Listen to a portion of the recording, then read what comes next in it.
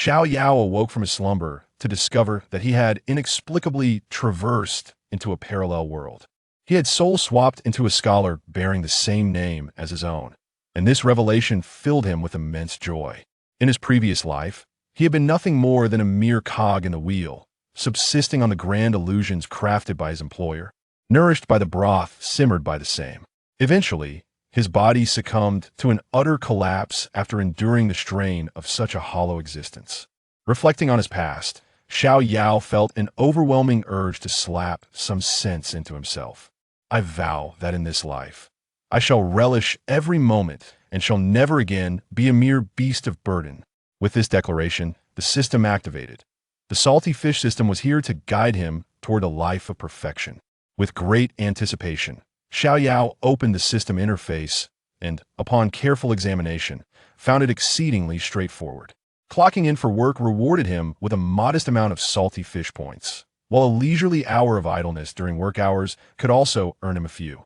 A day of paid leave would grant him 10 points. These salty fish points could be utilized to randomly draw various superpowers from the system, with each draw costing 1,000 points. The superpowers were inspired by the myriad of abilities he had encountered in films, animations, and novels from his past life.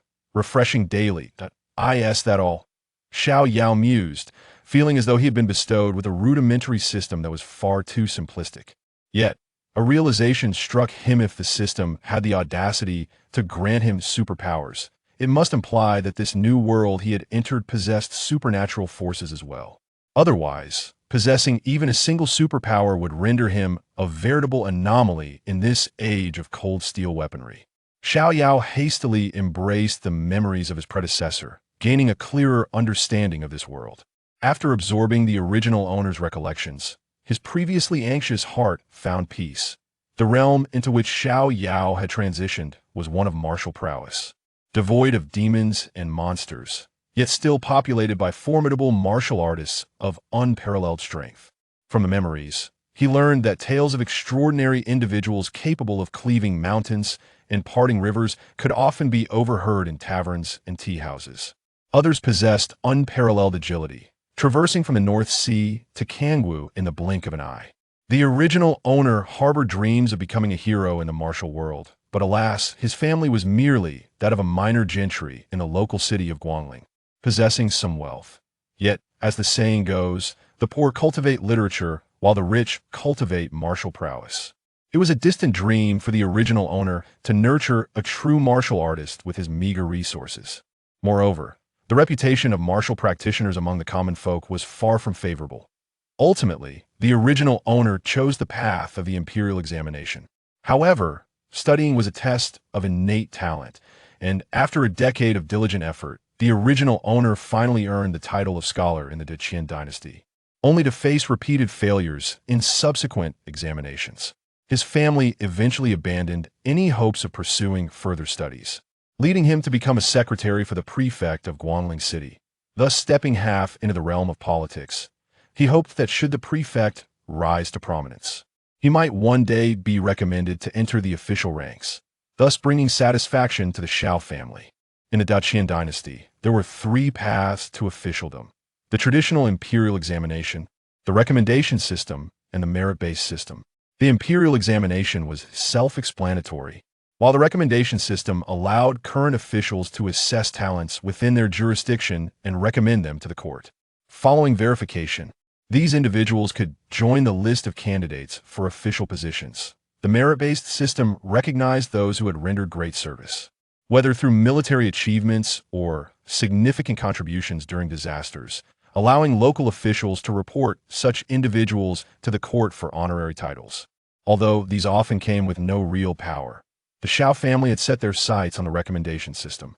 Logically, as a secretary, the original owner, Xiao Yao, should have endeavored to curry favor with the prefect by acting as a sycophant, strategizing to amass wealth for him. Unfortunately, the original owner was somewhat naive, fixated instead on assisting the prefect in managing local education and public order, ultimately incurring the prefect's ire and being relegated to a minor county, Longwu, where he became a clerk, effectively living in obscurity. After all, The prefect had already accepted bribes. Expelling the original owner from his office would tarnish his own reputation. Yet, the original owner was oblivious to this and mistakenly believed that the prefect valued him and intended to provide him with practical experience. Upon his appointment, he disregarded the county magistrate's repeated hints and continued to work diligently, his fervor not much different from that of the previous Xiao Yao, who had been a mere beast of burden that a few days prior, a horrifying massacre had occurred in Longwu County, involving the entire Wang family, whose head, a martial arts instructor named Wang Quan, along with his 6 family members, were beheaded, leaving behind 6 headless corpses. The assailants had even left a blood-written note at the entrance of the Wang household, proclaiming that Wang Quan was the murderer of his father and that he had come for vengeance. Such incidents were not uncommon in the martial world. Upon learning of this, County Magistrate Dong Yong chose to feign ignorance. However, the original owner, Xiao Yao, believed this to be a violation of Deqian law and felt that failing to apprehend the murderer would undermine the authority of the Deqian court. Ignoring Dong Yong's advice, he insisted on conducting an investigation. After uncovering the truth, he realized that this was no vendetta, but rather a conspiracy among rival martial arts schools. Wang Quan had disregarded martial etiquette by imparting true martial skills to his students, resulting in a significant loss of disciples for other schools, leading to the collusion of several masters who conspired to eliminate the Wang family and fabricate the blood note. Upon grasping the situation, the original owner intended to report to the court, requesting the dispatch of experts from the 6 doors to apprehend the culprits. However, while drafting the report at home, a masked intruder burst in and struck him down, ending his life. This fortunate turn of events now fell into the hands of the current Xiao Yao. Though he may have been a bit foolish, he was indeed a person worthy of respect and integrity. However, I, Xiao Yao, am not the same as you. I cannot assist you in your quest for vengeance just yet, but in the future, once I possess the strength, I shall gladly rid you of your foes. Xiao Yao silently spoke to the original owner and fell into contemplation. Glancing at the report the original owner had prepared, he considered his next steps. Submitting the report as planned was out of the question. If he survived, the news would inevitably leak, and given that the perpetrators were martial artists, it would be trivial for them to vanish under new identities. By the time the 6 doors arrived, they would likely have already fled. Moreover, it was entirely possible that they would eliminate him before departing. As a mere clerk, his position was inconsequential, and the court would not expend significant resources to apprehend such minor criminals. His death would be in vain. County Magistrate Dong Yong was clearly reluctant to involve himself with these rogue martial artists, perhaps even willing to help cover up the incident to protect his reputation and future prospects. With this line of reasoning, Xiao Yao closed the report, deciding against its submission. Neither Wang Quan nor the deceased original owner had any connection to him, so why should he place himself in peril? Yet, the culprits would not simply accept his decision to drop the matter. Xiao Yao quickly resolved to reopen the report, scouring his memories for names to include, and after meticulously rewriting it, he nodded in satisfaction. Beep detected that the host has worked an extra hour, deducting 2 salty fish points. Current salty fish points, 2. Xiao Yao's expression darkened, and he dropped the brush, resolutely extinguishing the lamp to retire for the night. What a pathetic system, it doesn't even offer a starter pack. With lingering dissatisfaction, Xiao Yao succumbed to sleep. The following morning, after freshening up, Xiao Yao tucked the official document into his sleeve and exited the courtyard. He ambled down the street, ordering a bowl of wontons and savoring them leisurely. This spectacle did not escape the attention of several onlookers, who observed in astonishment before hastily departing. Once he finished his wontons, Xiao Yao, feeling quite pleased, arrived at the yamen. The gatekeepers were taken aback upon seeing him approach, but quickly offered their greetings. "Good morning, Lord Xiao."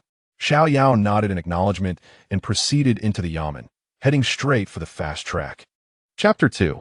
Extortion and Coercion. The so-called fast class refers to one of the 3 classes and 6 departments within the government office. The 3 classes consist of the black class, the strong class, and the fast class. The black class primarily comprises the bailiffs who stand in the courtroom during trials. The strong class is responsible for escorting prisoners, while the fast class is tasked with apprehending criminals.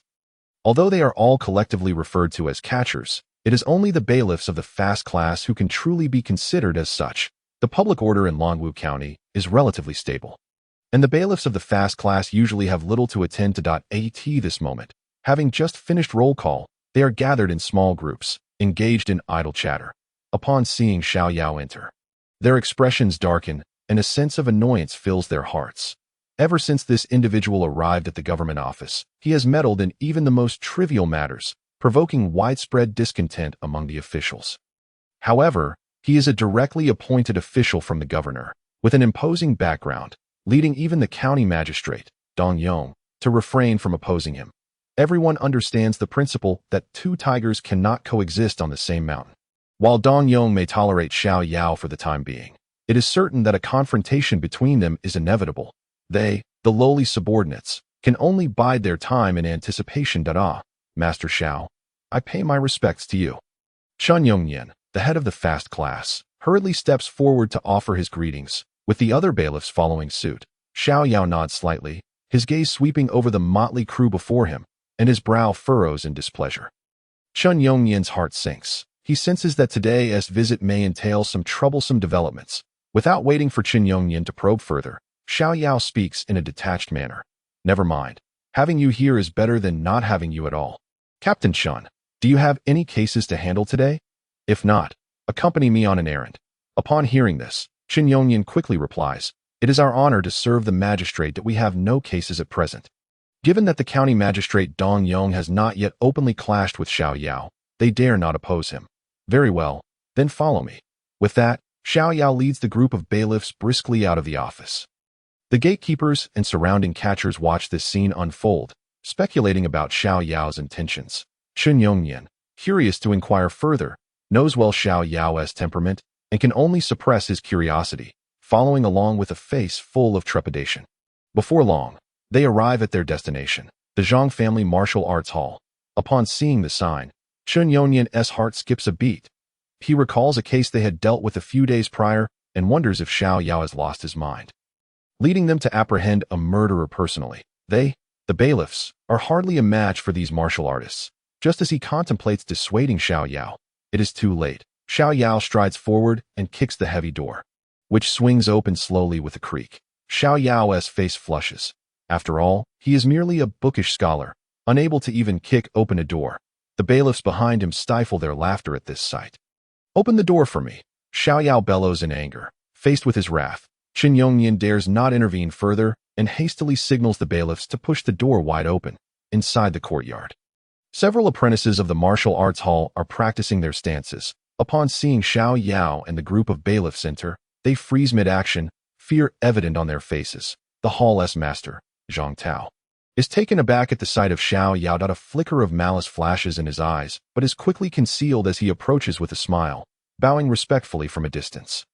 Why, Master Xiao, what wind brings you here? I apologize for not welcoming you earlier. Xiao Yao coldly regards Zhang Tao, snorts disdainfully, and ignores him, walking directly into the main hall. He halts in front of the hall and states flatly, today, the Zhang family martial arts hall shall be closed for the day. All apprentices are to leave at once. Zhang Tao's expression darkens, but he quickly orders the instructors to disperse all apprentices.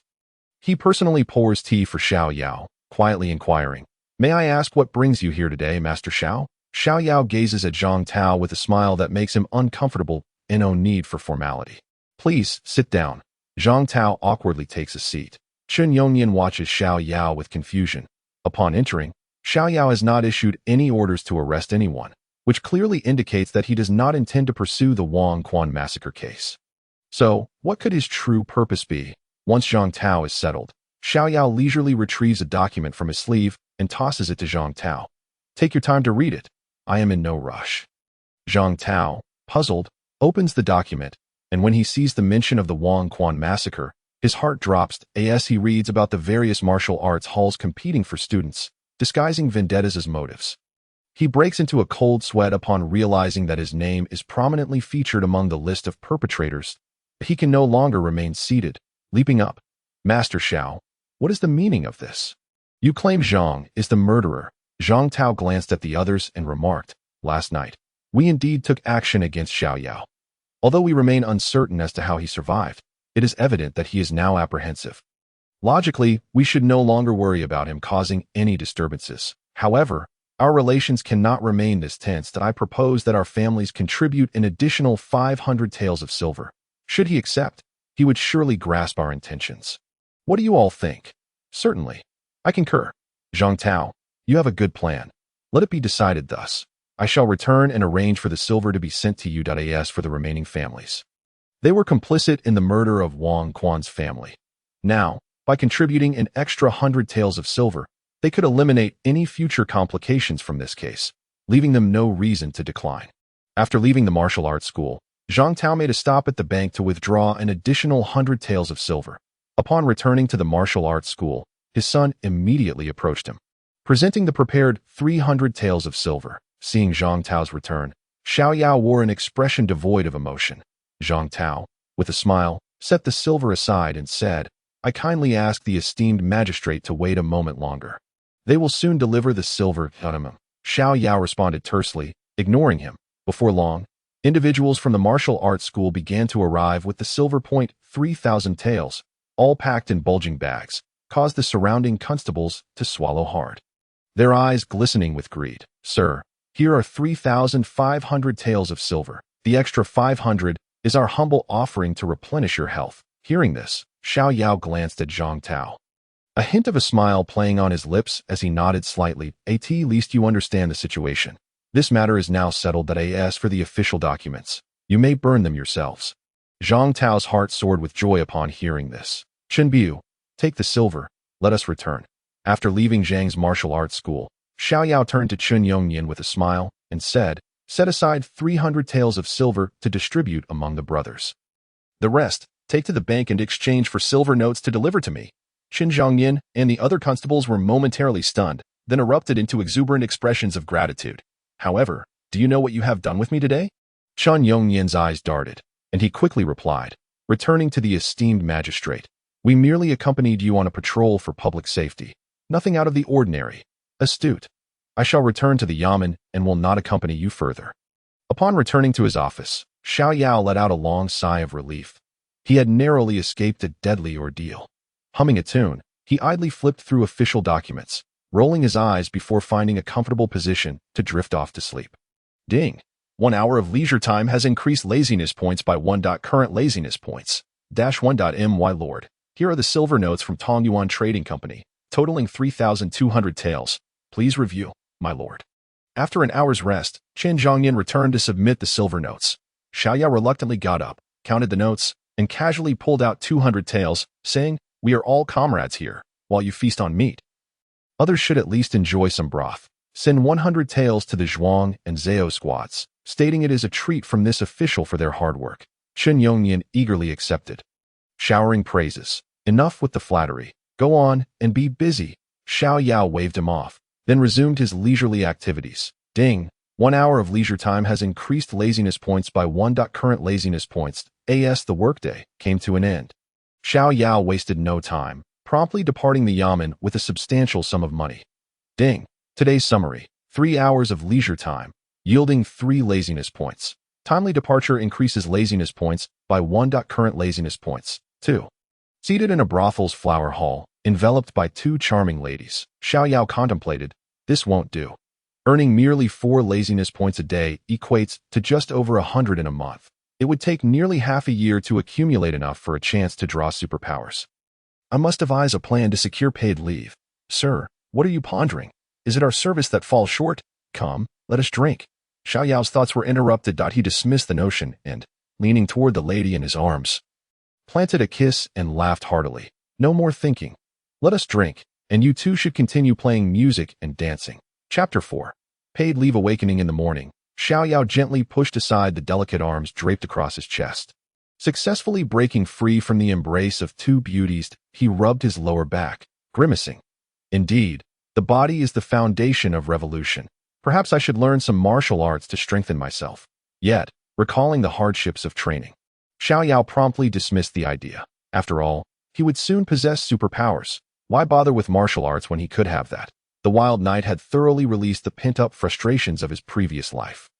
Feeling refreshed, though slightly sore, he exited the brothel to find the streets bustling with activity. filled with men and women striving for a new day. It is often said that ancient feudal dynasties are a paradise for men. But more accurately, they are a haven for the wealthy and powerful. Without wealth or power, regardless of gender, one is treated worse than livestock in this feudal era. The Xiao family held a modest reputation in Guangling City. A family that was neither poor nor powerful to secure Xiao Yao a position as a minor clerk. They had nearly exhausted their savings. Now, they were forced to live frugally. Xiao Yao felt it necessary to repay the Xiao family. After all, without them, he could not enjoy this unrestrained lifestyle. Upon returning to the yamen, Xiao Yao wrote a letter home, enclosing 500 taels of silver, and summoned 2 burly constables, inquiring, "Are there any prisoners scheduled for transfer to the provincial capital?" The 2 constables, unsure of Xiao Yao's intentions, could only respond honestly. Returning to the esteemed magistrate, "There are none at the moment." Unfazed by the response, Xiao Yao replied nonchalantly, "If that is the case, please assist me in delivering this letter to my family." Xiao Yao exhibited no qualms about using public resources for personal matters. "This 10 taels is your reward for your efforts. As for the Zhuang squad, you may simply state I have official business that requires you to travel to the provincial capital." The 2 burly constables gleefully accepted the letter and pocketed the 10 taels. Serving the esteemed magistrate was an honor, and how could they dare touch the magistrate's silver? Xiao Yao smirked, uninterested in further conversation, and waved them away. He then fell back into boredom. "This won't do. I need to find some novels or something to pass the time. While leisure is enjoyable, I cannot simply sit idly. Leisure is not merely sleeping. Anything that brings joy, as long as it is unrelated to work, qualifies as leisure. One cannot sleep all day. After all, he is no deity of slumber." Xiao Yao was also unconcerned that his laziness would impact the yamen's operations.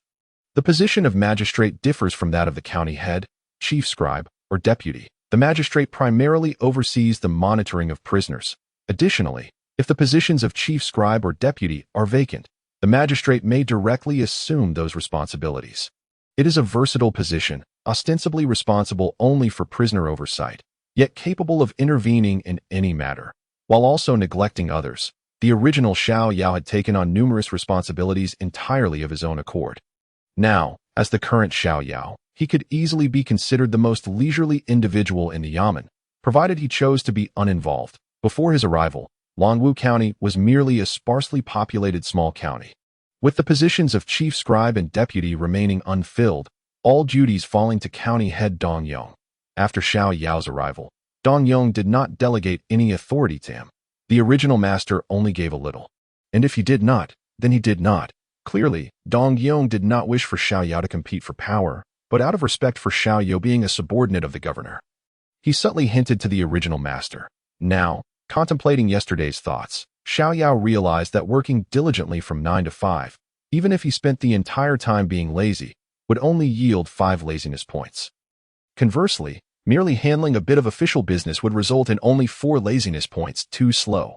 However, with paid leave, one day would yield 10 laziness points, totaling 300 laziness points in a month. Just over 3 months would suffice for an initial chance to draw superpowers. Considering Dong Yong's attitude towards him and various subtle hints, Xiao Yao believed that a long-term paid leave might indeed be attainable.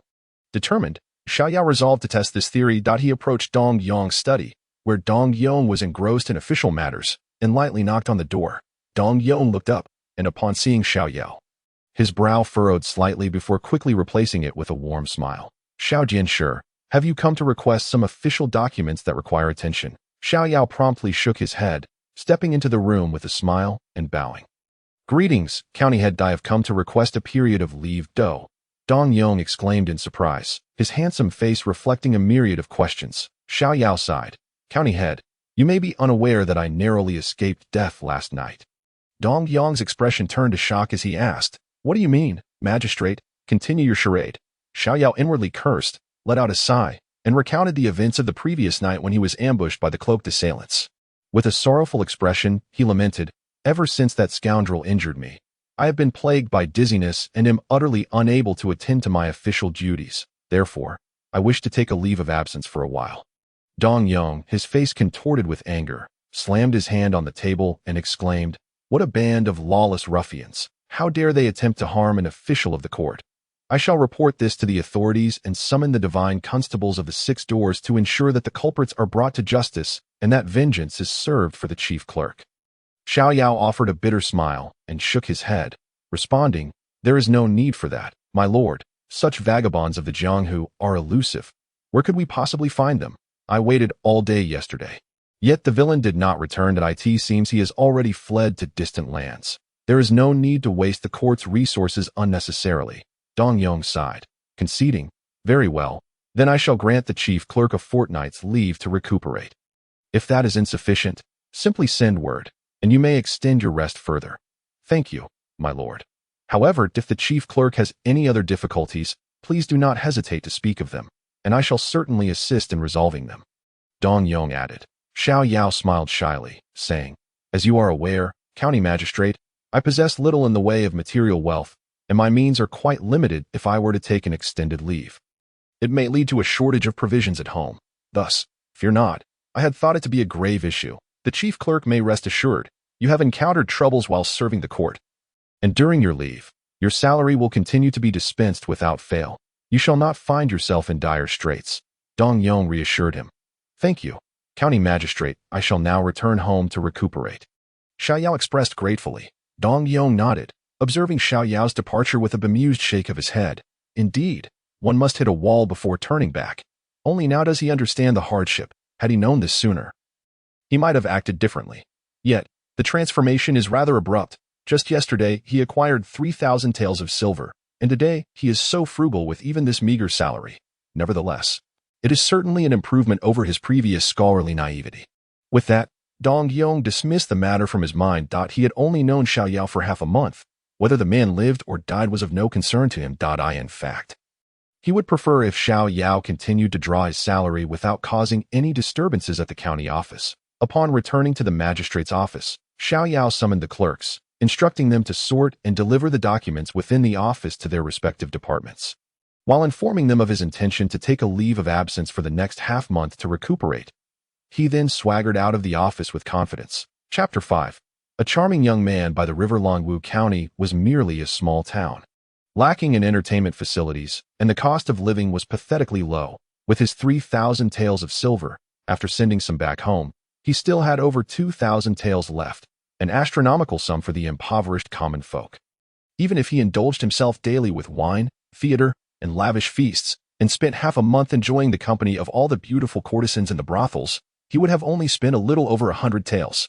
This revelation struck Xiao Yao with a sense of realization. He had been overly generous with the rewards given to Chan Zhongyan and the others. No wonder they greeted him with such enthusiasm whenever they encountered him on the streets. As if they had seen their ancestors, the Xiao family had spent nearly 7,000 taels to secure his position in the magistrate's office, and the original owner had been indifferent to the mundane concerns of daily life, leaving Xiao Yao with little understanding of the true cost of living upon his arrival in this world. Had he known better, he would have recognized that 100 taels was indeed a considerable amount to reward Chen Yongyan and his companions. Nonetheless, having already dispensed the rewards, Xiao Yao chose not to dwell on it, resolving to be more frugal in the future. While strolling, he encountered a patrolling constable and generously offered him a tael of silver, asking him to relay a message to Dong Yong that he intended to extend his leave for another month. Without waiting for Dong Yong's response, Xiao Yao continued to indulge himself in the pleasures of Longwu County.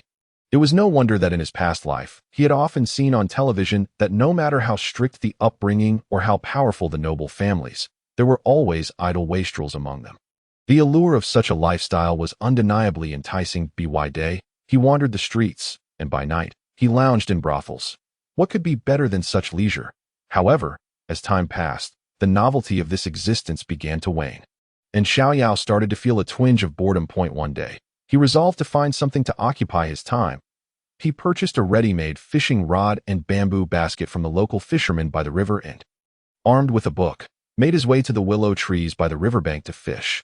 With spring transitioning into summer, the weather was just right, accompanied by a gentle breeze. If only he had a deck chair, it would be perfect. Determined to acquire a deck chair for future use, Xiao Yao instead reclined on the grass, basking in the sunlight filtering through the leaves, feeling utterly content. As he read his book, he soon drifted off to sleep, neglecting even the fishing rod.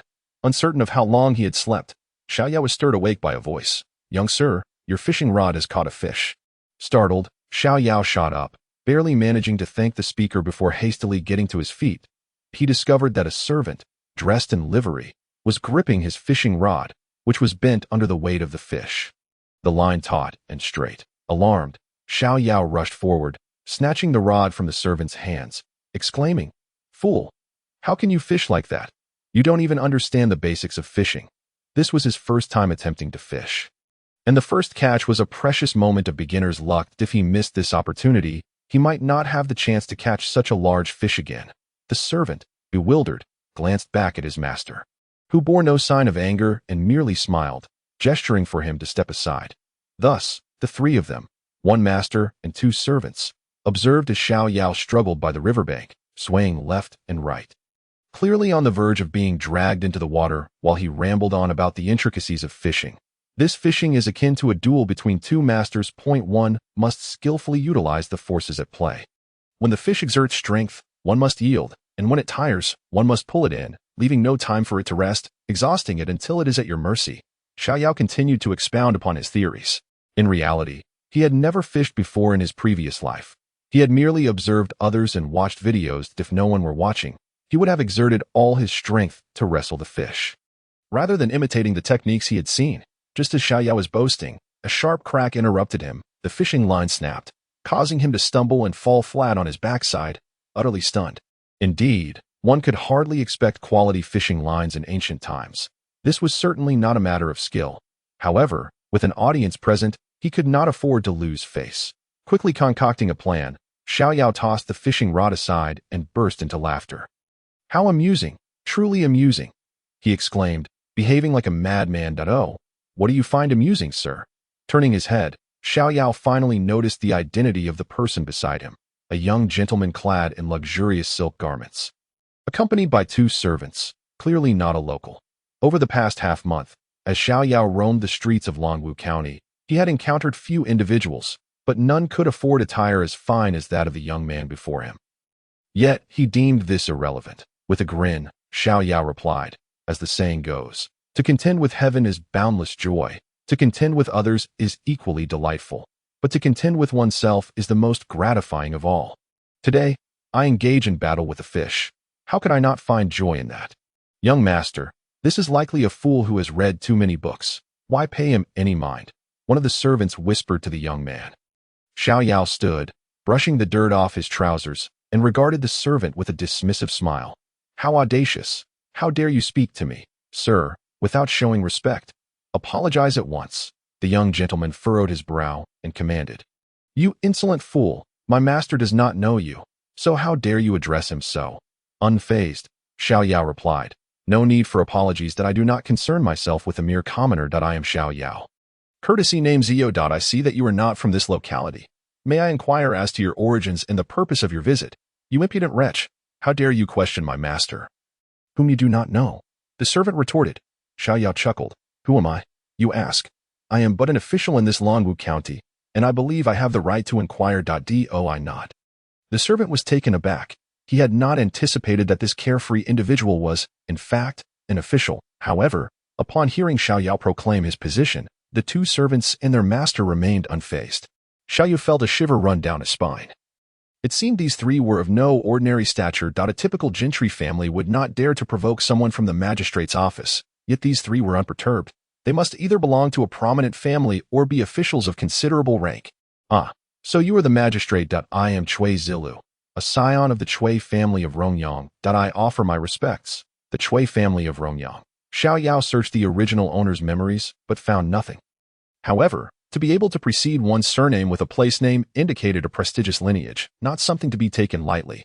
Such families would face public scrutiny and potential reprimands from the court should they misrepresent themselves. The audacity of the Chui family in claiming such a name confirmed Xiao Yao's suspicions that they hailed from a distinguished lineage. So it is the Chui family of Renjiang. My apologies for the oversight. Xiao Yao responded, feeling a sense of respect. "Please, magistrate, do not be so formal. I happened upon this place and, feeling fatigued, spotted you enjoying the tranquility by the riverbank. Seeing you brought me joy, so I dismounted and approached. I hope you will forgive my intrusion," Chui Zilu said graciously. Xiao Yao waved his hand dismissively, saying, There is no need for such formalities. Today, I am on leave and not in an official capacity. You may call me Xiao brother or Zio. This is not my home. If you wish to rest here, please do so freely. After speaking, Xiao Yao plopped down onto the grass, gazing at the broken fishing rod and contemplating how he could no longer fish.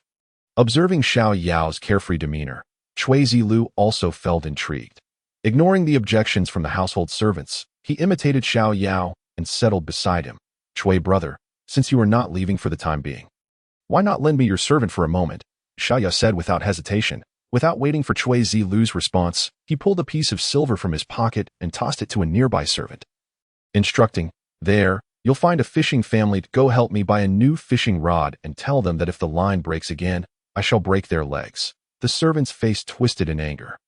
This man was quite arrogant. Cui Zilu laughed heartily and added, "Why are you still standing there? Hurry and fetch one for me as well." Chapter 6. Ding! Your chicken soup has been delivered. Once their master had spoken, the servant dared not grumble and quickly ran towards the fishing family. Soon, he returned with 2 bamboo fishing rods, handing back the silver while saying, "That fishing family couldn't afford copper coins. So I paid for you. This silver should be returned to Lord Dianshi." Hearing this, Xiao Yao rolled his eyes and replied, "This piece of silver is meant for the fishing rod. Who told you to haggle with that family? Go, deliver the silver back to them." The servant stood there dumbfounded, realizing his good intentions had been met with disdain. Cui Zilu urged the servant to hurry, mimicking Xiao Yao's actions as he cast his hook into the river. Casually inquiring, "Xiao brother, although I am unfamiliar with grains, I do know that this piece of silver could buy dozens of fishing rods. Is this not excessive?" Without turning around, Xiao Yao responded, "The fishing family already lives in hardship. This silver will not change their dire situation nor attract thieves. However, it can provide them some urgent relief. To me, a piece of silver is inconsequential. Why bother counting it so meticulously? So, Xiao brother intends to help the impoverished." Cui Zilu ventured, but Xiao Yao dismissed him with indifference. By the way, I just heard your reasoning about fishing, and it seems to resonate with martial arts. Could it be that you also possess skills in martial arts? Cui Zilu, seemingly unperturbed by Xiao Yao's aloofness, continued to seek conversation. Xiao Yao sighed inwardly and casually remarked, "Martial arts? It's something even a dog wouldn't practice. How could I possibly know it?" At this, the faces of Cui Zilu and his 2 companions darkened. Xiao Yao glanced at them. Understanding their expressions, "I take back what I just said. My family is impoverished. Where would I find the means to practice martial arts? Although I yearn for it, I cannot pursue it. What a regrettable matter in life." Cui Zilu's face twitched, beginning to grasp Xiao Yao's unrefined boldness. Just moments ago, he had dismissed martial arts as beneath contempt. Yet now he appeared utterly reverent. If he hadn't observed both expressions closely, he might have been deceived. Xiao brother seems to have a low opinion of martial arts. I wonder why. Xiao Yao met Cui Zilu's gaze, realizing he could not evade the topic, and replied, "Rather than saying I disdain martial arts, it is more accurate to say I look down upon most practitioners." Are you referring to those from the Jianghu? Cui Zilu asked, seemingly seeking clarification. Do you not agree? While the Jianghu is indeed filled with ruffians and rogues, it is not devoid of many admirable heroes and great figures worthy of respect. Cui Zilu argued passionately. Xiao Yao burst into laughter. Why do you find it amusing? Cui Zilu frowned, questioning him. My apologies, but I simply cannot associate the individuals you speak of with the terms hero and great figure. Oh. Then please enlighten me. Xiao Yao shook his head in resignation, regarding Cui Zilu as one of those sheltered young lords who had barely ventured outside, read a few tales of the Jianghu, and romanticized it in his mind. What constitutes a hero? In my view, a true hero acts for the nation and its people. That a genuine hero is not defined by their martial prowess or ability to kill swiftly.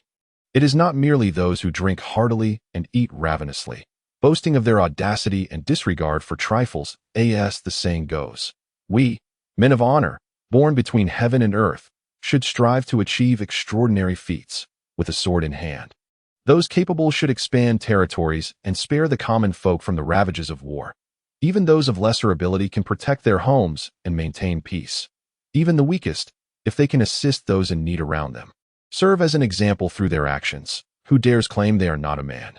Cui Zilu stood by, mouth agape, his eyes growing brighter with each word, his breath quickening. That I seem to understand why you chose to buy a fishing rod with a piece of silver. Xiao Yao chuckled inwardly, realizing he had easily swayed this naive youth. Rising, he retrieved the fishing rod. Cui Zilu hurriedly stood and asked, "Are you leaving now?" Xiao Yao smiled gently, tidying up the fishing line and looking at Cui Zilu. "I see you come from a scholarly family and seem to possess martial skills. Our meeting today is fortuitous, a farewell gift. I have a poem for you." Cui Zilu bowed deeply. Xiao Yao slung the fishing rod over his shoulder and began to walk away. His resonant voice echoed slowly, "Why not? Oh man, wield the Wu hook and claim the 50 states beyond the mountains. Please, ascend the Lingyan Pavilion for a moment. If only a scholar could be a marquis of 10,000 households. Let us strive together." If Cui Zilu had a system, it would probably have chimed. "Ding, your chicken soup has been delivered. Please accept." Cui Zilu stood in shock, watching Xiao Yao depart, repeatedly reciting the poem left behind, his fists clenched in excitement, breathing heavily. His heart raced, longing to abandon his pen and join the military. Galloping across the battlefield, he saw his master standing still like a wooden figure. The servant cautiously approached, overhearing Cui Zilu's murmured words. Indeed, great talents often emerge from rural fields. Such a person is rare to find even in the capital. Yet here in this small Longwu County, a hidden dragon lies in wait. Go gather all information about this gentleman for me. Remember, all of it. The servant felt a chill run down his spine. Promptly bowing in submission. You command, Your Highness, Der Liar Ji Lang. Der Liar Ji Lang. No wonder in the novels I read in my past life, the protagonists were always so ostentatious and confrontational. Today, while I lacked the chance to confront, I certainly succeeded in showing off. This is the joy of being in the limelight. Xiao Yao rated his performance today as 6. Alas, his knowledge was not extensive enough to score higher. He tossed the fishing rod aside at home, then went out to feast lavishly at a tavern. After glancing at the sky, he noted it was still early. The brothels had yet to open. So he turned around and sought out a tea house. This moment, a storyteller was regaling an audience with tales. Xiao Yao casually found a spot, ordered a pot of tea and some fruits. Preparing to spend the day there until dusk. Although he did not know many people in Longyu County, quite a few were familiar with him. The serving boy and the tea house owner both knew Xiao Yao disliked being disturbed. As soon as he sat down, the owner personally moved the nearby tables aside, demonstrating keen insight. Listening quietly for a while, Xiao Yao occasionally shook his head. The tale being told had evidently been in progress for some time, not merely the beginning. However, he grasped the general content. It was about a royal third prince traversing the Jianghu, acting heroically. From the discussions of the surrounding patrons, Xiao Yao learned that this was not a story from a novel, but rather a true account transformed into a tale of the Jianghu. Xiao Yao rolled his eyes inwardly, thinking, what nonsense is this third prince? Surely he must be another foolish character like Morong Fu. I wonder which dynasty could produce such a simpleton prince. It's likely they are not far from ruin. Chapter 7. 500 Tales. Though in my past life, countless martial arts novels featured members of the royal family or officials mingling in the Jianghu and stirring up storms, those were mere fabrications. Be it Jin Yong or Gulong's mid to high martial worlds, or the martial stories of the Republic era, the tales of royalty or officials intertwined with Jianghu figures often felt forced. Used to elevate the status of Jianghu individuals. In simple terms, they were tools to enhance the prestige of martial artists. Even in tales where royal figures took the lead, such as those dramatizing Qianlong or Kangxi's private visits, the audience merely enjoyed them. Anyone with a modicum of intelligence wouldn't believe them. Even in Xiao Yao's own world, he had heard of numerous martial artists who were almost transcendent, yet he had never heard of any Jianghu warrior daring to casually kill an official. When officials were attacked, the assailants were often those with little martial skill, common folk who barely brushed against the edges of the Jianghu. The stronger the martial artist, the less likely they were to harm officials. As for Xiao Yao's own experiences with martial artists, aside from a few heads of martial arts schools, they were merely lowly Jianghu fighters. The main reason lay with himself. The position of Dianshi may sound impressive, being one person beneath the county magistrate and above countless others within a county. However, the Dianshi is considered a low-ranking official, always regarded as a clerk rather than a true officer. Had it been County Magistrate Dong Yong, if he had truly wished to investigate this case, it would have been a matter of a single word. The heads of those martial arts schools would rather commit suicide out of fear than lay a finger on Dong Yong. They would either confess or flee with their families, becoming wanderers. There was no third option. Xiao Yao's predecessor met such misfortune, all due to their inability to navigate the world. Even if the predecessor was merely a county vice magistrate, they were still an official of the ranks. Who would dare to touch him? To provoke him is tantamount to plotting against a high-ranking official of the court, an act of monumental consequence.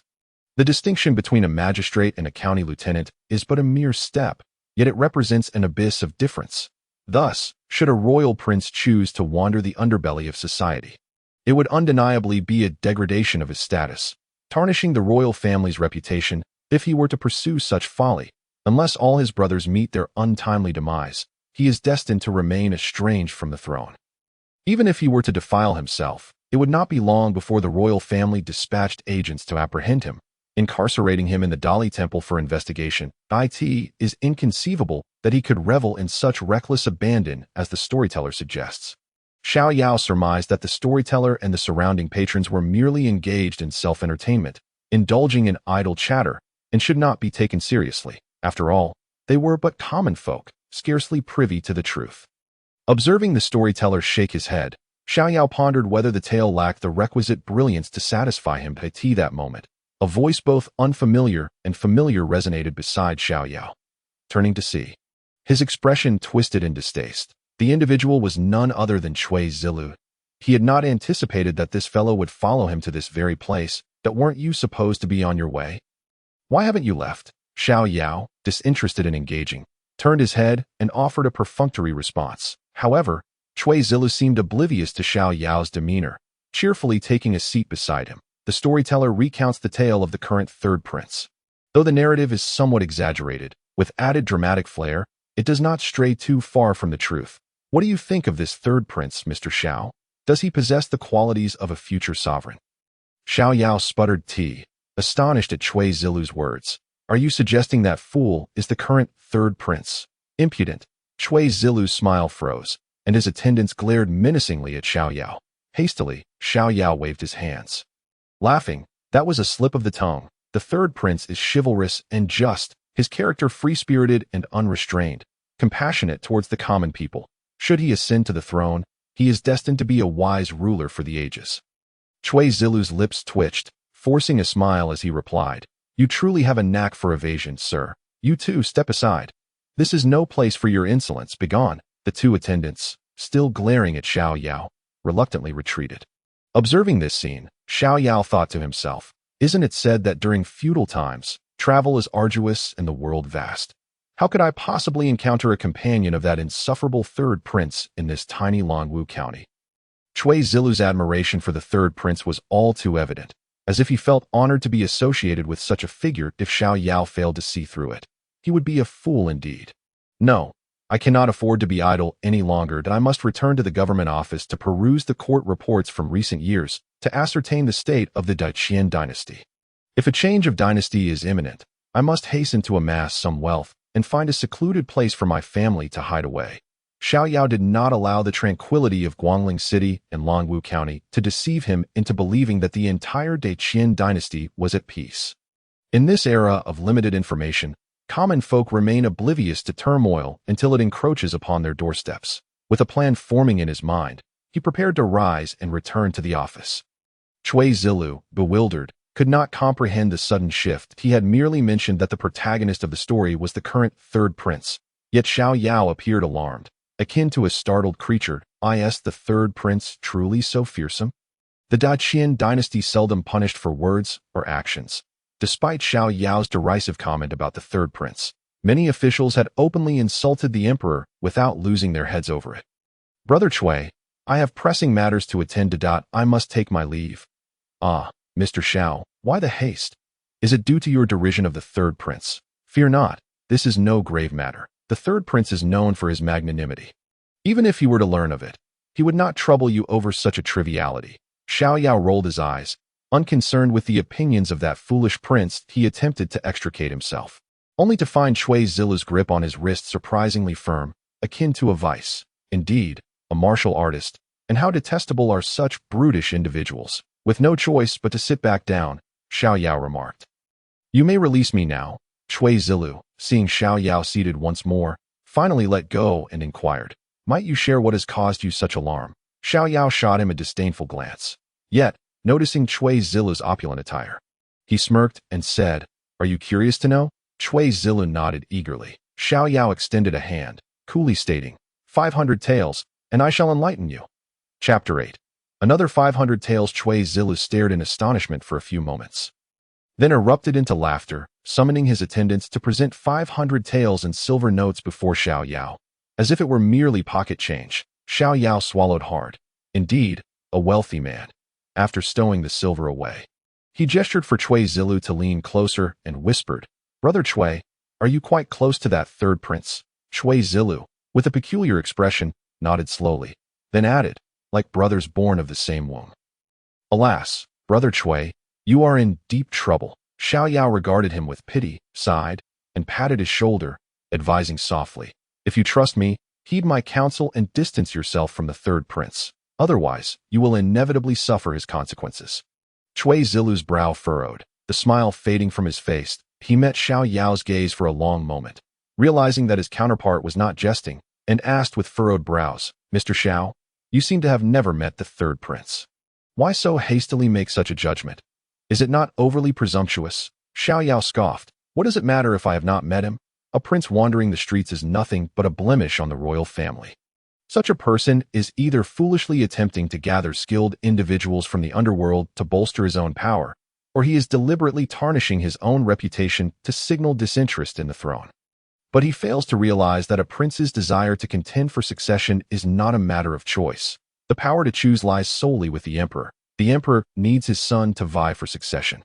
Unless he is born with a mental deficiency or a congenital defect, even the most incompetent prince must contest for the position. Conversely, if the emperor does not require his son to compete, no matter how brilliant or capable he may be, he lacks the right to contend. The relationship between an emperor and a prince cannot be defined by the ordinary father-son bond. They are father and son. Yet more importantly, sovereign and subject. What the monarch grants the prince, he must accept, and what the monarch refuses to grant, the prince cannot seize. This principle, I trust you comprehend, Brother Cui." Upon hearing this, Cui Zilu's expression shifted. A mix of enlightenment and melancholy dawning upon him, he forced a smile and nodded in understanding. "Thus, Brother Cui should grasp why I urge you to distance yourself from the third prince. If he has no intention of contending for succession, your camaraderie with him will lead to your marginalization in the future. If he does intend to vie for succession, it is even worse. He is destined to fail, and you will be swept up in the fallout, endangering your family. Perhaps you share a deep bond with this third prince, but if you do not consider your own future, you must think of your family's well-being. That we are not children anymore. In the world of adults, impulsive actions carry great consequences." Cui Zilu frowned, doubt clouding his features. He quietly asked, "Why does Mr. Xiao persist in his unfavorable view of the third prince, even asserting that his bid for succession is doomed to fail? What is the basis for such certainty?" Xiao Yao looked at Cui Zilu with a mix of astonishment and disdain, his gaze making Cui Zilu squirm uncomfortably. "Have I not made myself clear? Brother Cui, how did you attain your status? Was your education in vain?" Cui Zilu's fair and handsome face flushed crimson in embarrassment, though he still did not fully comprehend. He felt an inexplicable sense of shame. "Please, enlighten me." Cui Zilu's expression was earnest. Xiao Yao sighed. "For the sake of those 500 taels, I shall elaborate further. The reason the third prince's bid for succession is destined to fail is quite simple. He has immersed himself in the underworld." What is the underworld? It is a realm of conflicts and chaos. Historically, scholars have disrupted laws with their words, while knights have violated prohibitions with their might. These crude warriors of the underworld, having merely honed their physical prowess, presume to be above the law, displaying a foolish arrogance. They act recklessly, wielding swords without consideration for consequences. Though it may appear spirited and heroic, it disturbs public order and undermines the authority of the dynasty. Thus, the warriors of the underworld naturally find themselves at odds with the dynasty. If everyone were to emulate their ways, Brother Cui, what do you think would become of the Deqian dynasty? Cui Zilu, rendered speechless, finally muttered weakly, "Perhaps the third prince understands this principle but seeks to gather talented individuals from the underworld to serve the court." "Nonsense," Xiao Yao scoffed dismissively. "What a farcical notion of martial prowess. To put it more delicately, It amounts to a gathering of brutish ruffians, skilled only in violence and devoid of intellect. To speak more bluntly, they are nothing but parasitic vermin, endangering both themselves and others while squandering resources. Masters of martial arts? You, a scion of a noble lineage, should inquire of your elders when the grand Dacian dynasty has ever lacked true experts. As the saying goes, master both literary and martial arts. And you may offer your services to the emperor. Countless factions exist across the realm, each potentially in need of martial talent, yet the court itself is never in want. Given this, how could they possibly value the motley crew summoned by the third prince from the underbelly of society? Instead, it would only invite mockery and disdain from many within the court. No one would regard the so-called experts gathered by the third prince as anything but a heap of refuse. Chui Zilu's complexion turned ashen, as if struck by an overwhelming blow. With a bitter smile, he confessed, "Since we are speaking openly, I must admit I understand the third prince's intentions. That in truth, he harbors no ambition for the throne. Rather, he fears for his own safety, which is why he wanders the Jianghu, seeking the company of martial artists. If what you say is true, then is he not simply setting a trap for himself?" Xiao Yao nodded, unburdened by any moral scruples. Chui Zilu suddenly retrieved 500 taels of silver notes from his bosom, placing them before Xiao Yao as he earnestly implored, "I share a bond of life and death with the third prince. I beseech you, for his sake and mine, to illuminate a path forward." Upon seeing the silver notes, Xiao Yao's eyes sparkled. Clearing his throat, he tucked the notes away and, dipping his finger in tea, inscribed a character for army on the table. Chui Zilu gasped, his voice trembling, "Sir, this is a path to death." Xiao Yao rolled his eyes, retorting, "Utterly foolish. The third prince is in a perpetual state of anxiety, resorting to such foolish actions, which only indicates he understands the threat of his brothers. Knowing he is destined for death, why should he cower now? The current emperor remains in good health, affording him ample time that if he were to enlist and venture to the frontier, mastering military power. The emperor, should he retain any affection, might grant him the title of a powerful vassal lord. Once the new emperor ascends, he would think twice before attempting to remove a vassal lord who wields military authority. This is the true path to survival, far better than relinquishing his fate to others. Chapter 9. My lord, truly elegant. Chui Zilu was profoundly shaken, rising to bow deeply before Xiao Yao. Your talents are extraordinary, and I implore you to lend me your strength. I shall repay your kindness in kind. Xiao Yao leapt from his seat and dashed outside without a backward glance. To hell with you. I am a man of business, transparent and fair. You think to take advantage of me? Not a chance. Chui Zilu was left dumbfounded, watching Xiao Yao flee while hurling curses. Two attendants attempted to intervene, but, lacking orders from their master, could only watch helplessly. Young master, should we bring him back? Chui Zilu straightened, shaking his head. Throughout history, remarkable individuals often possess eccentricities. How could I blame him? Remember, when you meet him in the future, treat him as you would me. Should you dare to offend him, you may as well return whence you came. The two attendants exchanged glances, apprehensive, and promptly bowed in agreement. How goes the investigation you were tasked with? One of the attendants stepped forward, speaking softly. Your Highness, we have looked into it. Mr. Xiao is not from Longwu County, but hails from Guangling City. We have dispatched someone to Guangling for further inquiry and will require a few more days. Chui Zilu pondered for a moment, then replied, No matter, I shall wait here for a few days. If I can secure Mr. Zhao's assistance, I would gladly wait even a year or two. Xiao Yao, with a newfound fortune of 1,000 taels of silver nestled in his pocket, felt an overwhelming sense of joy. Earning such a sum from mere conversation filled him with satisfaction and a profound sense of accomplishment. This time, he had truly earned his keep through genuine skill. Unlike the previous 3,000 taels, which had come from extortion via the authority of the government, an endeavor that revealed nothing of his actual capabilities as for the potential repercussions of his words leading to misfortune. Xiao Yao was unperturbed. Observing Chui Zilu's fawning demeanor, it was clear he had been thoroughly bamboozled, and there was little risk of their exchange being disclosed anytime soon. Even if it were to be revealed, it would likely be forgotten in the mists of time. Should trouble arise, he could simply vanish and roam the world freely. Regarding any potential fallout for his family, he cared not. They were the blood relatives of the original owner, not his own, and he held no emotional ties to them. Their fate was of no concern to him. Xiao Yao still planned to visit the Yamen to peruse the official notices. However, midway there, he hesitated. How would he excuse his absence afterward? Though the officials were aware of his feigned illness, strolling in brazenly would reflect poorly on him. After a moment's contemplation, he turned on his heel and headed to the pawnshop. Now a man of means, it felt beneath him to lack a couple of servants to run errands that he couldn't help but lament the original owner's stubbornness. The original owner's father had arranged for servants before his arrival in Longwu County, only to have it declined for reasons Xiao Yao found tedious to recall. Is this not the esteemed magistrate? I am Chen Quan, here to pay my respects. As Xiao Yao entered the pawnshop, the proprietor hurriedly approached, bowing in greeting. Longwu County was not large, and Xiao Yao's reputation was well known. Anyone of note in the county was familiar with him. Xiao Yao nodded. You are too kind. Master Chen, I have come today to procure a couple of servants to assist me. Are there any suitable candidates? Chen Quan quickly replied. Indeed, indeed. Please, my lord, allow me to escort you to the VIP room at once. Upon reaching the parlor, Chen Quan eagerly called for tea and then cautiously inquired, Might I ask, esteemed magistrate, what type of servants or maids you seek? I shall select accordingly. Xiao Yao smiled. The type I desire? Young and beautiful, ideally literate and educated. Naturally, beauty is paramount, my lord, truly elegant. Chen Quan praised, while inwardly cursing, a corrupt official, shameless and debauched, so licentious, he shall inevitably be dispatched by some wandering hero. Suppressing his internal critique, Chen Quan wasted no time and soon summoned 7 or 8 young women, aged from 14 to 20, for Xiao Yao to choose from.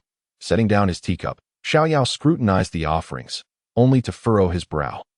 It was not that these women were particularly unattractive. Chen Quan lacked the audacity to present any plain ones. However, the claim of beauty was certainly exaggerated. Their appearances were merely passable.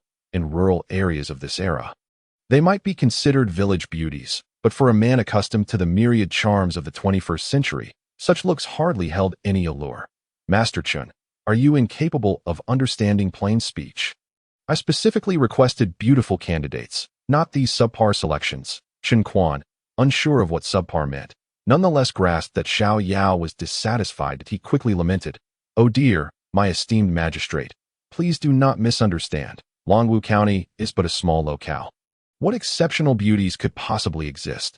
These are the finest we have at the pawnshop. If you seek more beautiful ones, I truly have none to offer. How unfortunate. Xiao Yao unabashedly displayed his disdain. Out with them. Xiao Yao felt no pity for the women, considering purchasing them. Such was the nature of this world. He bore no delusions of saviorhood, believing it his duty to rescue them. Moreover, they did not require saving. The lives of women in Guangling, Longwu, and surrounding areas were relatively stable. These women bore no visible signs of bondage, evidently sold by themselves or their families. Their futures were bleak, destined to serve as maids or concubines for wealthy landlords. And if fortunate, perhaps marrying a male servant, bearing children for the landowning family.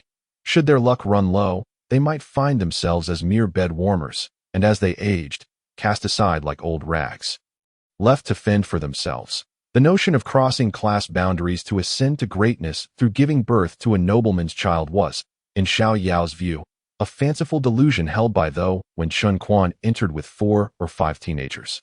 All around 16 or 17, I was so startled that sweat broke out on my forehead. Despite Xiao Yao being merely a minor official, a mere county clerk with no real authority in the small locale of Longwu County, he was akin to a deity, second only to the county magistrate himself. It is often said that imperial power does not reach the countryside. Yet, in reality, there are instances where it barely extends even to ordinary county towns. As local gentry monopolize authority, the county magistrates come and go like flowing water, yet the clerks remain steadfast. One clerk can serve across generations, outlasting even the dynasties themselves. It is no surprise that the succession of dynasties seldom disrupts the clerk's ability to receive imperial stipends. They merely change their employers. Fortunately for Dongyong, there are no prominent families in Longwu County, and with its proximity to Guangling City, those with even a modicum of wealth have fled to Guangling, leaving no one to covet this desolate place. This situation allowed Dongyong, the county magistrate, to thrive and live quite comfortably. Observing the county office, aside from the newly appointed clerk, the positions of head clerk and sub-magistrate remained persistently vacant. positions that in other counties are held firmly by local gentry and aristocrats. What the county magistrate intends to do largely depends on whether these local elites are amenable. If they are not, the magistrate's commands would not even echo beyond the county office's doors. The notion of a magistrate being a local emperor distant from the emperor's reach is utterly ludicrous. Throughout millennia of feudal dynasties, and even in this current era of the Great Qin dynasty, officials such as magistrates and prefects are often strictly forbidden from venturing outside unless under specific directives or for official business. At most, they can walk within the city, but stepping beyond its gates without proper documentation constitutes a grave offense. Conversely, the clerk enjoys a degree of freedom, unencumbered by such restrictions. Xiao Yao regarded the handsome group of youths and spoke calmly. Who among you possesses martial skills? Step forward. Upon hearing this, 3 of the youths stepped forward in unison. And who can read and write? Step forward. This time, only one of the 3 advanced. Xiao Yao nodded and inquired. Of you 5, who has living parents or relatives? Replying to the esteemed one, my parents are still alive. Replying to the esteemed one, only my grandfather and younger brother remain. My parents have passed on. Only 2 answered, one at the back and one in the middle. Xiao Yao nodded and pointed to the middle youth, saying, You will do. Chun, proceed with the necessary paperwork. The youth at the forefront was taken aback. He had anticipated being chosen, only to find himself overlooked. Chun Quan quickly stepped forward, smiling. Your Excellency possesses discerning eyes. This lad is honest yet shrewd. A prime candidate indeed. You lot, step back. The unselected youths retreated in unison. However, the leading youth stood defiantly, suddenly kneeling before Xiao Yao, bowing his head repeatedly in silence. Xiao Yao frowned. Chen Quan, startled, rushed forward and kicked the youth, scolding, You ungrateful wretch, why don't you leave? The youth rose, gazing intently at Xiao Yao, and boldly asked, Why did you not choose me? You inquired about martial prowess, and I possess it. You then asked for literacy, which I also have up by all logic. I should be your ideal choice. Why was I not selected? Xiao Yao scoffed at the audacity of the youth. You, a mere slave, dare question your master? That is unacceptable. The youth bit his lip, still defiant. Chen Quan was about to intervene again when Xiao Yao waved his hand. Addressing the youth, I understand your discontent. Very well, I am in a good mood today, so I shall impart a lesson. You 5, unbound by chains, indicate that you are not victims of deceit or abduction. You have voluntarily sold yourselves into servitude at your age. Possessing both martial skills and literacy, you are fit for employment in this peaceful world. Why, then, choose to become a slave? The reasons must be twofold, either to repay a debt of gratitude or to seek vengeance. When you entered, you heard Chun refer to me as the clerk, indicating my official position in the county office. Although I am not a magistrate, I am not merely a servant either. My role is indeed fitting for someone of my stature. We are strangers, so the notion of gratitude is baseless, and seeking revenge is equally absurd. Therefore, I deduce that you wish to stay by my side, leveraging my power to settle a personal score. Am I correct? The youth was left speechless, utterly astonished. Chen Quan, drenched in cold sweat, swallowed hard, filled with contempt for the young man. Xiao Yao patted the youth on the shoulder, saying, Your demeanor suggests my guess is nearly spot on. Young man, this world is filled with fools, yet there are even more who are wise. Do not presume your intelligence surpasses that of others, for underestimating others leads only to folly. Those who look down upon others ultimately find themselves ensnared by their own cleverness. Upon hearing this, the youth quickly bowed, exclaiming, Since you are aware of my desire for revenge, I humbly request your assistance in seeking justice. Xiao Yao retrieved a silver ingot weighing 5 taels from his sleeve and tossed it to the youth. The youth looked up in astonishment. What do you seek from me? I am merely a clerk, tasked with prison matters. For judicial inquiries, you must petition the county magistrate. I understand your fear of retribution from foes and the sense of injustice you feel. However, from what I know, Magistrate Dong Yong of Longwu County, though not the most upstanding of officials, is not a corrupt one either. You may approach the county office and request the magistrate to advocate on your behalf. This 5 tael silver is a loan from me. Once your grievances are resolved and your vendetta avenged, do remember to repay me when you acquire wealth. The youth, upon hearing this, took the silver and bowed deeply to Xiao Yao, expressing, Su Zhigao is eternally grateful for your kindness and will not disappoint your expectations. Xiao Yao waved his hand dismissively, saying, Go now, while there is still daylight. Su Zhigao bowed 3 more times before turning and exiting through the doors. Xiao Yao then turned to Chen Quan, smiling as he said, "All expenses for this child during his stay here will be charged to me." Chen Quan hurriedly protested, "I dare not allow that. It is merely some simple fare, not worthy of burdening you, my lord." As he spoke, Chen Quan's gaze toward Xiao Yao transformed, now imbued with a hint of respect. Xiao Yao, unbothered, paid the necessary silver, took the contract and other papers, and left the establishment with his newly acquired servant. The youth, timid and apprehensive, was clearly still shaken, having felt the weight of Xiao Yao's authority just moments before. "I shall no longer concern myself with your former name. From this day forth, you shall be known as Qi Feng." He thought to himself, "A fine name indeed. Once I achieve success, I shall procure another called Mingwei. Together, Qi Feng and Mingwei will be a poetic pair, perhaps even inviting a bit of fortune from the deity Jinyuan." Chapter 11. The wild tales of the fields and the frantic reports of the official gazette upon hearing his new name. Qing Feng promptly bowed. "Yes, my lord. Qing Feng will remember. Do not call me my lord. Refer to me as young master. My dear father is still alive." "Yes, young master. Qing Feng will remember." "Qing Feng, do you know? Being with young master is your fortune. Work diligently, and I shall ensure you enjoy fine food and drink. In 2 years, I shall find you a beautiful bride. Mind you, as my attendant, you cannot settle for an ordinary one. That would lower your young master's status." Xiao Yao rambled on as he led a bewildered Qing Feng to the entrance of the county office. By this time, a crowd of common folk had gathered outside. Upon Xiao Yao's arrival, the gatekeeper quickly rushed to clear the onlookers. Making way for him, Xiao Yao glanced into the hall and spotted Su Zhigao kneeling there. Additionally, he recognized a familiar face, Cui Zilu, who stood at the front, hastily clasping his hands in greeting. Xiao Yao rolled his eyes and, with Qing Feng in tow, turned directly toward the household department. "Clerk Xiao." Upon seeing Xiao Yao, the clerk of the household department immediately rose to pay his respects. Xiao Yao waved his hand, tossing the transaction documents to him, saying, "This is my newly acquired servant. The paperwork is all here. Please assist in processing it." The clerk eagerly complied, and within a short while, all was completed. He handed Qingfeng's contract and related documents back to Xiao Yao. Xiao Yao did not even glance at them before tucking them away into his cloak. He then turned to his office, instructing the clerk to fetch all the recent official reports, though Xiao Yao claimed to be solely responsible for prison affairs. The duties of a clerk extend beyond that. They encompass various administrative responsibilities, including public safety, case adjudication, conflict resolution, postal services, and more. However, Xiao Yao preferred to slack off, and with Dong Yong being an official obsessed with authority, most of the work was monopolized by him, allowing Xiao Yao to enjoy a leisurely existence. To put it plainly, Xiao Yao merely wished to avoid exertion in a normal office setting. The magistrate's direct involvement in case hearings is rarely necessary. There are numerous individuals with the authority to adjudicate cases, including the head clerk, submagistrate, clerk, inspection officers, and the criminal department.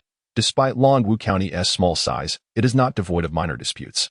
And if every single case required the magistrate's attention, he would be left with no other duties. It seems Su Zhigao's case is significant, otherwise it would not have drawn Dong Yong's attention. The criminal department could have handled it. Xiao Yao secretly relished the thought of having evaded yet another major headache. As dealing with cases is mentally taxing, lounging about is far more enjoyable. As the gentle breeze cradled the official gazette, Xiao Yao returned home with Qing Feng. He sent Qing Feng off to familiarize himself with the household, while he picked up the gazette and began to peruse its contents. The gazette of this era was far removed from the newspapers of later generations. The information contained within held significant weight, documenting not only the emperor's daily activities, words, and edicts, but also the promotions and dismissals of officials, noteworthy memorials, and the decrees of the court, alongside reports of local disasters and military affairs. Presently, this gazette was Xiao Yao's quickest and most reliable source for understanding the state of the dynasty. Nonetheless, it possessed a certain journalistic flair, rendering Xiao Yao's reading experience less tedious. For instance, he came across a report detailing how a censor in the capital had spent the night in a brothel, brawling with the deputy minister of rights over a courtesan, which incited the emperor's wrath, resulting in both men being imprisoned. Such sensational news made it evident that even in ancient times, entertainment was not in short supply. Even more absurd was an account of an imperial court session during which the emperor and the minister of rights engaged in a heated argument, culminating in a physical altercation that left both injured. Sending shockwaves through the assembly of ministers, the audacity of an emperor and a high-ranking official brawling in court was astonishing, yet Xiao Yao could not help but find it amusing, while such disputes were not entirely unheard of. The fact that this incident was disseminated widely in the Gazette was beyond his expectations. Xiao Yao eagerly flipped through subsequent issues, though he found no mention of the Minister of Right's fate after his scuffle with the emperor. He surmised that he likely faced no dire consequences if the emperor of the Deqian dynasty had been a tyrant or lacked tolerance. Such an event would have resulted in immediate punishment for the minister. It seemed that the court of Deqian maintained a relatively good atmosphere. Additionally, Xiao Yao's own memories provided ample precedent, even during the peak of imperial power in the feudal Qing dynasty. Conflicts between the emperor and officials were not uncommon. Notably, one minister, despite enduring imprisonment and demotion, later returned to serve in the court with great aplomb. Considering the number of fearless officials in ancient times who dared to vocally criticize the emperor, it was evident that the fear of physical confrontation was minimal. Most emperors were reluctant to sully their dignity by engaging in physical altercations. Otherwise, such incidents would likely be far more frequent. As for the fear of retribution against one's family, there was little to worry about. Throughout China's 5,000 years of history, instances of entire clans being punished were exceedingly rare, and even if an emperor wished to pursue such actions, the ministers would vehemently oppose it. Disregarding the sensational news, Xiao Yao found himself disinterested in the emperor's daily affairs and focused instead on the recent natural disasters and military matters of the Deqian dynasty. He was astonished to discover that the dynasty had enjoyed a relatively peaceful existence in recent years, with only 33 natural disasters and 6 minor border conflicts occurring over the past 5 years. One should not be misled by the number 33. In the context of a feudal dynasty, this was quite normal. Moreover, most of these disasters were localized, with only 3 classified as provincial calamities, all of which were swiftly resolved without significant impact.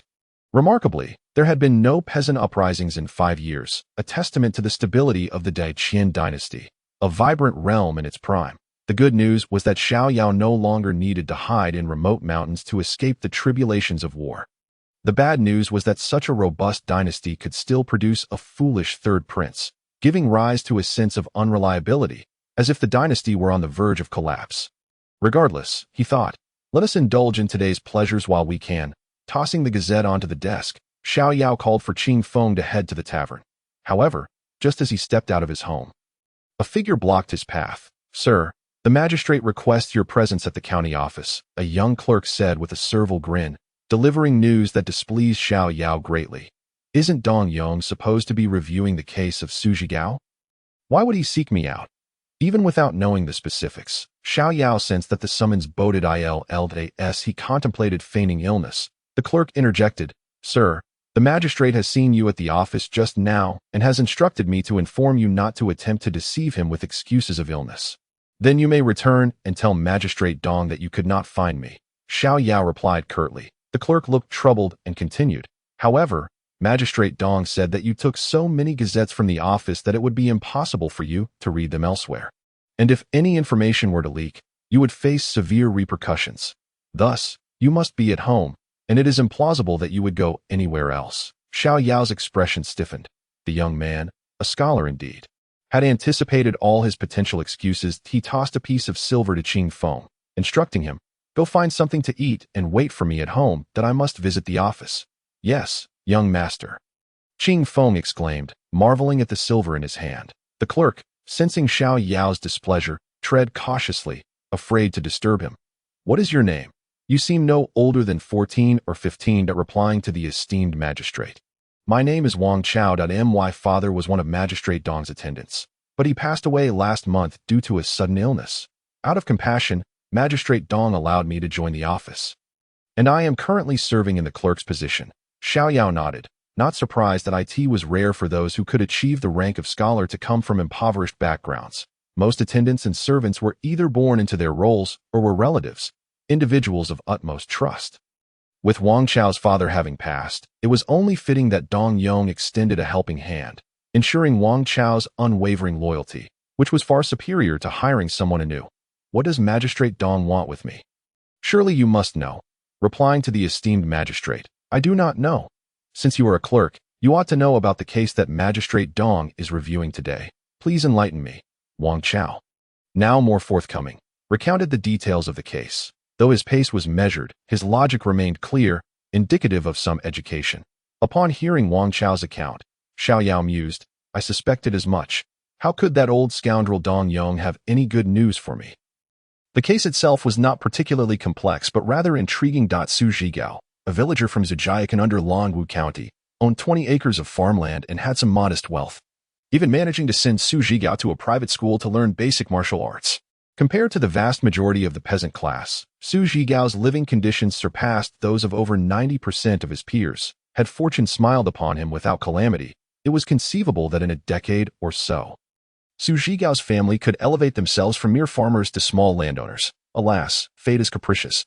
Last year, a family in Zhejiang unexpectedly struck it rich, becoming the wealthiest in the village thanks to their son, Su Biao, returning home with a fortune after years of adventuring. Such a stroke of luck would typically evoke nothing but envy among the villagers. But Su Biao did not return alone. He brought with him a retinue of roguish companions. Upon his arrival, Su Biao hosted lavish banquets, and in rural settings, when a family suddenly acquires wealth, it inevitably attracts the attention of relatives and neighbors, who are often eager to borrow money. Su Biao, in his generosity, welcomed all requests for loans, and if someone asked for a modest sum, he would lend them far more. He even had his companions distribute money door to door, compelling villagers to accept his generosity. Soon, Su Biao became the village's archetypal nouveau riche, a fool in the eyes of many. With such a reckless spender in their midst, the villagers found themselves with surplus cash, leading to a marked improvement in their quality of life. As the proverb goes, when one is well fed, desires awaken. Although the villagers of Zhejiang had money in their hands, it was insufficient for extravagant indulgences. Yet Su Biao provided them with a new form of entertainment, gambling houses. Initially, the villagers engaged in light betting, with wins and losses being insignificant. However, gambling, akin to the world's most venomous poison, gradually ensnared the villagers, and the stakes rose ever higher, resulting in more losses than wins, leading to mounting debts owed to Su Biao. 6 months ago, Su Biao began demanding repayment, brandishing a thick stack of IOUs, and he sought his dues from every household, threatening to seize their land if they could not pay. Those who still fell short faced the loss of their homes, wives, and children, anything of value. Within a matter of days, Su Biao had claimed hundreds of acres of farmland, and over 80% of the village's households became his tenants or servants, with countless women and children sold off. Although Su Zhigao's family was educated and understood the perils of gambling, they refrained from participating. Yet, they could not escape Su Biao's grasp, as he brazenly demanded a repayment of 100 taels for a loan of 10 taels. Naturally, Su Zhigao's family refused, only to be assaulted by Su Biao's henchmen, who forcibly seized nearly half of their land.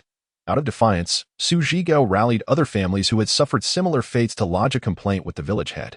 However, Su Biao produced a stack of land transaction documents bearing the villagers' thumbprints, asserting that the transactions were fair and legal. The village head, having been bribed by Su Biao, openly sided with him. Although Su Zhigao and the others were indignant, they had no choice but to swallow their pride. Little did they know, Su Biao's depravity knew no bounds. That very night, he and his band of rogues disguised themselves as bandits and slaughtered the families who had dared to speak out against him. Had it not been for Su Zhigao's astute parents, who suspected that Su Biao would not easily let them off the hook, they had hidden Su Zhigao with a neighbor. Otherwise, Su Zhigao would have met a tragic fate at Su Biao's hands. As soon as Su Biao and his entourage pretended to leave the village, Su Zhigao seized the opportunity to escape. Despite numerous obstacles along the way, it was only today that he managed to bring the matter to the county office, making it public. The case itself was not complicated, yet it drew an admiring response from Xiao Yao. Su Biao was indeed a formidable character, possessing both courage and cunning, far superior to the inept heads of the martial arts schools in Longwu County. Dong Yong, that old rascal, had summoned him, likely intending for Xiao Yao to assist in bringing Su Biao to justice. What a joke! As a clerk, wasn't it the responsibility of the Quick Response Unit to apprehend criminals? No, he needed to articulate his thoughts clearly. Such a perilous task was one he could not accept. Currently, Xiao Yao had yet to unlock any superpowers. He was merely a defenseless scholar, Attempting to apprehend such a ruthless figure from the underworld would be tantamount to courting death. Upon arriving at the county office, the crowd had long since dispersed. Only Qin Zhengyan, the head of the quick response unit, was pacing back and forth at the entrance with a furrowed brow. Spotting Xiao Yao, Qin Zhengyan hastily approached him. "Sir Clerk, Lord Dong has instructed me to welcome you at the door and accompany you to meet him." Seeing Qin Zhengyan confirmed Xiao Yao's suspicions. The two proceeded to Dong Yong's study, where Dong Yong, clad in official robes and exuding authority, was reviewing case documents. "I greet the county magistrate," Xiao Yao said, acknowledging Dong Yong. "Clerk Xiao, it is good to see you." "Please take a seat," Dong Yong replied with a smile, setting aside the case files. Xiao Yao nodded and sat down, inquiring, "May I ask why you have summoned me, Lord Dong?" "I must clarify that I am still recovering from an illness and cannot undertake long journeys." "You are aware of this." He had scarcely settled into his chair when he preemptively established a barrier against any demands for his involvement. Dong Yong's smile faltered instantly. He began to reminisce about the old Xiao Yao. The former Xiao Yao would have taken the initiative to handle such matters without even needing to be asked. Clearing his throat, Dong Yong said, "Clerk Xiao, I have called you here to seek your insights regarding this case. Here are the case files for your review." Xiao Yao declined to take them, responding, "If it pertains to the matter of Su Zhigao, there is no need for me to read further. I have already heard the details from Wang Chao on my way here."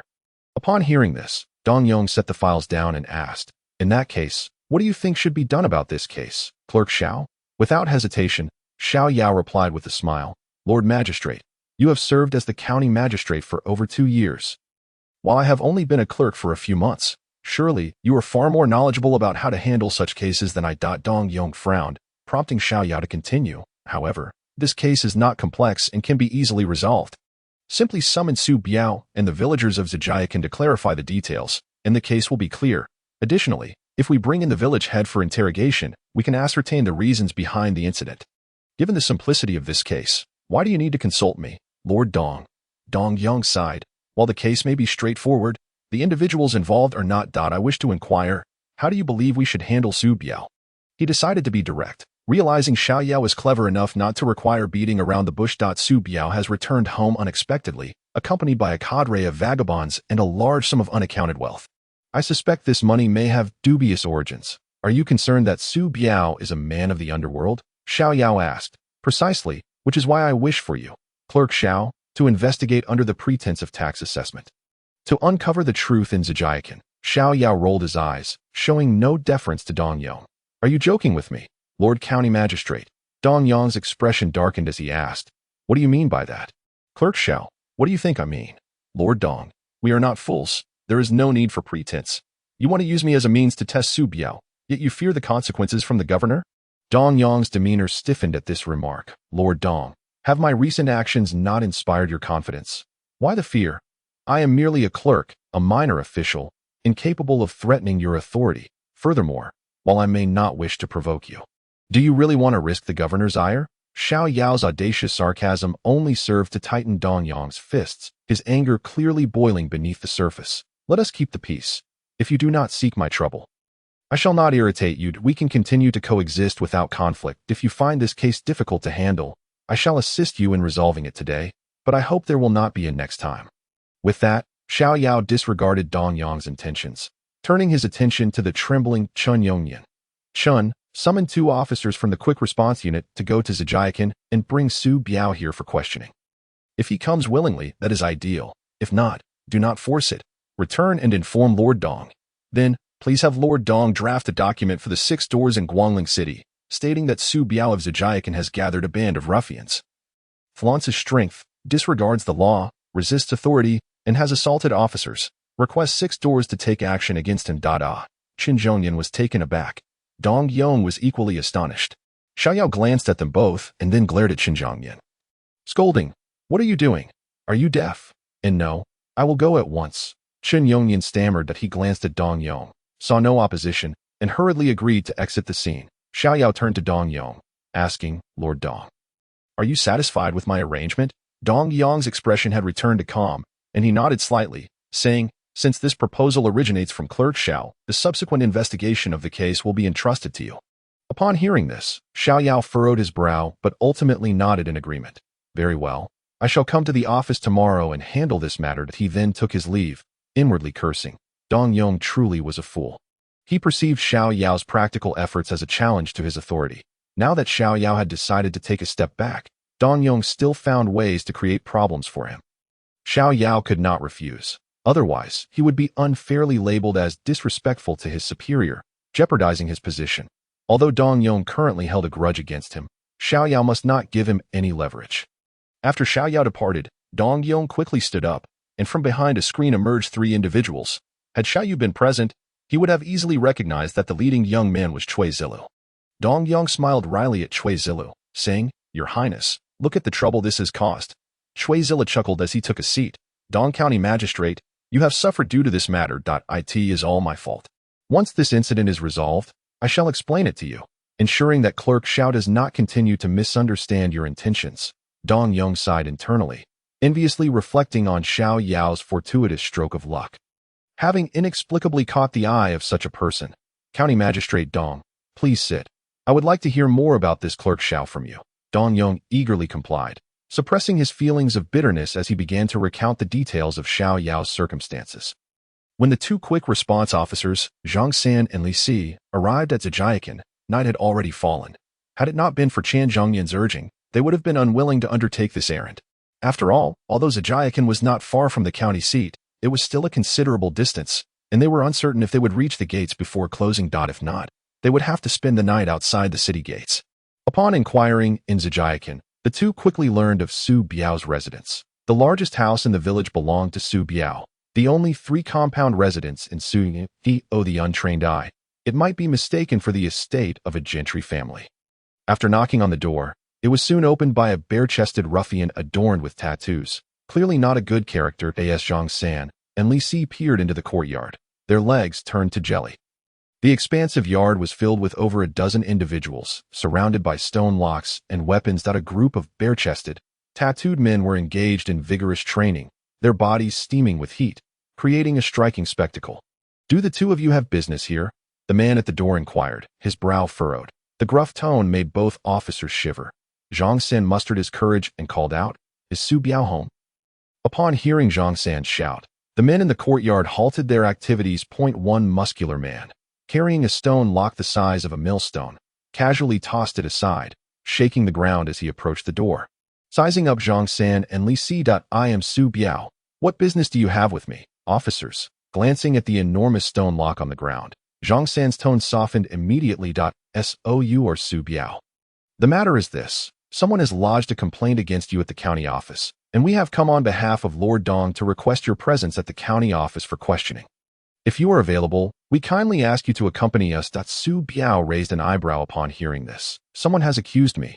What is the accusation?" Before Zhang San could respond, Li Si interjected, "Su Biao. We are merely quick response officers, tasked with bringing you in. We have no authority to discuss the case itself. Perhaps our head knows more, but we are just two minor officials, lacking knowledge of the details." Su Biao, hearing this, burst into hearty laughter, gazing at Zhang San and Li Si, and scolded, "You know nothing about the matter at hand, yet you expect me, Biao Yi, to visit the county office? Do you think I have nothing better to do? Return and inquire thoroughly into the circumstances before seeking me out again. Close the door." Without waiting for Zhang San and Li Si to respond, the door was slammed shut with a resounding thud. The two exchanged glances and turned to flee, fearing that lingering too long would result in being dragged in for a beating by these thuggish individuals. "Biao Yi, aren't you worried about inciting trouble with the county officials by treating them so dismissively?" Su Biao spat disdainfully. Grabbing a stone lock carelessly, he mocked. What trouble could possibly arise? If it were a serious case, a throng of constables would have already come to apprehend someone. Why would they send merely two officers to invite me?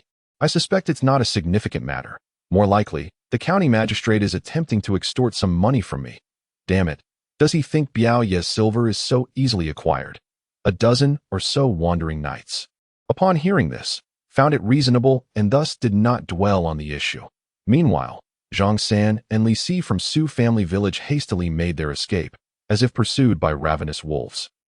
They dashed towards Longwu County, not daring to delay, and just managed to enter the city before the gates closed. Once inside, they hurried back to the county office to relay the events to the ever-waiting Chen Zhongyan. Upon hearing Zhang San and Li Si describe the size of the stone lock, Chen Zhongyan was drenched in cold sweat, Goodness, such a massive stone lock must weigh at least several hundred pounds.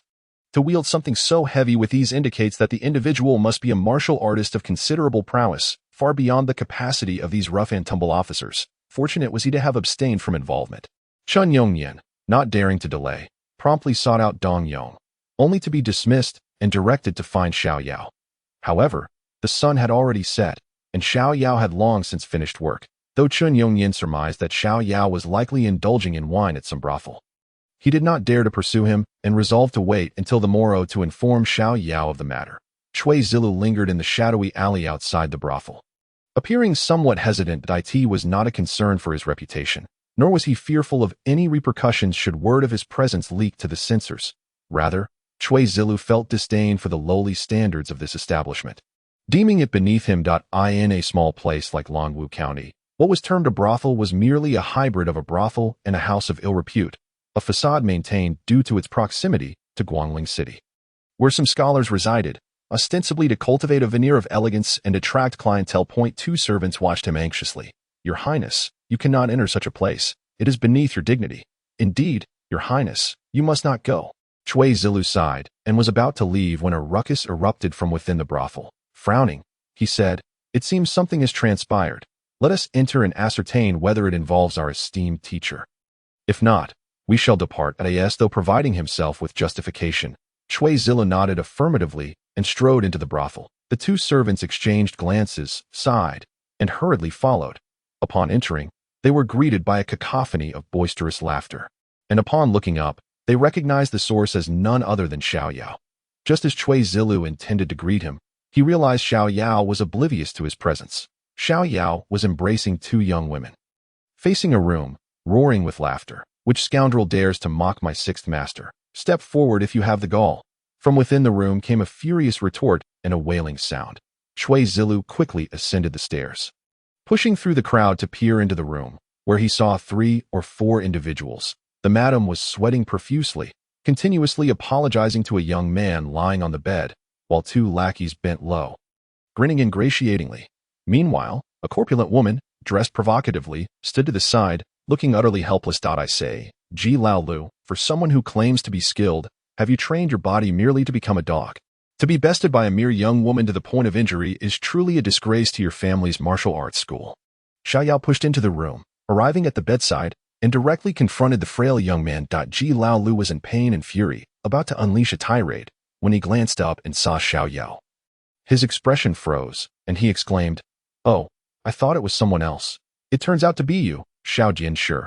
Please do not mock me." The madam, noticing Xiao Yao's arrival, hurriedly approached with a smile, saying, "Xiao Jianshi, you must help me plead on behalf of Sixth Master. This girl, Shi Lu, did not mean any harm. Whatever the cost for medicine, we will certainly pay, so please do not hold it against Sixth Master." Xiao Yao was taken aback and turned to the exceedingly rotund woman, asking, "Her name is Shi Lu?" Shi Lu quickly bowed and replied, "Yes, I am Shi Lu." All the onlookers could not help but twitch at the absurdity. This Shi Lu, weighing 200 to 300 pounds, was hardly what one would call slender. Xiao Yao cleared his throat and stated, "There is no need for you to be concerned.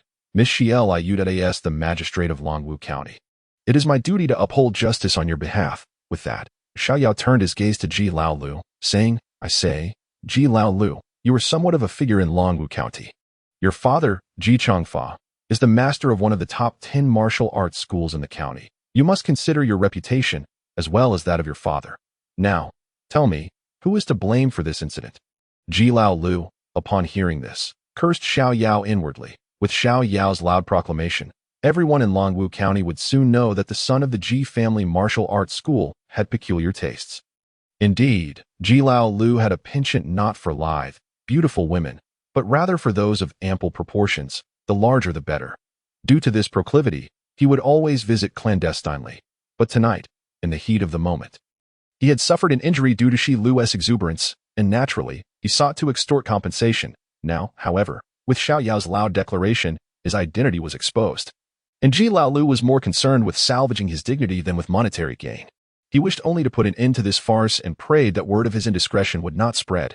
Chapter 15. The 3 realms of martial arts. Xiao Yao clearly understood Ji Lao Lu's mindset. But would he grant him his wish? Certainly not. He bore a grudge against the local martial arts schools. Although he did not know which factions had conspired against him previously, it mattered not. Better to kill the wrongdoer than to let one escape. Seeing Ji Lao Lu remain silent, Xiao Yao swaggered over and took a seat nearby. He looked at Ji Lao Lu and said, "What is this? Have you lost your tongue? Just moments ago, you were quite the bully, even daring to insult this official. You, Ji Lao Lu, are quite the tyrant." Realizing Xiao Yao was seeking to provoke him, Ji Lao Lu quickly replied, "Magistrate, I was unaware it was you outside. My reckless tongue has betrayed me. Please forgive my indiscretion." Xiao Yao's smile faded, and he regarded Ji Lao Lu coldly, sneering, "You insolent wretch. You must apologize to me, but you also owe an apology to Miss Xiao Liu. It is evident that you two share true feelings.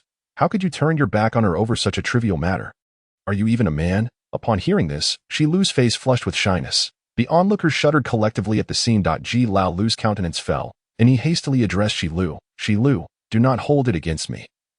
I was merely overwhelmed by pain and did not mean to scold you." Shi Lu, in response, picked up a handkerchief to dab at non-existent tears and replied bashfully, "Sixth Master, you need not say more.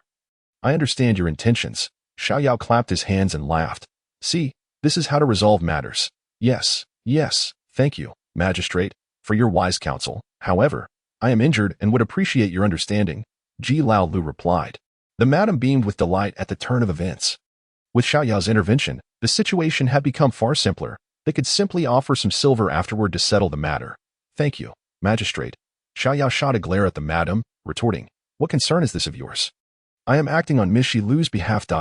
Shi Lu exclaimed in surprise. Xiao Yu sighed, continuing, "It is often said that true love is hard to find in this world. The pure affection shared between Miss Shi Lu and Ji Lao Lu moves me greatly. For the first time, I believe that true feelings do indeed exist in this world. Magistrate, what is your intent? Please speak plainly." Ji Lao Lu, resigned, lay on the bed, his heart heavy with despair. Xiao Yao chuckled. "It is nothing of significance. Seeing you two brings joy to my heart, and I feel compelled to compose a poem to celebrate your love. Madam, fetch me pen and paper." The madam's eyes lit up at this. Hastily summoning a lackey to prepare the materials. In Longwu County, there were few literate individuals, and even fewer capable of crafting poetry. As the magistrate, Xiao Yao was surely gifted with words. And if he could produce a fine poem, it would surely enhance the reputation of their establishment. Soon, the materials were delivered to the room. Xiao Yao glanced at Ji Lao Lu, picked up the brush, and began to write aloud. Shi Lu, the plump beautied in the depths of night, entwined like mandarin ducks. The quilt turned red with passion. When the rain ceased and the clouds gathered, it was difficult to bear the weight of love. So large, so heavy, crushing the Eastern king. With a flick of the brush, Xiao Yao stood and chuckled at Ji Lao Lu. A burst of laughter erupted from outside, followed by a chorus of guffaws. Ji Lao Lu, only somewhat versed in literature, did not comprehend the nuances of poetry, but hearing the raucous laughter outside, he understood that it was far from a commendable piece. The slender willow does not concern itself with such matters. It hurriedly stepped forward, repeatedly expressing gratitude to Xiao Yao. "Young master, what are they laughing about?" Ada, seeing his young master laughing heartily without a care for his image, promptly inquired. Chui Zilu shot Ada an irritated glance and quietly scolded. "I have urged you to read more often, yet you stubbornly refuse. Look, even this simplistic and direct insulting poem is beyond your comprehension. Do you not fear that you too might end up like this Ji Lao Lu?" This Dong Li Wang was a former feudal lord of a different surname from the previous dynasty, associated with a saying, "Dong Gong loves slender waist." Mr. Xiao was using it to mock Ji Lao Lu. Chui Zilu offered a brief explanation but did not wish to elaborate further, silently mourning for Ji Lao Lu for 3 breaths. The literary atmosphere in Longwu County was rather mediocre. Although the poem was not a masterpiece, it was filled with humor and wit, rich in satire. Within a few days, it would likely spread to the county town, and by then, Ji Lao Lu's reputation would be utterly ruined. He could not fathom how Ji Lao Lu had offended Mr. Xiao, the Ji family's boxing hall. "Ah, now I understand. Mr. Xiao certainly holds a grudge." Chui Zilu mused inwardly. At that moment, Xiao Yao emerged, immediately spotting Chui Zilu. "You are quite persistent." Without granting Chui Zilu a chance to speak, Xiao Yu bypassed him, embracing 2 women as he entered another room, the door slamming shut behind him. Did glared angrily, shouting, "Young master, say a word, and I shall drag him out." Chui Zilu shot into a disdainful look and retorted, "Fool, are you not afraid he will compose another poem mocking me, turning me into a laughingstock into Chien?" Let us go. Ah, the tongue and pen of a scholar. Do not say he. Even the emperor fears it. Who knows, a single line in history or a poem from a scholar could leave a person infamous for eternity. Much like this Xiao Yao. The next morning, Xiao Yao could barely rise. The two little enchantresses had exhausted every means to persuade him to write them a poem, of course, not one that was satirical. Any poem that met the standards could greatly enhance their worth. Xiao Yao readily promised that he would surely compose a poem for each of them once inspiration struck, while he relished making empty promises. It nearly caused his back to give out. Attended by the two little enchantresses as they helped him dress and wash, Xiao Yao returned home, both pained and pleased. Upon his arrival, he found Qing Feng sitting on the threshold of the hall with a complex expression, eagerly staring at the door. My lord, you have returned. Xiao Yao slapped his forehead, recalling that he had forgotten something important last night. He had gained a little follower. A casual glance around revealed that the courtyard and rooms had been tidied up impeccably. Satisfied, Xiao Yao nodded and smiled. Well done. Receiving Xiao Yao's praise, Qing Feng beamed with joy. My lord, what would you like to eat? I shall prepare it at once. Wait, no need to cook. Come with me to eat. After changing into official robes, Xiao Yao took Qing Feng to a nearby stall for breakfast before heading to the Zhang family martial arts hall. Upon seeing Xiao Yao, Zhang Tao rushed over. Grinning obsequiously, greetings, esteemed official. Wishing you good fortune. Xiao Yao nodded, stating, there is no need for such formality. Master Zhang, that I come with a request for your assistance. Although Zhang Tao was unaware of Xiao Yao's intentions, he immediately invited him into the martial arts hall. After settling down, tea was served. Xiao Yao took a sip and turned to Zhang Tao. Master Zhang, as you know, I am but a scholar, unversed in martial arts. Thus, I am quite curious. What classifications exist for the realms of martial prowess among practitioners such as yourselves? Hearing this, Zhang Tao chuckled. If the esteemed official wishes to know, I shall speak candidly. The realms of martial arts are indeed categorized, primarily divided into 3 stages: postnatal, prenatal, and the path. To begin one's martial journey, one must first temper their muscles and bones, augmenting their strength with medicinal concoctions and baths, allowing the practitioner to undergo a transformation, laying a solid foundation. Simultaneously, one must practice breathing techniques to refine their essence and cultivate their energy until they generate their first strand of true qi, marking their entry into the martial arts threshold, thus becoming a postnatal martial artist. Following that, one delves into internal and external techniques, which complement each other, based on the volume of true qi within and the intricacies of external techniques. Practitioners are generally classified as first-rate, second-rate, or third-rate postnatal martial artists. As one's skill increases, the true qi transforms into true essence, thus entering the prenatal realm. Prenatal martial artists are esteemed as peak experts in the martial world. As for the path, please forgive me, esteemed official. Although I am the head of a martial arts hall, my strength is merely that of a second-rate practitioner. My understanding of the path is limited to hearsay. It is best for you to take it with a grain of salt. It is said that to enter the path, one must transcend the mundane, achieving a state of extraordinary existence, unlike that of mere mortals. Therefore, martial artists of the path are revered as celestial beings, or sometimes referred to as terrestrial immortals, for their martial prowess and strength surpass our earthly comprehension, akin to deities. Chapter 16. Exploiting the system. Xiao Yao nodded, inquiring, Master Zhang, how long does it typically take to achieve a modest level of martial accomplishment? Zhang Tao, upon hearing this, let out a bitter laugh. Esteemed official, I cannot provide a definitive time frame. The factors influencing a person's martial development are simply too numerous. Please elaborate. Zhang Tao sighed, saying, the extent to which one can progress on their martial path depends on several factors: the practitioner's innate talent, comprehension, financial resources, mentorship, techniques, and character, among others. Take the foundational stage of martial practice. For instance, point 1 must first prepare a plethora of precious herbs and have access to a good medicinal formula. Without a proper formula, even the finest herbs lose their efficacy and could pose hidden dangers. If the herbs are complete and the formula consistent, a practitioner with a strong innate talent will absorb and digest the medicinal properties at a speed several times, or even tenfold, that of an average talent, while those with poor innate talent are far less fortunate. Additionally, the quality of breathing techniques and the practitioner's comprehension also influence when one can condense their first strand of true qi. A practitioner with good innate talent may still find themselves unable to enter the martial threshold if their comprehension is lacking, though such peculiar cases are rare. This is merely an analogy. It is difficult to determine whether a practitioner with good innate talent but poor comprehension will progress faster than one with average talent but exceptional comprehension. Once one successfully enters the martial path and becomes a postnatal martial artist. The quality of true Qi techniques, the finesse of external techniques, the compatibility of true Qi with external skills, and the individual's character, how much of their potential they can harness, along with having a renowned mentor to correct mistakes and guide their practice.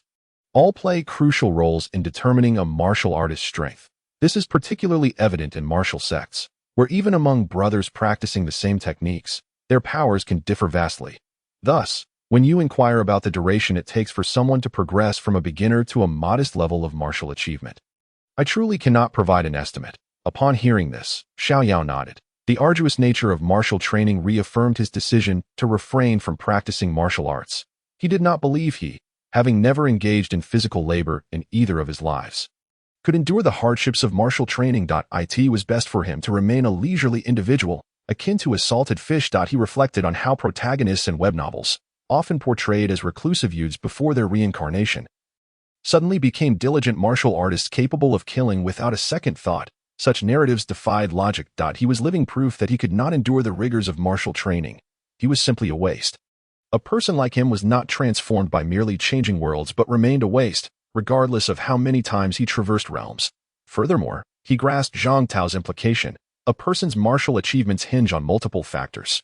To become a peak expert in the martial world, one must possess wealth, resources, exceptional innate talent, keen comprehension, guidance from esteemed mentors, and access to superior techniques, among other attributes. Otherwise, attaining such mastery is nearly impossible. Noticing Xiao Yao lost in contemplation, Zhang Tao cautiously asked, "Esteemed official, do you wish to learn martial arts?" Xiao Yao glanced at Zhang Tao with a half-smile, inquiring, "If I were to seek instruction, would Master Zhang be willing to share your knowledge?" Zhang Tao pondered for a moment, then resolutely replied, "Though my words may not be to your liking, I must speak candidly. Your age is no longer suitable for martial training. Your body has fully matured. While you may still practice martial arts, the results will be far from satisfactory. Even if you enter the postnatal realm, significant achievements are unlikely in this lifetime." Xiao Yao's expression darkened as he asked, "Your honesty seems inconsistent with your character as a master. Do you not know the benefits of passing on your teachings?" Zhang Tao replied with a wry smile, "I am well aware, but the reality of your situation is as such. In the short term, our relationship as master and disciple would yield many benefits. However, you would soon discover your progress is slow, leading you to believe I deceived you for my own gain.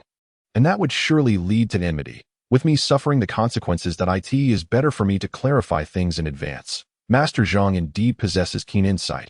However, you need not worry. I am but a scholar, uninterested in martial prowess. Today, I seek to find a master for this young lad. I simply do not wish for him to learn any flashy, superficial techniques. Would Master Zhang be willing to impart to him genuine skills?" Qing Feng had been listening intently from the side, and upon hearing Xiao Yao's words, his face lit up with unrestrained joy. Upon hearing these words, Zhang Tao cast a glance at Qing Feng, offered an apology, yet did not immediately acquiesce to Xiao Yao. Instead, he approached Qing Feng, inspecting him thoroughly for a considerable time before stating, "Master Dishi possesses keen insight, though this young lad's innate qualities may not be exceptional. He certainly embodies an average physique, making him a fine prospect. I shall agree."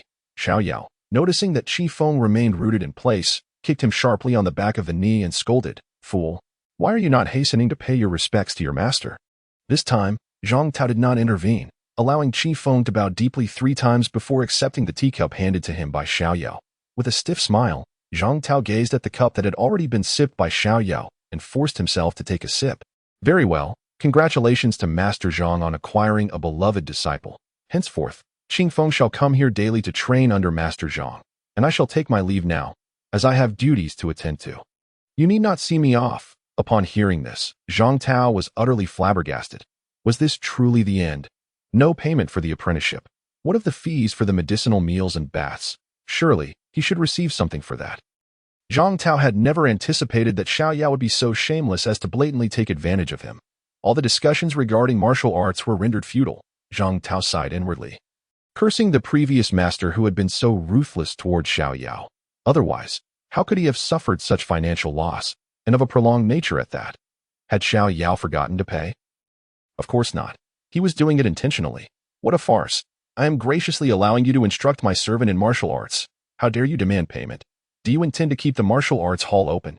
Among the 10 martial arts halls in Lanwu County, the other 9 would be delighted to see Zhang's hall close its doors, unlike before when they united against Xiao Yao, just as Zhang Tao settled into the Dishi's office. Still warming his seat, he was startled by the sudden arrival of the head of the quick response team, Qin Zhangyan, who rushed in, urgency etched across his face. Greetings, Master Dishi. Speak plainly. And make it quick. My paid leave has vanished in an instant. Xiao Yao retorted, his face rife with irritation. Shun Yongyan hurriedly recounted the events of the previous day, regarding Zhang San and Li Si's expedition to Shujia village. As Xiao Yao listened, he picked up a brush and began writing on a blank document, subsequently applying the official seal before tossing it to Chun Yongyan. Go find Dong Yong to add the official stamp, and then send someone to Lu Shanmin in Guangling City. We need not inquire further on the rest. Understood, my lord. Wait. Is there anything else you require? Xiao Yao pondered momentarily before responding. Once the people from Lu Shanmin arrive, kindly inform me that I have yet to witness how martial experts engage in combat. And it would be a perfect opportunity to observe from behind. Qin Zhangyan's expression twitched as he bowed and exited the office. Seeing this, Xiao Yao withdrew a storybook from his pocket and began flipping through it casually. Indeed, the novels from his past life were far more captivating than these. What on earth were these stories?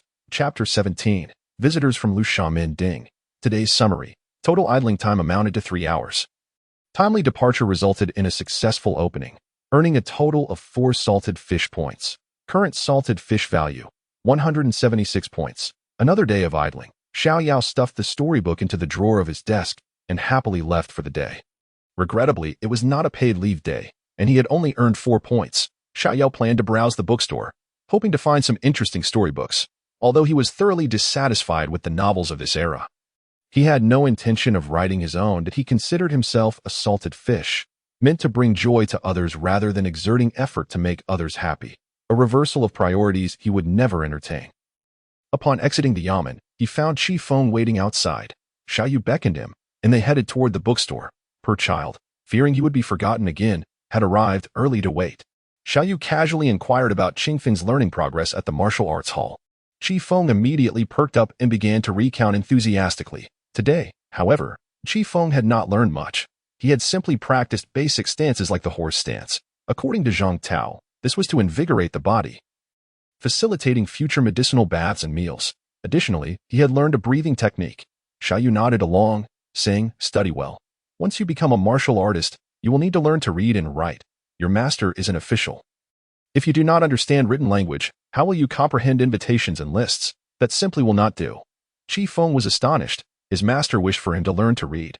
The happiness came as a complete surprise, making Chi Feng feel as if he were dreaming. Bewildered, Chi Feng followed Xiao Yao to the riverbank, where Xiao Yao pointed to an elderly man on the shore and said, "After we finish eating, I will give you some silver. Go find a carpenter to craft a reclining chair for you, and place it here. This will be a spot where your master often resides." Chi Feng nodded eagerly, committing it to memory, not daring to show any sign of negligence. From the moment he was sent to the yamen for sale, he had known his fate, to become an inconspicuous servant in the household of a wealthy gentry and toil until death. Yet, unexpectedly, he had been valued by the young master, who not only allowed him to learn genuine martial arts, but also wished for him to acquire literacy. The young master was amiable and unpretentious. Truly the best kind of master one could hope for. After purchasing 2 storybooks from the bookstore and dining at a tavern, Xiao Yao handed Qing Feng a few pieces of silver and instructed him to find a carpenter before heading home, telling him not to wait for his return. He, in turn, swaggered off to his second home. Thus, Xiao Yao continued his days of idling. While engrossed in a storybook, Xiao Yao fell into a deep slumber.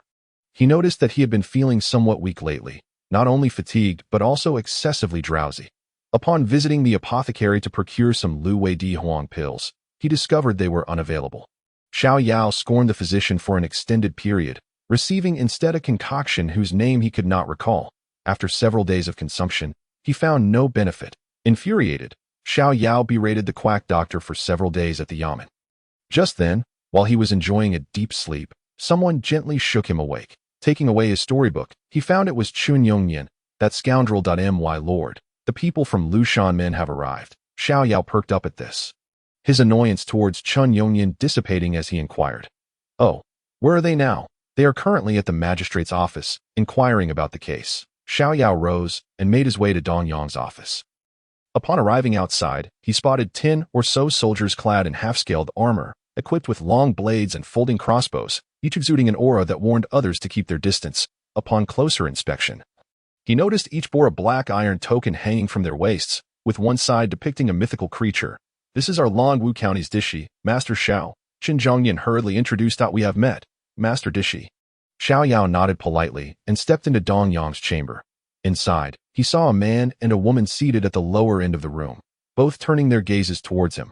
Dong Yong smiled and said, "Let me introduce you to our Longwu County Dishi, Master Xiao Yao, Master Xiao. These two are the divine catchers from Lushanmin and Guangling City, Captain Zhang Yuyin and Captain Tong Guan." Xiao Yao exchanged polite bows with both. "Please, continue. I am merely here to listen and see if there is anything I can add." Having spoken, Xiao Yu scrutinized the two. Tong Guan was a burly man with a thick beard, appearing to be around 40 years of age, towering over 7 feet, with a physique reminiscent of a general rather than a constable. Beside him on the tea table lay 2 hefty hammers. Meanwhile, Zhang Yuyin, a woman of pleasing appearance, appeared to be in her middle age, donned in a black fitted ensemble with a simple breastplate, her hands empty, leaving Xiao Yao curious about her weapon of choice. Upon seeing her, Xiao Yao's eyes lit up. She was his type, but he wondered if she was married. Given her age, he felt his chances were slim, and he couldn't help but think it was a pity. By the time Xiao Yao arrived, Dong Yong had nearly finished recounting the details of the case. After a brief while, Dong Yong concluded his explanation. "Master Xiao, do you have anything to add?" Xiao Yao smiled and shook his head, replying, "No, the magistrate has provided a comprehensive account. I have nothing further to contribute." Noticing that Xiao Yao had no additional comments, Zhang Yuyin spoke up. "In that case, since the sun is still up, let us depart at once. The sooner we leave, the sooner we return. As for Su Biao, we have already conducted preliminary investigations, and he is not a martial arts expert. Capturing him should not pose a challenge." Xiao Yao quickly interjected, "Captain Zhang, might I accompany you? After all, Su Biao is a criminal of Longwu County, and it would be remiss for the Yamen to remain uninvolved. Moreover, I need to pacify the villagers of Su Family Village, to see if I can get more of them to testify. Master Dishi, do you possess martial skills?" "I do not." Zhang Yuyin hesitated to agree, but Tongguan piped up, "Master Xiao, it would be best if you refrain from joining us. Blades and spears are indiscriminate, and should you get injured, it would be unfortunate. As for pacifying the villagers and seeking witnesses, it would be fine to undertake that after we capture Su Biao." Zhang Yuyin nodded in agreement. "What Captain Tong says is reasonable. I concur." Xiao Yao understood that they were reluctant to bring him along as a burden, but his insatiable curiosity would not allow him to let the matter rest. He thus remarked, "Esteemed captains, it is not that I wish to burden you, but I am concerned that Su Biao may have a complex background. Should you capture him today, when I later go to reassure the villagers, if he has accomplices, I could be in peril. I am but a scholar, incapable of standing against those ruthless figures of the martial world. Furthermore, I observe that my colleagues at the 6 doors are all vigorous and formidable, undoubtedly possessing exceptional martial skills. How could a mere handful of roving knights possibly inflict harm upon this official beneath your very noses? Would you not agree, esteemed gentlemen?" Zhang Yuyin and Tong Guan exchanged a glance, reluctantly nodding in acquiescence. With such words spoken by Xiao Yao, it would be unreasonable for them to refuse further. Chapter 18. The pretense of power. Xiao Yao, though lacking in reputation, still held the title of an official. However minor, had he not uttered his earlier remarks, it might have been a different matter. Yet, since he had, their continued silence would only invite trouble should anything untoward occur. The perpetrator might escape, but they could not. Internally, both harbored expletives aimed at Xiao Yao for his needless meddling. If he feared for his life so greatly, he could have simply refrained from participating and assigned a couple of swift deputies instead. However, they could not voice such sentiments, as they belonged to different jurisdictions and lacked the authority to interfere. Dong Yong regarded Xiao Yao with suspicion. While others may have been oblivious, he was well aware of the current nature of Xiao Yao, and wondered why he was being so proactive. Yet, constrained by the presence of others, he chose not to inquire further. Thus, he watched as Xiao Yao cheerfully followed Zhang Yuyin and Tong Guan out of his office. The 6 doors personnel were efficient and resolute. Hastily departing towards the courthouse, Xiao Yao lagged a step behind, seizing the last individual by the arm. Quietly, he slipped a piece of silver into the man's palm and whispered, "Brother, may I inquire about something?" The constable was taken aback. chuckling as he tucked the silver into his pocket. What does the esteemed officer wish to know? Xiao Yao cleared his throat and, noticing that Zhang Yuyan had already passed through the moon gate, swiftly asked, "Is your Captain Zhang betrothed?" "You."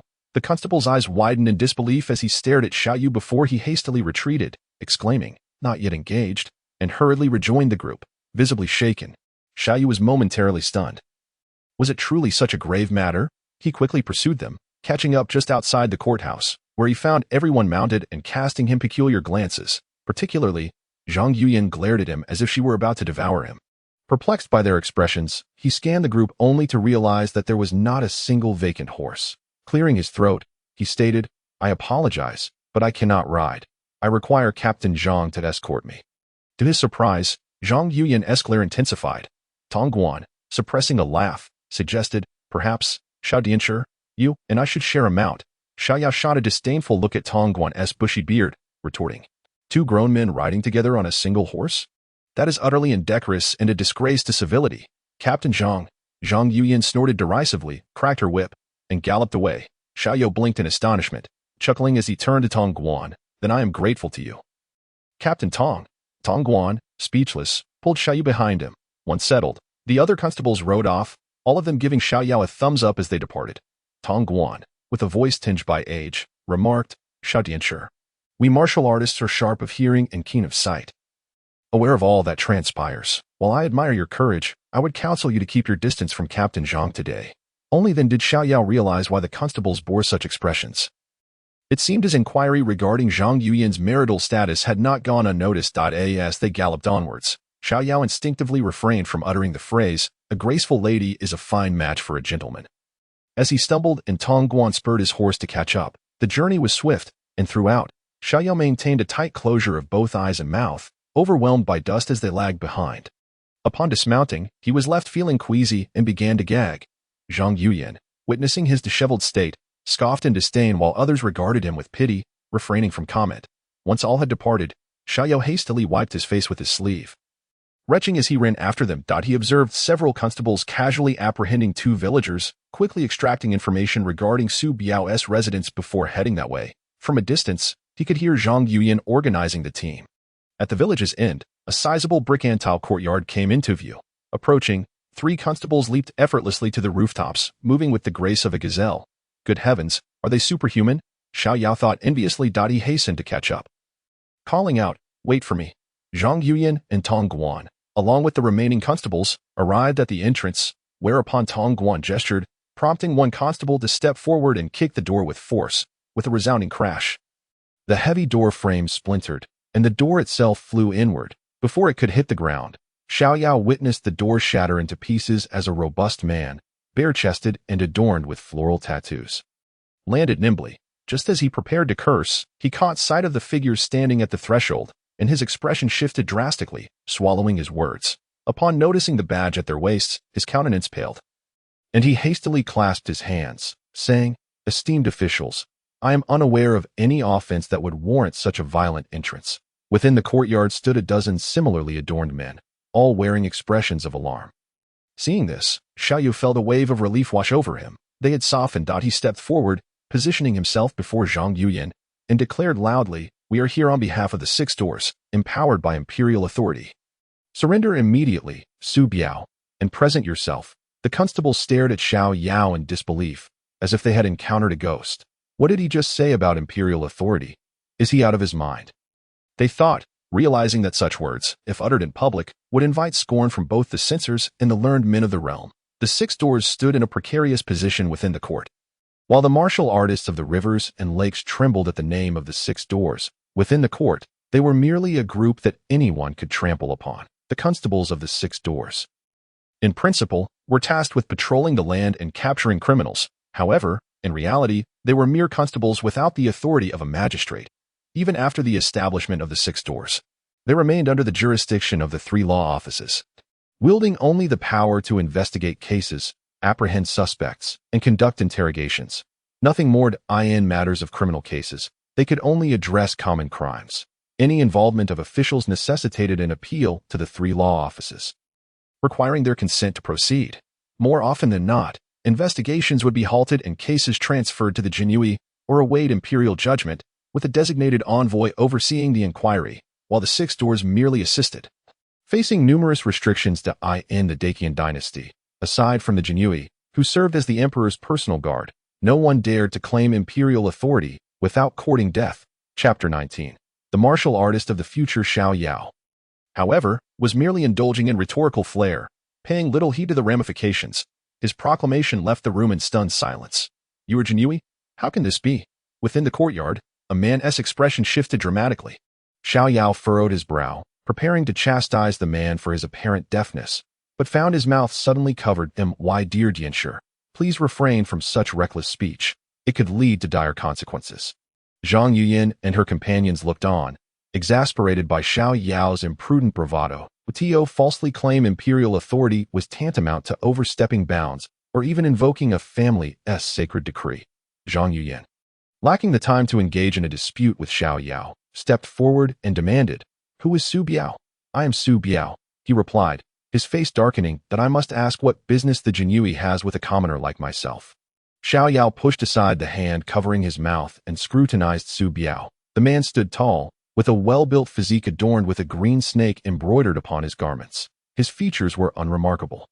With a hawkish nose, thin lips, and cunning, slanted eyes that exuded an air of deceit. "That Su Biao, what nonsense are you spouting? We are constables of the Six Doors, and you feign the guise of a bandit. Responsible for the murders of several families in Su Village, Su Chuan, Su Mao, Su Yue, and others. Surrender yourself at once and accompany us." Su Biao's expression soured, yet he smiled, retorting, "Ah, esteemed officers of the Six Doors, do you possess any evidence to support your claims of my wrongdoing? If not, what grounds do you have for my arrest? Enough with your prattle." Tongguan interjected, his voice booming. "The Six Doors conduct investigations. And you, a mere ruffian of the rivers and lakes, have no say in this matter." As the words fell, the expressions of Zhang Yuyin and Tongguan changed simultaneously. What was happening? Wasn't it said that this person was merely a wandering rogue from the martial world? How did he become entangled with the Shaolin Temple? Zhang Yuyin shook her head slightly and murmured, "The time is too short. How could we have investigated so thoroughly? Then what should we do now? Should we still capture him?" Zhang Yuyin's brow furrowed tightly, unsure of what course to take. Listening to their whispered conversation, Xiao Yao scoffed. Stepping forward amidst their astonished gazes, he turned to the proud Su Biao and declared, "What nonsense is this about Master Jiku? What absurdity regarding the Shaolin Temple? I am an official of the Great Qian dynasty, and these two are also captains of the Great Qian, living off the imperial rations and executing imperial orders based on the laws of the Great Qian. What is the Shaolin Temple to us, daring to exert pressure on a court official? Su Biao, it seems you have no desire to live. Don't think that Master Jiku would dare to come. Even if he did, upon seeing me, he would have to lie down like a dog. If you wish to live, kneel before me now." Zhang Yuyin, Tongguan, and all the captains of the Six Doors stood agape, staring at the defiant Xiao Yao. What had they just heard? Xiao Yao had actually dared to openly insult the top master of the martial world as nonsense, claiming that such an esteemed figure would have to submit before him like a dog. A collective gasp echoed through the crowd. Boldness, sheer audacity. This was even more severe than directly slapping Master Jiku in the face. "How dare you insult Master Jiku?" Su Biao, initially taken aback, was soon consumed by a mix of shame and fury. "Sir Dianshur, Master Jiku is highly revered. I implore you to speak with caution." Zhang Yiyan stepped forward, attempting to mitigate the situation. However, Xiao Yao merely sneered, shedding his previous timidity as he shouted, "Captain Zhang. Captain Tong, what do you intend to do? Su Biao is clearly defying the law. Why are you not taking action? Have you forgotten your own identities? Do you believe that the so-called Shaolin Temple holds more weight than the court's decree?" With this heavy accusation laid upon them, Zhang Yuyin and Tongguan realized that if they did not act, they would surely face consequences upon their return. The Shaolin Temple may be a top sect of the martial world, but it could not compare to the authority of the court if they failed to act now. Xiao Yao's words would ring true, and upon returning, they would not only lose their positions, but could even face imprisonment for questioning. Su Biao is defying the law. Take action. Zhang Yuyin was a clever woman. Though she loathed Xiao Yao for stirring trouble and exacerbating tensions, she had no choice but to follow his lead.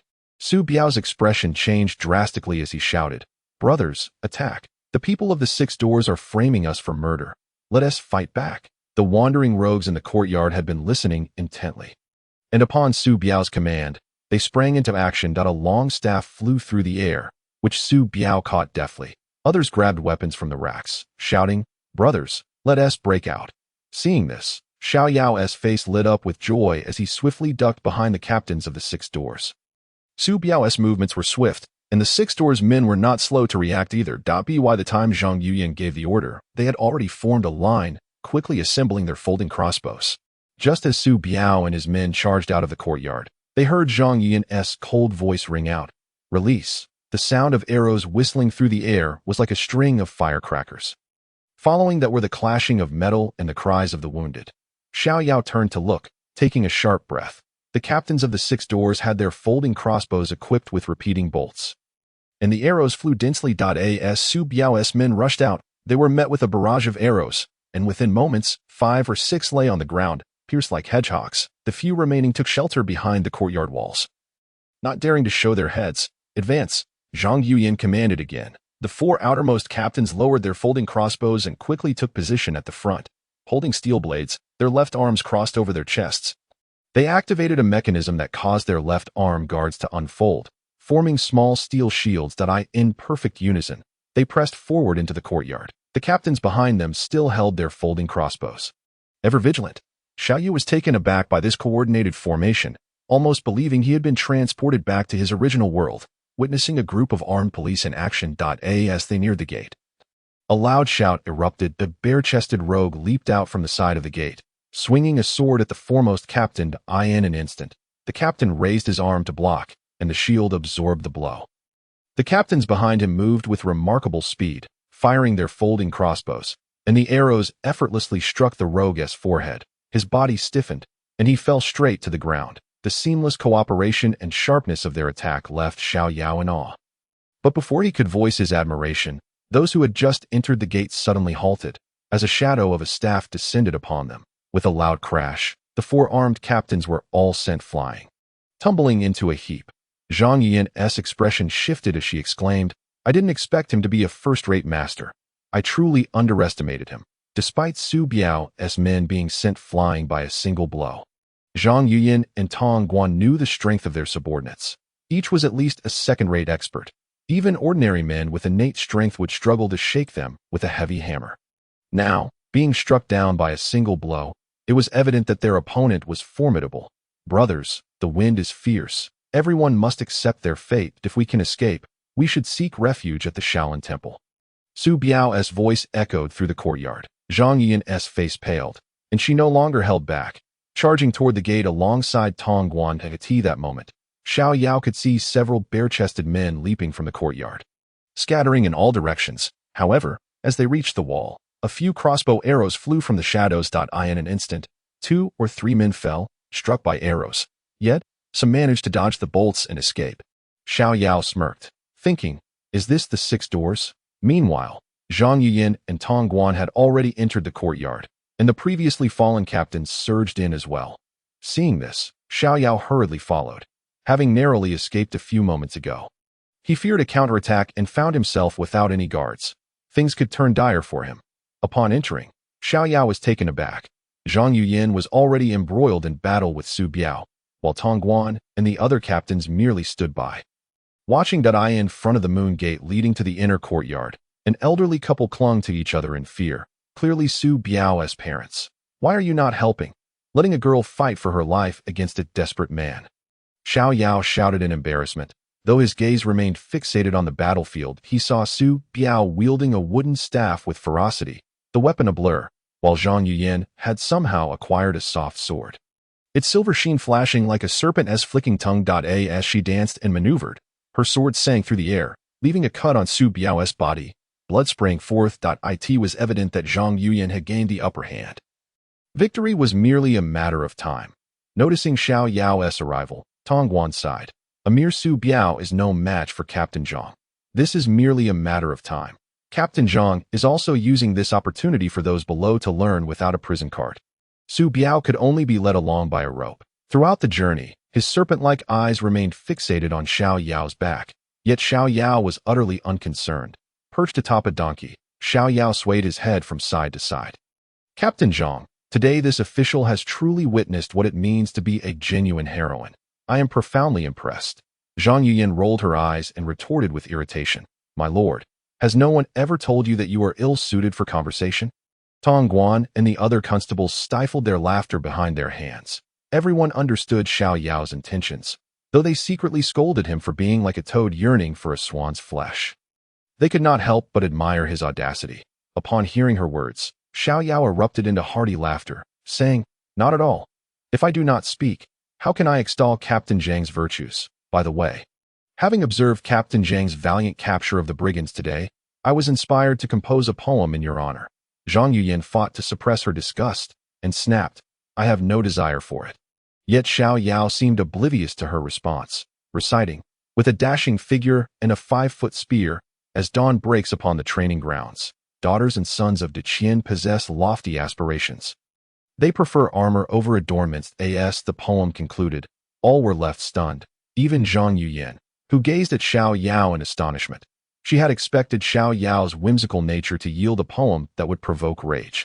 Yet he surprised her with such a masterpiece. Despite her deep-seated disdain for him, she found herself taken aback by the poem's quality, opening her mouth yet unable to utter any reprimands.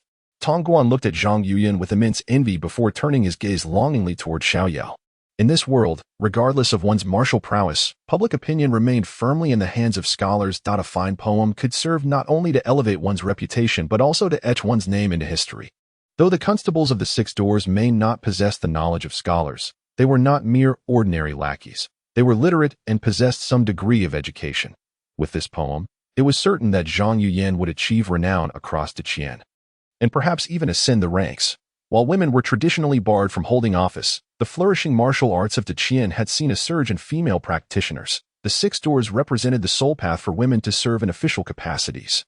Yet the road to prominence was fraught with challenges. However, with the aid of this poem, the landscape might very well change.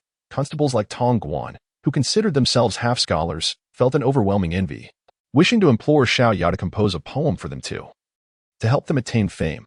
Chapter 21. Unfaithful, unfilial, unkind, and unjust. Noticing Zhang Yuyan's prolonged silence, Xiao Yao inquired with curiosity, Does Captain Zhang not appreciate this poem? No matter, I have more. Allow me a moment to ponder. That won't be necessary. Thank you for the poem, my lord. Regardless of her animosity toward Xiao Yao, the fact that he had penned a poem to elevate her status was an immense favor. Zhang Yuyan found herself at a loss on how to repay Xiao Yao's kindness. Another poem would be too much. Would she have to offer herself in return? If she did so, would she still be the Zhang Yuyan who believed herself no less capable than any man? Approaching 30, Zhang Yuyan was no longer a young maiden, but rather a woman of advancing years. A woman. She did not shy away from the idea of marriage. Rather, she sought to avoid becoming a wife to a man she had never even met. She had long vowed that if she were to marry, it would be to a man whom she genuinely admired. Alas, years had passed, and while she had encountered suitable candidates, they were all already wed. And those who were single did not meet her standards. Time dragged on, and her hopes of marriage began to fade.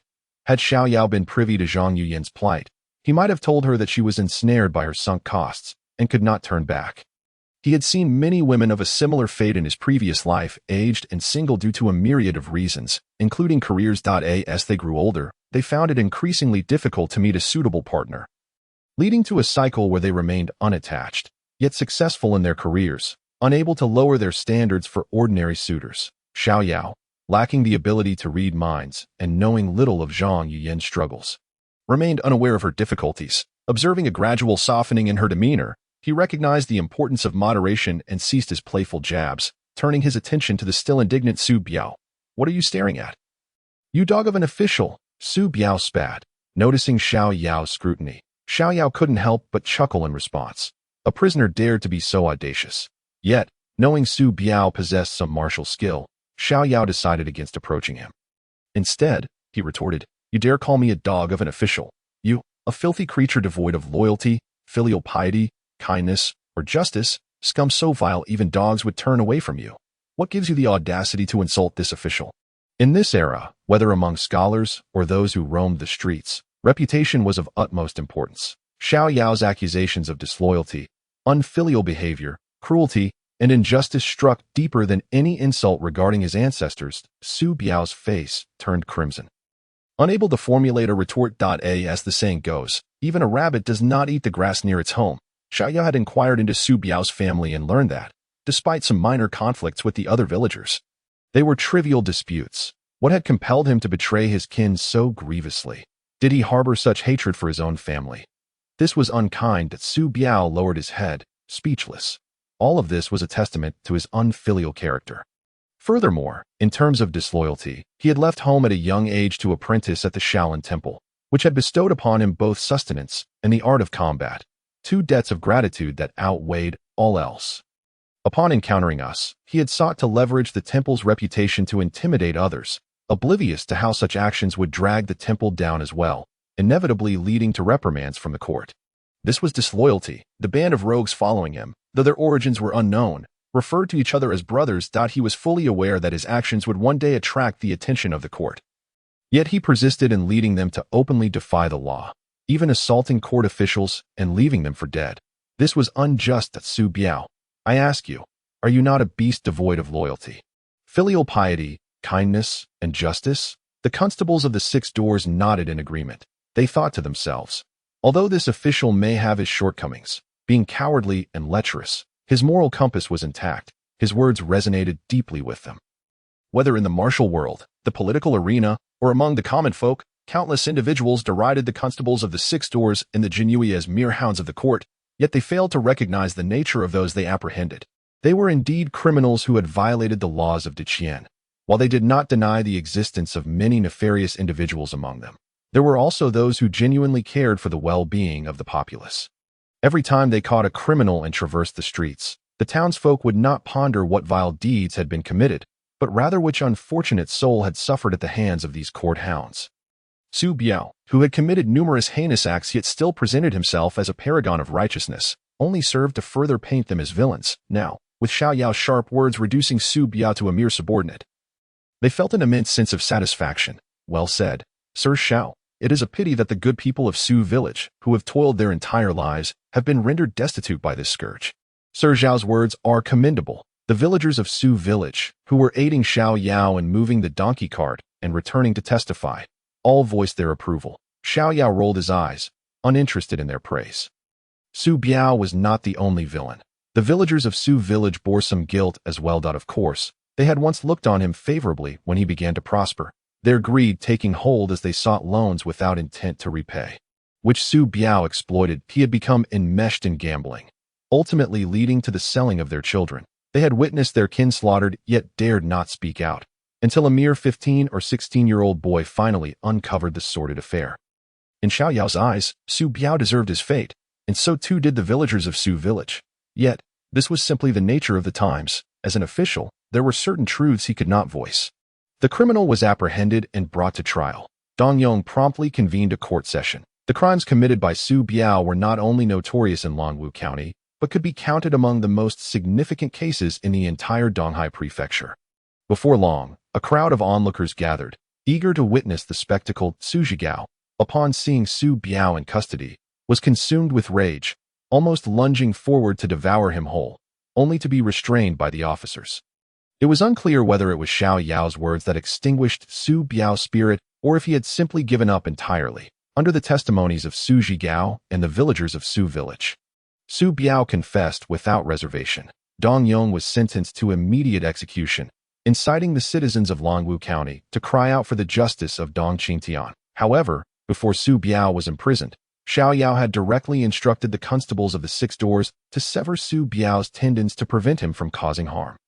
Subsequently, Zhang Yuyin and the others rode away from Longwu County under Xiao Yao's reluctant gaze. Chapter 22. The Noble One. Sir Xiao.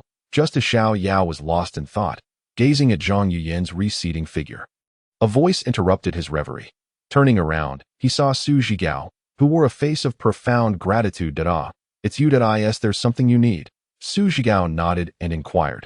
May I ask, sir, since Su Biao has already been sentenced to death, when will he be executed? Upon hearing this, Xiao Yao casually replied, Your impatience is of no use. The court has its own procedures. Although the county magistrate has made a ruling, the case must still be forwarded to the governor for review. After it is confirmed, it will be sent to the Ministry of Justice, which must also conduct its examination before it can be submitted to the emperor for approval. Only after the emperor has given his imperial decree can the execution take place. Likely in the autumn alongside other death row inmates. It is still early summer. At the quickest, it will take 3 to 4 months, and if delayed, it may extend until next year. Such a slow process? Xiao Yao chuckled as he playfully tapped Su Zhijiao on the head. Slow is precisely as it should be. While you and I know that Su Biao deserves his fate, the governor, the Ministry of Justice, and the emperor are unaware. This meticulous review is to prevent the wrongful execution of any innocent person. Su Zhijiao nodded in a somewhat perplexed manner. So, what are your plans moving forward? With a sorrowful expression. Su Zhijiao replied, the county magistrate has ordered the revenue office to go to Su family village tomorrow to delineate our respective properties, that I plan to return to Su family village to find my parents' remains and reinter them properly.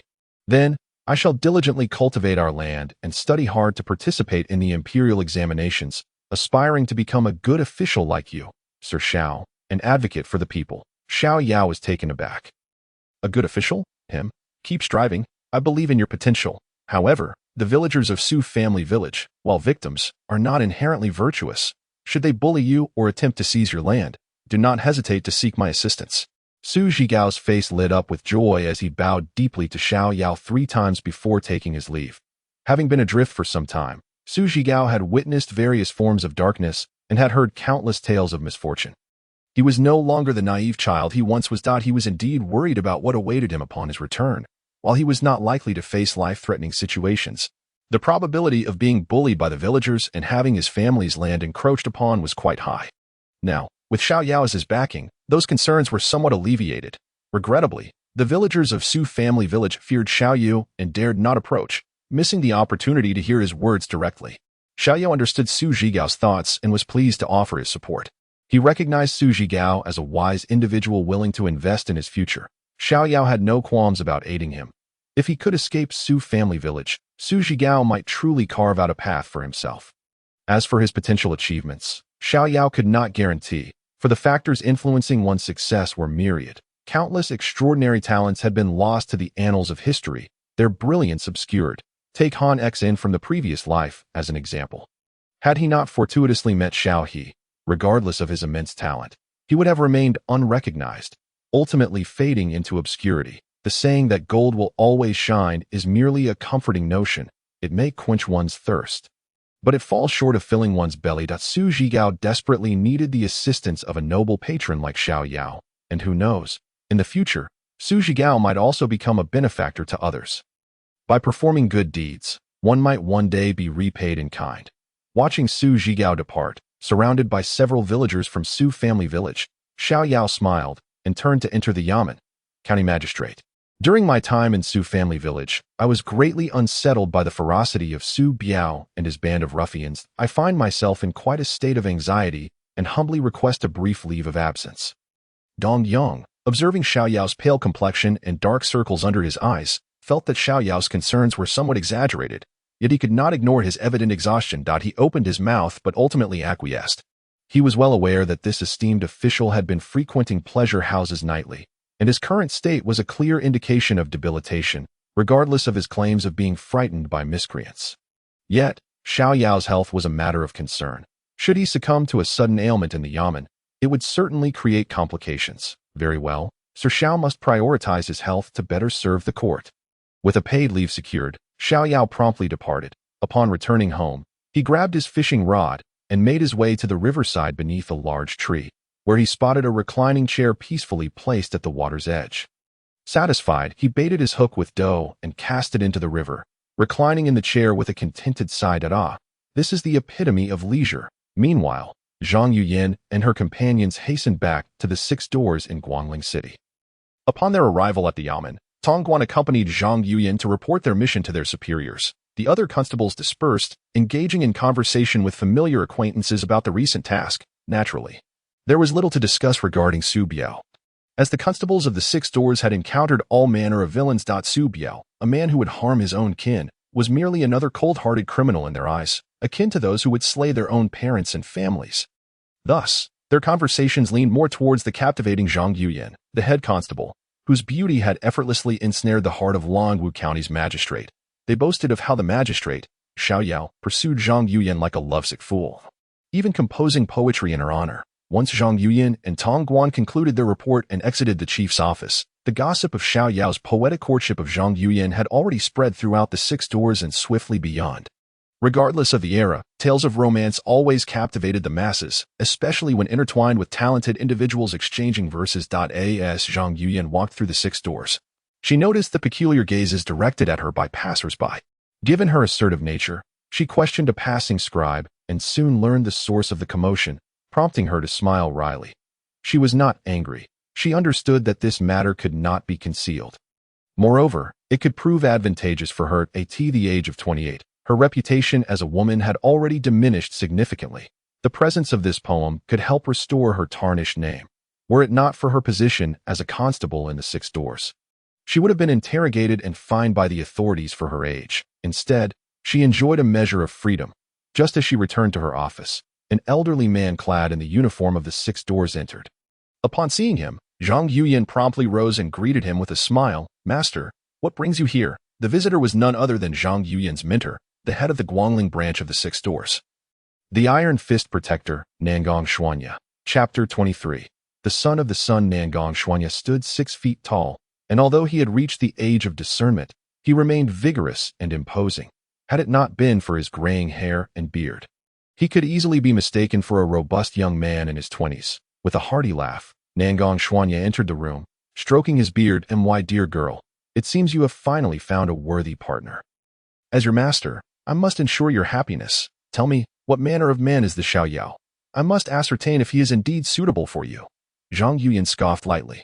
"Master, how can you be so influenced by the opinions of others? Truly, you ought to know better." Nangong Xuanya chuckled. "Child, look at this head of white hair. It is all due to my concerns for your romantic prospects. That boy you have always disdained. I have introduced you to countless suitors. Yet most of them you have driven away. Now, you insist on finding someone who pleases your eye and is sincere. So, what say you of this one?" Zhang Yuyan glanced at Nangong Xuanya's gray hair and sighed. Taking a seat beside him, "Master, I fear you may be disappointed. He is merely a dandy. While he possesses some talent, he lacks martial skills and leads a dissipated lifestyle, truly not the type of man one would consider suitable. On the way back, I casually inquired and learned that he spends his nights in the pleasure houses of Longwu County, singing and reveling." Nangong Xuanya was taken aback. "Surely not. The Xiao Yao, I have encountered him before. A few months ago, he was the secretary to the governor. However, due to his reserved nature and inflexibility, he fell out of favor and was subsequently demoted to this position in Longwu County. Could it be that this setback has led to a drastic change in his character? What a pity." Zhang Yuyan had not anticipated that her master would know this flamboyant character. How could that be? "His demeanor is frivolous, his words impertinent, and his actions lacking in decorum, that I have seen no trace of the integrity you claim he possesses." The two exchanged glances, feeling a sense of dissonance. They were speaking of the same person, yet had witnessed only fragments of his character, leading to conflicting perceptions.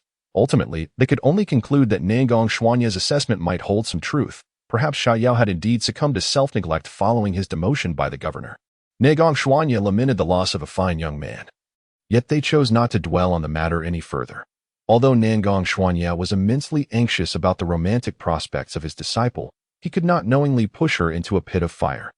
This time, due to that exquisite piece of work, it is likely that you will soon become renowned throughout Guangling County, and who knows how many talented suitors will be drawn to you. Perhaps it is wise to take this opportunity to make a discerning choice. After all, one cannot truly spend a lifetime in solitude. Zhang Yuyan opened her mouth to refuse, but ultimately nodded in agreement. As a woman, regardless of her strong will, she must eventually marry. The Zhang family now had only her left. She must ensure the continuation of the family line. Seeing Zhang Yuyan acquiesce, Nangong Xuanya was overjoyed. Coincidentally, this year marks the imperial examination year, and once the provincial exams conclude in a few months, I shall ensure your name is known, and perhaps find you a scholarly husband. If it succeeds, I will have done right by you and your parents." Zhang Yuyan nodded, and despite being 28, she couldn't help but blush. Xiao Yu was still unaware that he might end up being someone else's wedding garment. Even if he knew, he would not care. For Xiao Yao, women and beauty were of little concern. Regarding Zhang Yuyan, his intentions were purely carnal. In his previous life, he never believed in the elusive notion of love. How many celebrated love stories had he seen that did not end in separation? Hence, Xiao Yao's affection for women was reduced to 2 categories: the beautiful and the young. His desire was purely physical, devoid of emotional entanglement. Therefore, if he could win a beauty's heart with a poem, splendid. If not, it mattered not. His strategy was to cast a wide net. With so many beauties in the world, he was bound to catch a few simple-minded ones. The case of Su Biao had a significant impact in Longwu County. After all, in this era, there was little in the way of news and entertainment. Yet, as days passed, the incident gradually faded from public memory. Seldom discussed, the topic was replaced by the recent uproar surrounding the bloodletter incident at the Jin Wangfu in Guangling City. The matter was not complicated. Not long ago, the Jin Wangfu received a blood-written invitation, declaring that on the 15th of August, there would be a bloodbath at the Jin Wangfu to avenge a father. As the date approached, the chatter grew more fervent, though Xiao Yao was indifferent to it. After all, there were still 2 months until the 15th of August. Finally, he would be able to draw his superpower for the first time. After lounging about for 3 or 4 months, he had finally amassed 1,000 points of lazy value by mid-June this year. He sent Chi Feng to the martial arts school to learn combat skills. In his courtyard, Xiao Yao set up an incense altar and a makeshift shrine, arranging everything with reverence. Taking a deep breath, he lit 3 sticks of incense and bowed 3 times before the plaque inscribed with the words "O Huang." Glancing up at the system's spinning wheel, which displayed Batman versus Superman, he swallowed hard. Xiao Yao's heart raced with excitement.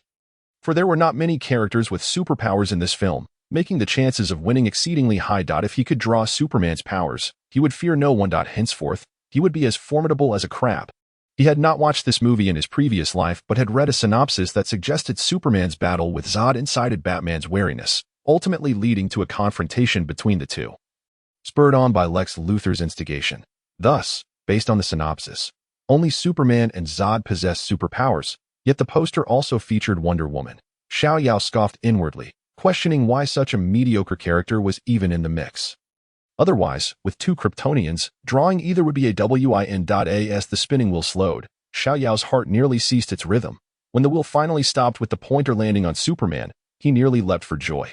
Before he could fully register the moment, his vision blurred, and he found himself gazing upon an endless sea of clouds where a caped figure stood majestically, gazing at the sun. Suddenly, Superman turned to look at him and flew toward him rapidly.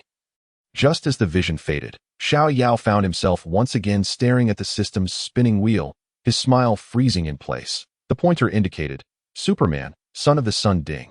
Congratulations, host. You have acquired the superpower of Superman. Son of the sun ding. Congratulations, host. You have unlocked the superpower personal panel." Chapter 24. Mother no longer needs to worry about my kidney deficiency. I actually drew it. Xiao Yao was elated, leaping 3 feet into the air in his small courtyard, dancing about and making exclamations of joy. After some time, he finally regained his composure. Wait a minute. Even though he had drawn Superman's superpower, why did it seem like nothing had changed? He accessed his system panel. Host, Xiao Yao. Age, 23 years. Attributes, strength, 6 points. Speed, 3 points. Spirit, 18 points. Constitution, 5 points. Current life value status, 70. Warning, host body is severely deficient in kidney energy. Current stamina value status, 50. Warning, kidney deficiency has led to abnormal stamina levels. Note, normal healthy adult males typically average around 10 points in all attributes. Skills, Son of the Sun skill level. Level 1 skill description. Gaining strength from sunlight. Mother no longer needs to worry about my kidney deficiency. Skill upgrade conditions. 1 skill point or 1 fragment of the Sun skill. Skill effect 1. Attributes, except for spirit, can be raised to a maximum of 50 points. Skill effect 2. Under sunlight, your recovery ability will be 3 times that of an average human. Skill effect 3. Under sunlight, your stamina recovery rate will be 5 times that of an average human. Silence. An extended silence. Xiao Yao quietly closed the panel. He was immensely relieved that the content on the panel was visible only to him. Otherwise, he would certainly take the system to court for slandering his kidney health. What a ridiculous notion. Sighing, Xiao Yao began to tidy up his belongings. Upon witnessing the illusion of Superman, he felt as though his path to invincibility had been opened. Yet, he did not anticipate that the system would be so underwhelming, not offering a perfect superpower, but instead one with levels. A level 1 Son of the Sun powerful. Certainly, just basking in sunlight to grow stronger was tailor-made for someone like him, who preferred to lounge about. However, due to it being only level 1, This superpower would allow him to be at most 5 times stronger than an ordinary adult male, in a low martial world. That would suffice. But in a high martial world, being 5 times stronger than an ordinary adult was hardly impressive. Thus, he might as well continue to bide his time. Xiao Yao had never contemplated wandering the world. Engaging in life and death struggles in the brothel, the guests who had stayed overnight had all departed. After washing up, the courtesans either daydreamed or gathered to chat. They remarked on the recent absence of Xiao Yi, who used to visit daily. Who knows? Perhaps he has grown tired of it or has taken a liking to a particular girl. No. Do you think it's possible he is seeking a divine doctor? You may not have noticed, but Xiao Yi has been increasingly unwell lately. It is possible he is indeed not well. Xiao Yao finished tidying up, shouldering his fishing rod, and was about to find his throne to comfortably bask in the sun for the day. He had planned to move the chair a bit to better soak up the sunlight. Just as he was about to step out, there was a knock at the door. Opening it, he found the smiling Cui Zilu, and he felt utterly speechless. He couldn't discern what this fellow was up to. When they first met, he had seemed in a hurry, yet now he lingered, for the past 2 to 3 months. Cui Zilu had been coming to chat with him, discussing everything from court decrees to tales from the martial world. Were it not for Cui Zilu's keen sense of propriety and his consistent offerings of fine food and drink, Xiao Yao would have been disinclined to engage a top-tier scholar from the 21st century. Although he could not rival these ancient individuals in classical texts, his breadth of knowledge far surpassed theirs.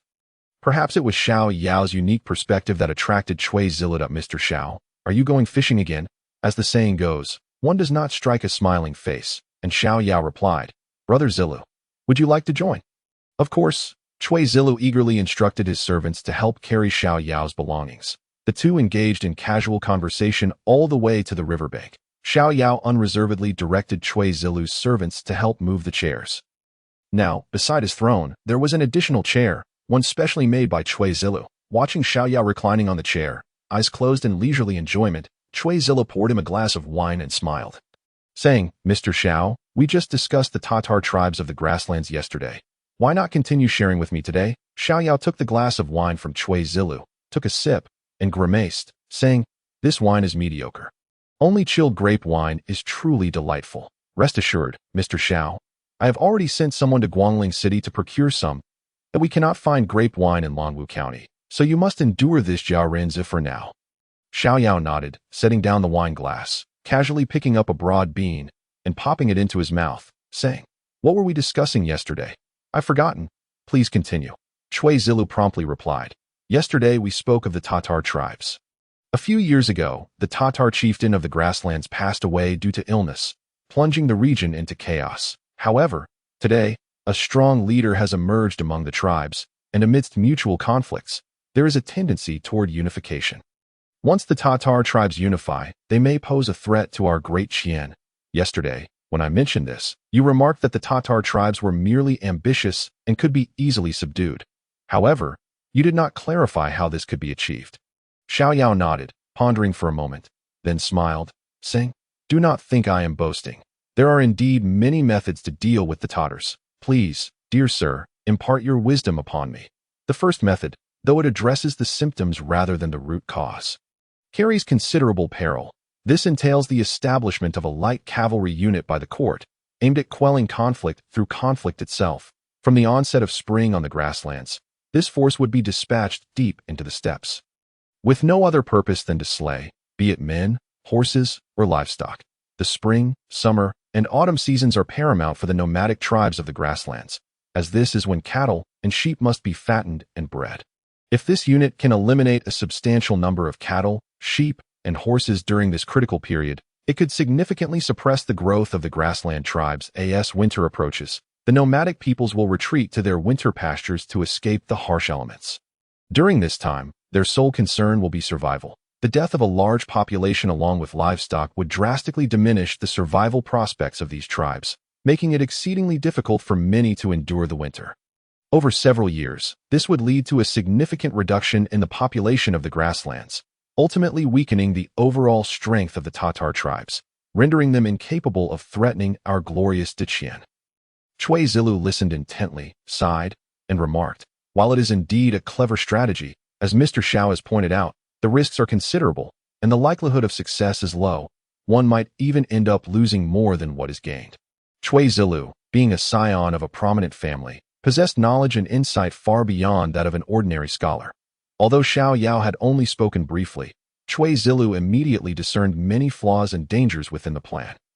Xiao Yao nodded, pleased with Cui Zilu's response, recognizing him as a sharp mind. Stretching lazily, after basking in the sun for a while, Xiao Yao felt an invigorating sense of comfort, particularly as he could distinctly sense his nearly exhausted kidneys rejoicing and regaining vitality. Chapter 25. Full of confidence otherwise, why would I suggest that it merely addresses the symptoms and carries significant risk? The grasslands are vast and incredibly easy to navigate poorly, although Deqian is not lacking in warhorses. The soldiers are unfamiliar with the geography and climate of the steppes. If this method were to be employed, it would be essential to secure guides in advance, along with soldiers possessing unwavering courage to carry it out. This approach has both its merits and drawbacks. The advantage lies in the minimal resources required for a small unit: food, supplies, and arms, thus imposing a light burden on the court and allowing for a considerable margin of error. The strategic objective of this method is also exceedingly clear. It is one of disruption. In the grasslands, we are oblivious to the whereabouts of the tribes, and similarly, they are unaware of our forces. We do not require our soldiers to achieve victory in every engagement or to annihilate the enemy completely. Rather, we aim to diminish the living population of the tribes as much as possible. Engage if we can win, retreat if we cannot, maximizing our mobility. Furthermore, our targets are not the large nomadic tribes, but rather the smaller ones. At the outset of this plan, circumstances would favor us. For the nomadic nature of the tribes makes it challenging to establish effective governance among them, leading to great uncertainty in the relationships between different tribes. This raises a question, Brother Zilu.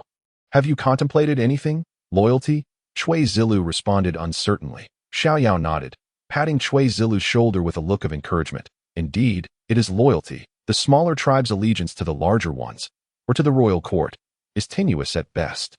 This dilemma is one that any ruler of the grassland court cannot resolve. But what does this have to do with us? Xiao Yao smiled confidently, replying, of course, this forms the foundation of the proposal I have presented. Now, consider this. If you were the ruler of the grassland court, how would you address or enhance the loyalty of the smaller tribes? Cui Zilu pondered for a long while, shaking his head with a wry smile. The Tatars of the grasslands, though deemed barbarians, occasionally produce extraordinary leaders who cannot solve issues even they face. How could he hope to find a solution? Xiao Yao chuckled. It is quite simple, by increasing the smaller tribe's dependency on the royal court.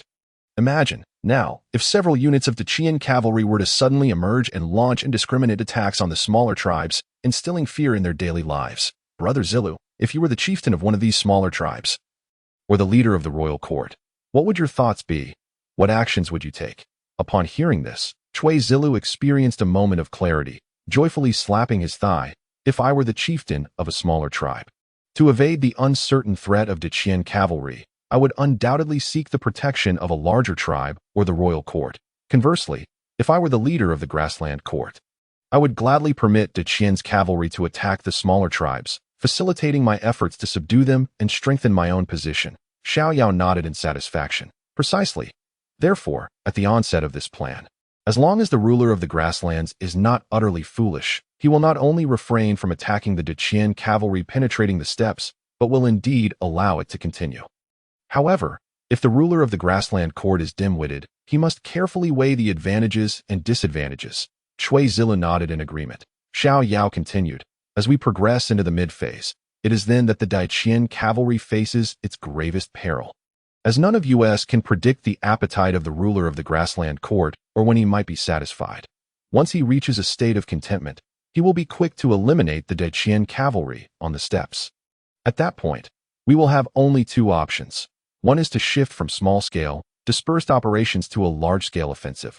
The other is to deploy new forces, altering our objectives to destroy pastures and poison water sources, thereby resulting in mass livestock fatalities. Cui Zilu gasped in astonishment. He understood the first approach of large-scale offensives, but after brief contemplation, he grasped Xiao Yao's intent with the second strategy and could not help but marvel at its ruthlessness. Initially, by disrupting the smaller tribes, it would compel them to seek refuge with the royal court. This would consolidate the dispersed grassland tribes, seemingly enhancing the power of the grassland court in the short term. However, the influx of population and livestock would drastically increase the demand for resources and water at this juncture. If we were to destroy the grazing lands and poison the water sources, it would leave countless cattle, sheep, and horses without sustenance, while poisoned water would spell doom for both man and beast. This would plunge the already resource-deprived grassland court into a food crisis. At this point, the Tatars of the grasslands would have only two methods to address this predicament. One is the mass slaughter of livestock, discarding or killing superfluous herders and swiftly migrating to new pastures. The other is to engage in a desperate struggle, as in times past, attacking Deqian and employing warfare to sustain themselves. However, all of this falls precisely within Xiao Yao's calculations. In the event of migration, Deqian's small units would continue to ravage pastures and poison water sources. Should they attack Deqian, they would find it well prepared and fortified, with troops lying in wait. Regardless of the choice the Tatars make, it is a path to ruin.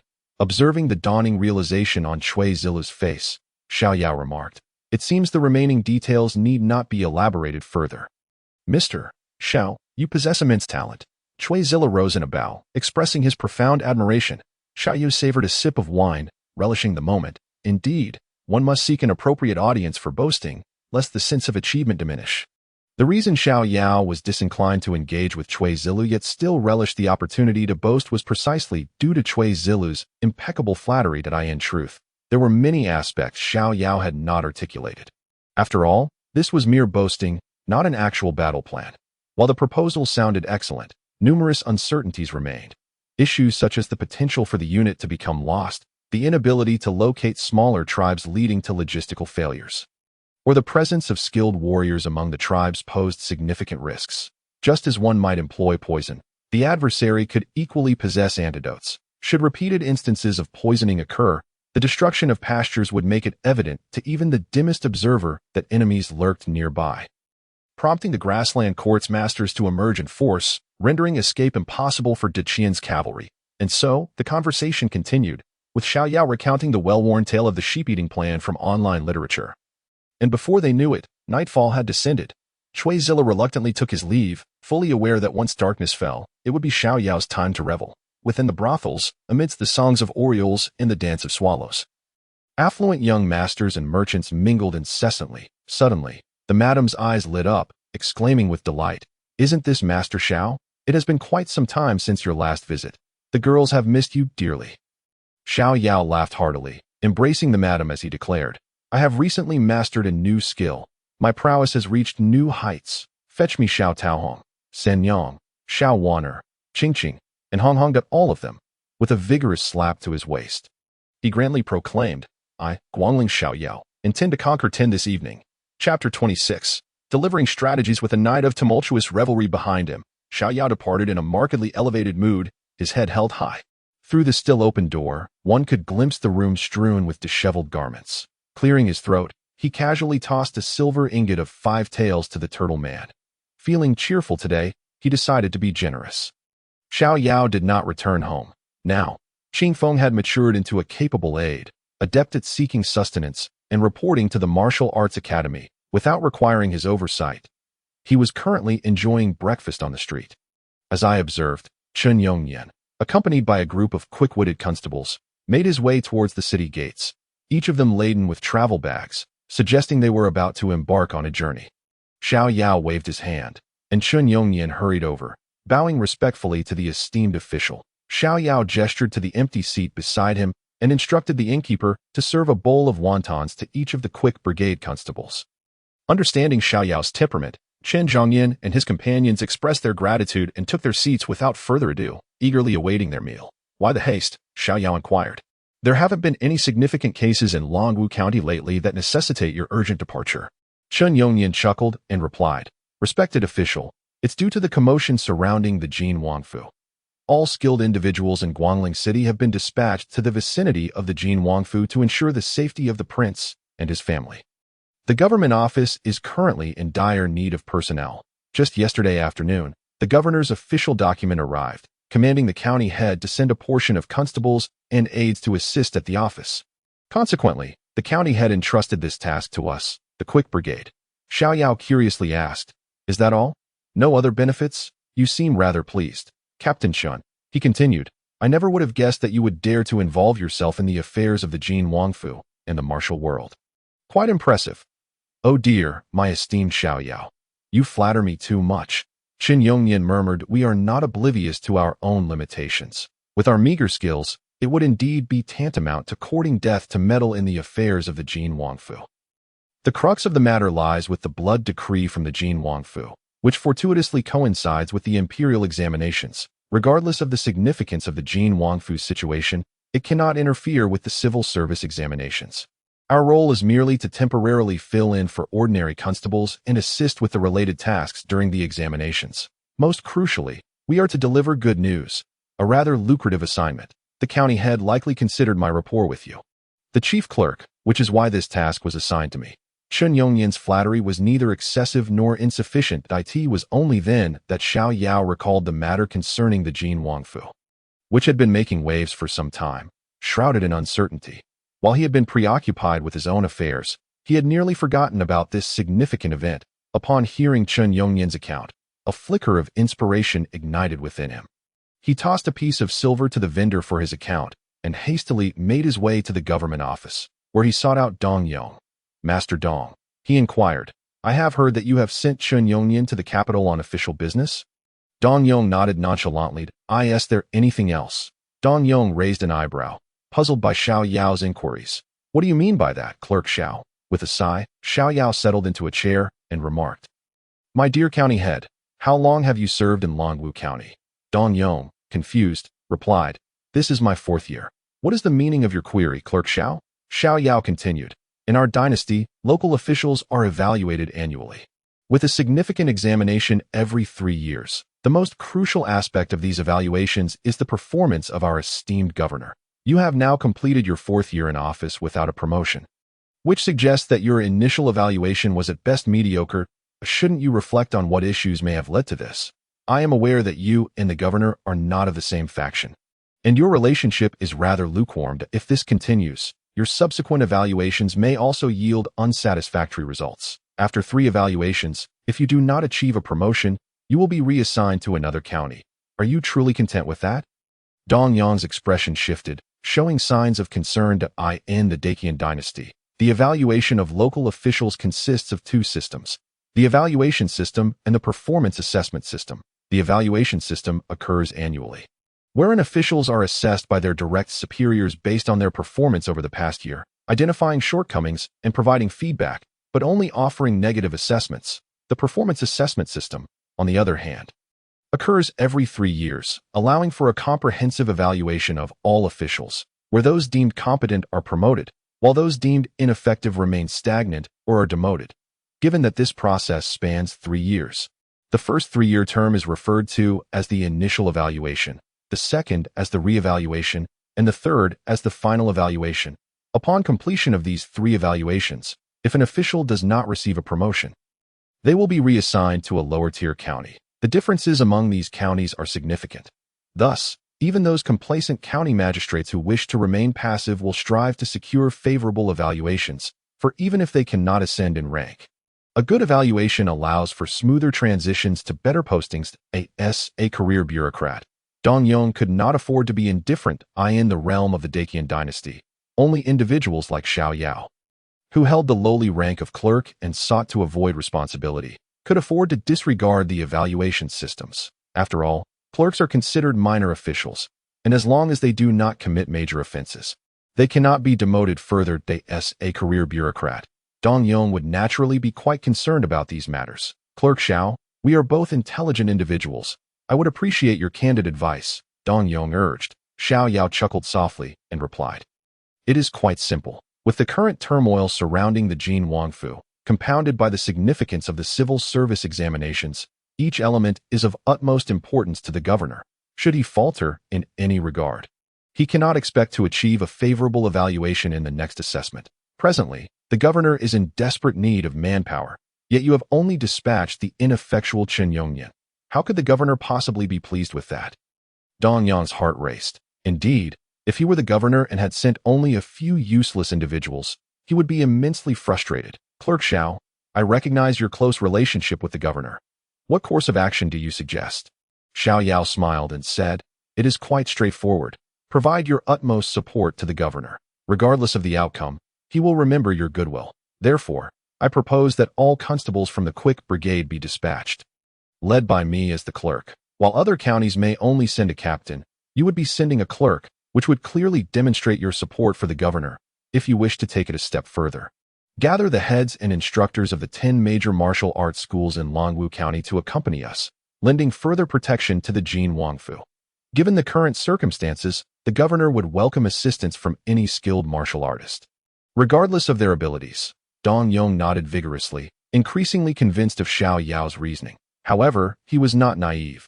He realized that while Xiao Yao's words held merit, he remained skeptical of his motives. Upon hearing Xiao Yao's suggestion to gather the martial arts masters to protect the Jin Wang, Dong Yong finally felt at ease. Recognizing that this was indeed Xiao Yao's true objective, he recalled vividly the events that had led to Xiao Yao's dramatic change in demeanor when he had been attacked by the martial arts masters of Longwu County.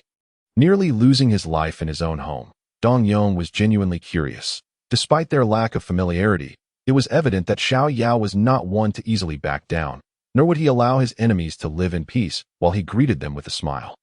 He sensed that Xiao Yao was plotting something, and now it was becoming clear. The Jin Wangfu was no ordinary place. It was the residence of a powerful prince, and within its walls, one would find numerous skilled retainers. Based on Dong Yong's understanding, any martial artist of note whom the Jin Wang could consider worthy of being a retainer would be at least a first-rate practitioner, with numerous extraordinary talents among them.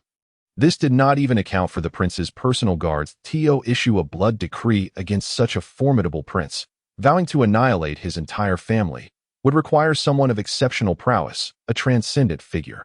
Even if rumors suggested that the individual behind the blood decree had reached an otherworldly realm, Dong Yong would believe it. This was precisely why he had been reluctant to get involved in this murky affair from the beginning. Even first-rate practitioners could easily become cannon fodder in the conflict at the Jin Wangfu, and the martial arts masters from Longwu County would likely not even be considered expendable. Xiao Yao was seeking to use this situation to eliminate his enemies.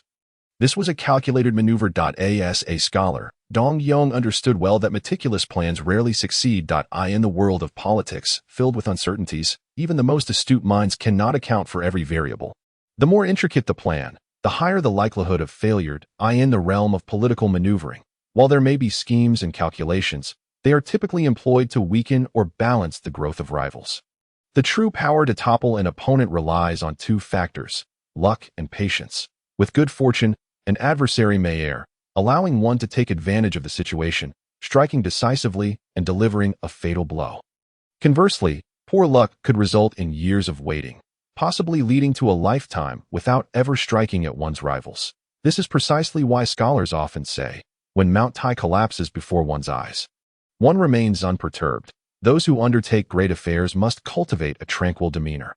Only through sufficient composure can one adeptly navigate misfortunes and salvage the situation. It is only with ample calmness that one possesses the patience to bide their time.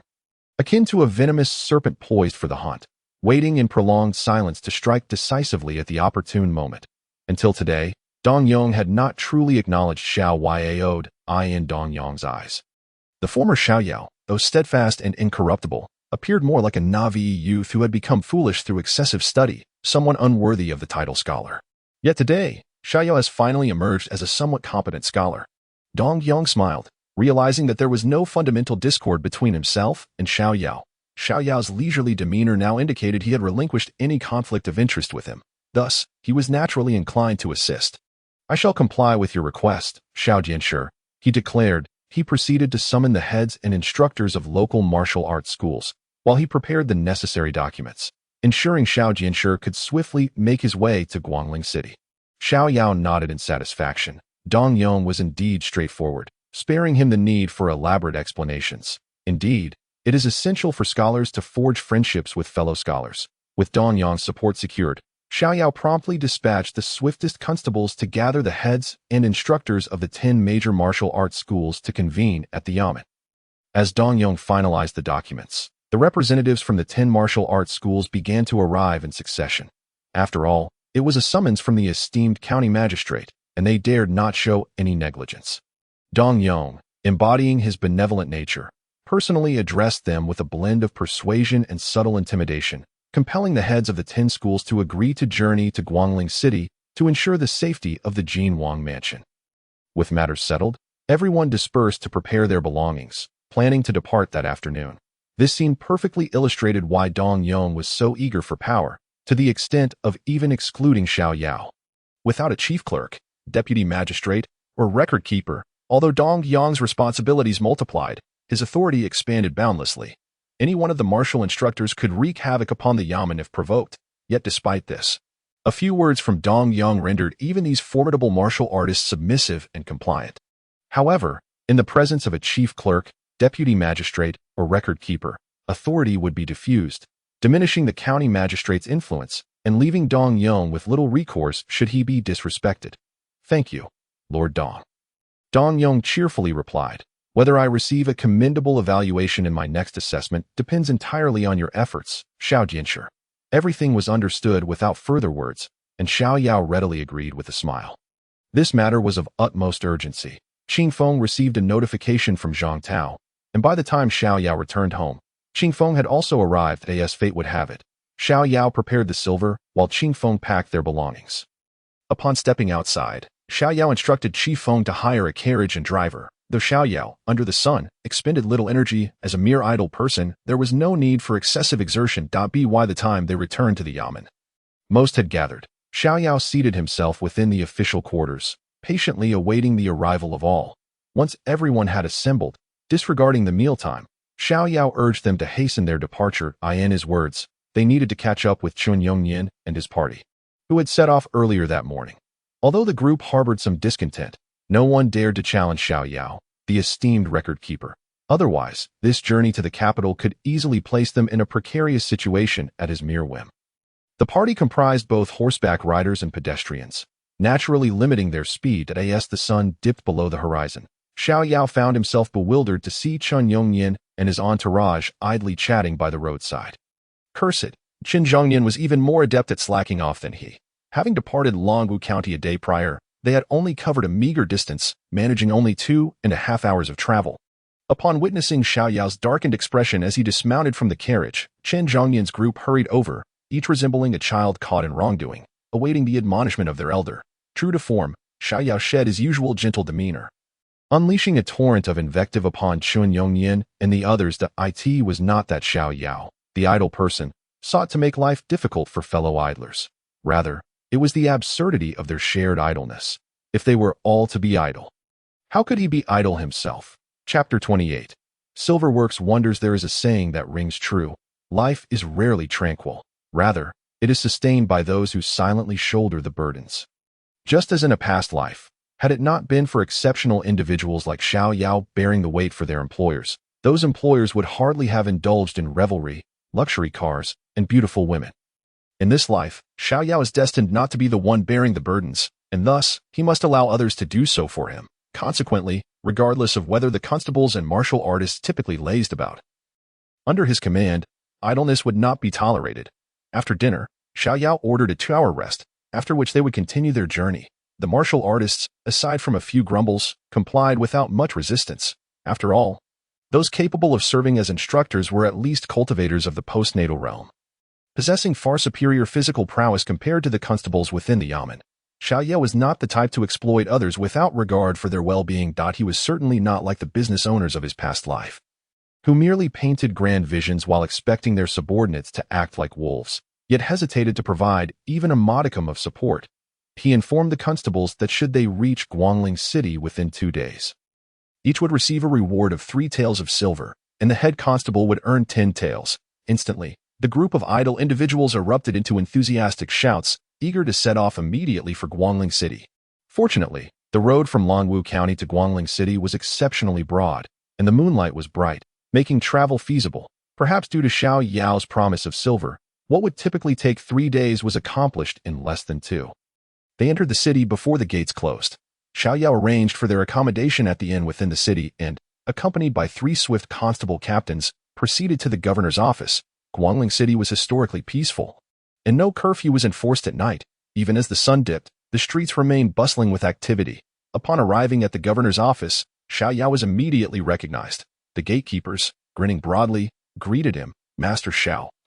Or rather, Lord Xiao, what brings you here? Observing their forced smiles, Xiao Yao discerned that the gatekeepers were ill-prepared for his visit.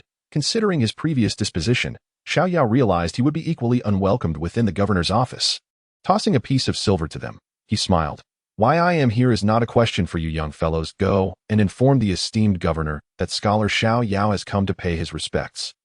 The gatekeepers glanced at the piece of silver, which was modest, merely a tael or so.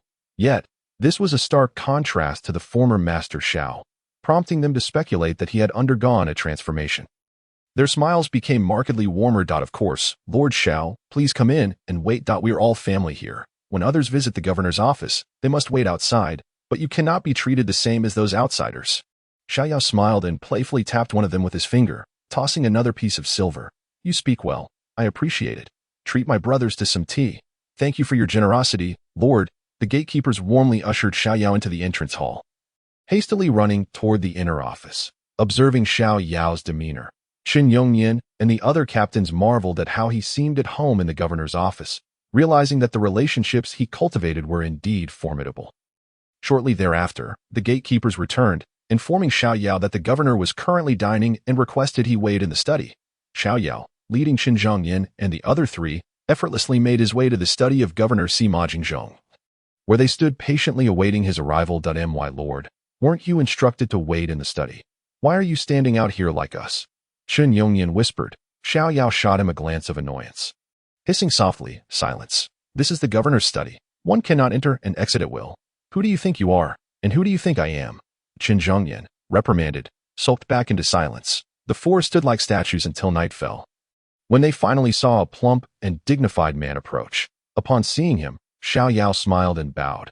I am Xiao Yao, the record keeper of Longwu County, sent by County Magistrate Dong Yong to report with 3 swift constable captains, 120 constables, and 48 righteous men from Longwu County, here to heed your commands, Governor. The newcomer was indeed Governor Sima Jinzhong, gazing at Xiao Yao, whom he had once regarded with disdain. Sima Jinzhong paused, sensing that the months apart had transformed Xiao Yao into a different person. Clearing his throat, he smiled warmly. Ah, it is you. It has been months. I have missed you greatly. How have you fared in Longwu County? Xiao Yao rose with a smile. Thank you for your concern. Esteemed teacher, I have learned much under the guidance of County Magistrate Dong, and I owe it all to your discerning eye in placing me with such a commendable mentor. Sima Jinzhong nodded, entering the study. Come in, please. Xiao Yao instructed Qin Yongyan and the others to remain outside while he hurriedly entered the study, closing the door behind him. Turning, he retrieved a brocade box from his sleeve and approached, placing it on the desk before Sima Jinzhong. Teacher, I am aware of your diligent governance and care for the people, and I have been quite concerned for your well-being. This is a small token of my appreciation to help bolster your health. Please do not refuse. Sima Jinzhong was momentarily taken aback, scrutinizing Xiao Yao for a long while before breaking into hearty laughter. Zio, you have indeed matured significantly. As your teacher, I am genuinely delighted for you. As he spoke, Sima Jinzhong opened the box to reveal a ginseng root, which appeared to be of ordinary quality. However, that was not the crux of the matter. Beneath the ginseng lay a neatly folded silver note, clearly inscribed with the words 100 taels. Given its thickness, it was likely 2 or 3 notes, the child worthy of teaching. Sima Jinzhong felt an overwhelming sense of satisfaction. Had Xiao Yao possessed such clarity of thought back then? How could he have recommended himself for the unremarkable position of a clerk? It would have been far more prudent to have spent a couple of years by his side, and then to have recommended him for a post as a chief clerk or a county deputy. Should he rise in rank, a recommendation for the position of county magistrate would certainly have been within reach. Yet, it matters little now. With his keen intellect, he is poised to achieve a commendable score in this examination, which could elevate him to the position of county deputy, thereby granting him a respectable standing. Sima Jinzhong mused to himself as he closed the box and set it aside casually. You are a student of this office. There is no need for such formality. Please sit. Xiao Yao sighed, realizing the power of gold, as Sima Jinzhong's demeanor instantly warmed by threefold.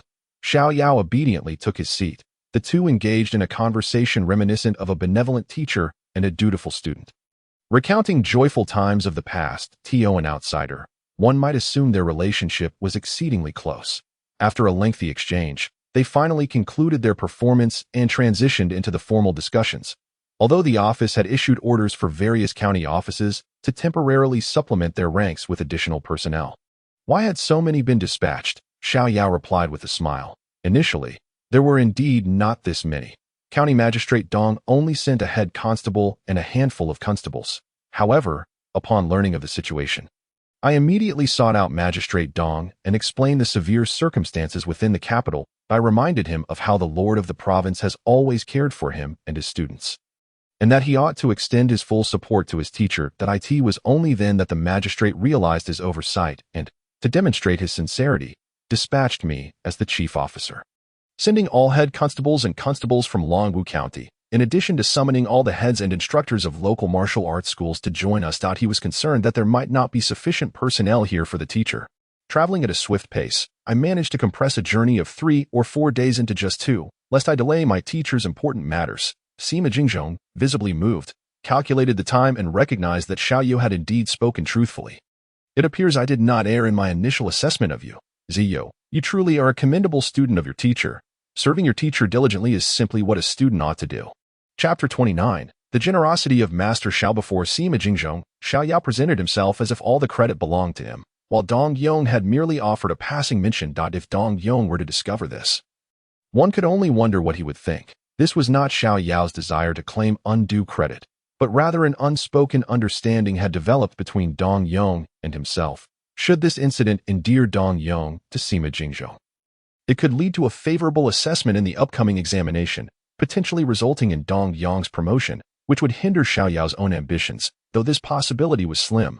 Given that Dong Yong was not particularly close to Sima Jingzhong and had not offered any bribes, one could not rule out the chance that Sima Jingzhong might seize the opportunity to forge a connection with Dong Yong while securing a compliant subordinate in the process. Teacher, the head constables and constables I brought are well arranged. However, there are still over 40 martial artists without official status. If they were to enter the office, it could raise suspicions. What do you think about arranging them around the outskirts of the prince's residence? Upon hearing this, Sima Jingzhong furrowed his brow and fell silent. Xiao Yao continued. Teacher, the matters concerning the prince are of great significance, while you are a high-ranking official and should not appear too close to the princely family. The prince is, after all, of imperial lineage. Should any incident occur, the court may not hesitate to hold you accountable, although you have already arranged for a considerable number of constables and head constables. Who knows what caliber of individuals they are? You have done your utmost by also incorporating many martial artists from the rivers and lakes that in such a case, even if the prince were to encounter misfortune, the emperor could not overly pursue accountability for your actions. After all, we scholars are hardly adept at gauging the prowess of martial artists. If these martial artists fail to protect the prince, the fault does not lie with us at most. We would simply have to deal with the repercussions by dismissing those who failed to safeguard the prince. Xiao Yao meticulously analyzed the pros and cons for Sima Jingzhong. The latter did not object, but listened patiently, his eyes lighting up as he nodded repeatedly. In the realm of governance, is it not the case that one's abilities are not as scrutinized as one's attitude? Should the prince indeed meet with harm, Sima Jingzhong could easily deflect blame by citing the circumstances as a mere civil servant. His most capable subordinates were the constables he had already dispatched. Moreover, he had personally invested funds to recruit local martial arts instructors, demonstrating his earnest intentions. If the court were to question him, he would have the support of the entire court, as no one would dare oppose him. Could a mere emperor truly believe he wields absolute authority to act at will? Sima Jingzhong regarded Xiao Yao with immense satisfaction, genuinely impressed, stating, Xiao, you have truly grasped the principles of governance. I am most pleased. Let us proceed as you suggest. Tomorrow, I will prepare the official documents, and you shall take these martial artists to Lushan Men. As for the rest, you need not concern yourself with it. This is also an opportune moment for you to meet your fair companion. Fair companion. Xiao Yao was momentarily taken aback, then offered a bashful smile. How did the teacher know? Xiao Yao feigned surprise. Sima Jingzhong laughed heartily, saying, the poem you composed for Zhang Yuyan has already gained fame throughout Guangling, and I hear it has spread to other provinces. Who in Guangling City is unaware that the clerk from Longwu County holds a special affection for the head constable of Lushan Men? Ah, How utterly embarrassing for the student. Though he spoke of embarrassment, Xiao Yao's expression was one of pride. It is high time you took a well-deserved rest after your diligent efforts in Longwu County. Especially now that you have gained some recognition in the time to come, you shall receive numerous invitations, as the provincial examination approaches, and the number of scholars in the city is anything but ordinary. No longer the rigid and pedantic figure of the past, Xiao Yao had won Sima Jingzhong's favor, and their conversation flowed for 2 to 3 hours. It was only when Sima Jingzhong's steward arrived at the behest of the lady of the house that Xiao Yao reluctantly took his leave.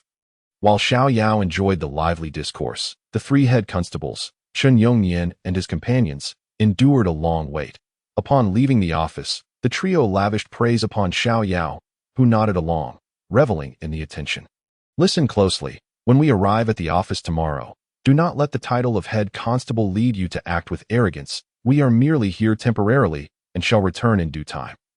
Do not engage in conflict with the office staff. This is not Longwu County. The waters run deep here, and the relationships are complex. Offending even a seemingly inconsequential clerk could lead to dire consequences. However, with this official's protection, you need not be overly cautious. Should any conflict arise, inform me, and I shall advocate on your behalf. Xiao Yao, like a doting elder, listened to the head constable's flattery while advising them on how to conduct themselves. My lord, is this not the way to the post house? Xiao Yao smiled without replying, leading the 3 into a tavern where he reserved a few tables and instructed the staff to deliver the meals to the post house. While he and Chen Zhongyan leisurely strolled into a vibrant entertainment district, the sight was enough to leave the 3 inexperienced head constables wide-eyed. A long street was lined with 7 or 8 brothels along the riverside, each featuring beautiful courtesans leaning against the railings, their alluring glances captivating the hearts of Chen Yongnian and his companions. They gazed upon the boats adorned with red lanterns gliding along the not-too-wide river. They beheld fishermen dressed revealingly, some dancing gracefully, others singing melodiously, with the sounds of pipa and chin resonating in the air. The 3 head constables felt as though they could scarcely take it all in. In Longwu County, they were accustomed to a single establishment masquerading as a brothel, but here, the courtesans exuded exceptional grace, dressed in long robes. In an instant, Chen Zhongyan and his companions felt a sense of inferiority wash over them. Come, why are you standing there?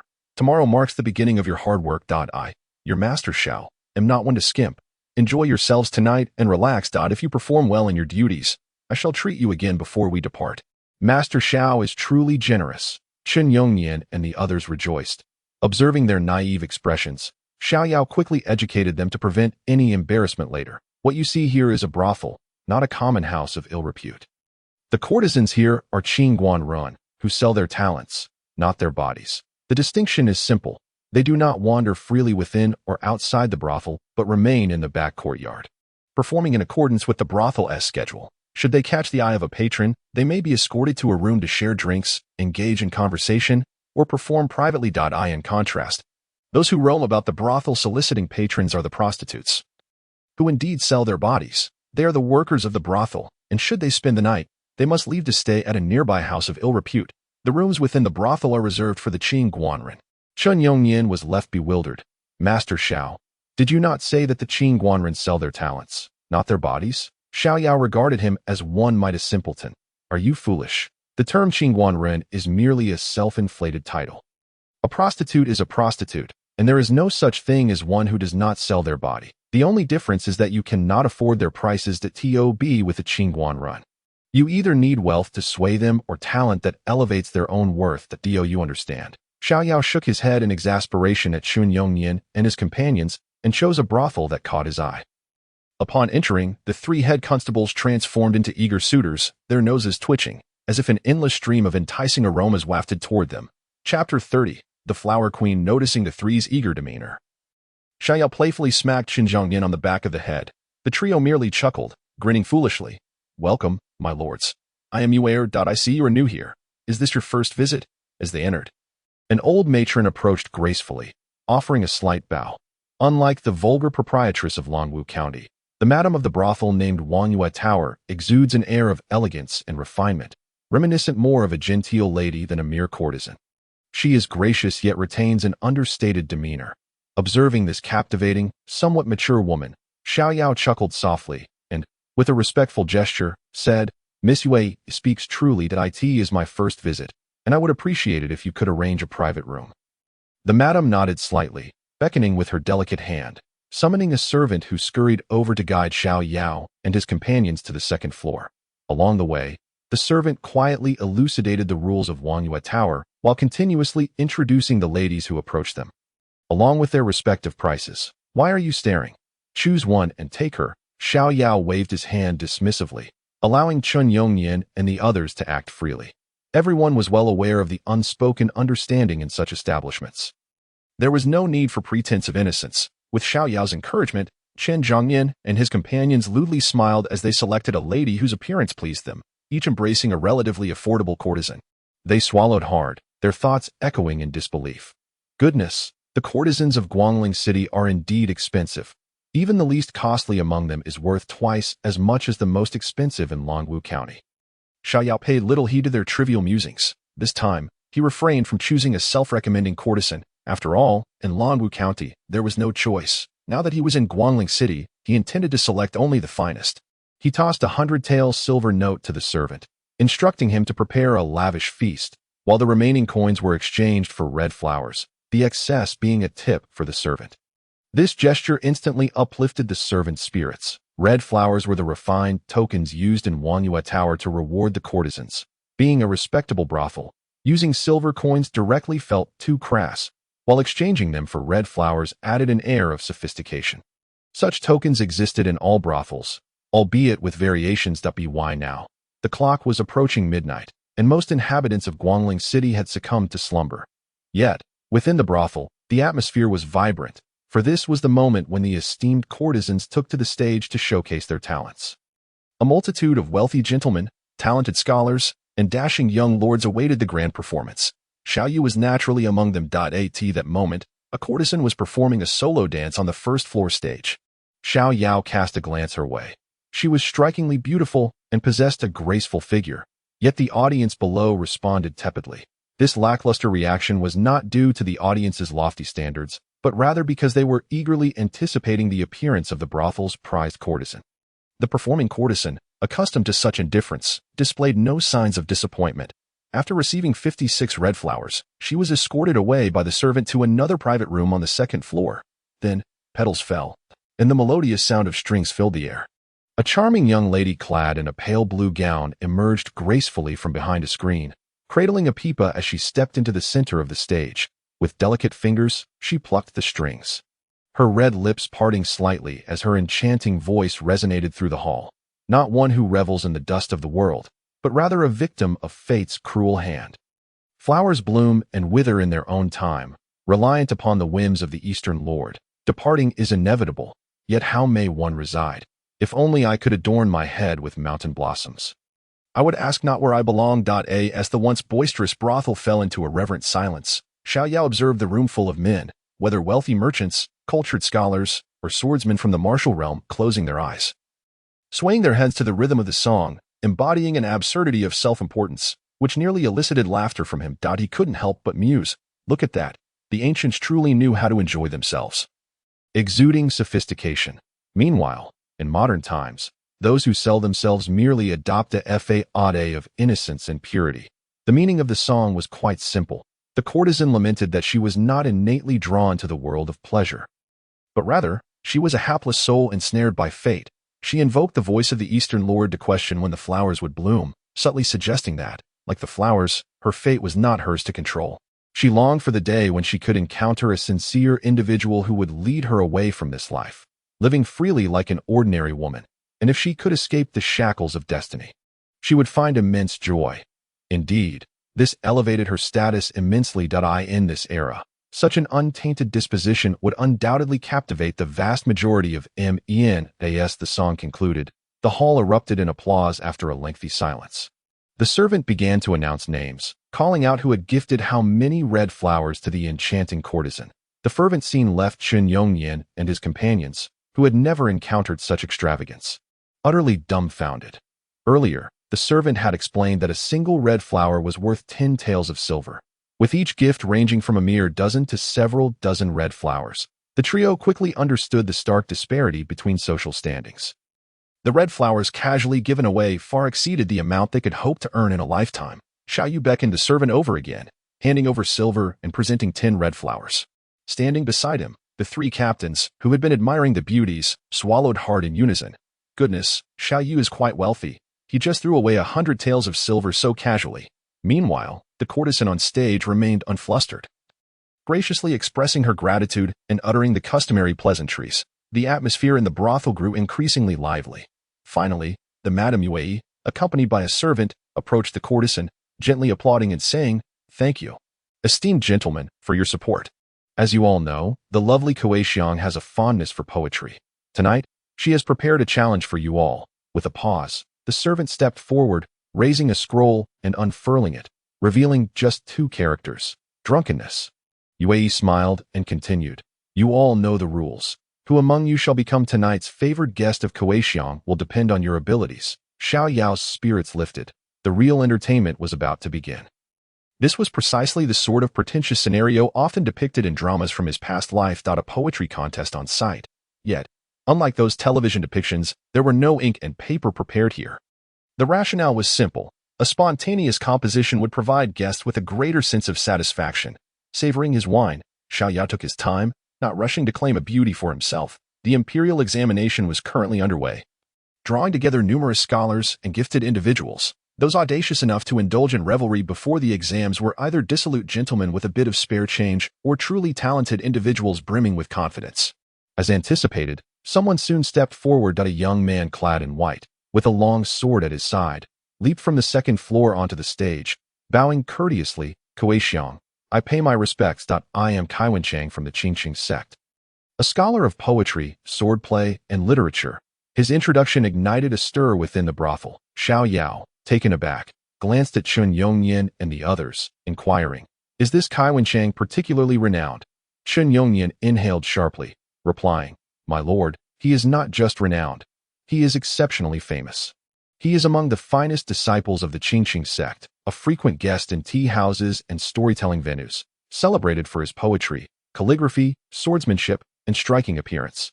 Not only does he enjoy a stellar reputation in the martial world, but he is also well regarded among scholars. A few years ago, he became a guest scholar at the Mu Wangfu. However, he has little interest in officialdom and has repeatedly declined their recommendations. Otherwise, he would undoubtedly have ascended the ranks by now." Nodding in understanding, Xiao Yao realized that within the martial community, Chang was among the most talented, and among scholars, he excelled in martial arts as well. Chapter 31. My lady, you think too much. It was apparent that Chang was a figure of considerable renown, as numerous scholars and martial artists stood to salute him. After some time, he finally turned his attention to Xiao. The already stunning Xiao, upon seeing Chang's handsome and refined demeanor, felt a blush creeping to her cheeks as she slightly bowed in acknowledgement. This sight stirred something within Chang's heart. "I have a poem I would like you to appreciate, dear Xiao," he declared, pacing the stage with an air of sophistication, as if crafting the perfect moment. "In deep cups of wine, old friends' hearts unite. Let us not refuse the drink when we meet. As you sing, I shall pour slowly. Loyal subjects shall die from their own desires. What do drunkenness and wakefulness quarrel about?" Upon finishing, he offered a slight bow. Xiao, contemplating the poem in her heart, grasped its meaning, her cheeks flushing with embarrassment. She thought to herself, "Truly, he is deserving of the title of the 3 absolutes in poetry, calligraphy, and swordsmanship." Though she felt quite pleased, it was still early in the contest, and she could not immediately settle on a choice. After expressing her thanks, she sent Chang off the stage. As he made his way to his chamber, he was greeted with admiration from many. Xiao Yao observed him with disdain, perceiving him as yet another lecherous man. His words about drinking and singing could not be more transparent. He was essentially declaring, "I have taken a liking to you and wish to bed you." How crude, how utterly vulgar. Xiao Yao was certainly not envious, absolutely not. As a time traveler, he was well aware of his own capabilities and could only mimic others to appear impressive. He was no match for someone with genuine talent. Unless he possessed a modicum of literary skill, he could not hope to outshine those scholars with grandiose phrases. Was Chang's poetry good? Of course. It was, but there is a saying, in literature, there is no first, in martial arts, there is no second. Even if Kai Wenchang was indeed impressive, it would not intimidate these scholars to the point of silence. Poetry, after all, is subjective. As long as the differences are not stark, it is challenging to ascertain who is superior. Moreover, even if he were truly lacking, what if Kuei Xiang happened to be blind to it? In the following moments, several individuals took turns composing poetry, including a number of middle-aged wealthy merchants and nobility, which amused Xiao Yao to no end. Watching the gentry struggle to recite their verses, it was evident to any observer that they had hastily purchased their compositions. However, this was an unspoken understanding. The brothel would never disallow such behavior, nor would they claim it was against the rules. After all, possessing wealth is also a form of talent. However, after tonight, Xiao Yu began to discern the disparity between the county town and the capital. Qi Wenchang's poetry was already of the highest caliber. Not only could it dazzle here, but it would also captivate audiences in the capital. Yet, there were still several literati whose verses were not inferior, and the difference was not particularly pronounced. Xiao Yao could see that at this moment. The lovely Kuei Xiang was ensnared in a dilemma, uncertain of whom to choose. If Xiao Yao did not intervene, it was highly likely that she would simply select the most renowned and wealthy among the scholars who had passed the preliminary selection. At this juncture, it had been quite some time since anyone had stepped forward to compose poetry. The brothel matron, Yue, softly inquired, "Might I ask if there are any young masters willing to take the stage? If not, Kuei Xiang would soon have to finalize her patron for the evening." Xiao Yao understood that the entertainment had come to a close, so he stood at the railing of the second-floor parlor and proclaimed loudly, "Please hold on. I have a poem to present to the lovely Kuei Xiang." His voice echoed. It drew countless gazes. Yue and Kuei Xiang turned to Xiao Yao, and Yue immediately recognized him as the newcomer who had arrived earlier that day. She smiled and said, "Might I ask you to share your name, young master?" Xiao Yao nodded and replied nonchalantly, "I am Xiao Yao. Courtesy name ZOU.IT is a pleasure to meet you, esteemed gentlemen." Xiao Yao was aware that when the courtesan posed a question for the patrons to compose poetry, it served not only to elevate her own stature, but also to promote the name of the poet, thus creating mutual benefit. Since he was to bring fame to the poet, it was only natural to inquire about names. After stating his name, whispers began to circulate within the establishment. Wealthy merchants and gentlemen had little impression of Xiao Yao, yet many of the literati present found the name strikingly familiar. Suddenly, someone stood up and asked, "May I inquire, Zio, are you the one who composed the verse that declares, 'I prefer martial garb to finery'?" From Longwu County. A reminder sparked recognition among the scholars present, who recalled where they had heard that name. This poem had stirred quite a commotion in Guangling City. Being fervently recited by many, it was said that within the 6 gates of Guangling, there was a beauty, unparalleled in grace, who preferred martial attire over extravagant garments. Rivaling even the finest of men, Xiao Yao had already learned from the governor, Sima Jingzhong, that his poetry was widely celebrated, and he smiled as he affirmed, indeed, that is eyed upon confirming his identity. Even Kuei Xiang's eyes brightened with admiration as she gazed at Xiao Yao. Master Xiao's name resounds like thunder, and for me to receive a poem from him is truly a stroke of fortune. I implore you to join me below for a gathering." Yue was beside herself with excitement.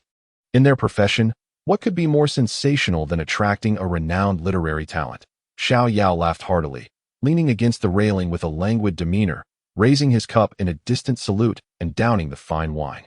This nonchalant display instantly garnered the admiration of numerous literati, who praised Xiao Yao for embodying the spirit of Wei Wu. No need for that. Kuei Xiang, please allow me to share a song with you. Taking a deep breath, Xiao Yao closed his eyes and began to sing gently. The west wind ages the Dongting waves. A knight of the Xiang lord turns hair to gray. The room of scholars nodded in approval. The opening lines were breathtaking, though tinged with sorrow. Before they could savor it further, Xiao Yao's voice rose with fervor. Drunk, unaware of the heavens and the waters, the boat laden with dreams presses against the starry river. In an instant, the entire brothel fell into a profound silence, soon followed by the sounds of cups clattering to the ground. "Bravo! Marvelous! Exquisite!" The chorus of praise erupted. Yet Xiao Yao maintained a slight tilt of his head. Eyes closed, seemingly lost in the dreamlike beauty of his own poetry. Qi Wenchang, still reeling from shock, dropped his wine cup, soaking his attire, and hurried to the railing, gazing at Xiao Yao with fervor. Meanwhile, Kuei Xiang stumbled, barely able to stand. As she looked toward Xiao Yao, it was as if she were viewing him through a myriad of enchanting filters, wondering how such an extraordinary man could exist. He hadn't even glanced at her. and she felt utterly enchanted. For onlookers, Xiao Yao had crafted an immortal masterpiece. Yet for Kuei Xiang, it held a deeper significance. The poem she had sung upon her entrance lamented her turbulent fate and expressed hope for a brighter future. In contrast, Xiao Yao's verse seemed to echo her despair and sorrow.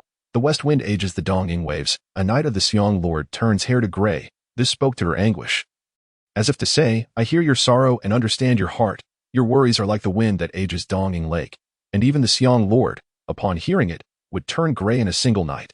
It hinted at her future, where youth would fade to white, and her destiny would be as unsettling as floating duckweed, evoking sadness for what lay ahead. The latter lines, to Kuei Xiang, suggested that this Master Xiao was lamenting his inability to rescue her from her dire fate. Resorting only to intoxication to drown his sorrows, immersing himself in a realm of dreamlike illusions, deceiving himself, singing of my own, not for the love of the world, but as if misled by prior ties. She sang, and Xiao Yao responded with the west wind ages the Dongting waves. Singing of my reliance on the Eastern Lord, she lamented, and Xiao Yao replied with a knight of the Xiong Lord turns hair to gray. Her yearning for the future was met with his understanding. Had Xiao Yao known Kuei Xiang's thoughts at that moment, he would surely have told her that in the world of his past life. There was a saying, in 1,000 eyes, there are 1,000 Hamlets. My dear girl, you are overthinking. I merely wish to share a bed with you, not to entwine our hearts. The internet at home is down. This chapter was typed on my phone, so there will only be one update today. Chapter 32. A half-hearted endeavor. A scoundrel must possess the awareness of a scoundrel. Xiao Yao never considered himself a virtuous man, nor did he feel bound by moral constraints. Why do so many men yearn for a chance to traverse time? Everyone knows the answer: to wield power over the world while indulging in the laps of beautiful women. Xiao Yao harbored little desire for power. He merely sought to revel in the company of many beauties. Whether through wealth or talent, any means to achieve his end sufficed. However, having received 9 years of compulsory education in the new era, Xiao Yu was not entirely devoid of principles. He would not resort to coercion. Observing Kuei Xiang's secretly yearning expression filled him with pride. Unsurprisingly, Xiao Yu successfully won the heart of the most beautiful flower of Wangwei Tower tonight. The sounds of envious congratulations echoed from both upstairs and downstairs, and Xiao Yao graciously returned their gestures. He then patiently awaited Kuei Xiang's summons. Just then, a boorish voice rang out. Wait a moment. Suddenly, a figure leaped from one of the second-floor parlors and landed on the stage, seizing Kuei Xiang's wrist. The crowd soon recognized him as a young man clad in Tatar attire, with dark skin and a slender frame, yet adorned in ostentatious jewels that appeared gaudy compared to the cultured gentlemen of Deqian. The matron, Yue, changed her expression and approached with a smile, saying, Young master, what are you doing? Kuei Xiang has already chosen her patron for the evening. Please release her. Before the Tatar youth could respond, the Deqian patrons erupted in outrage. Who is this barbarian from the steppes, daring to cause a ruckus in Deqian? Indeed, he is an uncivilized savage, behaving in a crude manner, resembling a wild beast. Look at his ridiculous assortment of jewelry. It's laughable. Even the monkeys of Deqian would not behave in such a manner. The Tatar youth, initially proud, darkened in countenance upon hearing the insults and jeers from the crowd that he bellowed in heavily accented Deqian. You insolent fools! Do you know who I am, to dare insult me? You wish to court death. He emphasized the words, I am the king. Naturally, Xiao Yao heard the meaning clearly but feigned ignorance, retorting, You rabid dog from the steppes, how dare you defile the women of Deqian? Do you think there are no men in Deqian? The expressions of all the Deqian men darkened at Xiao Yao's words. He had effectively bound all the men in the brothel to a moral obligation, while Kuei Xiang was merely a courtesan. Even as the top courtesan, she held a lowly status, and they had been entertained by the spectacle. However, now Xiao Yao implicated them all with a moral stick. If Kuei Xiang were forcibly taken by this barbarian tonight, all the men present would be ruined, becoming laughingstocks throughout Deqian. Especially for those with academic titles, they would never enter officialdom again.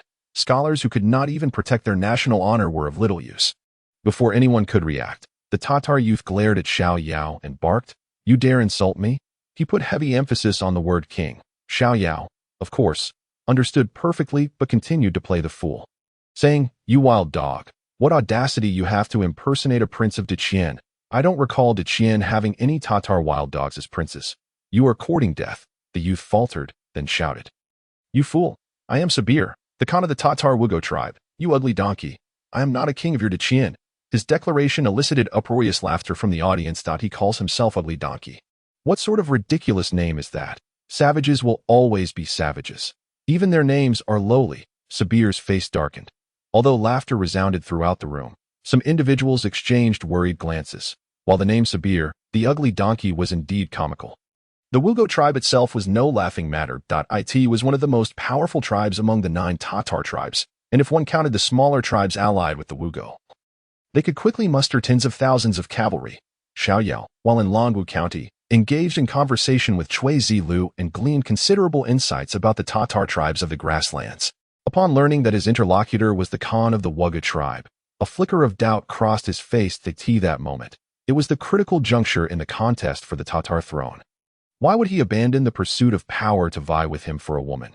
It was utterly preposterous. Xiao Yao waited for a lull in the commotion below before he chuckled and remarked, "I was wondering which barbarian from the grasslands dared to act so recklessly in our great Qian. It turns out to be the Khan of the Wugo tribe, one of the 9 Tatar factions. Nevertheless, I reiterate, no matter what title you hold, in my great Qian, you are no different from a mere swine. Should you not release your filthy hands, I assure you, the many gallant heroes within this Wangyue tower shall break your legs without hesitation." Sable, incensed, erupted into laughter, raising his hand to point at Xiao Yao, commanding his subordinates, "Dispose of him." The eyes of his 4 henchmen gleamed with murderous intent at his words. Observing this, Xiao Yao raised an eyebrow and swiftly reached into his bosom to retrieve a small seal. Admonishing, "Impudence! I am an official of the Great Qian Court. Do you dare commit murder? Are you not afraid of being unable to leave Guangling City?" The 4 Tatar warriors halted their actions, casting their gazes towards Sable. As Xiao Yao spoke, he held his head high, yet his eyes were fixed on Qi Wenchang, inwardly cursing, "You wretched creature, why do you not come forth to save me?" His audacity stemmed from the presence of the renowned Qi Wenchang in this brothel. Though uncertain of his ability to contend with these Tatars, he was nonetheless a celebrated young hero of the realm and a guest of the royal palace. As long as he proclaimed his official status, anyone could choose to refrain from aiding him, but Qi Wenchang could not. In matters of national significance, Qi Wenchang represented the royal house he served, rendering retreat impossible. Indeed, the next moment, Qi Wenchang's voice resounded, "My lord Xiao, do not be troubled. Qi Wenchang is here. No one shall harm you this night." As his words fell, a white figure swept through the air and landed beside Xiao Yao. Qi Wenchang had met Lord Xiao before. "Greetings, young Master Qi." Xiao Yao's anxious heart finally settled. Qi Wenchang nodded with a smile, then turned his attention downward, addressing Sable, "You Ugly Donkey Khan, this is Great Qian, that you may be a Tatar king. You are still bound to abide by our rules. Should you choose to act recklessly tonight, do not blame us, the gallant men of the realm, for taking issue with you." With Qi Wenchang's bold declaration, the gallant men within the brothel rose one by one, rallying behind him. It was evident that at a mere command from Qi Wenchang, they were prepared to engage in battle. Qi Wenchang smiled and clasped his hands, his face betraying a hint of pride. Despite his lack of verbal acknowledgement, Sable glanced at the dozen or so gallant men above and below, his expression one of indifference. Just as he was about to speak, a voice pierced the air, "What is your status? And what is that of my Khan? My Khan, your status is exalted. How can you engage in petty brawls with these vagabonds? Such actions would tarnish your dignity. Let us not stoop to the level of these lowly beings." Upon hearing this, Sable's expression shifted, and the words he had poised on his lips were swallowed back. With a cold snort, he released the hand of Kue Xiang and sauntered towards the exit of the brothel. Shortly after, an elderly man clad in tattered hemp robes, wielding a peculiar staff, trailed behind Sable, disappearing from sight. Witnessing Sable's abrupt departure, Qi Wenchang exhaled in relief and expressed gratitude to the righteous vagabonds for their intervention. Then he turned to Xiao Yao, saying, "My lord Xiao, please do not hold it against Qi for not intervening. It is not that I fear them, but the current situation on the grasslands is precarious. If we recklessly engage in personal conflict, it may disrupt Great Qian's strategic plans regarding the Tatars." Xiao Yao gazed at Qi Wenchang in astonishment that a vagabond and a guest of the Mu royal palace, ultimately just a martial artist, had now broached matters of state and the strategic positioning of the Tatar tribes against Great Qian. Such a dissonance was remarkable. "Young Master Qi, you too concern yourself with the affairs of the Tatar tribes?" Qi Wenchang chuckled, "My lord Xiao, you jest as a guest of the Mu royal palace, which oversees the defense of the grassland borders, It is only natural for me to be acquainted with such matters. Moreover, I have previously collaborated with the young prince to thwart several small incursions by the Tatars. Xiao Yao nodded, maintaining a calm facade while feeling a twinge of embarrassment that he realized this was his first exposure to the location of the Mu royal palace. Attributing his ignorance to the shallow knowledge of the original owner of this body, had he known where the Mu royal palace resided, he would not have questioned Qi Wenchang's awareness of Tatar affairs. Rapidly recalling the geographical context of Great Qian, he recognized that Guangling City was quite distant from the grasslands, situated in the northern heartland of the Central Plains, while the vast Tatar steppes lay to the northwest of Great Qian. Curious, he inquired, might I ask, young Master Qi, the purpose of your visit to Guangling City? Are you perhaps en route to the capital? Qi Wenchang smiled. My lord Xiao, your eloquence is unmatched, yet you seem somewhat oblivious to your surroundings. I am here on the orders of Prince Mu to guard the Jin Prince. Upon my arrival in Guangling City, I heard of your poetic works, which I have long admired. I never expected to encounter the illustrious creations of my lord Xiao today. Truly a stroke of fortune. Xiao Yao laughed heartily, replying, I had thought young Master Qi had come to keep an eye on Sabiel. That it is puzzling why he would venture to the Central Plains at such a critical juncture. Qi Wenchang surveyed the area, noting the three captains, Chun Yongnian and his companions, maintaining a respectful distance by the table. He then lowered his voice. While I am uncertain, his bold entrance into Guangling City suggests he followed the proper protocol for entering Great Qian. I surmise he seeks to leverage Great Qian's strength to reclaim dominance over the grasslands. Otherwise, given the Tatars' audacity, they would not have retreated so easily. Subsequently, Qi Wenchang recounted numerous instances of Tatar envoys wreaking havoc in Great Qian, each visit culminating in various legal disputes. Xiao Yu feigned indignation, cursing a few times before diverting the topic. My purpose in Guangling City also involves certain responsibilities, including safeguarding the Jin Prince's residence. We in Lanwu County have summoned local martial arts instructors and masters. Though their skills may be modest, their presence will surely alleviate some of the burdens of gallant individuals like yourself. Qi Wenchang smiled. That is splendid. To be frank, the Jin Prince does not hold much trust in the guests of the Mu Royal Palace. We are also tasked with perimeter patrols. Together, we shall advance in unity. He then pondered aloud, yet, I am curious about the circumstances surrounding the Jin Prince's residence. What audacious individuals dare to threaten the Jin Prince with bloodletters? After a moment's contemplation, Qi Wenchang whispered, It is best we refrain from discussing the details. This matter pertains to a royal scandal that has claimed many lives in the past. It would be prudent to avoid such topics. It appeared that Qi Wenchang was well informed. Xiao Yao had no intention of delving deeper. His primary concern was to ascertain the level of danger surrounding the Jin Prince's residence. After all, the higher the stakes, the greater the likelihood of casualties among the martial arts masters of Lanwu County. Having gleaned a rough understanding of the situation from Qi Wenchang, Xiao Yao ceased his inquiries, inviting him to share a drink. Chan Zhongyan and his companions, cautious, remained silent, not daring to interject. After several rounds of drinks, Xiao Yu bid farewell to Qi Wenchang, allowing Chan Zhongyan and his companions to escort their chosen companions while he sought his own pleasures. Meanwhile, Gui Nu had been waiting patiently, standing at the entrance, hesitant to interrupt Xiao Yao's conversation with Qi Wenchang. Only then did he muster the courage to approach, saying, My lord, Kuei Xiang has prepared food and drink for you in the room. Eagerly awaiting your company, lead the way. Today had been quite an endeavor, and Xiao Yao was determined not to let this opportunity slip away. Following Gui Nu, he arrived at a small building by the riverside in the rear courtyard. Illuminated within, with the sound of a zither wafting through the air. My lord, Kuei Xiang is inside, having awaited your arrival for quite some time. Xiao Yao nodded, tossing a piece of silver to Gui Nu before striding forward to push open the door. Upon entering, he beheld an array of exquisite dishes and wine laid out on the table. Kuei Xiang sat by the riverside window, her fingers lightly dancing, her eyes, akin to flowing autumn waters, gazing at him with deep affection. Young master, Kuei Xiang's voice trembled with shyness. Her cheeks flushed. Xiao Yao chuckled heartily, closing the door behind him as he approached, bending down to envelop Kuei Xiang in his embrace. My lord, Yudashi stammered, taken aback. Xiao Yao grinned, locking eyes with her. Kuei Xiang, as they say, a moment of spring night is worth 1,000 gold pieces. The hour grows late. With that, he swept her off her feet in a princess carry. Ascending to the second floor, leaving her bewildered. Having been a courtesan for years, she had encountered many suitors, but never had she experienced such a straightforward and audacious approach. The night unfolded with tumultuous waves and crashing seas. Xiao Yao, invigorated by the attentions of Kuei Xiong, departed the small building, encountering the matron, Yu Yi, to whom he casually tossed 100 taels of silver as compensation for Kuei Xiong's time. With this payment made, Kuei Xiong would henceforth be exclusively his, no longer appearing to entertain clients. Unconcerned with whether the matron accepted or not, he exited the brothel, and no sooner had he stepped outside than a young man, resembling a servant, hurried to his side. "Young master, you have finally emerged." Upon seeing the young man, Xiao Yu paused, then recalled who he was. He was Xiao Yao's father, Xiao Yuxing's attendant, the son of the family steward.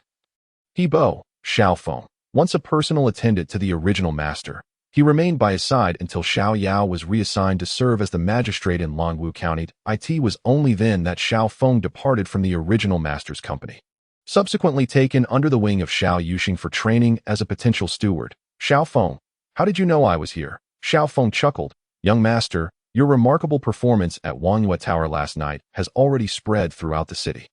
Naturally, my father is aware too, and he has sent me to await your return home."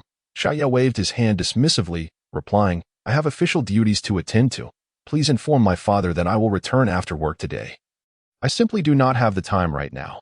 "Understood, young master." Xiao Feng nodded in agreement. He wished to reminisce with Xiao Yao, but was sent away impatiently. He then sought out a nearby breakfast stall. Just halfway through his meal, when Chun Yongyan and two others emerged from a nearby alley, their faces alight with anticipation upon seeing Xiao Yao, rushing over to greet him. Clearly, they were eager for Xiao Yao to fulfill his promise of treating them to a night out before leaving Guanling City. Chapter 34. Digging one's own grave. Xiao Yao paid little heed to their ulterior motives. After finishing his breakfast, he led them back to the inn, accompanied by over 100 constables and more than 40 martial arts instructors, to report to the government office, as the first group and the most proactive constables of Longwu County. They garnered high praise from Sima Jingzhong, who personally arranged for his secretary to receive and assign their duties. This new secretary, named Li Qianxiu, was a middle-aged scholar with a distinguished goatee, possessing an elegant and handsome demeanor. It took only a brief interaction for Xiao Yao to discern that Li Qianxiu was a man of considerable capability, far surpassing the original owner of Xiao Yao's body. It seemed Sima Jingzhong had been thoroughly disillusioned by Xiao Yao's predecessor, and in seeking a replacement, he had undoubtedly chosen Li Qianxiu with great care.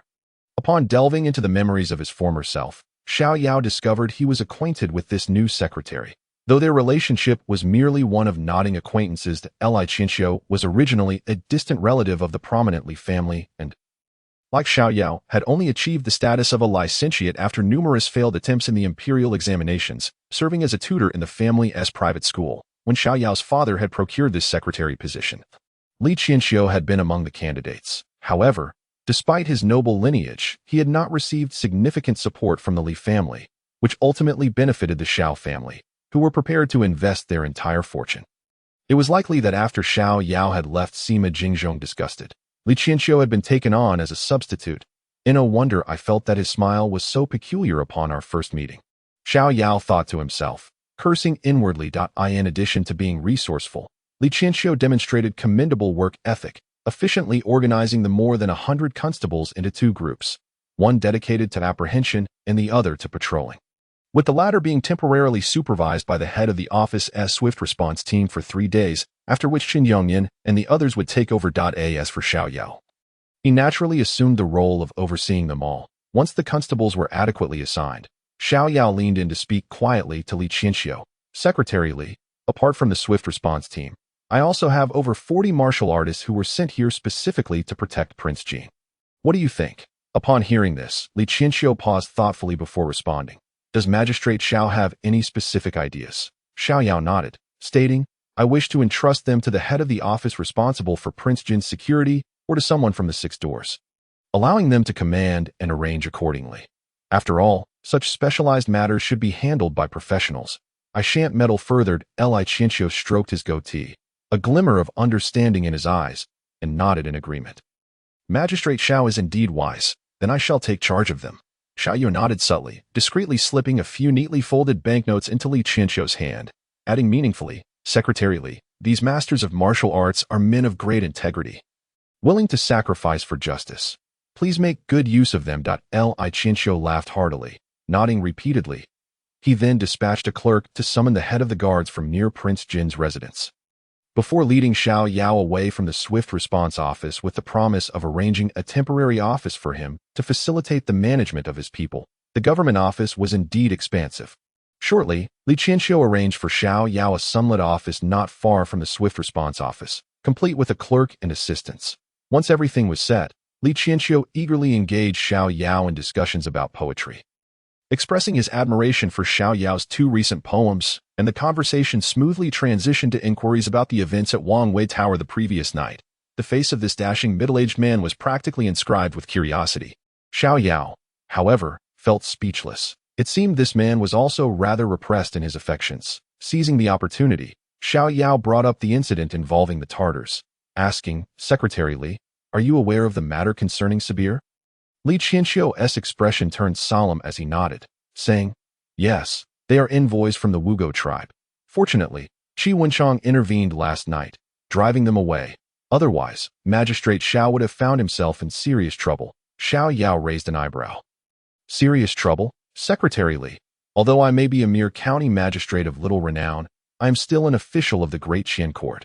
How could a handful of Tartar barbarians dare to bully me in the realm of Great Qian?" Li Qianxiu forced a smile and shook his head. "This situation is different. You must understand that the head of this delegation is none other than the chieftain of the Wugo tribe himself. The stakes are high. Should your actions provoke their ire, the court would undoubtedly hold you accountable. Otherwise, how could a group of foreign barbarians roam freely in Guangling City and cause disturbances in brothels? They have become a hot potato, and no one wishes to provoke them." Xiao Yu paused, momentarily taken aback, before nodding in comprehension, having never held a significant official position in either of his lives. He had not considered this perspective. He felt a sense of relief.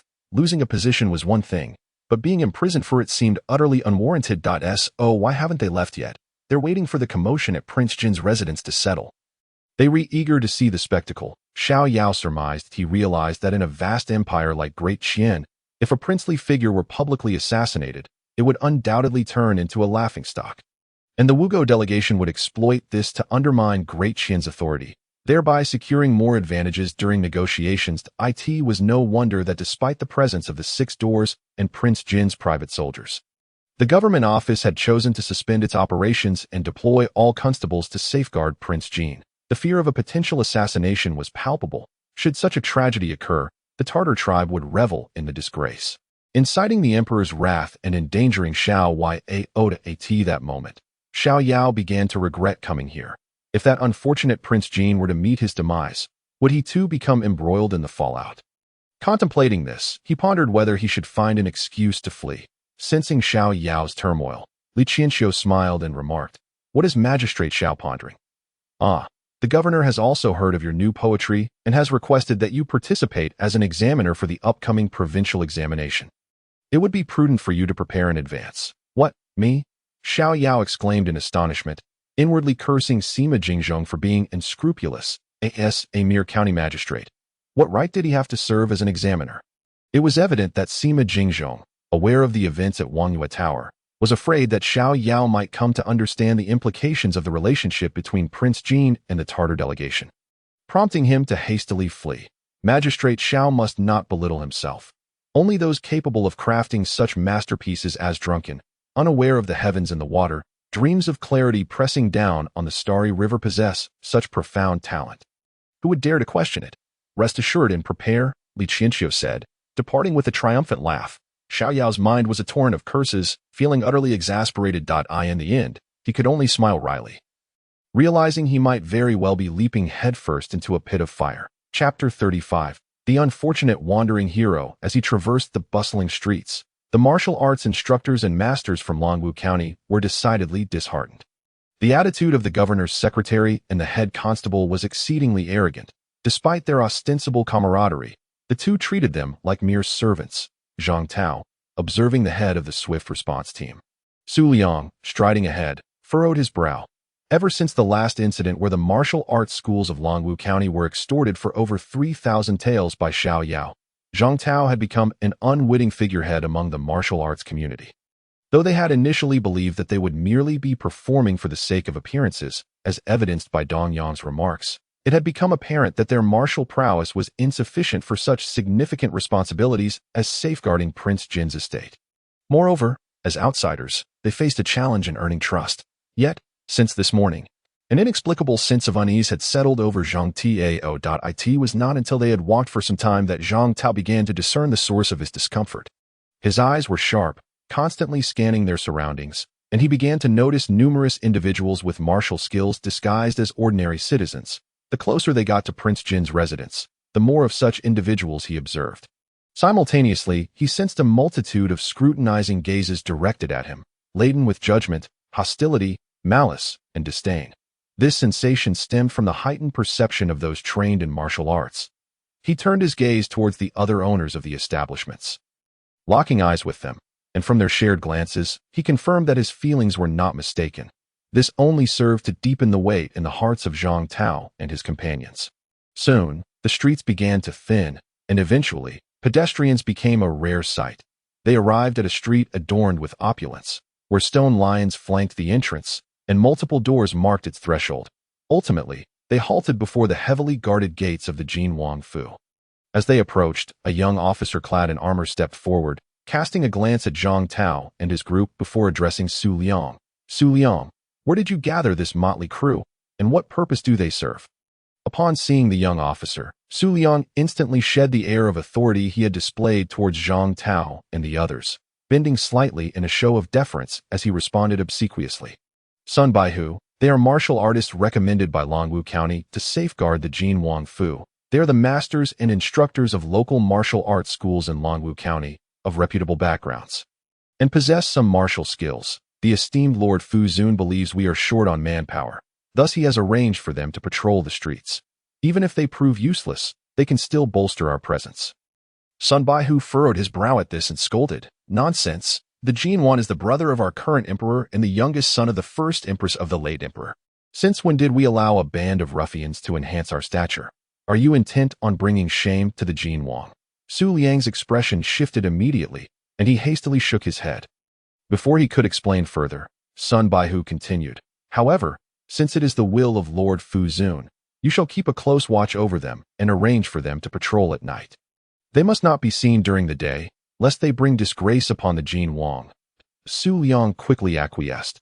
Zhang Tao and the others stood nearby, their faces alternating between crimson and pale. Sun Baihu's disdain for them was virtually unmasked, as if he were about to point at their noses and label them as worthless. Yet, he held the authority to do so. Zhang Tao and the others did not dare utter a word. As Sun Baihu approached, they humbly lowered their heads, fearful that the officer would perceive them as provocateurs. Leave at once. You are an eyesore here. With a dismissive wave, Sun Baihu returned to his post at the gates of the Jin Wang Fu. After being reprimanded by Sun Baihu, Su Liang felt no inclination to linger, promptly leading Xiao Tao and the others away, ducking into an alley. Once they halted, Su Liang, his expression grim, remarked, You have all witnessed that the officials do not hold you martial artists in high regard. Be mindful of your conduct and speech. Should you offend any official, none will come to your aid. Now, return with me, and I shall provide you with some official attire to change into. I will bring you back tonight. Having spoken, Su Liang led them away, his demeanor markedly subdued after Sun Baihu's admonishment.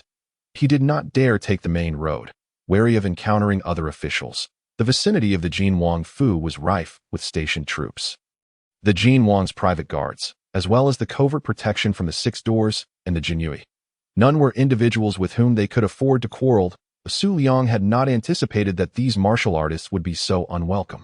He was unaware that officials, regardless of their civil or military status, had long held a disdain for such practitioners, unless they were of exceptional skill. Common martial artists could only expect derision from the officials. The root of this disdain lay in the examination system for selecting officials, wherein many martial experts, seeking shortcuts, eagerly aligned themselves with high-ranking officials or noble families, serving as their retainers in hopes of being recommended for official positions. This resulted in an influx of martial experts occupying military posts, leaving many capable military personnel without promotion. As the saying goes, obstructing a person's path to wealth is akin to killing their parents. Thus, obstructing their path to officialdom was even more intolerable. It was no wonder they harbored animosity towards martial artists, as for the civil officials, even though martial experts could attain military positions through the examination system. They were still targets of contempt in the eyes of the civil officials. The six doors in Jinui had even more straightforward reasons for their disdain. The six doors were primarily tasked with apprehending criminal martial artists. While the Jinui often encountered these martial artists when executing the homes of corrupt officials, in essence, a small faction of martial experts had tarnished the entire official system for their own ascent, forcing the majority of martial artists to pay the price for their actions. Thus, it was hardly surprising that Zhang Tao and his companions faced such treatment. Xiao Yao, on the other hand, remained unconcerned about the fate awaiting Zhang Tao and the others. As a mere scholar, even with his newfound abilities, he was only slightly stronger than an ordinary person. He would be no match for even the foundational martial artists who had trained for years. Pushing Zhang Tao and his cohort into the turbulent waters surrounding the Jin Wang, he intended to use connections to assign them more perilous tasks. This was the extent of Xiao Yao's influence. Whether these individuals would meet their demise amidst the chaos was entirely beyond his control. If fortune favored them, they might all perish. If luck was against them, it was possible that none would die. At that moment, Xiao Yao contemplated whether to return home or visit a brothel. Ever since he discovered that Sima Jingzhong, that old scoundrel, intended to use him as a scapegoat, Xiao Yao had abandoned any desire to cultivate a good relationship with him. If the Jin Wang could survive this ordeal, then perhaps they could all maintain a facade of cordiality. However, should the Jin Wang fall, they would all share the same fate, making pretense pointless. Xiao Yao chose to abandon all pretense. Lounging in the government office with a novel to pass the time, dismissing official duties and leaving it to subordinates to handle matters, perhaps aware of his own shortcomings, Sima Jingzhong refrained from troubling him, allowing Xiao Yao to enjoy a life of idleness akin to that of Longwu County. Chapter 36. A new trend in Guangling City. By the banks of a small river in Longwu County, Cui Zilla reclined on a lounge chair, gazing at the empty chair beside him with a sigh. He had learned of Xiao Yao's journey to Guangling City. However, this time, he did not follow, given his status. It was inappropriate for him to appear in the capital during such a sensitive time, as it could easily lead to misunderstandings. Thus, he could only wait for Xiao Yao's return. Since encountering Xiao Yao, Cui Zilu felt as though he had found a mentor in life. Xiao Yao was not only knowledgeable and cunning, but also possessed a wit that made conversation enjoyable, having traveled far and wide. He had never met anyone quite like Xiao Yao. Cui Zilu even pinned some of the strategies he gleaned regarding the grasslands into secret memorials and sent them to the capital, receiving unprecedented praise from his father. Furthermore, in an unprecedented turn of events, the father who had never regarded him with favor sent back not only compliments but also numerous insights and guidance on his shortcomings, encouraging him to continue striving for improvement. After receiving the reply, Cui Zilu read it countless times throughout the night, finally succumbing to sleep just as dawn broke.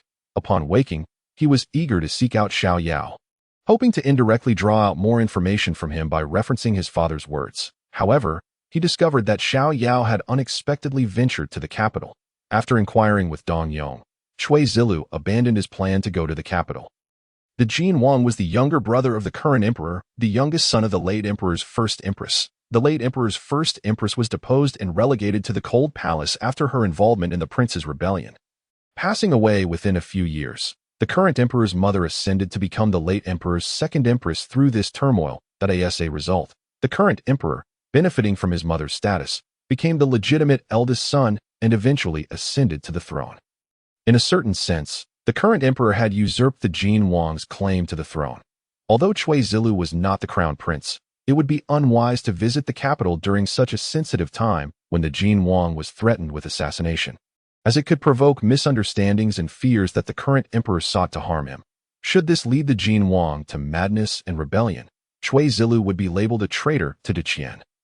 As Cui Zilu lost himself in thought, he suddenly sensed someone approaching from behind. Turning, he saw Dong Yong leisurely walking over in his regular attire.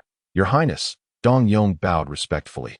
Cui Zilu nodded and inquired, "Is there something that brings you here, County Magistrate Dong?"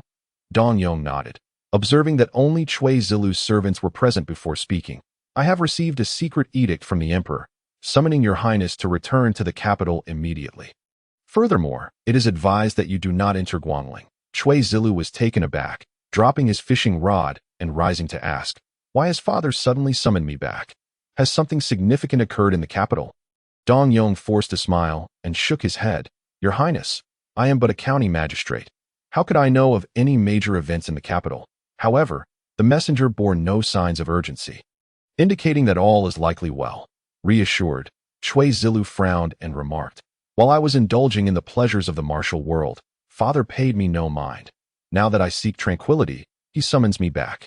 What is the meaning of this? County Magistrate Dong, please return with a memorial stating that you could not locate me and that I have already departed Longwu County." Dong Yong's expression stiffened. "Your Highness, enough. I understand." Chui Zilu sighed, recognizing from Dong Yong's expression that the messenger had already informed him of Chui Zilu's presence in Longwu County. "County Magistrate Dong, you know how much I value Mr. Xiao that I had hoped to bring him along, but it seems that opportunity has passed.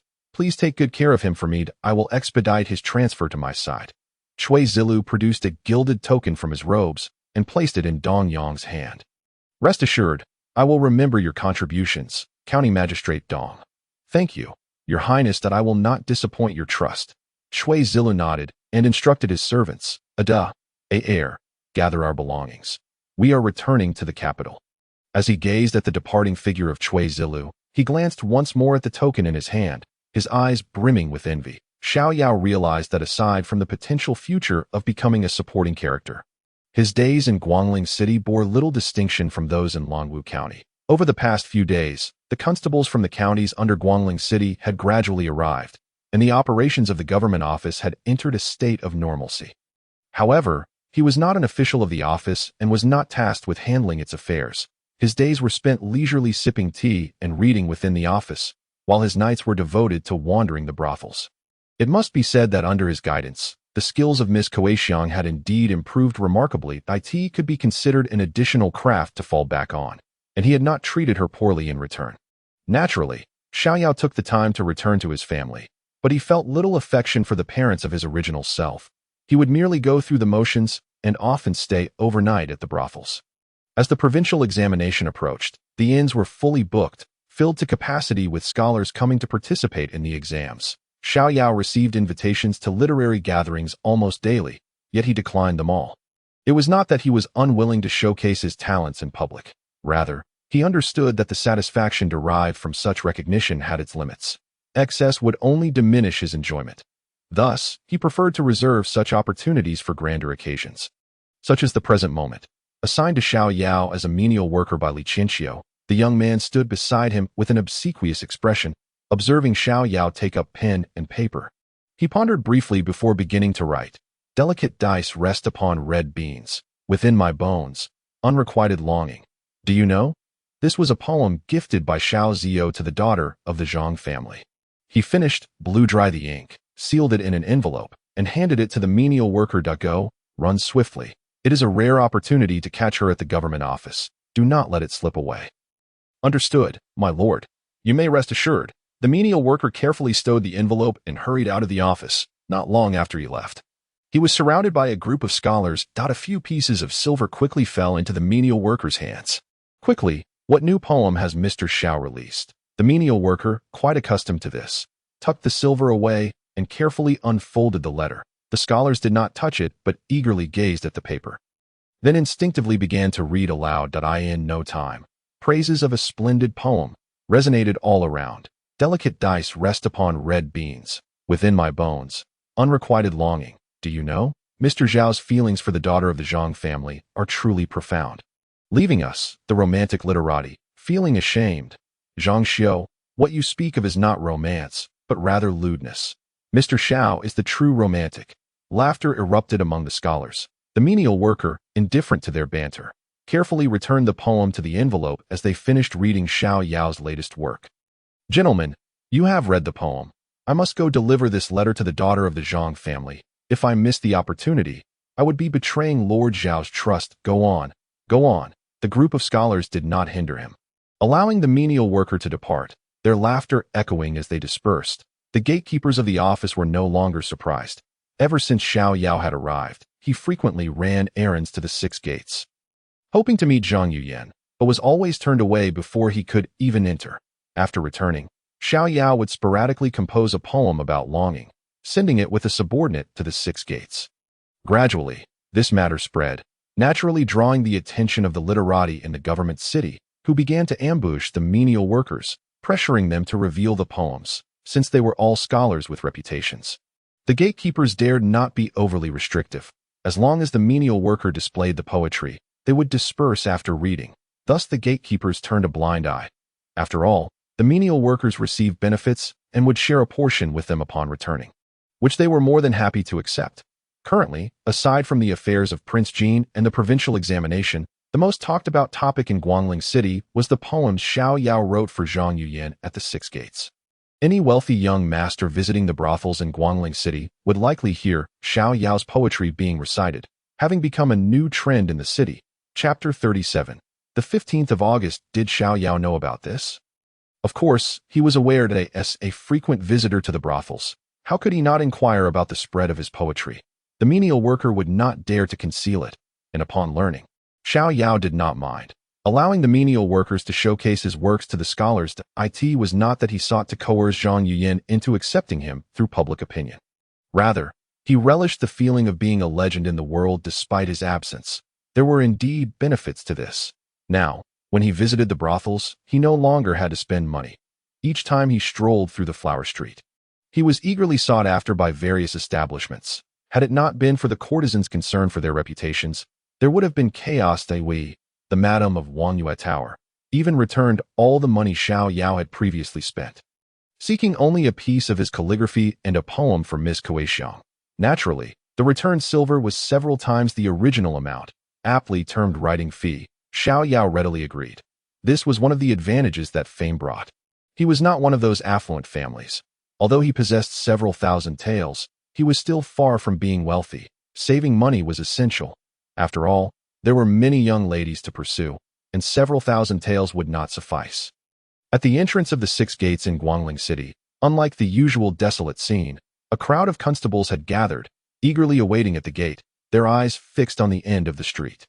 When a young man clad in the garb of a menial worker from the government office appeared, a wave of excitement rippled through the crowd. That he has come, just as expected. I told you that when Captain Zhang returns to the office, he would definitely arrive. You think Captain Zhang will be swayed this time? It's hard to say. They say women fear persistent suitors. If a talented young man keeps sending poems of longing. If I were a woman, I would have surrendered long ago. A group of constables from the Six Gates, reveling in the spectacle, bantered at the entrance. Upon seeing the menial worker approach, someone shouted, "Big head. Do you dare come back? Aren't you afraid of angering our captain?" The menial worker chuckled at this, replying, "Sirs, you jest. Who is Captain Zhang? She is renowned in Guangling City as the benevolent goddess. How could she possibly trouble a mere menial worker like me? Quick, quick, let us see the poem." Hearing this, Big Head hesitated. "Stop pretending. News of you being stopped by those scholars to read poetry has circulated widely. What, do you look down upon us at the Six Gates, believing we are unworthy to read? Sirs, I would not dare." Here it is. Big Head, looking anxious, feared that if these gentlemen took offense, he would receive a beating with no recourse for complaint. Just as he was about to take out the envelope, a melodious voice rang out. "Are you all too idle? Would you like me to find you some work?" At the sound of her voice, the constables at the entrance froze, then darted out of the office in a panic. Scattering in all directions, a spirited woman soon appeared before Big Head. His heart raced as he stammered, "Captain, this is a letter from my lord for you." He hurriedly handed it over, not even pausing to wipe the cold sweat from his brow. Zhang Yuyan's expression remained stern as she stepped forward to take the envelope, not bothering to open it. She coldly stated, "Return and tell Xiao Zio to cease writing these nauseating poems if I encounter him again. I shall break his legs, every last one of them." Big Head hastily complied and fled as if escaping a calamity. Zhang Yuyan sighed, preparing to return to her office, only to find her mentor watching her with a knowing smile. "Aren't you going to take a look?" Zhang Yuyan rolled her eyes and replied, "No need. Soon the whole city will know." Nengong Xuanya clicked his tongue in disapproval. "You are truly contradictory. If that is the case, why bother accepting the letter? If I do not, that menial worker will surely be punished by that scoundrel. That I do not wish for my issues to implicate others." The two conversed as they walked inside. "Have you considered him? When that lad first came to the Six Gates, I specifically went to see him. He is not bad-looking, possesses talent, though his family background is lacking. Still, he could be a fitting match. Minter, Zhang Yuyan sighed and expressed, are you pretending to be oblivious, or are you genuinely unaware? This fellow spends his nights at the brothels. He is a frequent guest there, a local of Guangling who does not return home. If one were unaware, they might think the brothel is his residence. Such a libertine is hardly a suitable match. Nengong Xuanya coughed lightly, laughing in disagreement. What is it about men visiting brothels that makes them unsuitable? Oh, do you wish to join him? Nengong Xuanya coughed again, stating, I am not that kind of frivolous person. He is indeed not a suitable match. With that, Nengong Xuanya turned and parted ways with Zhang Yuyan.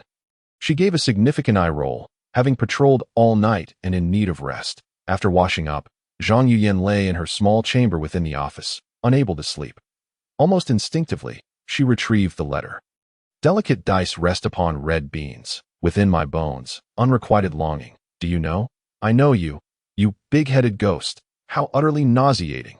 Zhang Yuyan cursed under her breath, carefully folding the letter and placing it beside her pillow in a small wooden box.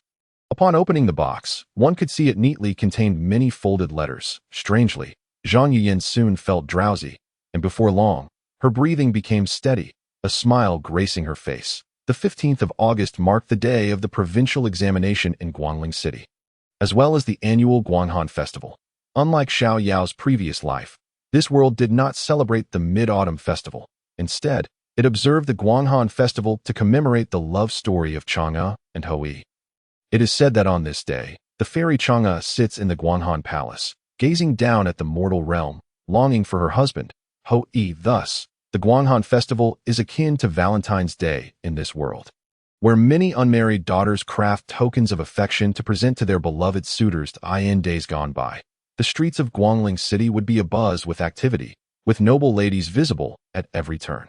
However, today presents a stark contrast. The streets are nearly deserted, and those who do venture out hurry along with purpose. For today marks not only the Guanghan Festival and the imperial examination, but also the ominous day of the blood decree targeting the Jin Prince's residence. Vowing to wash it in blood, Xiao Yao, filled with determination, hastened into the examination hall at the earliest opportunity. One might ask, in this moment, where could be safer than this very place in Guangling City? The imperial examination has always been a matter of great significance across dynasties. Any disturbance here would surely incur the wrath of the court, which would not hesitate to exact a severe toll on the offender. No one would dare to disrupt such a solemn occasion. As for the Jin Prince, Xiao Yao was indifferent to his fate. His reason for arriving early was that while the blood decree mentioned today, it did not specify whether it referred to day or night. The scrutiny of the candidates was not his concern. His role was to grade the papers. Upon entering, Xiao Yao quickly noted that the officials responsible for grading were already assembled. With even Sima Jingzhong having prepared tea, a shared glance among the group conveyed unspoken understanding. As the examination commenced, Xiao Yao surveyed the rudimentary setting and cramped examination rooms, clicking his tongue in discontent. He felt profoundly grateful that he had traversed into this world only after completing his own scholarly pursuits. Otherwise, he might have faced the same grim fate or resorted to a life of violence in the martial world.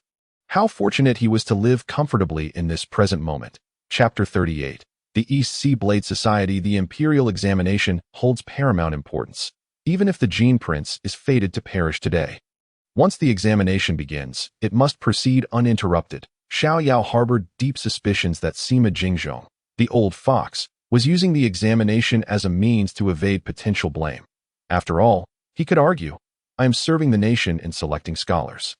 You cannot fault me for failing to protect the Jin Prince. Moreover, the Jin Prince had his own private guards, station troops, the brocade-clad guards, and skilled fighters from the martial world at his disposal. What use would a mere civilian official be in such circumstances? If punishment were to be meted out, who would prioritize the imperial examination thereafter? The scholars of the realm would merely watch and wait for the inevitable fallout. Indeed, those who rise to high office are seldom unremarkable. It was only after spending the better part of the day in the examination hall that Xiao Yu began to unravel the complexities at play. No wonder he observed Sima Jingzhong sitting there as if fishing, entirely unperturbed by the impending storm. As time passed, the daylight waned, and the flickering lamps within the examination hall continued to burn brightly. Watching the diligent scholars laboring through the night, Xiao Yao couldn't help but reflect on the arduous nature of the imperial examination, especially for those assigned a notorious reputation. Even the patrolling examiners seemed to hasten their steps upon reaching their vicinity. "Gentlemen, the hour grows late.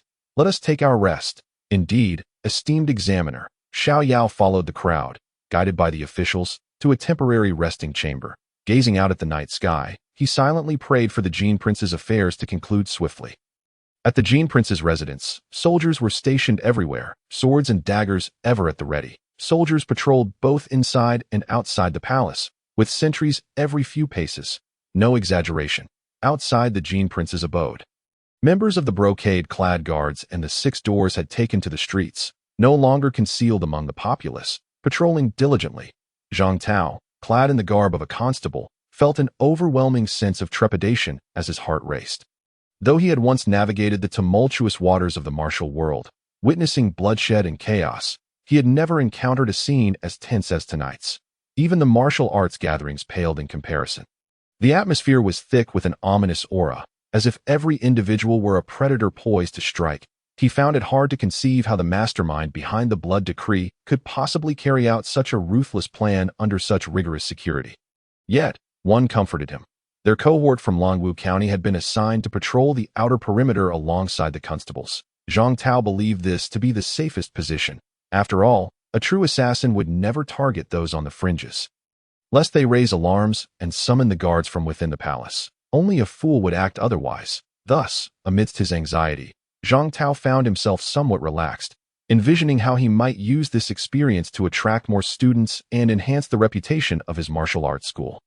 Just as he indulged in these thoughts, an alarm bell rang in his mind, and a cacophony of shattering tiles echoed closer and closer, growing louder by the second. Zhang Tao's eyes widened in disbelief as he gazed upward. Under the bright moonlight, figures clad in black swiftly descended from the rooftops, in ambush. The sounds of clanging gongs and piercing screams erupted in the night. Zhang Tao's heart thundered. How dare they? Yet, in the blink of an eye, a wave of panic washed over him. From the rooftops, the assailants drew forth powerful crossbows. The arrows whizzed through the night, raining down upon Zhang Tao and his fellow constables. In an instant, they fell like wheat battered by a storm. Zhang Tao instinctively sought refuge in a nearby alley, desperate to evade the onslaught of arrows. But he was too slow. His foot stumbled. And as he glanced down, he saw an arrow had pierced his knee, twisting his leg at an unnatural angle. Moments later, several more arrows struck his chest, propelling him backwards several feet, where he crashed to the ground, blood erupting from his mouth like a fountain. The East Sea Blade Society had come to fulfill their promise. "I in the haze of consciousness." The last words Zhang Tao heard were, but as the sound fell, one could behold hundreds of splendidly armored figures, adorned in resplendent attire and crowned with brocade eagle head ornaments. These were the elite guards known as the Jinyui. They executed their lightness of foot with such swiftness, drawing near with remarkable speed. Some wielded powerful bows, while others clutched strong crossbows, shooting as they ran. The precision of their arrows was akin to the decree of the underworld, each shot finding its mark upon a cloaked figure in black. "Jinyui, you have performed admirably. Rest assured, the Donghai Brotherhood will remember this. The mountains are high and the rivers long. We shall meet again in due time." "Retreat." Yet, as the command echoed, the remaining dark-clad assassins retrieved pills from their cloaks, hurling them towards their pursuers. Upon impact, explosions erupted, engulfing the area in thick clouds of smoke. Such petty tricks, daring to show off before us. Pursue. Despite suffering heavy losses, the black-clad assailants still numbered in the hundreds. Instantly, save for the private guards of Prince Jean and a handful of soldiers, all others plunged into a frenzy of pursuit, vowing to capture these lawless assassins. Chapter 39. Who lacks a bit of theatricality indeed. This night was destined for turmoil. Chaos commenced anew. Even though the examination venue was distanced from the Prince Jin's estate, the unrest still reached this place. Xiao Yao rose and stepped out of his chamber. Noting that other examiners, like himself, hastily donned their inner garments and rushed outside, that in the distance, flames soared toward the heavens, accompanied by the shouts of colleagues. No one had anticipated the audacity of the assailants, setting fires throughout the city. Xiao Yao stroked his chin. He was unconcerned with the flames, rather pondering the purpose behind such actions. Setting fires was undoubtedly an attempt to incite chaos. Yet this alone could not suggest whether the prince had been assassinated. In this feudal era, the lives of common folk could hardly entice the protective forces of the prince's estate. Such actions would be utterly futile, potentially alerting the enemy to their presence. Thus, the only plausible motive for the widespread arson was to create conditions for escape. The blaze would force citizens from their homes, flooding the streets and disturbing the efforts of pursuing officers and soldiers. Moreover, it was well known that an assassination attempt on the prince was afoot. Those tasked with extinguishing the flames would hardly dare to emerge during such turmoil. The absence of firefighters would exacerbate the situation, leading to ever greater disorder. These assassins were remarkably bold. Xiao Yao shook his head and resolutely closed the door behind him. He harbored no concern that the flames would affect the examination venue, not to mention that a broad road separated the examination site from the surrounding area, which was heavily guarded by officers and soldiers. The assassins would not be foolish enough to walk into their doom. Since he posed no threat to them, Xiao Yao was disinclined to pay further attention to the matter. Even if the entirety of Guangling City were to be consumed by flames, it would be of no consequence to him, for he was not an official of Guangling City. The next morning, Xiao Yao returned to the grading room, astonished to find Sima Jingzhong still calmly awaiting the papers. Showing no inclination to step out and take control of the situation, such composure was indeed admirable. The papers were brought forth, and Xiao Yao casually reviewed them, refraining from judgment, as the tests were to be sent to other examiners for further evaluation. He harbored no worries that his actions would tarnish the prospects of the candidates. 3 days passed in this manner. Upon the conclusion of the examinations, Xiao Yao and his colleagues followed Sima Jingzhong out of the venue, only to find a group of grim-faced individuals awaiting them outside. Upon seeing these figures, Xiao Yao's heart skipped a beat. The highest-ranking officer of the Guangling City garrison, Qinhu Hanyao, alongside his deputy, Dong Biqing, and the head of the 6 doors, Jinfu Si Mo Songwang, as well as the Jinyui's commander, Lei Bao, were all present. Their expressions exceedingly stern, a foreboding feeling gripped Xiao Yao's heart. Indeed, the governor remains dutiful. Unfazed by the calamity that has befallen Guangling City, he mused silently. Not even a hint of concern for the outside world. The most arrogant Jinyui commander, Lei Bao, was the first to speak, his tone rife with sarcasm. Sima Jingzhong, however, appeared unfazed, as if he had not comprehended the insinuation, smiling as he replied, "Commander Lei, your praise is unwarranted. The imperial examinations are essential for selecting officials for the court. They are the foundation of our great Qian dynasty. As the saying goes, one must bear the burdens of those they serve. Naturally, I would not dare to be negligent.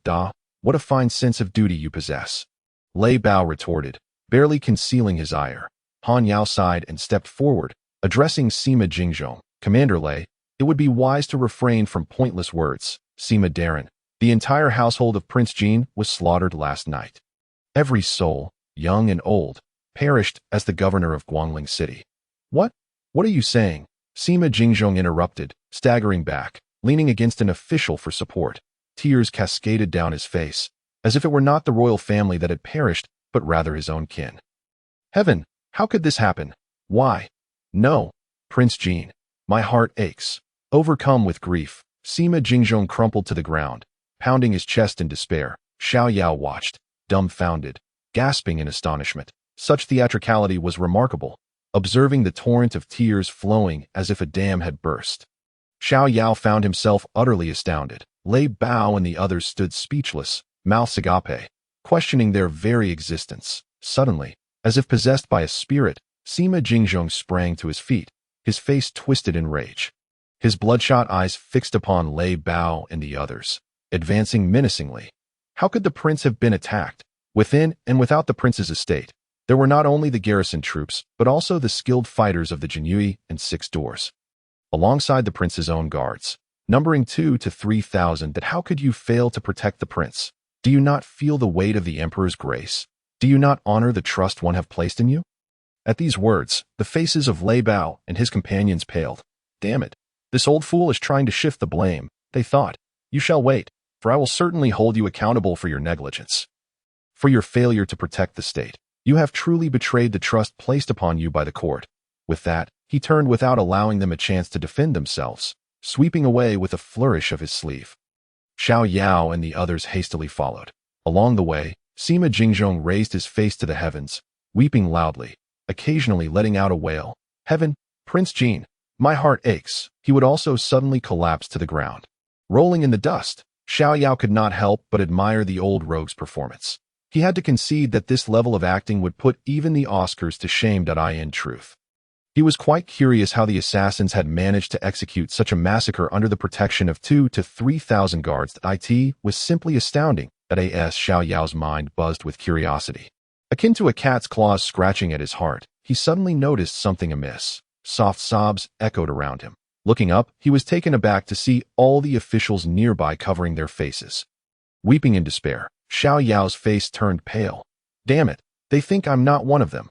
These rascals didn't even give me a heads up about their act.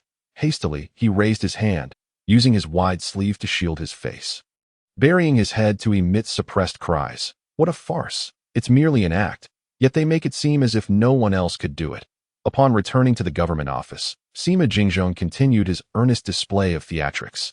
As the gates closed, he began a fervent speech, denouncing the guards, the 6 doors, and the Jinyui for their failure to protect the prince, rallying everyone to draft a petition to impeach them.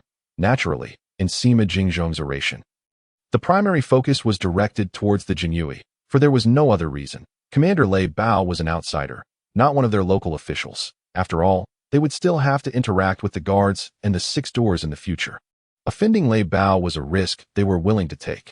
Sima Jingzhong believed that this unspoken understanding would not escape the notice of the leaders of the 6 doors and the guards. Chapter 40. The father-in-law observes the son-in-law. Though civil officials were prone to infighting, when it came to dealing with military officers and the Jinyui, they exhibited remarkable unity. Sima Jingzhong, perhaps fearing someone might entertain other thoughts, did not instruct the officials present to draft their own petitions. Instead, he took it upon himself to write one, allowing everyone to sign in turn. Xiao Yao, of course, could not escape this duty. To be honest, Xiao Yao felt somewhat like a mere filler in this situation, considering he was a lowly official with no standing to submit a petition. This was undoubtedly an exception to the norm. However, Xiao Yao believed Sima Jingzhong's concerns were somewhat excessive. With a princely family wiped out, local officials, regardless of rank, would bear the brunt of responsibility. In such times, it was a matter of you die for your friends, and I die for mine. Moreover, aside from the governor, the rest were of little significance. At such a moment, failing to cling to the governor's coattails for mutual survival would be tantamount to seeking death. Yet, since Sima Jingzhong had requested it, Xiao Yao was more than happy to oblige. After signing his name, Sima Jingzhong allowed them to disperse. Xiao Yao resolved to make his exit immediately, even if it meant abandoning the wretched position of a lowly official. Xiao Yao was uncertain how many would mourn the death of Prince Jin, but he encountered numerous individuals weeping in the streets. Many of the candidates were among them. The 3 days of examinations had already left them utterly exhausted. Upon returning to their lodgings, they found the place had been reduced to a smoldering ruin. Many scholars knelt in the streets before the wreckage, weeping inconsolably.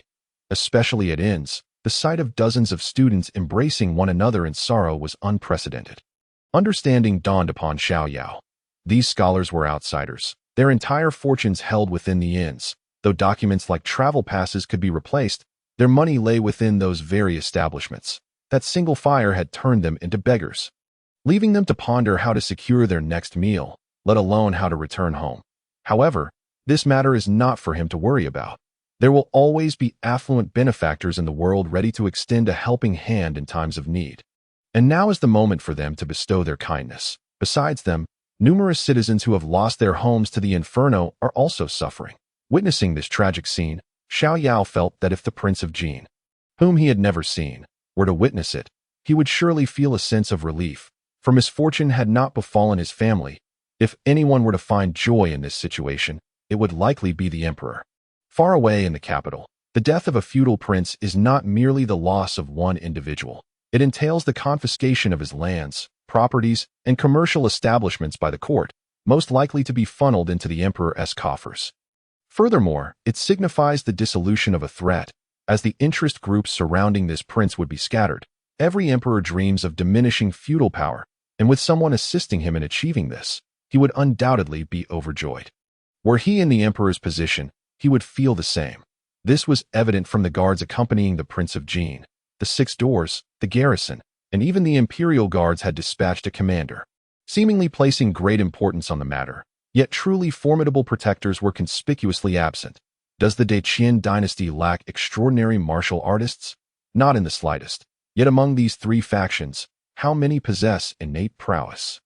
It is clear that the emperor has merely crafted a facade for himself. Xiao Yao chose not to dwell on these thoughts and quickened his pace back to his home.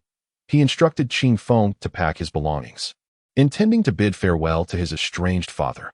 However, the steward informed him that his father had taken money to the streets to bestow charity. In light of this, Xiao Yao left a couple of messages for his father and had Qing Feng summon a carriage for a hasty departure. Although Qing Feng was perplexed, he dared not question Xiao Yao's orders. Xiao Yao's intentions were commendable, yet reality proved to be unforgiving. He had forgotten that they were in a feudal era, following the assassination of a prince. Guangling City had long been under martial law, with the gates barred, making escape impossible. Young master, what shall we do? After a moment of contemplation, Xiao Yao replied, Qing Feng, head to the 6 doors, since escape was not an option. He intended to inquire about the situation at the 6 doors. He had heard from his errand boy that he was somewhat of a notable figure there and should not be dismissed. 3 days had passed since the assassination of the Prince of Jin, yet the streets remained chaotic. Soldiers and firefighters were busily patrolling, and many areas were still engulfed in flames. The commotion diminished as he drew closer to the 6 doors. Qing Feng, wait for me here. Do not wander off. With that, Xiao Yao disembarked from the carriage and approached the 6 doors. Master Xiao, the gatekeeper, upon seeing Xiao Yao, immediately greeted him. Xiao Yao nodded and inquired, is Captain Zhang here? He is, but shall I send someone to announce your arrival? Xiao Yao tossed a small silver coin and nodded. Soon, a messenger returned to inform him that Zhang Yuyan would see him. Xiao Yao was momentarily taken aback. It seemed that the icy beauty was in a generous mood today and willing to meet him. He hurriedly entered the 6 doors and navigated his way to Zhang Yuyan's office, where he was greeted by the pervasive scent of medicine. Upon entering, Xiao Yao observed an elderly man taking Zhang Yuyan's pulse. Her pallid complexion, along with the bandages wrapped around her exposed skin, indicated her injuries. Without regard for the others present, Xiao Yao rushed forward, grasping her other hand with concern. Yin, how are you injured? Where does it hurt? It truly pains my heart. Zhang Yuyan's cheeks flushed crimson as she yanked her hand away, indignantly replying, Xiao Jian, please conduct yourself with decorum. Men and women should maintain a respectful distance. Sighing, Xiao Yao responded, I apologize, Yuyan. I merely acted out of concern. The elderly man observed the interaction between them with an odd expression. Xiao Jian, allow me to introduce you. This is my master, Nangong Xuanya. Master, this is Xiao Jian from Longwu County. Xiao Yao promptly offered his respects. You are quite the young man, bold in love and hate. Though not of our martial lineage, you possess a certain charm akin to ours, Nangong Xuanya remarked, regarding Xiao Yao with the demeanor of a father-in-law assessing a potential son-in-law. Xiao Yao's eyes lit up. Such a disposition called for flattery. Without delay, he promptly seated himself beside Nangong Xuanya, showering him with compliments that elicited hearty laughter. Zhang Yuyan attempted to interject several times, only to find herself relegated to the role of an outsider. The conversation escalated to the point where Nangong Xuanya began inquiring about Xiao Yao's birth date, prompting Zhang Yuyan to clear her throat forcefully to interrupt them before ushering Nangong Xuanya out. Restoring some semblance of normalcy, Xiao Jian, you do not come to my office without reason. What brings you here today? Of course, I am concerned for your safety. Yin, then please take your leave. Very well. I came to inquire about the events of 3 days prior, how the Prince of Jin's residence was annihilated. Chapter 41. The mysterious case. Why do you wish to know about the Prince of Jin's residence? Zhang Yuyan asked, puzzled. Xiao Yao, as an official of Longwu County, would not be held accountable by the court for the prince's affairs, so Zhang Yuyan found it curious that he would be concerned. Of course, it pertains to me, he replied. You, as an official from Longwu County, what relevance does it hold for you? Xiao Yao displayed an expression of helplessness. He lamented that his momentary lapse of judgment had led him to seek this opportunity to eliminate the martial arts masters in Longwu County, while also enjoying the spectacle. He had anticipated that such a significant event would attract numerous martial artists, akin to a live-action martial arts drama. However, upon arrival, he discovered the depths of Sima Jingzhong's unscrupulousness in attempting to drag him into the fray. With a heavy sigh, Xiao Yao recounted Sima Jingzhong's intentions and his own frustrations. Upon hearing this, Zhang Yuyin was left in shock. Sima Jingzhong's actions were nothing short of self-destructive. If the court were truly to levy blame, they would not spare Xiao Yao, a mere official from another county. Is it truly so? Just for your potential misfortune, you would carelessly drag me along to share in it. Zhang Yuyin regarded Xiao Yao with sympathetic eyes, as if to say, indeed, the hearts of scholars can be quite treacherous. As the captain of the 6 doors, Zhang Yuyin held a position equivalent to the chief of the garrison, a martial official of the 7th rank. Although she did not partake in the court's political affairs, she had witnessed the intricate rivalries within the officialdom. Yet, such rivalries typically arose from the pursuit of power, interests, or factional disputes. Sima Jingzhong's behavior was unprecedented, as it was clear he was exploiting Xiao Yao's vulnerability, devoid of connections, to use him as a scapegoat, all while ensuring his own safety. Then why do you seek information about the Prince of Jin's residence? It offers no assistance regarding your predicament with Sima Jingzhong. Foolish woman, Xiao Yao silently chastised her. It is indeed relevant. If I understand the situation clearly, I will know when Guangling City might lift the lockdown, allowing for a swift escape. Even if I am to face repercussions later, Guangling City is quite distant from Longwu County, where I have family to assist in gathering information that I can plan my escape accordingly. Are you certain sharing this with me is wise? Xiao Yao smiled shyly, responding, I may deceive the world, but I would never wish to deceive you. Yiyan. Zhang Yuyin's eyes widened in disbelief. Even at death's door, he still had the audacity to jest with her. After all, she was nearing 30, and as a woman past her prime, she had long surpassed the age of romantic folly. Rolling her eyes at Xiao Yao, she ultimately decided to recount the events of that fateful night at the Prince of Jin's residence. Xiao Yao listened attentively. It turned out that after the Eastern Seas Knife Society's failed assault on the Prince of Jin's residence, they had scattered and set fires throughout the city. The Imperial Guards, 6 doors, and garrison personnel believed that since the assassination attempt had failed, the Prince of Jin's residence was likely secure. Thus, they left only a few soldiers and the prince's personal guards behind, while the rest pursued the fleeing assassins. This decision, though seemingly reckless, was, in fact, quite reasonable. Despite the abundance of skilled fighters among the Imperial Guards, 6 doors, and garrison, none possessed innate prowess. Therefore, their presence at the Prince of Jin's residence would not significantly impact the situation. Moreover, allowing the assassins to escape would inevitably prompt inquiries from the court. At that time, it was improbable that another wave of assassins would launch an attack, so leaving a small contingent to guard the residence sufficed. If true martial artists were to return, their numbers would not be overwhelming, and the princess retainers, 3 of whom were innate masters, would be adequate for the task, unless the assailants were transcendent warriors. No one could threaten the prince. However, when they returned to the Prince of Jin's residence after a night of pursuit, they discovered that the entire household had been slaughtered, without even a warning being sounded. Xiao Yao interjected. So, you also do not know how the prince's household met its demise, nor who was responsible. Zhang Yuyin nodded grimly. Although she recognized that Xiao Yao was not mocking her, his words nonetheless struck a nerve. Xiao Yao pondered for a moment before asking, but wait, did you not mention that there were 3 innate masters among the princess retainers? How could they have failed to issue a warning? Zhang Yuyin shook her head and glanced at the office door, ensuring no one was eavesdropping before whispering to Xiao Yao, those 3 innate masters are missing. Missing? Zhang Yuyin nodded. You believe? Hiss. Xiao Yao inhaled sharply. Comprehending Zhang Yuyin's implication, the culprits were none other than the 3 innate martial artists. But why? It made no sense. The essence of martial cultivation lies in inheritance, emphasizing the importance of both verbal and practical teachings, with masters providing guidance, correction, and careful support throughout the journey. It is not merely a matter of possessing a legendary manual that promises to elevate one to the realm of celestial beings. One cannot simply pick it up and expect to soar to greatness. The human body is an intricate study, and the path of martial arts is fraught with peril. A moment's negligence could lead one to the brink of madness.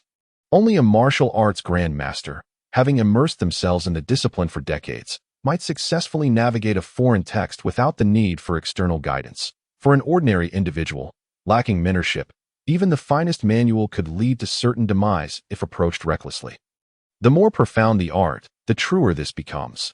This is why every time a remarkable talent emerges from obscurity, their name resonates throughout the land, as it signifies the expansion of their sect's horizons and the elevation of their martial tradition, thus earning them the title of a master. Therefore, no renowned martial artist in the realm is a solitary figure. The three innate retainers nurtured by Prince Jin are no exception, equally enmeshed in a web of intricate relationships.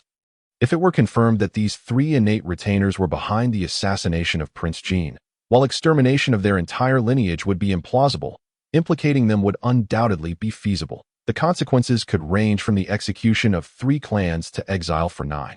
At worst, it could endanger their sect, reducing centuries of lineage to ashes.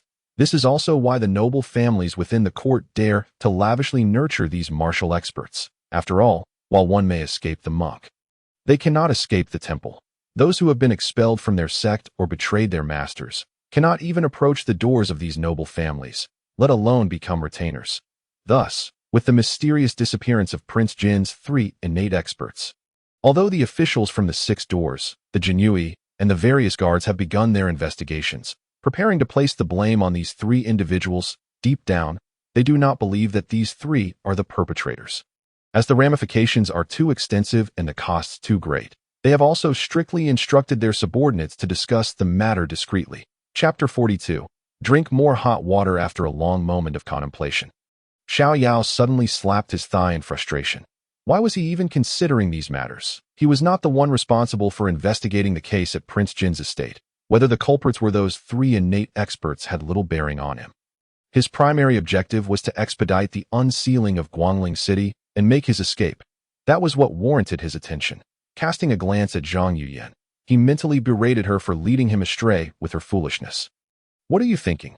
Noticing Xiao Yao's prolonged silence and his distracted demeanor, Zhang Yuyan inquired curiously. Xiao Yao snapped back to reality and replied casually, I was pondering why you are still intent on keeping Guangling City sealed. Regardless of whether the culprits are those 3 innate experts, the true mastermind is clearly beyond the capabilities of these ordinary soldiers. Such formidable adversaries cannot be deterred by mere city walls. Thus, if you are determined to keep the city gates closed, it stands to reason that your true purpose is not to capture the real culprit. Am I correct? Zhang Yuyan nodded, her expression one of surprise that he had deduced this. So, what do you suppose our motives are? With a sidelong glance at Zhang Yuyan, Xiao Yao remarked, It is quite simple. There is no need to pose such a foolish question. There are essentially 2 reasons. What are those 2 reasons? First, it is merely for show to appease the court. After all, a prince's entire family has been annihilated. If Guangling City were to operate as usual, allowing free ingress and egress, the attitude of the officials would surely provoke the court's displeasure. Second, your lockdown of the city gates is aimed not at apprehending the true culprits, but rather at pursuing the remnants of the Donghai Knife Society. Given that the entire Jin family has perished, if you fail to capture even one perpetrator, you will appear utterly incompetent. Even if the court wishes to go easy on you, it cannot be too overtly lenient. What would the other princes of Deqian think of that? Zhang Yuyan opened her mouth, realizing he was correct. Ultimately, she could not go against her conscience to claim that Xiao Yao was mistaken. Xiao Yao sighed. What is it? Xiao Yao responded with resignation. If the goal is merely to capture the remnants of the Donghai Knife Society, that would be quite simple. I have ways to expedite the opening of the city gates. However, due to the first reason, the gates are unlikely to open in the near future. Zhang Yuyan fell silent, recognizing the truth in his words. Many matters within the court are not concerned with outcomes, but rather with appearances and procedures. Whether actions are right or wrong, or whether they are executed well, is of little consequence. What truly matters is maintaining a proper demeanor, in the words of Xiao Yao's previous life. This is known as political correctness. Even if one perceives it as utter nonsense, if the official narrative proclaims it to be fragrant, one must echo that sentiment, regardless of the stench. This principle is particularly evident in beauty pageants and the film industry of the beautiful nation. Indeed, as long as humanity persists, even in a different world, the core remains unchanged. You have a way to quickly apprehend the remnants of the Donghai Knife Society. Zhang Yuyan's eyes lit up with curiosity. Xiao Yao chuckled softly. Choosing not to respond, I will step out for a moment. I shall return shortly. Zhang Yuyan was taken aback and quickly stood up to ask, Aren't you eager to leave? If you share your plan, You could depart sooner, Xiao Yao sighed, perplexed by her lack of intelligence. Was her qualification as a captain determined not by her investigative skills, but rather by her physical attributes? Captain Zhang, please. Whether I disclose my plan or not, the outcome remains unchanged. Even if I share it, the gates will not open immediately. And even if I remain silent, the gates cannot stay shut for long, at most half a month. Or at least a month, since the result is the same. Why should I exert myself unnecessarily? How can it be the same? With the gates closed, the flow of goods in and out of the city will cease. Food, vegetables, and medicines will neither enter nor exit. The citizens outside need salt, grain, medicinal supplies, and farming tools from the city, while those within require fresh vegetables and other goods from outside. Otherwise, prices will soar rapidly, leading to public discontent at that point. Regardless of the death of Prince Jin or even the emperor, the gates must open. Zhang Yuyan was momentarily speechless. Xiao Yao's reasoning was irrefutable. Unless an army were to besiege the city, keeping the gates closed would inevitably incite a popular uprising. No one would dare shoulder such consequences. Therefore, regardless of whether the remnants of the Donghai Knife Society could be apprehended, the city gates would have to open within no less than half a month and no more than a month. There would be no immediate opening of the gates simply because the remnants were captured, as no one could guarantee that all perpetrators had been caught. Avoiding Zhang Yuyan, Xiao Yao exited the 6 doors, hopped onto a carriage, and instructed Qing Feng to take him to the East Market. Upon arrival, he asked Qing Feng to return the carriage home and relay the message that he would not be returning anytime soon. He then purchased brown sugar and ginger and visited a pharmacy to request a physician to prepare herbs to replenish blood and energy. After leisurely returning to the 6 doors, Xiao Yao did not buy any wound medicine, knowing that as a martial artist, Zhang Yuyan would not lack such supplies. Upon seeing Xiao Yao return, a seemingly just awakened Zhang Yuyan, wearing a look of helplessness, asked, "What are you doing back here?" Xiao Yao lifted the items he had brought, placing them on the tea table. This is ginger and brown sugar. When boiled together, they create ginger syrup, beneficial for restoring your energy and blood. Additionally, these herbs for replenishing energy and blood are ones I arranged with the physician. Have someone prepare them for you, and take them as prescribed. Zhang Yuyan observed Xiao Yao earnestly explaining the uses and methods of the herbs, feeling a warmth in her heart, glancing at his handsome and earnest face. Her heart involuntarily raced. The pallor that had come from her excessive blood loss now bore a hint of color. "Hey, what are you daydreaming about? Pay attention. Make sure you don't misuse these medicines." "Thank you," Zhang Yuyan replied, a touch of shyness in her voice. Seeing her expression, Xiao Yao felt a surge of joy. It seemed progress had finally been made. "Yin, you know my feelings for you. There is no need for thanks." At his words, Zhang Yuyan shot him a glare. Xiao Yao continued, "Moreover, you women experience a few days of blood loss every month, which already makes you prone to deficiencies. Now, having been injured and lost so much blood, you definitely need more nourishment than others." In truth, as a man, he greatly admired women. Consider this. Among all creatures, which other species experiences such monthly blood loss yet remains lively and vibrant? Get lost. A furious shout echoed throughout the 6 doors. Passers-by, including clerks with scrolls in hand, were startled, dropping their materials in disarray. They then witnessed Xiao Yao hurriedly fleeing, followed by cups and chairs being hurled in his direction. "Shadian Shi, what have you done to provoke Captain Zhang to such fury?" some curious constables inquired. Xiao Yao shrugged as he exited, stating, "It's not my fault. I was merely kindly reminding Captain Zhang to drink more hot water." The constables rolled their eyes in unison, thinking, "I believe you not." Chapter 43.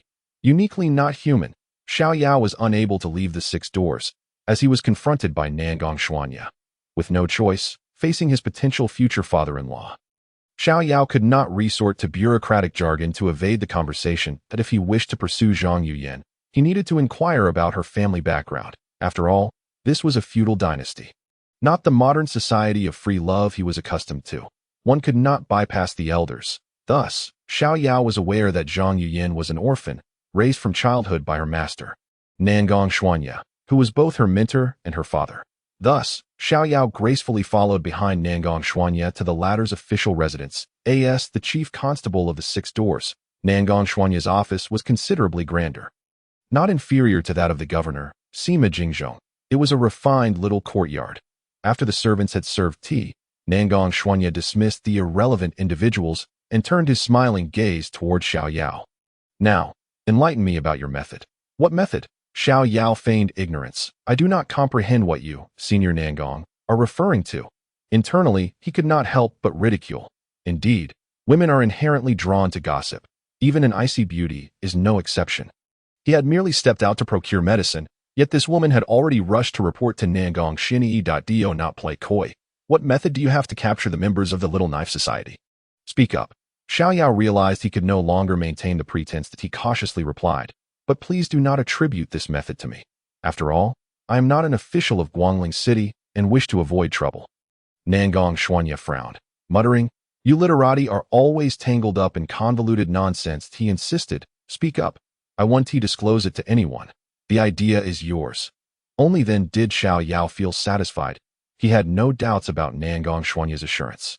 For he was the future son-in-law whom the latter was pleased with. If he were to offend Xiao Yao, it would jeopardize the marriage prospects of his unmarried apprentice and adopted daughter. In this day and age, regardless of a woman's beauty, securing a good marriage was nearly impossible for those of advanced age. Nangong Xuanya was not about to let go of Xiao Yao, whom he viewed as a fortunate opportunity. Xiao Yao organized his thoughts and began, in truth, I do not possess a particularly brilliant method. The incident involving the blood letter at the Prince Jin's residence has been ongoing for quite some time. I believe that both your Six Doors and the Jinui have long conducted secret investigations into suspicious individuals within the city. The fact that so many have been able to carry crossbows, a regulated weapon, to attack the Prince Jin's residence indicates that they are well concealed, that it would be exceedingly difficult to unearth them in a short span of time. Nangong Xuanya nodded in agreement. He continued, thus, my methods boil down to two approaches. Point two approaches? Excellent. The first is to start with those from the Little Knife Society whom you have captured or who have perished. As the saying goes, wherever one treads, traces are left behind. The fact that these individuals have managed to hide seamlessly for so long signifies that they have been concealed in Guangling City for quite some time. Therefore, we must extract the locations of their hideouts through rigorous interrogation of the living members. Subsequently, we can create portraits and conduct citywide searches. We are bound to discover how the captured and deceased managed to conceal themselves. Thereafter, by analyzing their methods of concealment, we can deduce their patterns and likely identify their hiding strategies. In this world, there is no such thing as an infallible plan. Rather, the more intricate and convoluted a scheme is, the more prone it is to flaws. Conversely, a straightforward and forceful approach is less likely to go awry. If I am not mistaken, the methods of concealment employed by the adversary will not be overly varied. Nangong Xuanya's eyes brightened at this remark. Although this method would demand considerable manpower and resources, and results would not be immediate, it was steady and methodical, once they understood the methods of concealment. Even if the adversary sensed danger and changed locations, any movement would inevitably leave traces, making it only a matter of time before they were captured. This is indeed a strategy of employing the orthodox to counter the unconventional. Nangong Xuanya exclaimed, his gaze towards Xiao Yao filled with satisfaction. This future son-in-law's abilities surpassed his expectations. Initially, he had considered Xiao Yao to be a mediocre scholar who relied on his family's wealth to secure a minor official position. But he had not anticipated Xiao Yao's genuine talent. And what of the second method? The second method, as I mentioned, you cannot employ for the time being. It involves opening the city gates.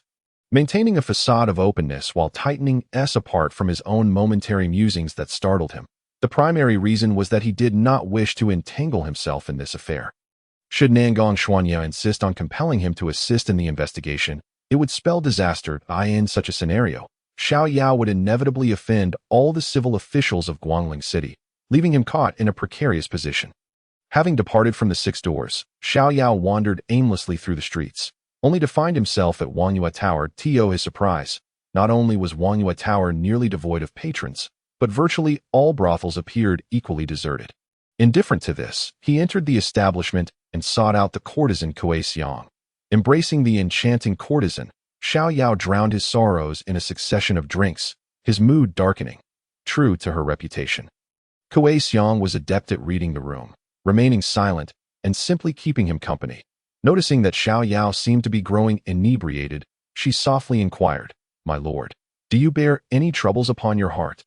If it is not too burdensome a secret, you may share it with me, though I may not be able to offer solace." I could at least help alleviate some of your distress." Xiao Yao was taken aback. Endowed with the extraordinary abilities of a solar child, his physical prowess and capabilities far exceeded those of an ordinary person.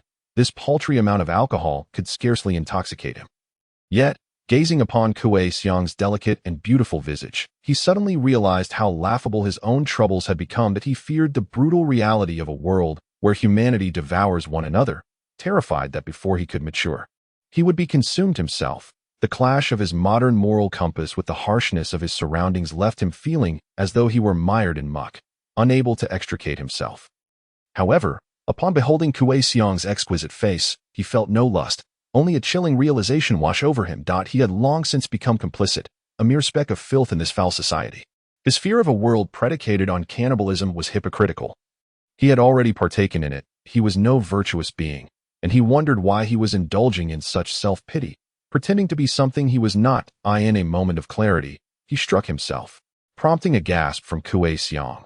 Without hesitation, he swept her into his arms and dashed towards the second floor, his mind roaring, "To hell with morality. I did not traverse time to play the saint." Meanwhile, in Guangling City, chaos erupted as a direct consequence of the scheme Xiao Yao had suggested to Nangong Xuanya. Troops flooded the streets, announcing martial law and instructing all citizens to return home, forbidding them from venturing outside. Subsequently, Nangong Xuanya ordered the entire force of the Six Doors to mobilize, sketching portraits of the captured members of the Donghai Knife Society and distributing them to every household for identification. Naturally, those alive and apprehended were subjected to torture, employing a dual approach to ensure compliance. This method proved remarkably effective. Within 2 hours, several members of the Donghai Knife Society were discovered, leading to fierce clashes throughout the city. However, timely reinforcements managed to subdue the situation in an instant. The surviving members of the Donghai Knife Society in Guangling City were gripped by terror, their days fraught with anxiety in a hidden cellar. For members of Th Nie Yuanping was at a loss regarding the intentions of the Jinyui. Did they not fear that their own men might expose them as the true masterminds? Elder Nie, rather than squandering your thoughts on those doomed subordinates, it would be wiser to contemplate your own future. You should be aware of the profound implications of the affairs at the Jin Wangfu. The Jinyui would not leave behind so many witnesses. From the moment they entered Guangling, their fate was sealed. What you ought to do now is reveal to me the location where your men are hiding, allowing me to swiftly quell this matter. Then, you may transform into 100 household of the Jinyui and ascend to great heights.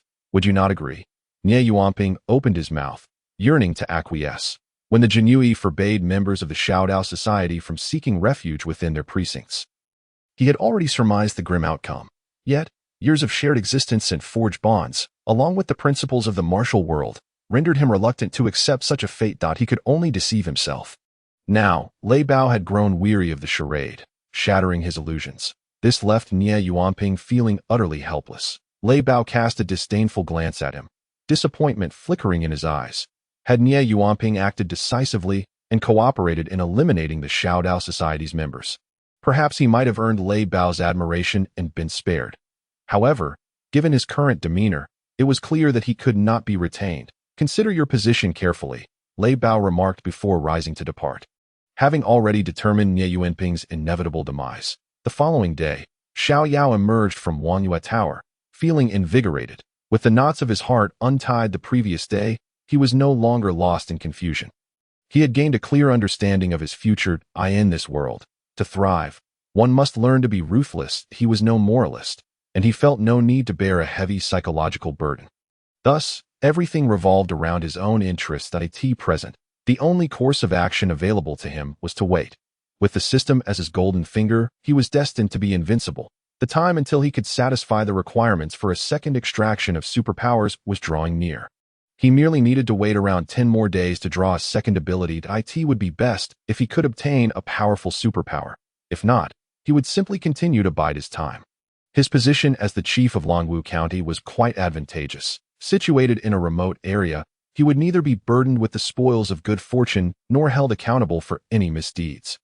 How splendid! The streets were under martial law, yet in his official attire, no one dared to impede his passage. Striding confidently towards the government office, he soon spotted Qin Yongnian rushing towards him, his face a mask of despair. "My lord, I finally found you," Xiao Yao regarded him with curiosity, noting Chen Yongyan's disheveled appearance. "What has happened to you?" Chen Yongyan cried out. "My lord, the capital is perilous, and we all long for home." "When can we return? Speak of matters at hand. Do not indulge in self-pity," Xiao Yao replied, sensing Chen Yongyan's growing impatience. Chen Yongyan hastily recounted his misfortunes, following the blood-soaked night at the Jin Wangfu. He and others discovered that the masters and instructors of the martial arts academies in Longwu County had not returned. Unbeknownst to them, Xiao Yao had intended to ensnare the martial artists of Longwu County. And naturally, they were curious about the disappearances. However, their inquiries brought forth shocking revelations. Among the 10 martial arts academies in Longwu County, comprising 48 individuals in total, 36 had perished overnight, with the remaining 12 gravely injured. They had intended to seek Xiao Yao for answers, only to learn that he was the examiner for the provincial examinations, rendering them unable to meet him. Before Xiao Yao could return, they had been dispatched by the government to rescue the citizens of the city, only to be scattered like motherless children, taken away by anyone who happened to cross their path. Yesterday afternoon, they had been forcibly conscripted by members of the Six Doors, only to encounter assassins targeting the Jin Wang, resulting in significant casualties. This had thoroughly frightened Chen Yongyan and his cohort of law enforcers from Longwu County. They had never witnessed such ferocious combat. Seizing the opportunity while the Six Doors were distracted in apprehending criminals, Chen Zhongyan returned to the government office, waiting from the previous evening until now. Upon hearing his words, Xiao Yao sighed. He patted Chen Zhongyan's shoulder and said earnestly, "Old Chen, it is not that I do not wish to assist you, but I too am in a position of little influence. You see, I am merely a lowly chief in Guangling who would heed my words." Upon hearing this, Chen Yongyan's expression darkened, just as he was about to continue lamenting. Xiao Yao pulled him closer and whispered in his ear, "Do not worry. We shall be leaving soon. Is my lord being sincere?" Xiao Yao nodded and instructed Chen Yongyan, "Gather your brothers and return to the relay station.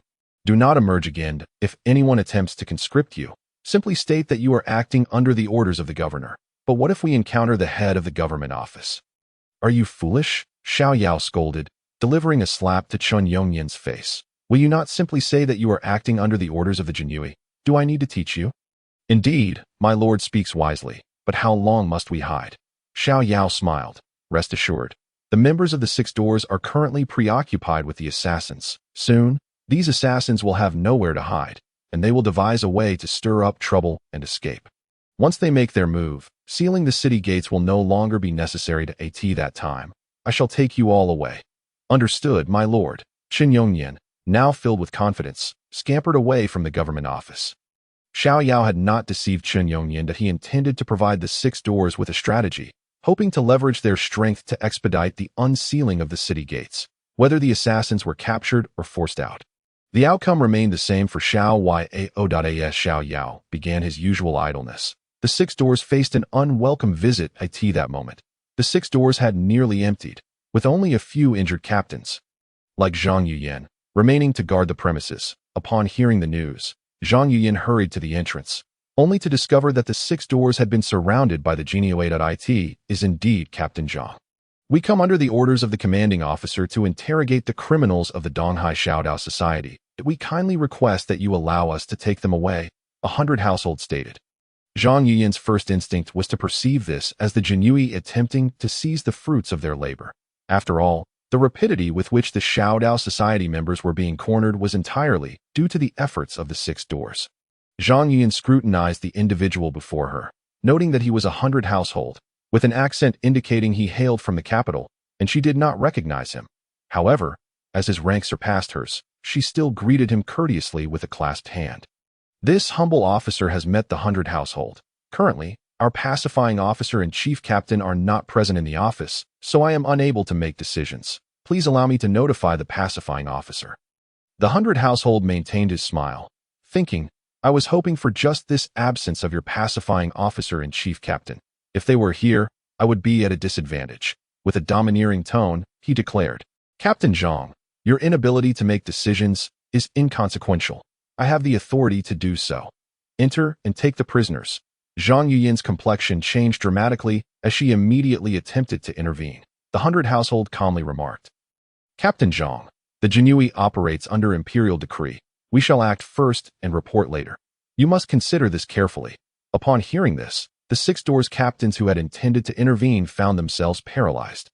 Powerless to act, they could do nothing but watch as the Jinyi brazenly entered the six doors and, right before their eyes, extracted the surviving criminals of the Xiao Yao society, just as the Jinyi were preparing to depart. Zhang Yuyan's eyes lit up as she caught sight of Nangong Xuanya hastily arriving. Employing lightness techniques, the 100 household glanced at Nangong Xuanya, chuckling derisively, and said, "Ah, Chief Captain Nangong, why the rush to return and see us off? You are too courteous, truly unnecessary." Nangong Xuanya, upon hearing this, felt his beard bristle with indignation. With a cold snort, he instructed Zhang Yuyan and the others, "What are you all standing around for? Return to your duties." Once Nangong Xuanya entered the six doors, the 100 households' arrogant laughter echoed outside. "Master, they are exceedingly overbearing," one of the captains remarked. Nangong Xuanya shot Zhang Yuyan an exasperated glare and retorted, "Who told you that the Jinyi is the Imperial Guard? Granted special privileges by the Emperor, they have every right to be arrogant. It's fortunate that you did not provoke them. That was my concern for returning." Zhang Yuyan wore a look of frustration, but could only shake her head helplessly. Chapter 46. Arrogance of the Xiaodian history. Zhang's family is now left with her alone, and being a woman in this era, it seems that the lineage of the Zhang family is effectively severed. While the bloodline of the Zhang family may be cut, it must not be tarnished by her actions. "Master, I have discovered something exceedingly peculiar." Upon hearing this, Nangong Xuanya inquired with curiosity, "What is so strange?" Zhang Yuyan furrowed her brow and replied, "Master, who in this world is unaware of the terror of the imperial prison? Who does not fear the brutality of the Jinyi? Yet, those members of the Xiao Yao society we captured displayed no fear upon being taken by the Jinyi. Instead, they bore expressions of relief, appearing quite at ease." Nangong Xuanya's expression shifted at her words. Scanning their surroundings, he lowered his voice to caution Zhang Yuyan. "Yin, you must forget this matter entirely. Do not speak of it to anyone. Pretend you know nothing. Do you understand?" Zhang Yuyan was momentarily taken aback, but quickly nodded in agreement. Nangong Xuanya's rise to the position of chief inspector within the six doors was not solely due to his innate martial prowess. He also possessed a keen understanding of the intricacies of officialdom, knowing which cases warranted investigation and which did not. His admonition indicated that he was privy to truths unknown to her, suggesting that the case involving the Prince Jean was far from straightforward. That evening, at the post station in Guangling City, Qin Yongnian and his companions were astonished to see Xiao Yao unusually accompanied by his servant, Qing Feng, who bore a travel bag. Xiao Yao calmly instructed, "Go, prepare a room. Additionally, inform the brothers to remain obediently within the post station during this period, ready to depart at my command." Qin Yongnian, filled with joy, immediately set to executing Xiao Yao's orders. Having just concluded their dinner, Xiao Yao suddenly noticed several Jinyi storming in, standing in the courtyard and haughtily bellowing, "You rascals, how audacious! The city is currently rife with the hunt for rebels. Yet you dare to hide here idly? Have you grown weary of life?" Xiao Yao placed his utensils down, adjusted his official robe, and stepped out of the room, casting a sardonic glance at the Jinyi. "Oh my! Which lord is so brazen to act in such a manner?" It turns out to be the Jinyi. Two Jinyi, who turned to regard Xiao Yao, glancing at his official attire, and upon realizing he was merely a minor official, rolled their eyes that a mere clerk dares to challenge the Jinyi. "How audacious! Who do you think you are to speak to us in such a manner?" Xiao Yao stepped forward, declaring, "How dare you? I am an official of the court, and you presume to insult me. You Jinyi think yourselves above the law?" The Jinyi's faces paled as they unsheathed their blades, pointing them at Xiao Yao. Unfazed, he advanced, deflecting their weapon and approaching them directly, delivering a resounding slap. The collective gasp of all present echoed in the air. Qin Yongnian and the other constables were left trembling in fear. After all, this was the Jinyi. How could Xiao Yao dare? "You dare strike me?" The Jinyi were momentarily dumbfounded. They were accustomed to being the ones delivering blows, not receiving them. Xiao Yao scoffed, "I struck you. And what of it? Do you dispute it? Do not presume that the Jinyi can act with impunity. I am a civil official, and we are not of the same ilk. Do you not think that even your commander has the authority to command me or my men? Begone!" The Jinyi, momentarily cowed by Xiao Yao's audacity, could only grit their teeth and demand, "You have guts. State your name." Xiao Yao laughed heartily, replying, I am Li Qianxiu, the student of the esteemed Minister Sima Jingzhou, temporarily serving as the clerk of the prefecture to go back and inform your commander that if he disputes me, let him challenge my teacher, and if he cannot prevail, then he should depart. Our prefectural office is not a place for you Jinyui to run rampant. Very well, I shall remember you. With that, the two Jinyui retreated in humiliation. Chen Yongnian and the others were thoroughly impressed by Xiao Yao's boldness, as for Xiao Yao not revealing his full name. It was inconsequential. In such a moment, to safeguard one's true identity would be foolish. Satisfied, Xiao Yao waved them off and returned to his room. Chen Yongnian, eager to ingratiate himself, followed him inside. Observing Xiao Yao leisurely sipping tea after dinner, he felt an overwhelming admiration. Yet, he approached with concern. Sir, is it wise to offend the Jinyui at this juncture? Are you afraid? Rest assured, I am not. Chen Yongnian nearly wept, saying, My lord, I am not worried about the Jinyui's retaliation, but rather if this will provoke the ire of Minister Sima. Without his protection, the Jinyui will not spare us. Upon hearing this, Xiao Yao sighed, setting down his cup and patting Chen Yongnian on the shoulder. Old Chen, do not fret. You are but a constable. And I do not blame your naivety. Today, I shall impart a lesson to you. Who am I? I am a civil official of Deqian. Civil officials and the Jinyui are at odds. It is a matter of political correctness. Sima Jingzhong may very well be aware of this, but he must protect me and will do so with all his strength. Otherwise, he would be severing ties with all civil officials. Moreover, when a civil official disciplines the Jinyui, as long as the punishment is not excessive, it serves as a model for all civil officials, so there is no need to fear. Chen Yongnian nodded, albeit with some confusion, while he still did not fully grasp the nuances. He understood that Xiao Yao, this clerk, could indeed confront the Jinyui without regard for their authority. They must know when to humble themselves. Chapter 47. Indeed, the scholar is terrifying. Within the Jinyui headquarters, the two who had been humiliated by Xiao Yao were far from willing to swallow their pride. Upon returning, they reported the incident to their superior, who, upon hearing the embellished account, became enraged. The matter was escalated through the ranks, eventually reaching the Jinyui commander, Lei Bao, who, after listening to the exaggerated tale, found it laughable. With a cold gaze, he regarded the two. Being struck is one thing, but you should not have allowed the Jinyui to lose face. Take them away and administer 30 strikes. The two Jinyui were momentarily stunned, and upon realizing the consequences, did not dare to protest, their faces filled with indignation as they were dragged away. Had they known this would be the outcome, they would have never reported it.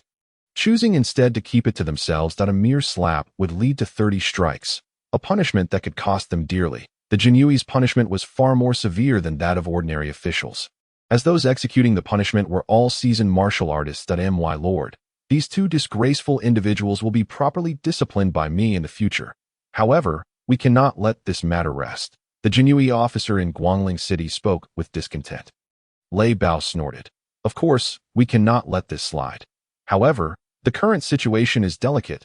If I were to confront Sima Jingzhong over such a trivial matter, it would undoubtedly be seen as the Jinyui stirring trouble.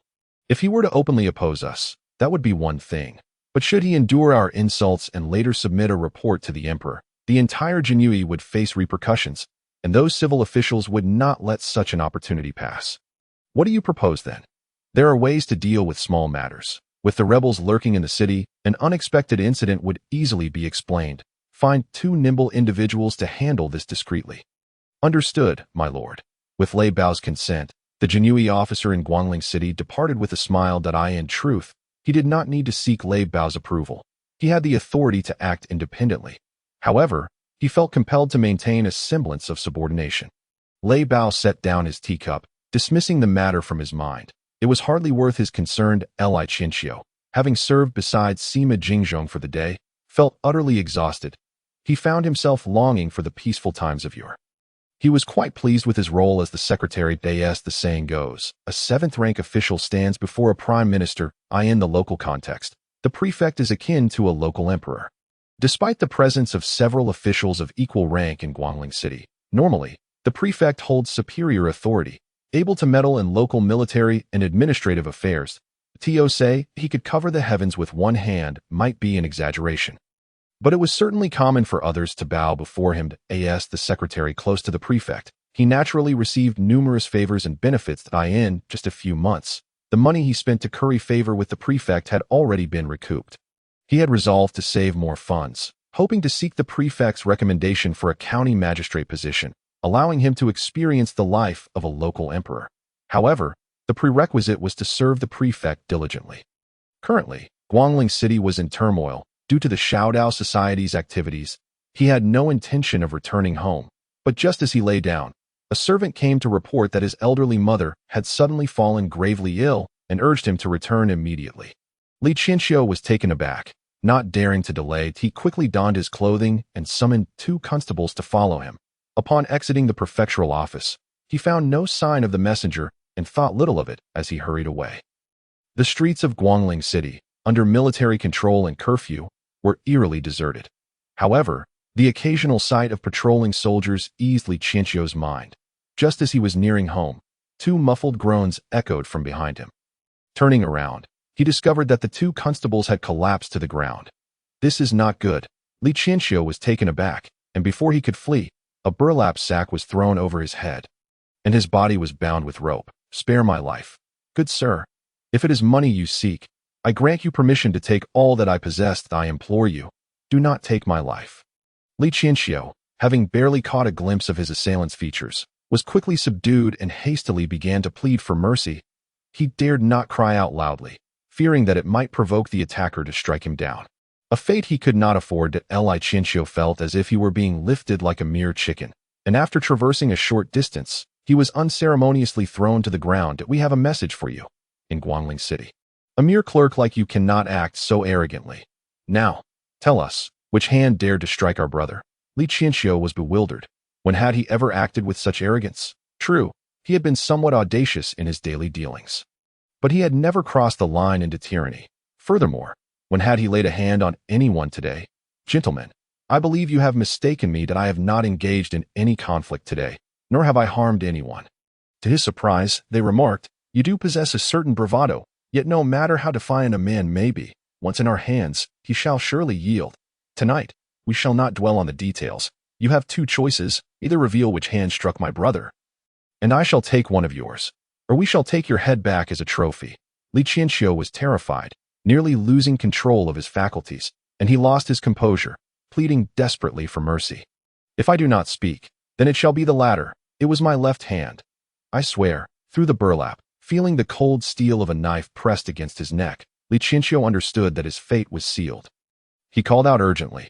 As a clerk, his right hand was essential for writing. If it were to be harmed, his career would be at an end. Had you mentioned that sooner, but since you are so obstinate, the one who struck my brother must surely be your right hand. The world around Li Qianxiu seemed to explode. He felt as if his head would burst, just as he opened his mouth to plead for mercy again. A sharp pain shot through his wrist, followed by a warm liquid soaking his leg. He let out a piercing scream. What a nuisance! I thought you were a man, since you prefer to whine like a child. Perhaps you should embrace that role. With that, Li Qianxiu felt a crushing blow to his groin, a searing pain that instantly shattered his consciousness, plunging him into darkness. The news of Li Qianxiu's assault did not reach Xiao Yao until noon the following day. However, who in Guangling City would care about the plight of a mere clerk? Only the lowly scribes and constables were gossiping about it, while those in power remained indifferent. It was Chan Zhongyan who learned of the incident from the innkeeper and rushed to inform Xiao Yao. Xiao Yao, however, was unfazed, wearing an expression that suggested he had anticipated this turn of events. Upon hearing that Li Qianxiu had not only lost his right hand, but also suffered a grievous injury to his manhood, Xiao Yao felt a chill run down his spine. The notorious Jin Yiwei were indeed ruthless, striking with a vengeance over what seemed a trivial matter. Yet, he failed to notice that Chan Zhongyan's gaze towards him was tinged with growing fear. Although he was unaware of the animosity between Li Qianxiu and Xiao Yao, it was evident from the previous day's events that Xiao Yao had deliberately set Li Qianxiu up, coupled with Xiao Yao's current demeanor. No further explanation was necessary. This was precisely the phrase often heard in tales. Killing with a borrowed knife. Scholars were indeed formidable. Chapter 48. A cataclysmic explosion. Unbeknownst to Xiao Yao, he had inadvertently become a source of psychological trauma for Chen Yongyan. He casually inquired about Li Qianxiu's condition, prompting a sigh from Qin Yongnian. Li Qianxiu had been discovered by patrolling soldiers and swiftly transported to a medical facility, where he managed to retain his life. The following day, Li Qianxiu insisted on being carried to the Yamen to seek justice from Sima Jingzhong. However, upon learning of the incident, Sima Jingzhong bluntly informed Li Qianxiu that with his right hand incapacitated and his body rendered disabled, he was unfit to continue in his role as a clerk. He handed Li Qianxiu 50 taels of silver and ordered the constables to remove him from the premises. Xiao Yao was taken aback. "Is that all?" Qin Yongnian nodded. "Indeed, my lord. The innkeeper conveyed this information to me that I heard that Li Qianxiu attempted to make a scene, only to have his family imprison him in the firewood room until he calmed down." Xiao Yao clicked his tongue, both lamenting Sima Jingzhong's callousness and feeling sympathy for Li Qianxiu, who, despite being a branch member of the esteemed Li family, had been rendered a cripple without so much as a whisper of protest. The so-called aristocracy was of no consequence against the machinery of the state. They could only bully the powerless common folk at the bottom of the social hierarchy. Through this incident, Xiao Yao gauged the current state of affairs in the great Qin dynasty. While the aristocracy held a modicum of influence in the court, their power was far from overwhelming.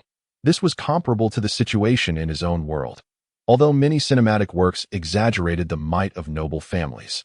In historical reality, their influence during times of upheaval was all too pitifully limited. The pinnacle of aristocratic power occurred only during the chaotic era of the northern and southern dynasties. At all other times, they were merely somewhat stronger ants in the grand scheme of a dynasty. The Li family, evidently, would not allow a mere branch member to antagonize a local official like Sima Jingzhong without Li Qianxiu.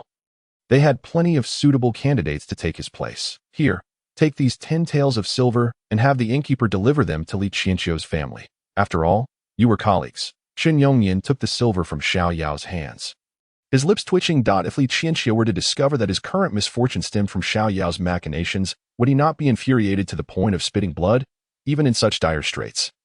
Xiao Yao still sought to compound his suffering. Qin Yongnian was genuinely curious about how Li Qianxiu had managed to offend this gentleman. Witnessing the grim fate that befell those who crossed him filled Xiao Yao with a sense of satisfaction. Gazing through the window at the azure sky, he mused, "Li Qianxiu, you were merely a clerk serving Sima Jingzhong, and yet you acted so high and mighty. You now regret your earlier arrogance." After this fleeting moment of derision, Xiao Yao's mood soured. It had been quite some time, yet the remnants of the Xiao Dao society had yet to make a move, which was not in line with his expectations. Opening the system, he glanced at his lethargy value and nodded in satisfaction. It would not be long before he could draw superpowers again. In a cellar at a constable's residence, several individuals gazed madly at the pile of burlap sacks in the corner. "Is this enough? More than enough? I spent 2 nights gathering these, and with the patrols on the streets tightening, if I were to gather more and get caught, all would be for naught. Any news from the genie Wei?" The 4 turned to the constable among them, who remained silent for a long moment before sighing. "They are all dead." The 4's faces turned pale. "Why didn't you say so earlier? We must move quickly." "Fear not. The address I provided to the elder was a false one," the constable replied calmly. The 4 breathed a sigh of relief and gave the constable a thumbs up. "However, do not rush to suspect the elder just yet. While I may have given him a false address, my identity remains unchanged. The fact that I am still safe today means the elder has not betrayed us. Then we cannot delay any longer. We shall commence tonight." The 5 exchanged glances, and after a moment, they all nodded in agreement. After nightfall, the constable returned from outside, bringing with him attire resembling that of the constabulary for the others. One by one, they hoisted the burlap sacks and slipped out of the cellar. Under the radiant starlight, they took a deep breath. The constable looked at the 4 and handed over a token, saying, "We shall split up now and regroup at the east gate. I will join you as soon as I can. Take care." The 5 exchanged determined glances before parting ways. Li Qianxiu lay in the firewood room, his body battered, with fresh blood seeping from the severed wrist of his right hand. Through the broken window, he gazed at the waning moon. Gradually regaining his composure, he could hardly fathom how, just a day prior, he had been filled with ambition and plans for his future, only to find himself in such dire circumstances to prevent him from pursuing the matter further. His own kin had subjected him to punishment. The pain of the whip upon his back was nothing compared to the anguish in his heart. He began to reflect on his misfortunes, yet no matter how astute he believed himself to be, Unraveling the truth without any leads was an impossible task. Gradually, amidst confusion and dread for the future, hatred took root in his heart. In this moment, Li Qianxiu bore no animosity towards those who had harmed him, nor towards Sima Jingzhong, but rather directed his fury towards the heartless Li family.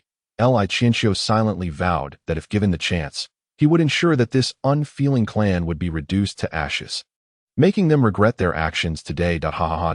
Li Qianxiu laughed heartily, realizing the absurdity of his situation. He had become a mere specter of himself. With a severed hand and his manhood lost, he could not even dream of fathering a child to aid in his quest for vengeance. What was he even pretending to be? Just as Li Qianxiu mocked his own naivety, the earth suddenly trembled. His expression shifted drastically, and before he could react, the roof of the firewood room collapsed above him. The tightly bolted door and windows were flung open by a gale the likes of which he had never encountered. In an instant, Li Qianxiu felt himself lifted from the ground, tossed about violently within the confines of the room. That night, it would be a sleepless one for all of Guangling City. That a tremendous explosion reverberated throughout the entirety of Guangling City. Xiao Yao was jolted awake by the violent cacophony, sensing the ground tremble beneath him. Panic-stricken, he swiftly rolled over and took refuge beneath his bed. After what felt like an eternity, the tremors finally ceased.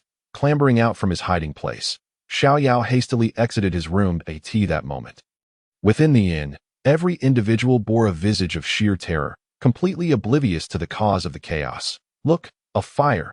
Xiao Yao exclaimed, following the sound, only to behold in the vicinity of Guangling City's center flames soaring into the sky, even more ferocious than the blaze that had consumed the Jin Wangfu that fateful night. Suddenly, with a sickening thud, a severed hand plummeted from above, landing in the courtyard, leaving everyone momentarily dumbfounded.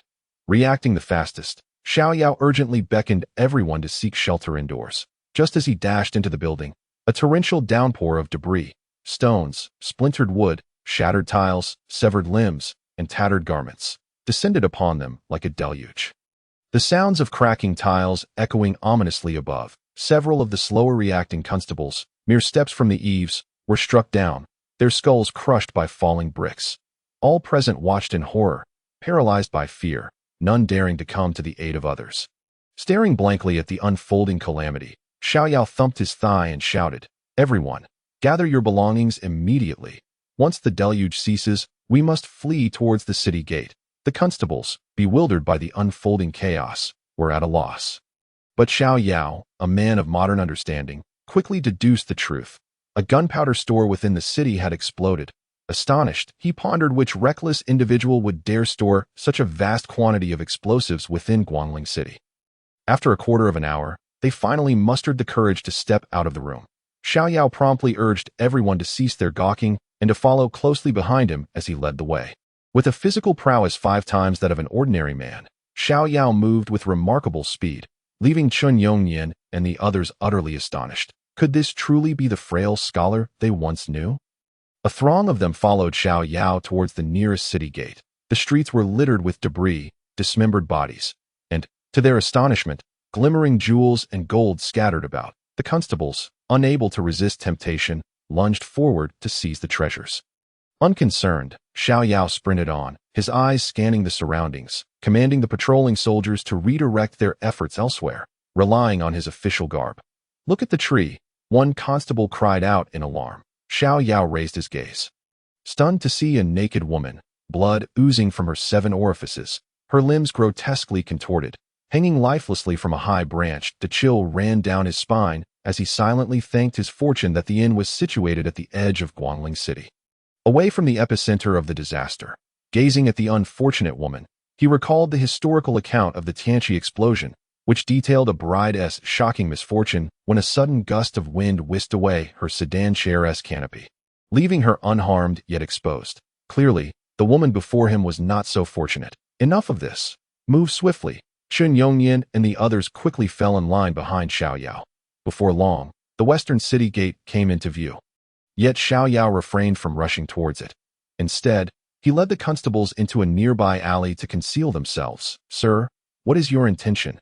they inquired, their faces etched with confusion. Xiao Yao, maintaining his composure, replied, "Given the magnitude of tonight's events, Do you not think the traitors hidden within the city will seize this opportunity to storm the city gates? Once they breach the gates, we can slip out amidst the chaos. But how can you be certain they will approach this gate? Chun Yongnian asked curiously. Xiao Yao shot him a glance, yet patiently explained, it's a gamble. Guangling City is vast, and the western gate is the closest to us if we wait until we learn of their movements. It will be too late. The group immediately began to sing Xiao Yao's praises. Soon after, another deafening explosion echoed, though this time, neither the sound nor the scale could compare to the previous detonation. Xiao Yao quickly deduced that the earlier blast had indeed been the work of the remnants of the Xiao Dao Society. However, he could not rejoice, for the sound originated from the direction of the eastern city gate, indicating he had made an incorrect choice. Cursing his misfortune under his breath, he was about to call for the group to retreat when suddenly, as he stepped out of the alley, he spotted a constable leading over 20 black-clad individuals who emerged from nearby residences, brandishing crossbows and unleashing a chaotic barrage upon the city gate guards. The commotion erupted into a cacophony of shouts and violence. Cautiously, Xiao Yao peered out to assess the situation. The black-clad assailants exhibited remarkable prowess, easily overpowering the city gate guards, who suffered significant losses due to the initial volley. Astonishingly, the black-clad faction managed to breach the city gate passage. Realizing the opportunity had arisen, Xiao Yao rallied the constables, shouting for them to charge towards the city gate. Pursue the miscreants, he bellowed, while quietly urging, slow down. Do you wish to hasten your demise? A mix of excitement and trepidation coursed through the group as they adjusted their pace. Upon witnessing the black-clad figures fleeing the city, Xiao Yao unleashed his full speed, leading the constables through the gate. Determining the direction of the fleeing assailants, they skillfully veered away from their path, opting for an alternate route. The members of the Xiao Dao Society were momentarily taken aback. The clamor of pursuit startled them, and they mistakenly believed their plan had been compromised. However, upon exiting the city gate, they discovered their pursuers had altered course, chasing after a different path altogether. Meanwhile, Li Qianqiu awoke to find the Li household in utter disarray, with no one paying heed to his plight, struggling to rise. He stumbled out of the woodshed, only to witness the Li residence nearly dismantled, servants either extinguishing flames or rescuing others. Feeling a wave of relief wash over him, he seized the opportunity to escape the Li family estate amidst the chaos. Stumbling back to his own home, he was immediately enveloped in his mother's tearful embrace. As he attempted to comfort her, he surveyed the disorder within his home, initially believing they too had succumbed to the recent calamity. However, upon inquiring further, he was nearly driven to the brink of despair upon learning the truth. The Li family had stormed in, robbing him of the hard-earned wealth he had accumulated over the past few months. In that moment, realization struck Li Qianqiu like a thunderbolt. The Li family harbored a deadly intent against him. His beating and confinement were not a mere attempt to subdue him, but rather a sinister plot to ensure his demise. Overwhelmed by sorrow, he found himself contemplating the futility of existence. Yet, just as despair threatened to consume him, his mother discreetly pressed a silver ingot of 50 taels into his hand. That "My son, where did you find this silver?" he asked, astonished. "Thought it was sent by your colleague, a gentleman named Xiao Yao." Upon hearing of your plight, she replied. Li Qianqiu was momentarily stunned, a whirlwind of emotion surging within him. "Mother, you should not have. I am but an old woman. I fear nothing. Should they harm me, they will gain nothing and only invite scorn upon themselves. You needn't worry about me." After much hesitation, Li Qianqiu clutched the silver tightly, bowed 3 times to his mother, and departed without looking back. Chapter 49. There is always a way out in moments of emotional turmoil. Individuals often vow to achieve the impossible, feeling invincible and extraordinarily powerful. Yet, when the fervor subsides, they are left in a state of confusion. Clutching the 50 taels of silver, Li Qianqiu found himself standing in the street, engulfed in this very confusion. Dreams are forever just that, dreams. Eventually, one must confront reality. Observing the chaos wrought by the explosion, Li Qianqiu suddenly found himself at a loss for what to do. Thoughts of vengeance flickered through his mind, but as he regained his composure, he recognized the absurdity of his aspirations. Revenge is an art, requiring either power, wealth, or exceptional skill. Yet Li Qianqiu possessed none of these. His literary talents were lacking. Having failed the imperial examinations, he had no connections, being a pariah of the family. and thus could not pursue the civil service. With no wealth to speak of and a disability at nearly 40 years of age, he found himself barred from military service and the chance to earn merit in battle. It could be said that the paths to success in the great Qin dynasty had all been irrevocably closed to him. Gazing at his severed right hand, he mourned the realization that even the prospect of serving as a eunuch within the palace had become a distant dream. Amidst the devastation of Guangling City, he felt a pang of sympathy for the owner of the severed hand he had seen earlier, who likely suffered far worse than he did as he grasped the solid, warm silver ingot nestled against his chest. Li Qianxiu felt a flicker of warmth amidst his despair. Where there's life, there's hope, he mused. Resolving not to succumb to despair, he began to seek refuge. Aware that the chaos was merely temporary, once order was restored, the Li family would undoubtedly resume their pursuit of him. As Li Qianxiu wandered through the turmoil, he unexpectedly caught sight of the eastern city inn. Amidst the chaos, a few Tatar individuals stood calmly at the entrance, grinning as though they were spectators at a grand performance. Struck by a sudden realization, Li Qianxiu stood frozen, struck by a bolt of inspiration. While his own path within the Qin dynasty was irrevocably severed, it did not preclude the possibility of forging alliances with the Tatars. They did not adhere to the same standards as the imperial court, and a mere loss of a hand would not deter them from considering his potential. Moreover, throughout history, there has been no shortage of disheartened scholars who, feeling thwarted, betrayed their homeland and allied themselves with foreign tribes, ultimately rising to positions of great power and influence within those realms. If the ancients were capable of such deeds, why should I not aspire to do the same, provided I can secure the favor of the Tatar Khan? I could very well lead these foreign allies to breach the defenses of Deqian, and with my forces directed, the likes of the Li family, the Wang family, and other noble clans would simply be phantoms beneath the blades of the Tatars. The more Li Qianxiu contemplated this, the more exhilarated he became. Drawing a deep breath, he resolutely approached the group of Tatars. As the secretary to the governor of Guangling City, he was naturally well acquainted with these individuals. He recognized that the youth at the forefront was none other than Sabir the Ugly Donkey, the current chieftain of the Tatar Wugu tribe. He was unaware of the purpose behind the chieftain's visit to Deqian at such a critical juncture in the struggle for the title of Khan among the Tatar tribes.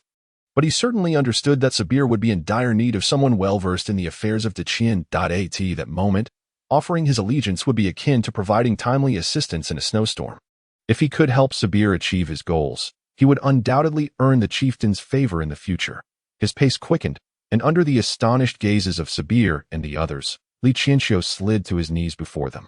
Offering 3 deep bows to Sabir, Scholar Li Qianxiu of Deqian pays his respects to the Wugu chieftain. I humbly beseech you to take me under your wing. Xiao Yao was oblivious to the fact that his malicious intent, manifested through the silver he had sent to Li Qianxiu, had not only failed to achieve its desired effect of inflicting harm, but had, in fact, become the final lifeline for Li Qianxiu at a moment when his resolve was on the brink of collapse. At that moment, he was joyfully sprinting along the official road. The hem of his official robe had been tucked into his belt, and his legs seemed to fly with a tireless rhythm. In truth, Xiao Yao felt no fatigue at all, that he sensed that as he ran with all his might, every cell in his body was rapidly generating a form of energy, replenishing his stamina and alleviating his exhaustion. Furthermore, he felt his pores swiftly absorbing energy from the moonlight, at a rate far exceeding his capacity for consumption. Xiao Yao was tempted to shout, "Son of the sun, how remarkable!" whether it was the gentle breeze or the constables of Chunyongyan and Longwu County. They had long been left far behind on the official road. Xiao Yao was the sole figure, racing forward with a speed comparable to that of a warhorse. Had it not been for the somewhat dim moonlight, he felt he could have run even faster. This was an opportunity to test his extraordinary abilities, one he did not wish to squander. The power of the sun allowed him to absorb solar energy, enhancing his physical strength and accelerating his healing and recovery. Though it was night, Xiao Yao understood that moonlight was also sunlight, while its absorption rate was not as potent as during the day. It remained formidable. Immersed in this exhilarating burst of energy, a sudden thought struck him. If he were to engage in guerrilla warfare, could he not continue indefinitely? Xiao Yao yearned for such an experience and wished to invite the Shi family to witness it.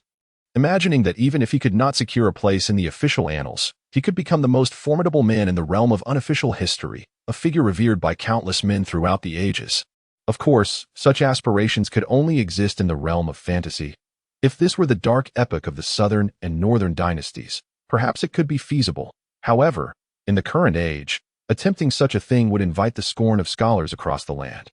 For now, he would have to cast aside this grand ideal that as the sun rose in the east, Xiao Yao halted his stride. Longwu County lay just ahead that INA days. He realized he had covered the distance of 2 or 3 days within a single night. He stroked his chin thoughtfully, pondering that if he were to fall from grace in the official realm and wander the world, he could very well adopt the moniker of the divine traveler. Devoid of any hint of arrogance, entirely genuine, Xiao Yao's return did not draw any particular attention in Longwu County. His presence had never been particularly notable. After all, how could one expect a lethargic official who spent his days fishing by the riverside and indulging in the pleasures of the night to command any significant regard? Upon returning home, Xiao Yao changed into his casual attire and, taking his fishing rod, made his way to the riverbank with practiced ease, reclining in his chair and basking in the warmth of the sun. This was the essence of a life well lived, in a state of blissful stupor. Xiao Yao resolved that he must endure and refrain from inviting trouble upon himself again, for he had come perilously close to not returning. While Xiao Yao reveled in comfort, the Daqian court was far from at ease. News of the catastrophic explosion in Guangling City had already been dispatched to the capital at an accelerated pace of 800 li. This was destined to be an event that would send shockwaves throughout the entire Daqian dynasty.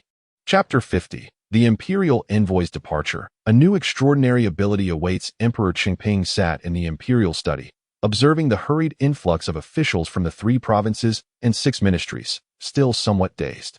Following swiftly behind the urgent missive from Guangling City was a secret report from the Jinyue. While the officials in Guangling remained oblivious to the cause of the explosion, the Jinyue had already unraveled the mystery. After perusing both documents, Emperor Qingping felt a surge of rage that nearly made him choke on his own blood. The reason he had commanded the Jinyue to secretly eliminate Prince Jin was that their spies had discovered the prince's clandestine construction of armor, weapons, and gunpowder. Were Emperor Qingping 10 years younger, he would not have felt such an urgency to dispose of Prince Jin. Over the years, however, he had sensed his own mortality drawing near, believing that he had only a few years left to live.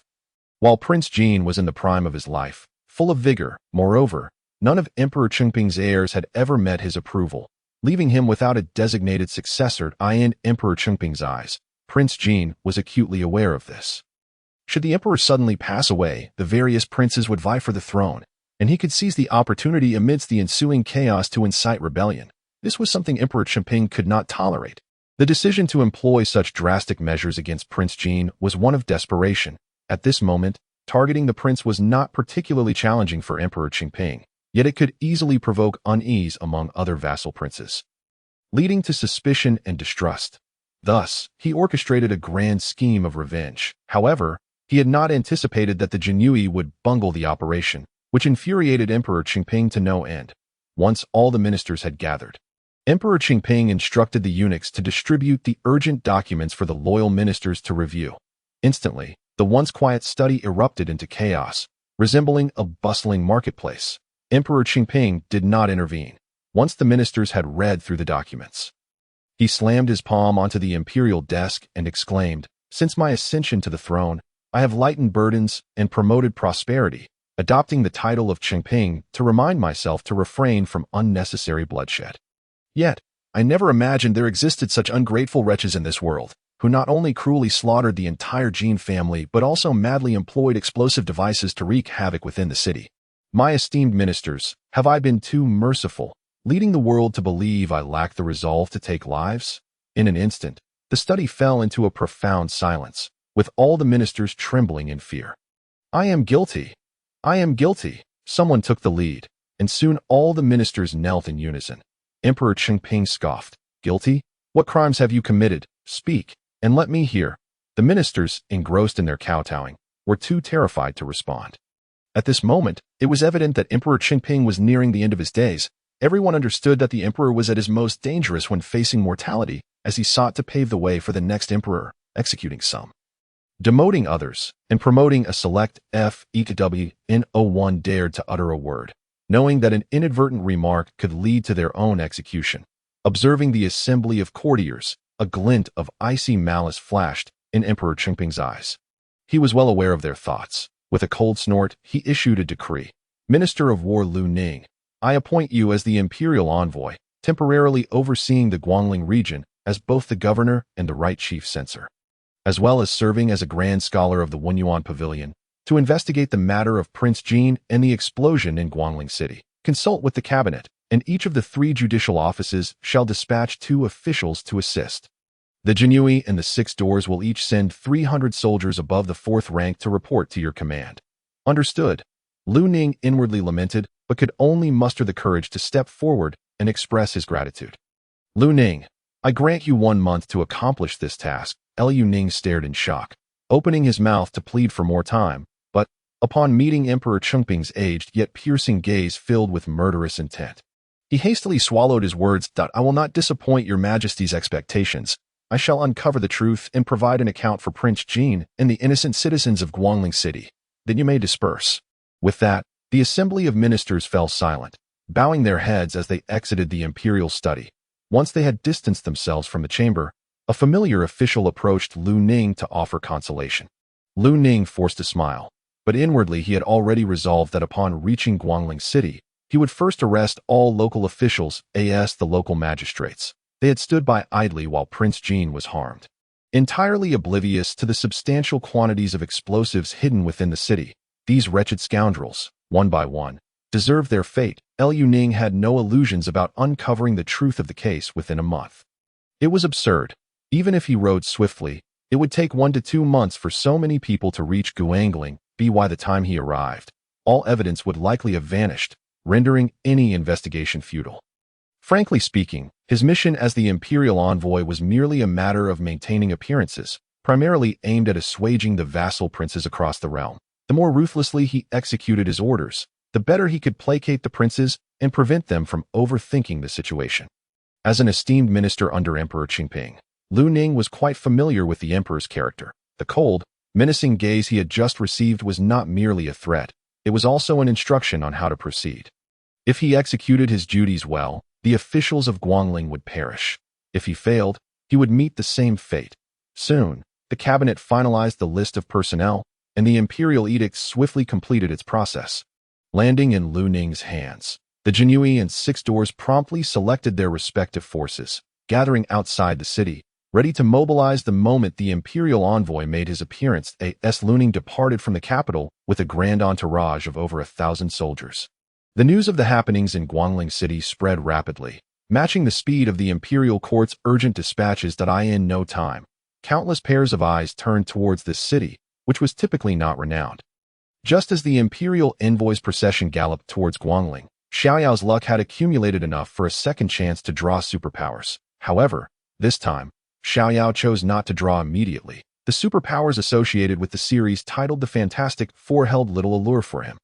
Although there were 5 distinct superpowers within the narrative, none piqued his interest. The powers he could draw were graded. Thus, despite their inherent strength, the system's tendency to weaken them resulted in a classification that rendered the lower-tier abilities rather useless. More crucially, 3 of these powers would alter one's physical structure. One was the ability to become a rubber man, another a stone man, and the last a steel man. Xiao Yao could not guarantee that such transformations would not change his appearance. He certainly did not wish to become a monstrous entity loathed by all. This was absolutely unacceptable. They asked for the option to decompose the drawn powers into skill fragments to enhance the level of the child of the sun. Xiao Yao felt it would be a loss. After all, he currently lacked any means of self-defense, and diversifying his abilities seemed far more advantageous. He waited a full 10 days, during which the system refreshed with titles such as One Piece, Avengers, Code Geass, and Telekinesis, all of which he ultimately dismissed, until Power Unleashed appeared, prompting him to eagerly decide to proceed with the draw. Chapter 51. Telekinesis. In those 10 days, many exceptional superpower narratives emerged. Yet none suited Xiao Yao's current needs, too low in cost-effectiveness. While these stories featured numerous formidable superpowers, they also included an abundance of lackluster abilities. His ability draws were random, thus he faced the same predicament as with the Fantastic Four. Drawing a subpar ability would waste this precious opportunity. Consequently, he would have to wait over 3 months for the next draw. Power Unleashed, however, contained only one superpower, and it was exceptionally potent. The storyline revolves around 3 spirited young men who unexpectedly acquire telekinetic abilities. which swell in strength as they grow, culminating in a tale of complete chaos following various personal setbacks that in the climax. The telekinesis allows the protagonist to fly and halt bullets in midair, perfectly suited for Xiao Yao's current situation. Even with the system's tendency to weaken such powers and categorize them, their controllability remained formidable for him. Thus, Xiao Yao had already resolved in his mind to primarily select narratives with singular powers in future draws, avoiding those like One Piece with an overwhelming plethora of abilities that in fact, before encountering Power Unleashed, Xiao Yao had been quite tempted by telekinesis, pondering it for quite some time. This ability, akin to instantaneous movement, was also extremely fitting for him. However, he hesitated to gamble. What if this power, once graded, limited the distance of its teleportation? Xiao Yao could accept that, but feared the possibility of a cooldown period, which would leave him in dire straits. He was well aware that a martial artist's lightness skill allowed for incredible speed over short distances. Should he fail to teleport sufficiently far, he would be left to flee desperately while waiting for his skill to recharge. To mitigate any risks, he reluctantly decided to forego it. Fortunately, the system favored him and presented Power Unleashed. Since this narrative contained just one superpower, Xiao Yao felt no need to rely on luck and calmly initiated the draw. As the extraction panel gradually came to a halt, a familiar, ethereal image materialized before him in an abandoned parking lot. Andrew sat cross-legged, his gaze locked onto Xiao Yao, his eyes reflecting an almost inhuman intensity. A lion does not feel guilt for killing an antelope, right? You don't feel remorse when swatting a fly. This line of reasoning struck a chord, his right hand extended, slowly forming a fist, while the dilapidated cars behind him began to warp under an invisible force. As the vision faded, Xiao Yao sensed a shift in his consciousness. Taking a deep breath, a smile graced his lips as he opened the system panel.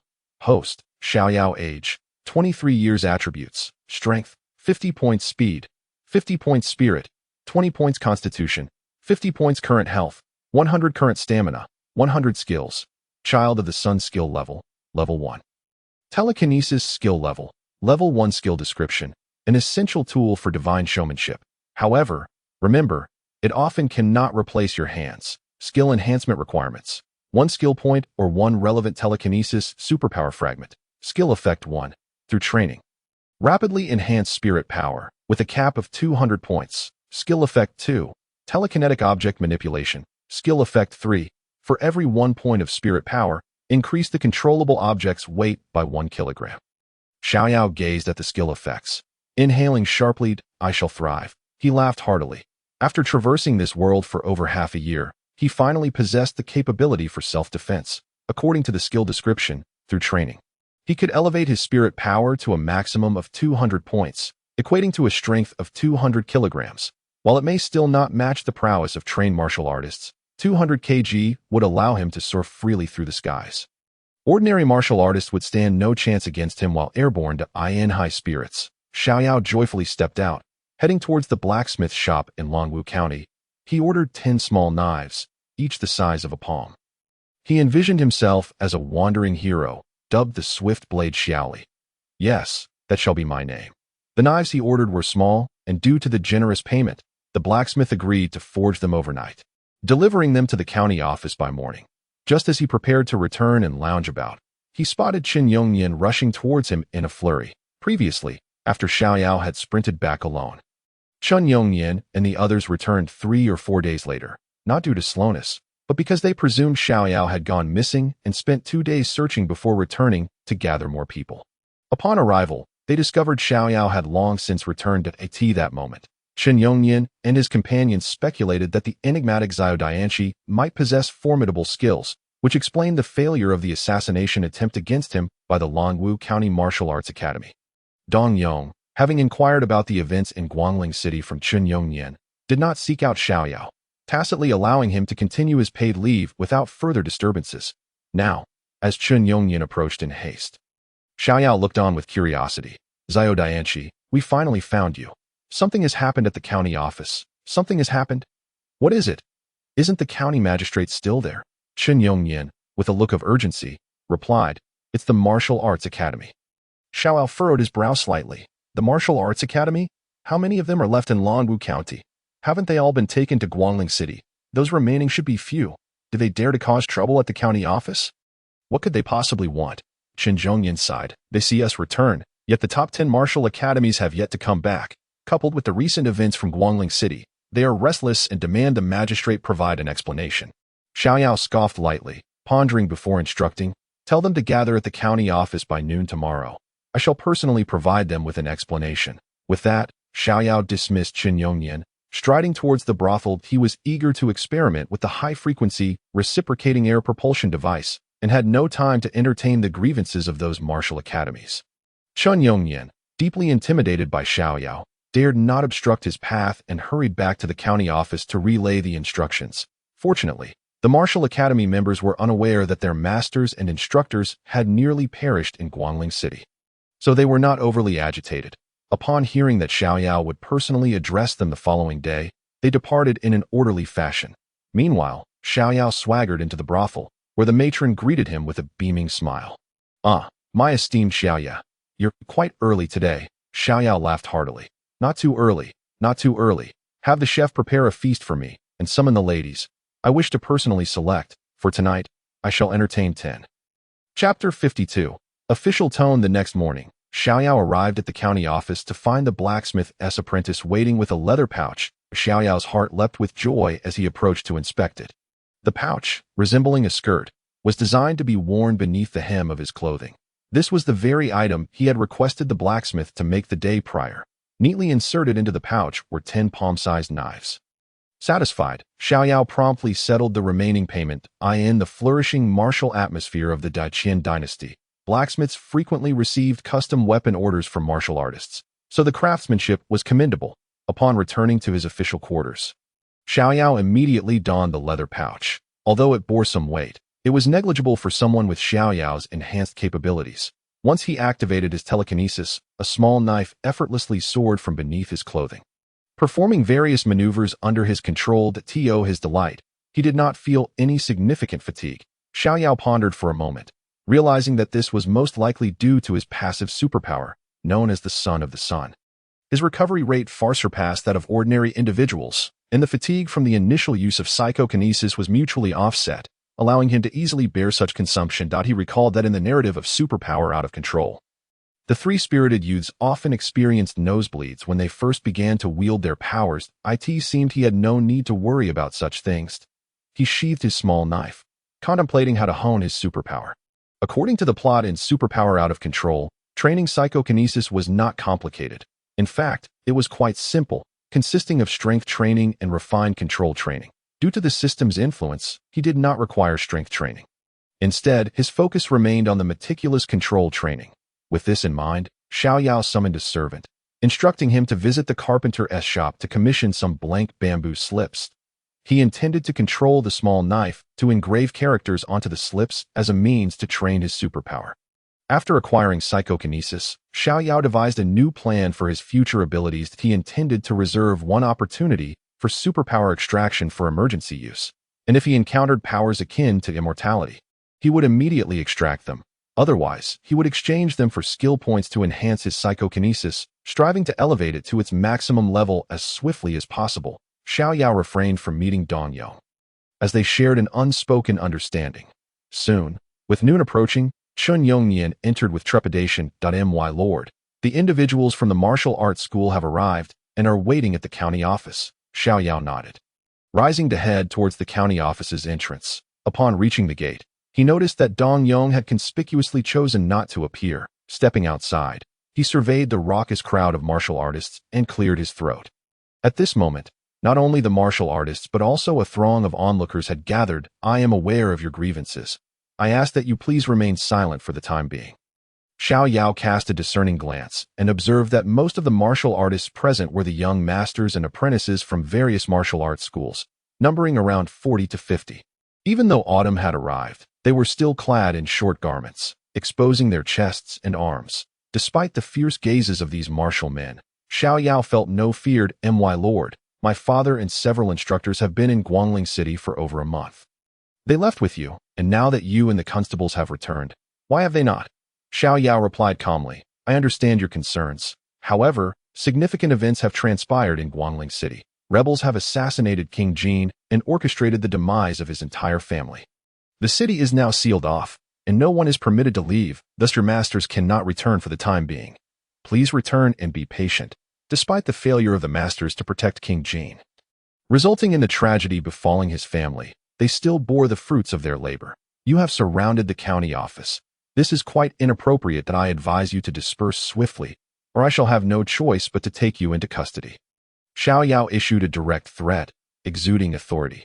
Yet, the martial men remained undeterred. Suddenly, a voice rang out. Xiao Jianshi, do not speak to us in bureaucratic terms that if Guangling City is sealed, how is it that you could leave? Do not presume we are ignorant. We have learned that many of the masters and instructors who accompanied you to Guangling have perished there. Are you unwilling to speak the truth? Will you not provide us with an explanation? Upon hearing this, Xiao Yao's expression darkened, his gaze fixed upon the speaker, and upon recognizing him, he let out a derisive laugh that I wondered who had the audacity to speak so boldly. It is none other than Xiao Yao. Tell me, has your back healed enough for you to stand upright and speak? Or do you believe I have granted you face? Xiao Yao, undaunted, stepped forward after being called out. Xiao Jianshi, you need not threaten us. Our fathers and masters are at stake. How could we retreat due to a few of your menacing words? Do not think you can deceive us. There is no wall in this world that does not allow the wind to pass through. Today, we must know the fate of our loved ones. Xiao Yao regarded the crowd, noticing Chun Yongyan's cold sweat and hurriedly retreating to fetch reinforcements. Those who dared to come today were not the inexperienced apprentices from the martial arts schools. They were the young master's disciples, many of whom were skilled warriors. Should they truly unleash their fury and storm the office, the constables within would be hard-pressed to withstand them. Soon, a cacophony of footsteps echoed from within the office as a large contingent of constables emerged, standing behind Xiao Yao to bolster his presence. Without turning around, Xiao Yao gazed at Xiao Yao, a mocking smile gracing his face. Since you are aware, I shall speak plainly. Indeed, some of the masters and instructors who went to Guangling City to protect King Jin have perished there. As his words fell, the faces of the martial artists turned ashen, although they had gleaned bits of information through their own channels. Confirming it through Xiao Yao's lips struck them like a thunderbolt. Nevertheless, the masters in Guangling City were not under Xiao Yao's command. They answered to the 6 doors. Thus, he was only aware that some had sacrificed their lives, but the specifics of who and the extent of the casualties remained unknown and would only be revealed once Guangling City was reopened. Therefore, I implore you to return for now. Once I ascertain the details, I will formally present the list of casualties to the county magistrate, requesting recognition and rewards for the masters and instructors. Xiao Yao's eloquent speech, coupled with his sardonic smile, was indeed impressive. However, the martial artists below were seething with anger, their faces flushed and features contorted. The palpable aura of hostility made it clear that they were on the brink of eruption. Chapter 53. The eyes of the crowd are sharp. Within Xiao Yao's heart, anticipation surged. His small knife yearned for action. After acquiring psychokinesis and dedicating a night to diligent training, his mental strength had increased somewhat, now reaching 35 points. While this did not enable him to fly, it still provided considerable speed and power when wielding the flying knife. More importantly, in this world of high martial arts, Xiao Yao understood that even if he wished to lay low and avoid trouble, it was futile. Trouble would inevitably find him in his previous life. In a seemingly peaceful and harmonious nation where the power dynamics among individuals were relatively equal, countless instances of bullying still occurred. Was it that honest people were not honest enough? Or were they simply not compliant enough? Was it necessary to ask foolishly why they bullied you instead of others? Having witnessed such occurrences, Xiao Yao realized that to live well and prosper, one must possess a certain ruthlessness and strength. This strength encompasses not only physical prowess, but also power, wealth, wisdom, and courage. Frankly, after orchestrating the downfall of the various masters and instructors in Longwu County, Xiao Yao could easily eliminate those remaining martial artists. However, such an act would be a waste. The most formidable warriors here were likely only third-rate cultivators. While they could fight, their capabilities were limited. Even with exceptional talent, a mere 10 could only match another 10 within the county office. The combined forces of the constables numbered at least 200 to 300, and some might even be concealing their martial prowess. With their presence, Xiao Yao could confidently use the current situation to practice his skills. Yet first, he needed to provoke these individuals into action, thereby justifying his own response. Thus, Xiao Yao adopted a defiant demeanor, continually using expressions and words to incite them. Unfortunately, he perhaps overestimated their resolve. Aside from the more aggressive young masters, the apprentices began to display expressions of hesitation. They sought to pressure the office for the truth. Yet Xiao Yao's assertiveness caught them off guard. If a conflict truly erupted, they would inevitably bear the consequences. Hence, after Xiao Yao's eloquent remarks, some began to pull their young masters away, seeking a way out. Since the master has said this, it would be too excessive for us to remain obstinate. That I only hope that the master will provide us with an explanation once Guangling City is reopened. Qian Feng, what nonsense are you spouting? Xiao Yao is clearly just deceiving them. How can you betray your master's trust? Xiao Yao paid no heed to the clamor below, allowing them to turn on each other. His face betraying a hint of regret. Whether human or animal, beings inherently understand the principle of seeking benefit and avoiding harm. These apprentices were ultimately unwilling to sacrifice everything for a master who could offer them little in return. Supporting their young masters was already the limit of their loyalty. Xiao Yao decided to stoke the flames further, hoping to drive them to the brink of irrationality. Silence. This is the county office, not a marketplace. Whoever makes noise shall face my punishment. I have provided you with an explanation. Now, I suggest you leave promptly and cease obstructing my view.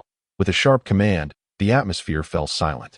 All present gazing at Xiao Yao in disbelief. Leave. Another resounding shout followed. The apprentices realized that Xiao Yao had reached his limit and hastily dragged their young masters away. Meanwhile, the onlookers began to murmur among themselves. With Xiao Yao's keen hearing, he could still discern their conversations. Wow, this Xiao Jianshi is quite impressive. His presence is indeed more imposing than that of the county magistrate. A man should aspire to such greatness. The magistrate is remarkably handsome and formidable. If one could marry him, who would dare to bully us sisters? Even though Xiao Yao prided herself on her exceptional acting skills, she nearly lost her composure. Struggling to suppress the smile that threatened to break free, she turned away with a sigh. Indeed, the eyes of the populace are keenly discerning. Most of the citizens of Longwu County are still quite sensible. As the matter concluded, Chen Yong, the elder, exhaled a sigh of relief and began to disperse the officials. Observing Xiao Yao's retreating figure, he hesitated to follow, opting instead to report the situation to Dong Yong. The individuals from the martial arts school, after dragging the various young masters away, wore expressions of embarrassment and promptly sought excuses to leave. Only a few young masters remained, exchanging glances, their faces grim. Zhang Qingshi regarded the silent young masters and quietly remarked, "Gentlemen, let us not concern ourselves with those unreliable brothers. After all, they are outsiders and cannot be depended upon. This matter must ultimately be resolved by ourselves. If you brothers are willing, please come to my Zhang family martial arts school, so we might deliberate on how to proceed." Ji Lao Lu cast a glance at Zhang Qingshi, whose father was Zhang Tao. Unlike others from the martial arts schools, he and Zhang Qingshi were most apprehensive about their father's safety. This was because, when Xiao Yao was attacked, she directly approached Zhang Tao to extort 3,000 taels of silver from the major martial arts schools. Clearly, Xiao Yao seemed to believe that Zhang Tao was implicated in the assassination attempt. Furthermore, Ji Lao Lu had previously been mocked by Xiao Yao in verse, causing his family's martial arts school to become a laughingstock in Longwu County, leading her to think that the Ji family was also among those who sought to harm her. Otherwise, it was difficult to comprehend why Xiao Yao would target him so relentlessly. Unfortunately, the assassination of Xiao Yao had been secretly orchestrated by the elders of the various martial arts schools, with the younger generation remaining uninvolved. Given this situation, the individuals most likely to be ensnared by Xiao Yao were undoubtedly Zhang Tao from the Zhang family martial arts school and Ji Lao Lu's father. Witnessing Zhang Qingshi's intent to unify everyone under one cause, Ji Lao Lu immediately concurred, saying, "I agree with Brother Zhang's sentiments. Now that we cannot rely on outsiders and our elders are absent. If we do not unite, given Xiao Yao's vindictive nature, she will surely eradicate us." "Not necessarily." Another interjected, "We have no enmity with Xiao Jianshi, and our father's safety is still uncertain. That if we act rashly now, we might turn a non-existent conflict into a real one with Xiao Jianshi. If my father returns and learns of this, he will undoubtedly be furious." Ji Lao Lu shot a glare at the speaker, his teeth grinding in frustration. Just as he was about to reprimand him, Zhang Qingshi calmly interjected, I understand Lu Xiong's concerns. However, have you considered that Xiao Jianshi's lack of trouble with you hinges on his knowledge of who attempted to assassinate him? If he is unaware, would he spare anyone else? Were I Xiao Jianshi, I would annihilate all 10 families of martial artists. Better to kill the wrong person than to let anyone escape. How could that be? Someone scoffed, holding on to unrealistic hopes. Zhang Qingshi sneered. How could it not be? Do you not wonder why the county office summoned all 10 of our martial arts school leaders and instructors to Guangling City? It is precisely because Xiao Jianshi is uncertain about the culprits, and thus he intends to ensnare us all. Observing the silence that followed, Zhang Qingshi, satisfied, continued, those willing to heed my advice, come to my Zhang family martial arts school. Those who do not wish to stay, I will not force. However, should Xiao Jianshi seek revenge in the future, do not come to us for aid. Chapter 54. Conspiracy. Zhang Qingshi turned and departed, with Ji Lao Lu hastily following. The remaining individuals exchanged glances, fearing being abandoned, and quickly trailed behind.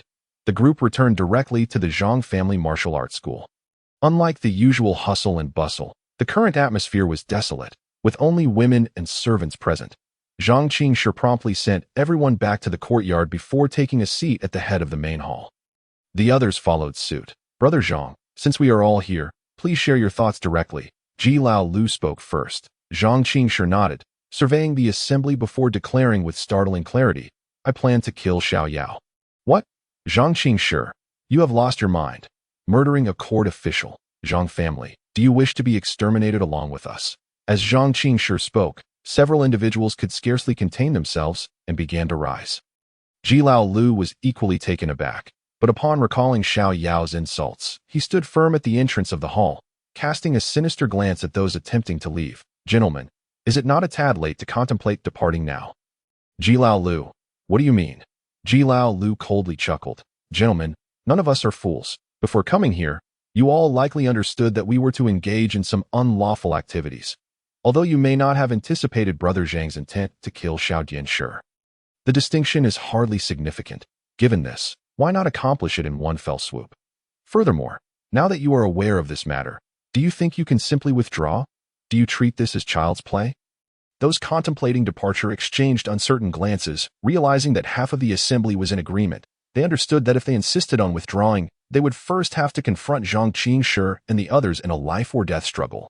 Eventually, under Zhang Qingshi's watchful gaze, they reluctantly resumed their seats. Zhang Qingshi nodded in satisfaction at Ji Lao Lu. Brothers, there is no need for such panic that we simply need to ensure that our plans are thorough and that we clean up after ourselves. It is not an insurmountable task. Let us not forget that our fathers successfully assassinated Xiao Yao once. Why can we not do the same? Do not underestimate Xiao Jianshi's power if he truly had significant backing. Would he have swallowed the humiliation of being attacked? Let us be frank. He is merely a paper tiger. Moreover, I have already bribed individuals within the official ranks and gathered ample information. County Magistrate Dong has a notoriously strained relationship with Xiao Jianshi. Maintaining a see no evil, hear no evil stance regarding the vendettas of the martial world. Once we eliminate Xiao Jianshi and conceal the body, it will not be a case of a court official being murdered, but rather a disappearance or a voluntary departure that I suspect that Magistrate Dong would be disinclined to advocate for Xiao Jianshi. Currently, with the grave incident of the Jin Wan's assassination unfolding in Guangling City, the governor is likely preoccupied with his own troubles that he would hardly concern himself with the fate of a mere local official, making this the perfect opportunity for us to act. What do you think? Zhang Qingshi articulated his thoughts clearly, analyzing the pros and cons to persuade the others. Gradually, the assembly began to feel that perhaps this perilous endeavor could indeed be undertaken. However, such significant matters could not be decided lightly.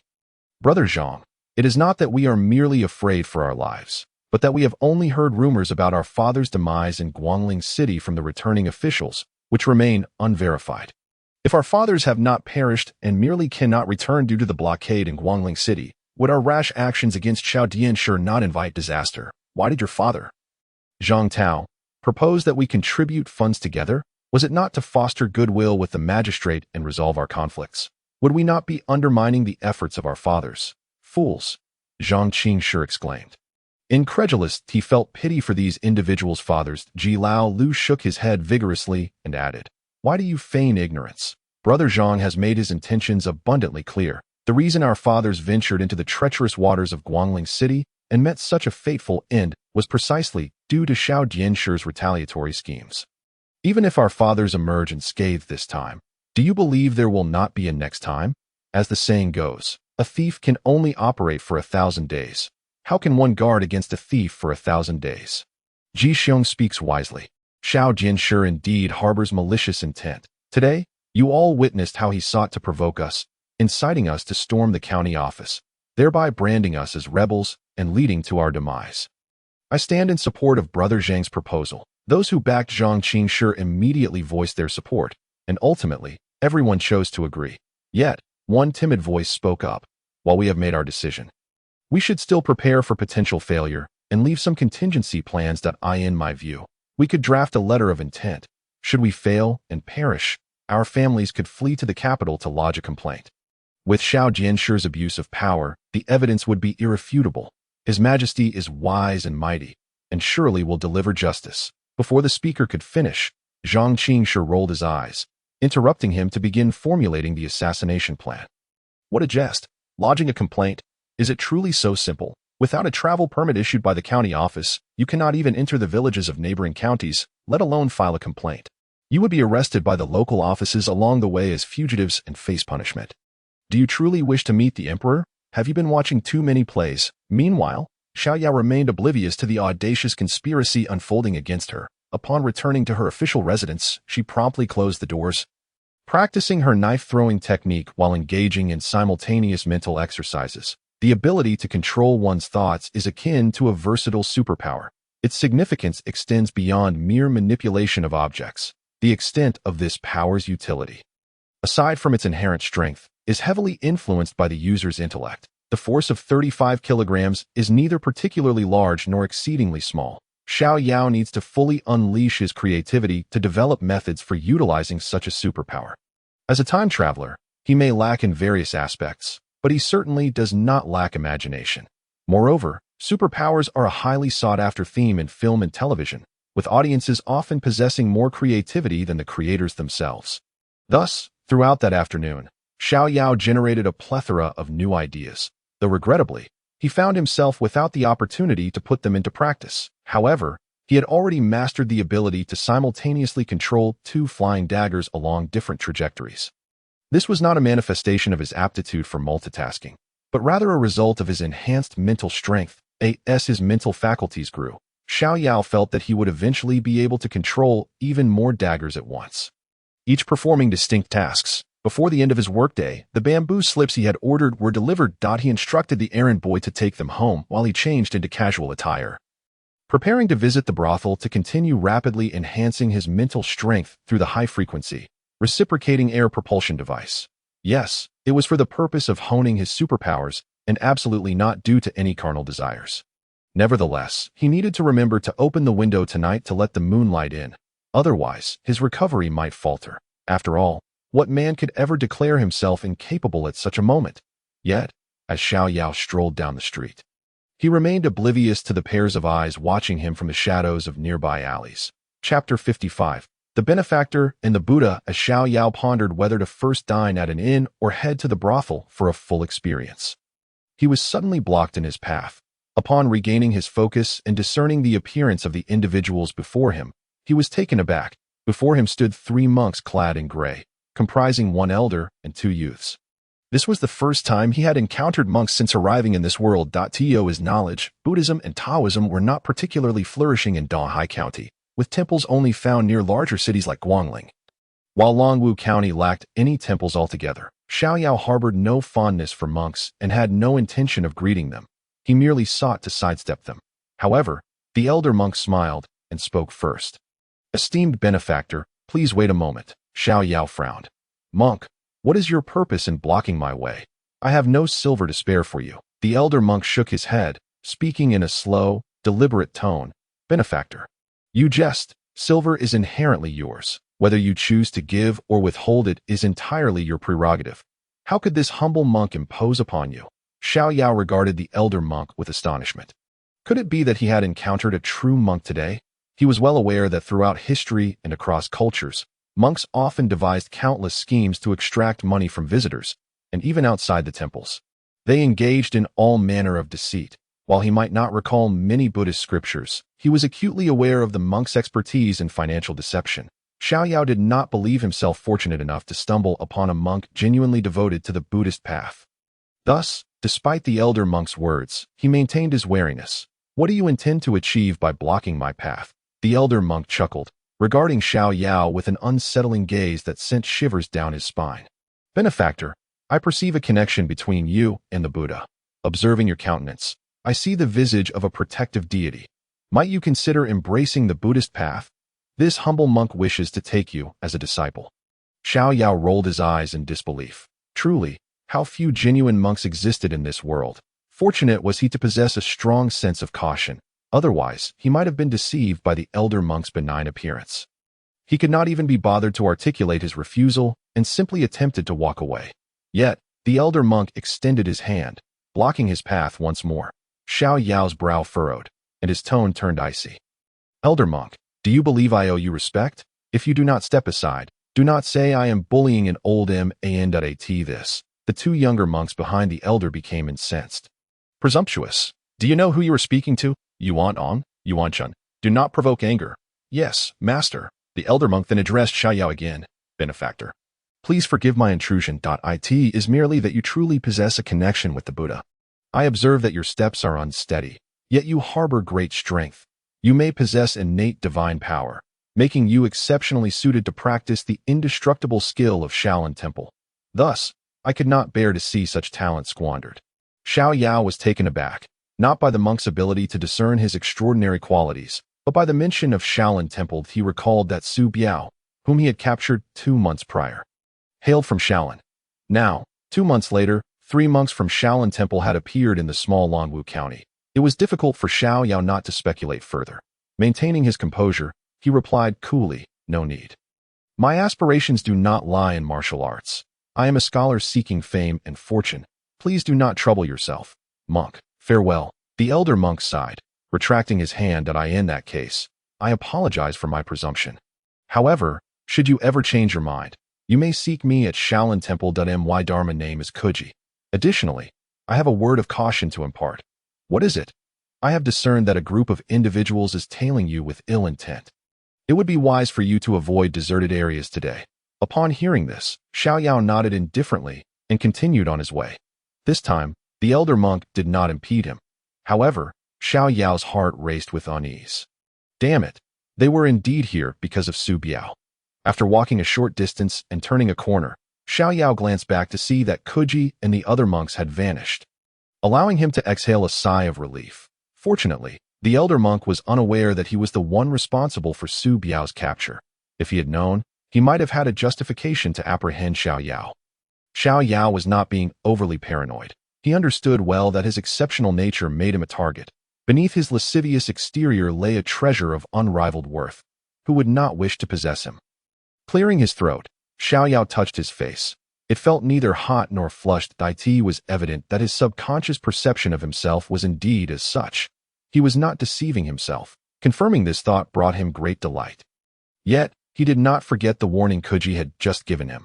Pondering for a moment, he decided it was the perfect opportunity to experiment with the small techniques he had conceived that afternoon. "Scatter," he silently intoned. His mental energy surged forth, transforming into numerous small orbs that dispersed in all directions. Upon contact with any object, they would instantly adhere to its surface. In Xiao Yao's mind, these tiny orbs formed three-dimensional images, allowing him to visualize his surroundings in an entirely different manner, albeit without color. Before long, he recognized several familiar faces. Indeed, it was them. Xiao Yao retracted his mental energy, maintaining an expression of calm. This technique was one he had developed based on the spiritual awareness described in fantastical novels. While not as convenient as true spiritual awareness, it undoubtedly granted him an additional means of reconnaissance. However, this technique, while potent, had its drawbacks. In its scattered state, he could not simultaneously employ other skills. Xiao Yao speculated that this might be due to his lack of mastery or perhaps his insufficient mental strength. As he continued down the street, he began to contemplate how to further refine this technique, envisioning a time when it could seamlessly integrate into his combat style. allowing him to abandon his reliance on sight during fights. Lost in thought, he gradually altered his destination, first stopping at an inn for dinner before arriving at his usual fishing spot, where he leisurely settled down to await the setting sun and the arrival of nightfall. When darkness finally enveloped the sky, Xiao Yao sensed several figures approaching, but a smile crept onto his lips as he called out, "Since you have arrived, why conceal yourselves? Are you so fearful of a mere scholarly man?" Chapter 56. The Egg Explosion Technique Master. What exactly do you intend to do? Why must we follow that individual while remaining undetected? The inquisitive young monk Yuantong could no longer contain his curiosity. From a distance, Kuji, the elder monk, revealed a hint of satisfaction. His gaze was fixed on Xiao Yao beneath the tree by the riverbank, as if the darkness of the night posed no obstacle to his vision. That benefactor possesses innate divine strength and an extraordinary physique. He is a prime candidate for martial arts. Although he may be somewhat older, with the foundation of Shaolin Temple, compensating for this lost time is not an issue. I have discovered that individuals intend to do him harm, thus forming a benevolent connection with him. However, I did not expect them to be so audacious, not only failing to hide, but using themselves as bait to draw out the snake from its hole. Yet, that benefactor may have underestimated the situation. He likely assumed his pursuers were mere commoners, unaware that they are all third-rate martial artists. This works to our advantage. Once they make their move, he will surely call for help. At that moment, I shall intervene to seize him as a disciple. In a few years, Shaolin Temple will have yet another renowned protector of the martial world. Yuantong and Yuanchun stood by, dumbfounded. The audacity of this scheme was almost laughable. It felt as though the plan would backfire spectacularly. Was this truly the conduct of a monk? Suddenly, they felt a wave of embarrassment wash over them, vowing to keep this matter a secret to avoid tarnishing the reputation of Shaolin Temple. Meanwhile, under the watchful eyes of the three monks, 10 masked men in black, armed with long knives, formed a fan-shaped encirclement around Xiao Yao. This moment, Xiao Yao remained blissfully unaware that he had unwittingly become the star of a rather precarious performance. Rising slowly from his reclining chair, he focused on the 10 black-clad figures and retracted his mental energy. This marks his inaugural foray into real combat, an invaluable opportunity. He pondered whether to utter a word. One among the 10 clad in black suddenly bellowed, "Kill!" In unison, the 10 surged toward Xiao Yao. That moment, Xiao Yao found himself choking on an exclamation of disbelief. This scenario was not right. In both television dramas and the narratives he had encountered in this world, such situations typically began with a dramatic exchange before the brawl ensued. Why were they not adhering to the script? Fortunately, Xiao Yao's reflexes were sharp. He swiftly raised the hem of his garment and drew a flying knife, hurling it directly ahead of him. "Behold, my Shaoli flying dagger," he cried, swiftly brandishing his blades. 10 flying knives were dispatched, fairly and reasonably distributed among his assailants, leaving none unaccounted for. The roar from Xiao Yao startled Zhang Qingshi and the others, who genuinely believed he was a concealed master of hidden weapons. Xiao Yao had previously feigned his capabilities so convincingly that, under normal reasoning, anyone realizing they were being stalked and attacked would immediately seek refuge at the authorities, rather than lure their pursuers closer. Only a fool would act thus, and upon hearing Xiao Yao disclose their movements, Zhang Qingshi and the others had concluded that he must indeed be a formidable martial artist, prompting their immediate approach to encircle him. However, as the flying knives were unleashed, the group instinctively dodged, only to be left bewildered. The speed of the flying knives surpassed that of ordinary men, striking with incredible sharpness and swiftness.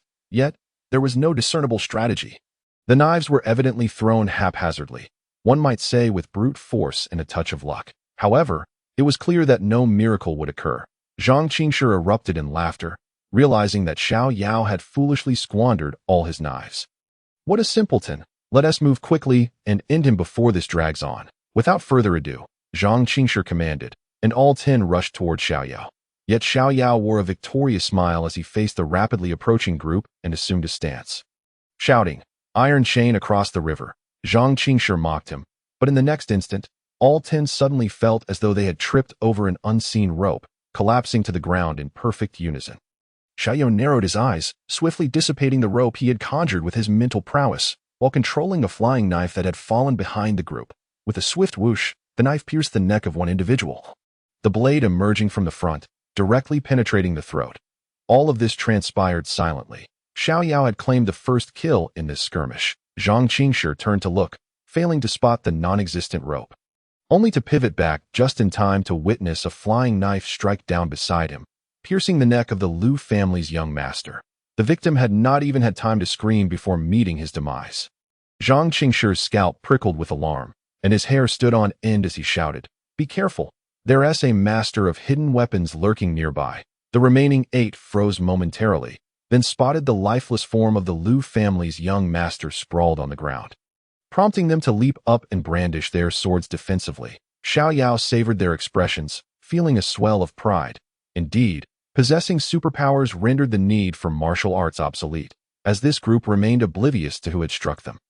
Meanwhile, the old monk Kuji, who had been observing from the shadows, was equally astounded, having failed to discern the source of the flying knife, by the time he realized the knife was already among the assassins. What kind of mastery could conceal the aura of a flying knife so flawlessly? Yet Xiao Yao was not one to rest. He had numerous techniques yet to test. Taking a deep breath, he seized the opportune moment as the others frantically searched for the hidden master, extending his right hand towards one of them and squeezing fiercely. Exploding testicles technique, a blood-curdling scream erupted, unlike anything Xiao Yao had ever heard. The individual convulsed as if electrocuted, performing an involuntary contortion, the knife clattering to the ground as he clasped his groin, his body writhing in agony. Just as the others stood in shock, another flying knife darted forth, striking him in the throat amidst their astonishment, swiftly ending his suffering. Xiao Yao inhaled sharply, his eyes narrowing as he contemplated the severity of his own attack. It was rather brutal, causing even him to shiver in discomfort. Capture Xiao Yao first, brothers. If we want to survive, we must seize him. Otherwise, none of us will escape. Upon hearing this, Xiao Yao's gaze locked onto the speaker, fury igniting within him. He loathed individuals who maintained clarity during critical moments. Recognizing the voice, he identified it as Ji Lao Lu, the very person he had previously ridiculed in verse. Very well, you shall be next. Xiao Yao silently sentenced Ji Lao Lu to death. Yet, as Xiao Yao contemplated how to deal with Ji Lao Lu, he noticed that none of the 8 had moved an inch, not even Ji Lao Lu. Xiao Yao was momentarily taken aback, swiftly realizing the situation. They all presumed that a hidden master was shielding them. Based on the previous attacks, they believed this master's abilities were limited and could not strike them all at once. This was both a boon and a bane to this juncture. Whoever initiated an attack on Xiao Yao would undoubtedly provoke a thunderous counterattack from the hidden master. Ji Lao Lu was cunning, deliberately shouting to incite others to act first, thereby momentarily removing himself from the hidden master's target. However, Ji Lao Lu underestimated the intelligence of his peers, as none fell for his ruse. With a chuckle, Xiao Yao decided to take advantage of the situation. He extended his right hand, a fierce expression adorning his face, just as Ji Lao Lu contemplated how to make others the scapegoat. His countenance suddenly changed. He felt as if a hand had seized his most vulnerable area, causing him to pale in terror. Glancing down, he was astonished to discover that beneath his trousers, there was nothing there. The menacing hand he had sensed was but an illusion. Bug turn, Xiao Yao internally commanded, twisting his hand, while his telekinetic force firmly gripped Ji Lao Lu's vulnerable area. Spinning rapidly, Ji Lao Lu shrieked in agony, blood gushing forth. Just as Xiao Yao prepared to control a flying knife to finish Ji Lao Lu, the remaining 7 sprang into action, resembling cheetahs pouncing on their prey, all rushing toward Xiao Yao. The distance was merely 20 to 30 paces. In but a few breaths, they would be upon him. That a flicker of panic crossed Xiao Yao's face. After all, he was but an ordinary person, having scarcely engaged in any brawls. As the distance narrowed, Xiao Yao could no longer maintain his composure. Thus, he decisively abandoned the idea of eliminating Ji Lao Lu, turning to flee as Zhang Qingshi and the others watched in astonishment. With a single leap, he plunged into the water. Ripples spread across the surface as Zhang Qingshi and his companions stood on the shore, exchanging bewildered glances. What now? The 7 were momentarily stunned. Some among them were skilled swimmers. But the water was pitch black at night, rendering any pursuit impossible. He is merely an ordinary person. I refuse to believe he can stay submerged for long, they reasoned, yet remained wary of the hidden master's potential ambush. The 7 formed 2 groups, backs pressed together, vigilantly scanning the shore, while keeping a watchful eye on the river's surface. However, as a quarter of an hour passed, The ripples from Xiao Yao's entry had settled, and there was no sign of him resurfacing. Gradually, Zhang Qishu and his companions began to panic. They had not anticipated that eliminating such an ordinary person would prove so troublesome. Let us retreat. Zhang Qishu gritted his teeth. Retreat? What if Xiao Yao is still alive? At this juncture, the discussion had reached a critical point. Upon hearing Zhang Qishu's call to retreat, the others vehemently opposed. Zhang Qishu, resigned, replied, regardless of whether Xiao Yao is alive or dead, we must withdraw. Let us not forget we have 3 corpses to dispose of.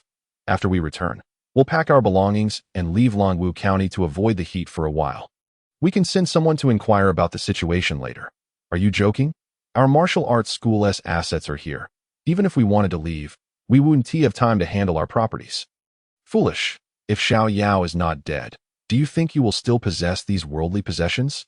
If he is dead, the authorities will have no proof, and we can return later, but without travel permits. Where can we go? Zhang Qishu's eyes flickered as he nonchalantly responded. Let South just leave this place for now. Inwardly, he reveled in his cleverness. A bunch of fools. I had already prepared the travel permits in advance. As for you all, my apologies. As the saying goes, if a friend dies, the Taoist does not. Don't blame me for lacking camaraderie. The martial arts schools in Longwu County were already embroiled in overt and covert rivalries. Zhang Qishu would certainly not forewarn them to prepare travel permits for any unforeseen circumstances. Beyond wishing to ensnare them, he was also concerned that their wavering resolve might falter upon learning they might have to abandon their possessions. Thus, he had no intention of offering them a warning. Zhang Qishu took the lead and left, with the others, in a state of confusion, instinctively following behind. We must take the bodies with us. They cannot remain here. The pain is unbearable. At the moment when Jilao Lu was pulled up, a mournful wail escaped his lips. Astonishingly, he had not perished, although the hidden master was taken aback by this revelation. He refrained from eliminating Jilao Lu. However, there was no time for further contemplation. The 7 individuals, burdened by 2 corpses and an elderly man, hastily fled into the distance. Once they vanished from sight, Ku Ji led his 2 disciples to the riverbank, staring pensively at the tranquil water, lost in thought. Master Ancestor, what do you observe? One of the disciples inquired. Ku Ji's face illuminated with understanding as he smiled and replied, waiting for someone. Meanwhile, Zhang Qishu and his cohort stealthily made their way through the alley, treading carefully, fearful of encountering the night watchmen and exposing their presence. Suddenly, Zhang Qishu, leading the group, halted abruptly, causing the others to startle and stop in their tracks. As they maneuvered around Zhang Qishu's figure, they beheld several shadowy figures at the alley's entrance, their identities obscured in darkness, just as their curiosity piqued. The figures ignited torches, casting flickering light that caused Zhang Qishu and his companions to narrow their eyes in alarm to their shock. The figures at the alley's mouth were none other than the constables. Who dares to be a thief? Surrender at once. The leader, none other than Chen Yongnian, the head constable of Longwu County, bellowed. With his commanding shout, a cacophony of hurried footsteps echoed around them, accompanied by even more torches, effectively cornering them in the narrow alley. Upon seeing Chen Yongnian and his men brandishing bows and arrows, Zhang Qishu realized their fate was sealed. What is happening? How did we end up surrounded by the constables? One of them cried in despair. The arrangement was too conspicuous. It was evident that they were the target. With a resigned sigh, Zhang Qishu discarded his steel blade. They were merely third-rate martial artists, possessing only the nascent qi within their bodies. While he might have had confidence in close combat, the presence of the formidable bows rendered their skills futile. That he lowered his scarf, revealing his true face, and called out, Captain Chen, in light of our past acquaintance, please grant me the clarity of death. Why have you been waiting for us here? Chen Yongnian chuckled heartily and replied, naturally, it is the arrangement of Lord Dianshu. If you wish to learn more, you shall have to inquire directly with him upon your meeting. Now, seize them. Chapter 58. On shamelessness, I bow in defeat. Beneath the water, Xiao Yao's feet were ensconced in the silt, his body swaying leisurely with the current, embodying his life philosophy, to ebb and flow like the waves. Above his head, an invisible dome encased him, connected by an unseen tube to the water's surface, supplying the oxygen he required. After discerning that someone was tailing him, Xiao Yao prepared himself accordingly. He first visited a familiar tavern, where he composed a letter during his meal. instructing the waiter to deliver it to Chun Yongnian at the yamen half an hour after his departure. The letter was succinct, devoid of unnecessary chatter. It commanded Chun Yongnian to hide men by the riverside along all paths after dark and to monitor for suspicious activities or gatherings, capturing any culprits on sight. Then, Xiao Yao used himself as bait, positioning himself by the river to await Zhang Qingshi and his group. He was confident they would not overlook such a prime opportunity, given that he frequently spent nights in brothels. Where there was a throng of people and distractions, it would be difficult for them to act.by day. Even as he lay idly by the river, the foot traffic was abundant. He had provided them with an excellent chance. They would surely be unable to resist it as anticipated. Zhang Qingshi and his companions could not contain themselves. Maintaining a scattered focus, Xiao Yao detected their approach first, ensuring he kept a safe distance from them.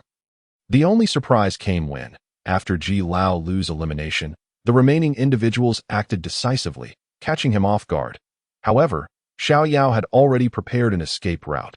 The river beside him beat while plunging into the water. He could employ his mental abilities to create a temporary diving dome, allowing him to remain submerged for an extended period. Having fished in this river often, he was well aware of its depths.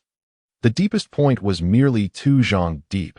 This depth of water pressure would not impede his mental capabilities. Once Zhang Qingshi and his companions realized they could not eliminate him, they would undoubtedly retreat at that moment. They would encounter the waiting Chun Yongnian and his mento ensure their capture. Xiao Yao had kindly instructed Chun Yongnian to bring bows and arrows. The plan was flawless. Save for the minor flaw that it was now early autumn, and the river water was somewhat chilly at night. Fortunately, his physical constitution was quintuple that of an ordinary person. Otherwise, lingering underwater for so long would have surely led to illness. Silently calculating the passage of time, Xiao Yao estimated half an hour had passed before he finally extracted his feet from the silt and swam to the surface. Upon emerging, he was taken aback to find 3 bald heads grinning at him. "Benefactor, we meet again. Truly a fortuitous encounter." Ku Ji's smile was benevolent, yet it struck Xiao Yao as irksome. Damn it, how did these 3 monks end up here? Xiao Yao's expression fluctuated between irritation and contemplation, weighing whether to dive back down. However, before he could decide, Ku Ji raised his hands and grasped at the air. Xiao Yao felt an invisible force seize his shoulders, lifting him effortlessly from the water and depositing him beside Ku Ji. The 2 young monks, Yuan Tong and Yuan Shun, stepped forward just in time to catch Xiao Yao, dissipating the impact of his landing. No need for thanks, benefactor. The 2 young monks released him and performed a Buddhist gesture. Xiao Yao rolled his eyes in response. "Monks, please don't claim this as mere coincidence. What exactly do you intend to do? I hardly believe that the esteemed Shaolin Temple would have any interest in someone like me." A martial arts failure. Upon hearing Xiao Yao label himself a martial arts failure, Yuan Tong and Yuan Chen's expressions twitched. They had heard from Ku Ji about Xiao Yao's exceptional talent in martial arts. If he was a failure, what did that make them? Ku Ji replied calmly, "Benefactor, I have previously stated that your martial talent is extraordinary, a rare gem indeed. Our meeting is a manifestation of karmic affinity. Why do you resist entering our Buddhist fold?" With a sigh, Xiao Yao's expression shifted to one of resignation, but he felt a sense of relief that the monk did not recognize him. "Monk, your sincerity is commendable, so I shall speak candidly. I am but a layman and cannot adhere to your austere rules." Tio put it plainly. "You monks abstain from meat, yet I am the type who cannot survive a day without it. You understand, right?" After hearing this, the old monk chuckled brightly, while Yuan Tong and Yuan Shun exchanged bewildered glances. Ku Ji then remarked, "We monks refrain from consuming blood and entrails, but we do not eschew meat entirely. Furthermore, should you join Shaolin, you would follow the path of a warrior monk. Without meat, how could your body endure? Thus, meat is permissible. Meat without blood or entrails. Even dogs would shake their heads at that." "Apologies, but I lack the fortune to partake," Xiao Yao countered. "Moreover, I am exceedingly indulgent, finding pleasure in the company of women every night. To enter your Buddhist fold would be akin to living as a eunuch." "That is absolutely out of the question." In an attempt to dissuade Ku Ji, Xiao Yao shamelessly admitted to being a glutton for pleasure.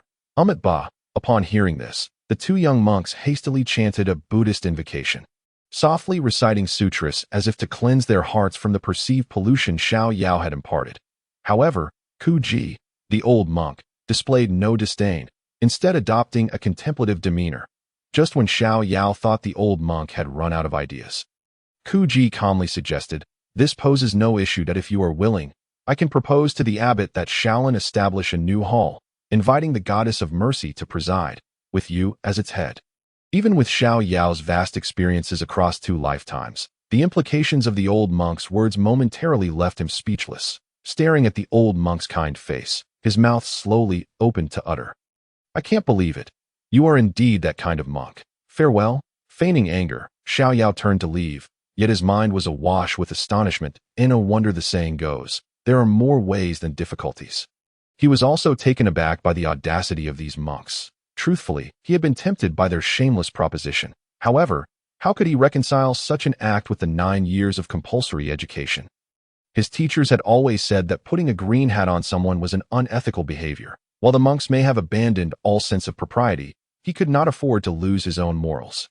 Since arriving in this world, Xiao Yao had never aspired to be a paragon of virtue. He had no desire to be a good person, only to be a self-serving rogue. Yet he had never claimed to abandon his humanity. This time, Ku Ji did not obstruct him. Upon reaching the street, Xiao Yao soon encountered Chun Yongyan's men. After learning that they had apprehended Zhang Qingshi and his group, he instructed them to regroup and await his arrival at the yamen the following day. The next morning, clad in official garb, Xiao Yao strode purposefully to the jail. Observing Zhang Qingshi and his companions shackled within their cell, he scoffed, "You truly possess audacity beyond measure, daring to assassinate a court official." Upon seeing Xiao Yao appear before them unscathed, Zhang Qingshi and the others looked utterly despondent. "What does the Lord speak of? We do not comprehend." Zhang Qingshi maintained his defiance, believing that since no one had witnessed their attempt on Xiao Yao's life, he could simply deny it, thinking that Xiao Yao was powerless against them. Upon hearing this, Xiao Yao burst into hearty laughter, pointing at Zhang Qingshi, and after a prolonged moment, he queried in a comically exaggerated tone, "Pray tell, have you also thoroughly trained your martial arts that you have dulled your wits? Have you never encountered the saying, the county magistrate who brings ruin to a family, the governor who obliterates a clan? Does it truly matter whether you acknowledge it or not?" Chapter 59. Tidying Up Troubles. Haha. The echoes of Xiao Yao's boisterous laughter reverberated within the confines of the cell, embodying the very essence of a villain. Zhang Qingshi and his companions were struck as if by lightning. Filled with immense regret over their foolishness in attempting to assassinate Xiao Yao, they fantasized in their minds that had they refrained from this folly, perhaps Xiao Yao might have spared them, granting at least the possibility of escape before he turned his hand against them. It was true that Xiao Yao held an official position, yet once beyond the confines of Longwu County. He had no authority over them. However, it was all too late. Xiao Yao paid no further heed to Zhang Qingshi, instead striding deeper into the cell. His purpose for visiting today was not concerned with Zhang Qingshi and his ilk. They were merely trifling jesters, objects of his amusement. A wicked whim of his to extinguish their lives would be a mere word away. The jailer could arrange everything: charges, evidence, confessions, signatures, neatly and efficiently, without requiring Xiao Yao to make a personal appearance. The true reason for his visit was to seek out Su Biao. The crime committed by Su Biao was significant in scale, yet trivial in essence, in an era where commoners were treated as mere pawns. Su Biao's impersonation of a bandit leading to the deaths of several households was but a trifling matter to the officials in power, who would merely scold him for his heinous acts. Moreover, as Su Biao had already been apprehended and sentenced, awaiting the scrutiny of the 3 departments and imperial decree for execution in the autumn, the public uproar would soon dissipate. Even Xiao Yao was on the verge of forgetting the existence of Su Biao, until he encountered the monk Ku Ji appearing in Longwu County the previous day, which led him to a sudden realization. Su Biao was far from ordinary. When Su Biao was initially captured, he claimed to be a disciple of the Shaolin Temple under Master Ku Ji of the Demon Suppression Hall, a statement that neither Xiao Yao nor the other officers of the 6 Doors took seriously, dismissing it as mere bravado. However, now Xiao Yao found himself compelled to believe, regardless of whether Su Biao was indeed a disciple of Ku Ji, the enormity of his crimes in the region suggested that the Shaolin Temple would be more likely to distance itself than to travel thousands of miles to personally wallow in the filth, lest the world know of their disgrace. Upon further contemplation, Xiao Yao uncovered additional suspicions. Su Biao's martial prowess was at the peak of the postnatal stage. Previously, Xiao Yao had limited understanding of martial arts. But now he recognized that reaching such a level was no easy feat. Zhang Yuyan, trained under the innate martial artist Nangong Xuanye and backed by the imperial court, had access to masters, training resources, and martial techniques, allowing him to attain postnatal mastery before the age of 30. Xu Biao, merely a peasant and an ordinary disciple of the Shaolin Temple, had no justification for receiving such dedicated cultivation from them. Additionally, given the amicable relations between the Shaolin Temple and the court, even a secular disciple with postnatal mastery could find opportunities in the military or the Six Doors, far superior to a life of thievery and plunder. In this age, as long as one wielded power, wealth would never be a concern. Thus, Xu Biao's actions appeared exceedingly suspect. Venturing further into the depths of the cell, Xiao Yao beheld a disheveled figure sprawled amidst a pile of straw, reeking of filth, and were it not for the rhythmic rising and falling of his chest, one might easily mistake him for a corpse. Xu Biao, Xiao Yao called softly. The man on the ground opened his eyes to gaze at Xiao Yao outside the cell. Remaining silent, unfazed, Xiao Yao beckoned to the jailer. "You, go inside and shave his head clean." The jailer hesitated, then promptly complied, preparing to enter the cell. "Stop. What do you intend to do?" Upon hearing Xiao Yao's intent to shave his head without preamble, Xu Biao ceased his pretense of lifelessness. Xiao Yao waved his hand, signaling the jailer to step back. He pushed open the cell door and stepped inside. Previously, when Xu Biao was imprisoned, Xiao Yao had ordered the severing of his tendons. And now, having spent months in confinement, he was utterly drained of resistance. Xiao Yao was unperturbed by any potential outburst. "Yesterday, I encountered your master on the streets. Master, at his behest, I have come to ascertain whether you still draw breath." Xu Biao's pupils constricted, his breathing quickening. Then, as though struck by a sudden thought, he let out a derisive laugh, saying, "Xiao Jianshi, I am in this wretched state. Why would you bother to deceive me? Is there any amusement in that? I am not deceiving you. Besides, what would I gain from lying to you? Xiao Jianshi, if my master knew of my plight, he would have long since smote you with a single blow. How could you possibly stand before me? Ah, that matter is quite simple. Upon encountering me, your master declared me a rare martial prodigy, insisting on taking me as his disciple. Why would he wish to harm me? You, on the other hand, are merely a disgrace to the Shaolin Temple, a blemish upon Master Kuji's reputation. How could he possibly harm a court official for the likes of you? He even mentioned that he had come to witness your execution. If the court did not carry out the sentence, he would take matters into his own hands to cleanse the temple of its stains." Xu Biao, upon hearing this, was not enraged but instead erupted into laughter, his eyes brimming with scorn. Xiao Yao scrutinized Xu Biao's expression, waiting for his laughter to subside before nodding in satisfaction. "Indeed, you harbor secrets. Speak frankly.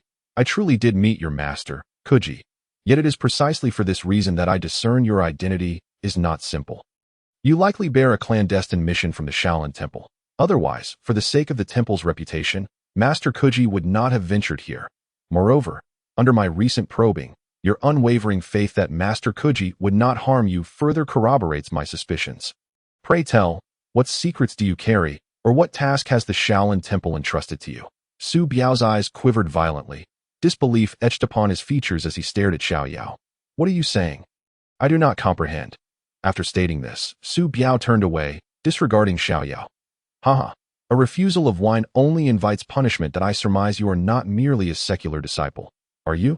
Before Xu Biao could respond, a flying dagger soared forth, landing in Xiao Yao's hand. With a swift motion, he severed a substantial portion of the hair atop Xu Biao's head, revealing several circular scars upon the exposed scalp. "Ah, I shall kill you." Xiao Yao's actions deeply provoked Xu Biao. Xiao Yao hastily retreated, a triumphant grin adorning his face as he gracefully exited the sea. This is also the reason why Xiao Yao has been diligently honing his abilities, striving to cultivate his psychic power to a state where it can be wielded effectively in combat. In doing so, he aims to compensate for the loss of his own eyesight, thereby enhancing the potential of his psychic abilities even before any elevation in their rank. Xu Biao, indeed, deserves recognition as a formidable martial artist. He endured a prolonged struggle for over a tea's worth of time in a state of suffocation, even while famished in his cell, before finally succumbing. Nonetheless, Xiao Yao managed to lock onto Su Biao's corpse with his psychic power for yet another tea's worth of time, ensuring that the man was truly deceased before retracting his abilities. He then summoned a coroner to ascertain the cause of death. Following the proper protocols to have the body disposed of in a pauper's grave, Xiao Yao casually issued his orders and turned to depart. To which the guards complied with fervent agreement, in their hearts. They lamented Su Biao's extraordinary fortune. Despite committing numerous heinous acts, he had met such a fortunate end. After all, Su Biao was a condemned prisoner, who should have been executed publicly, leaving no complete remains, yet he unexpectedly perished from a sudden illness, preserving his entire body. What else could be deemed good fortune? As several guards sought out the coroner to examine Su Biao's remains. 3 monks, guided by the jailer, arrived at the door of Su Biao's cell. The jailer pointed at Su Biao's lifeless form and remarked, "Masters, behold, he is indeed dead."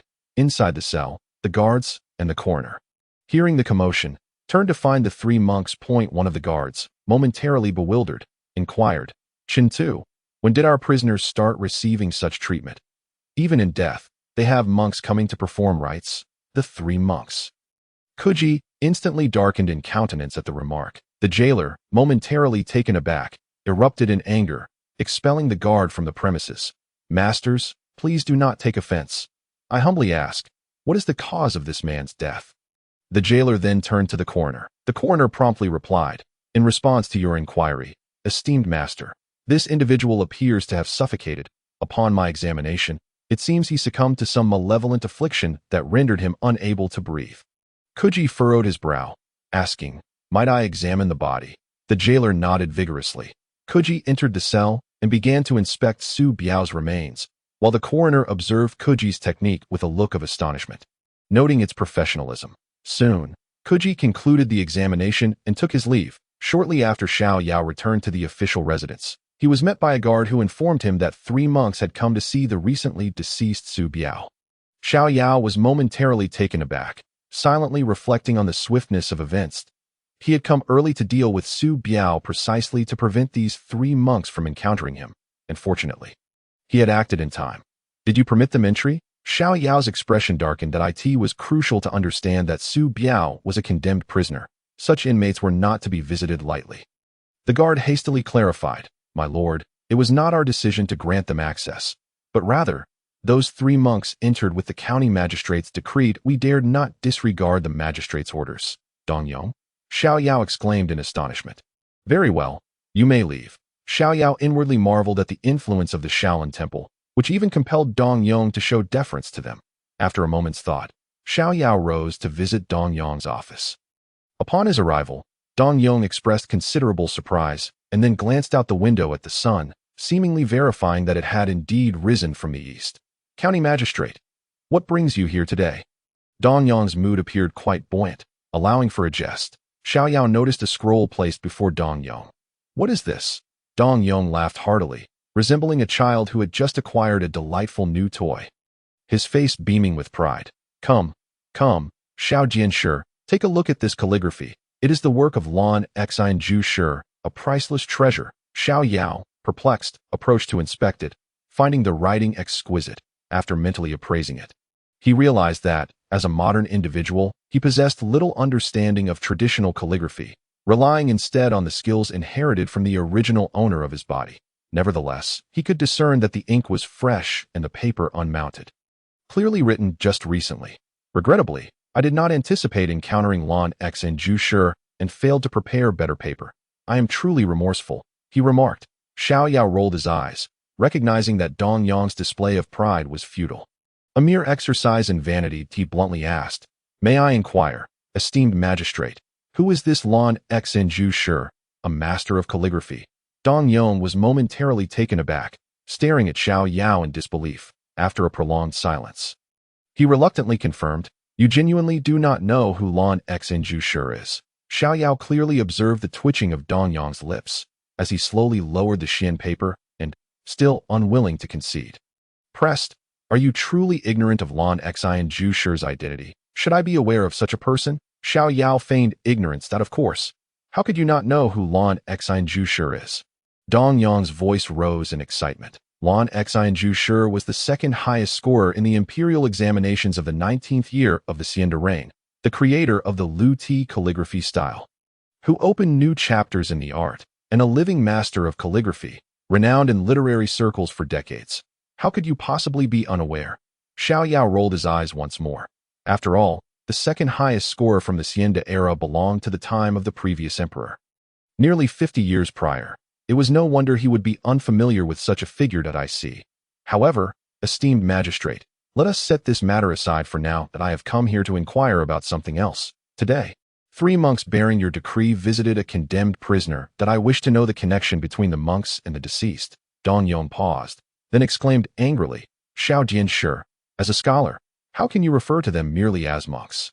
They should be addressed as masters. Moreover, that esteemed master Kuji is none other than Lan Xinju Shi. Chapter 61.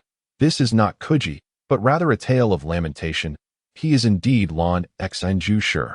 And he was also a second highest scorer. Xiao Yao was utterly astonished. He could not fathom how that elderly monk bore any resemblance to a scholarly achiever. Dong Yong sighed, readjusting himself before speaking with a tone of melancholy. Indeed, but how did he come to renounce the world and become a monk? Dong Yong opened his mouth but found himself at a loss for words.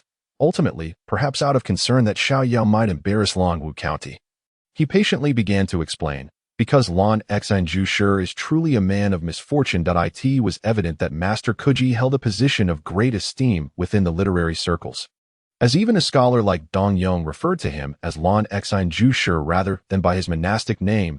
I am eager to learn more, Xiao Yao humbly requested. Thus, Dong Yong began to recount the tale of Lan Xinju Shi's past, leaving Xiao Yao utterly spellbound. Lan Xinju Shi, born Lu Yuan Gui, courtesy named Tong Yuan, came from humble beginnings. His family had once been tenants of the Shaolin Temple, gifted with exceptional intelligence from a young age.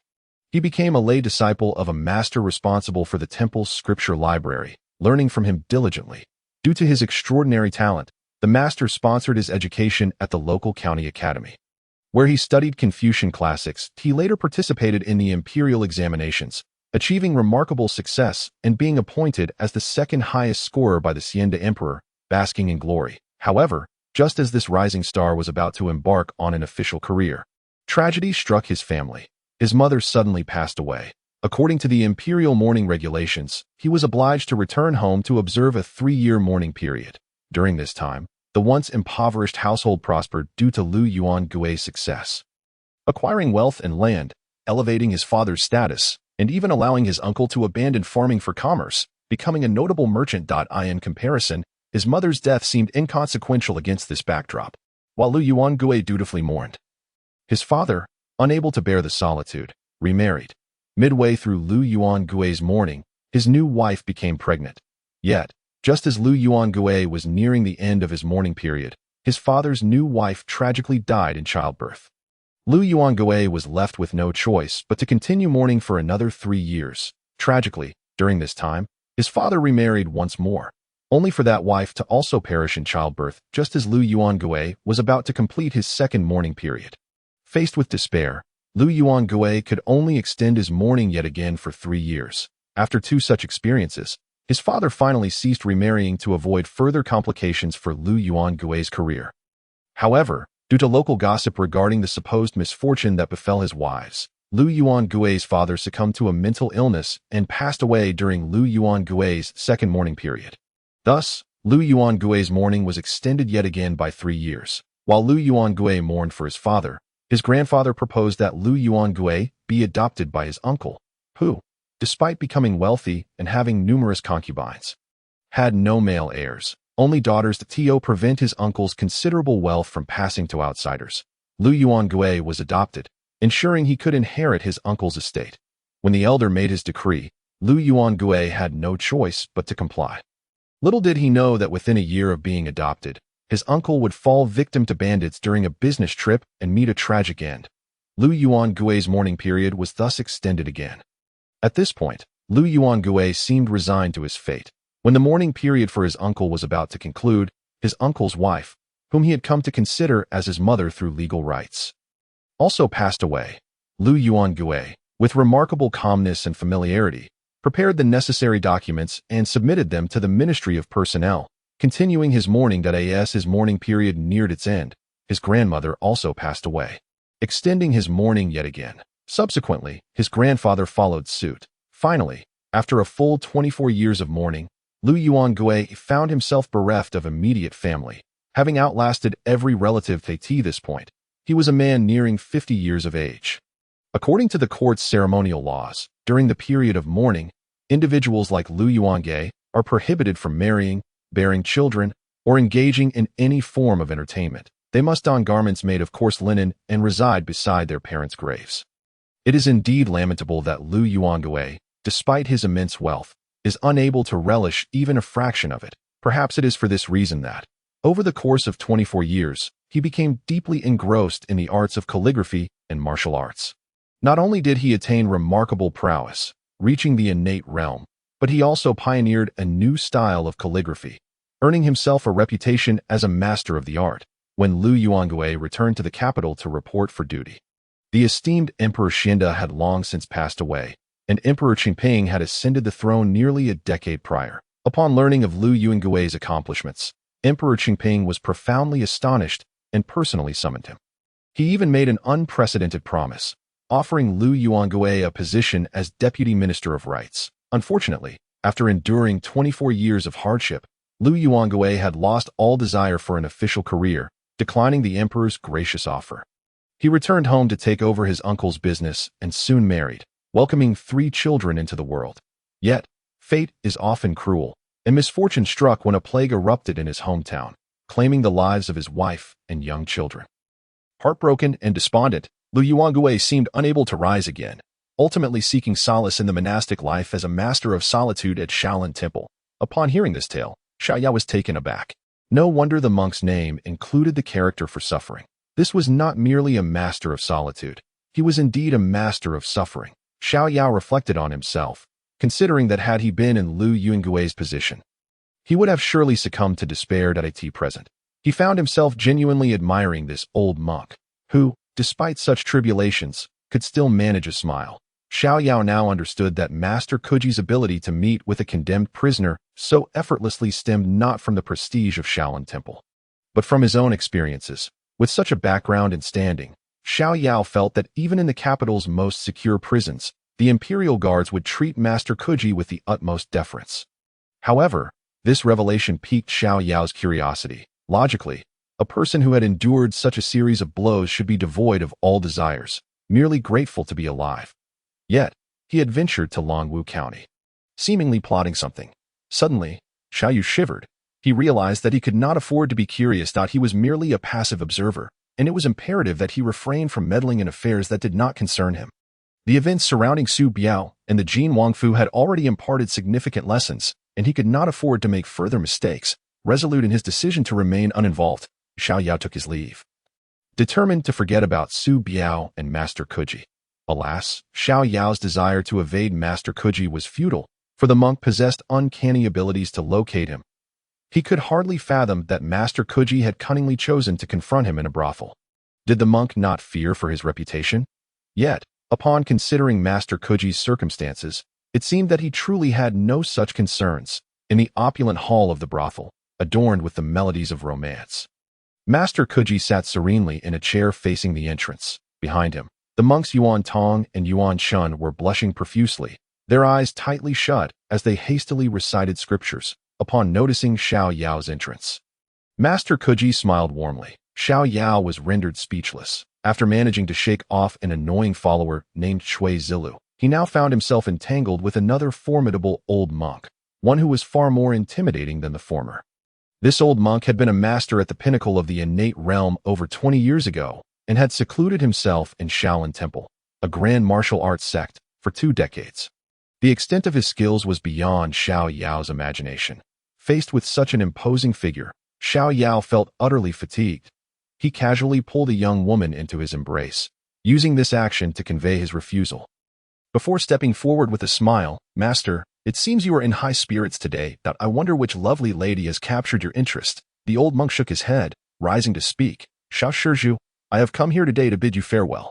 Xiao Yao's eyes brightened at the prospect of the monk's departure. "Ah, I see. Then, Master, may your journey be smooth. Should destiny allow, we shall meet again. With that, he turned to leave. Not so fast, Xiao Yao regarded Master Kuji with caution. In that moment, he felt little concern about any potential threat from the monk. From the instant the monk had uttered his surname, Xiao Yao understood that Master Kuji was aware of his identity. Given the monk's capabilities, he possessed numerous means to make Xiao Yao disappear without a trace. The absence of such actions indicated that Master Kuji had no intention of harming him, which was indeed good news. Is there something else, Master? Master Kuji nodded, glancing at the woman in Xiao Yao's arms. Xiao Yao slipped the silver coin into her bosom, giving her a playful pat on the rear as he instructed. Go wait for me in a private room, and prepare a table of delicacies as per our usual custom. With a flirtatious glance, the woman departed, leaving Xiao Yao grinning that he felt a mischievous thrill at engaging in such antics in front of the three monks. What is it, Master? Please speak plainly. However, if your purpose is to recruit me into Shaolin, I must decline. Master Kuji chuckled. Since you are currently disinclined to join our Shaolin temple, I shall not press the matter. However, I cannot bear to see your talents squandered, so I wish to bestow upon you a martial arts manual, as a gesture of goodwill. With that, Yuan Tong stepped forward, untying a bundle from his robes and presenting it to Xiao Yao. After a moment's contemplation, Xiao Yao accepted it. In that case, I am grateful for your generosity, Master. Master Kuji nodded, adding, though this manual is not overly profound, it is a unique Shaolin technique, and I hope you will refrain from casually disseminating it to others. Refraining from casual sharing implies that it can still be shared under certain circumstances, Xiao Yao thought, satisfied. Had the old monk insisted on a total prohibition, Xiao Yao would have outright refused, as it would only invite trouble for himself. I understand. Thank you for your kindness, Master. After imparting the martial arts manual, Master Kuji truly departed. Xiao Yao scratched his head, musing that monks and Taoists indeed had a penchant for mystical antics, ascending the stairs. He opened the bundle, revealing several thick tomes. The topmost book bore the title Joyful Eightfold Vajra Technique.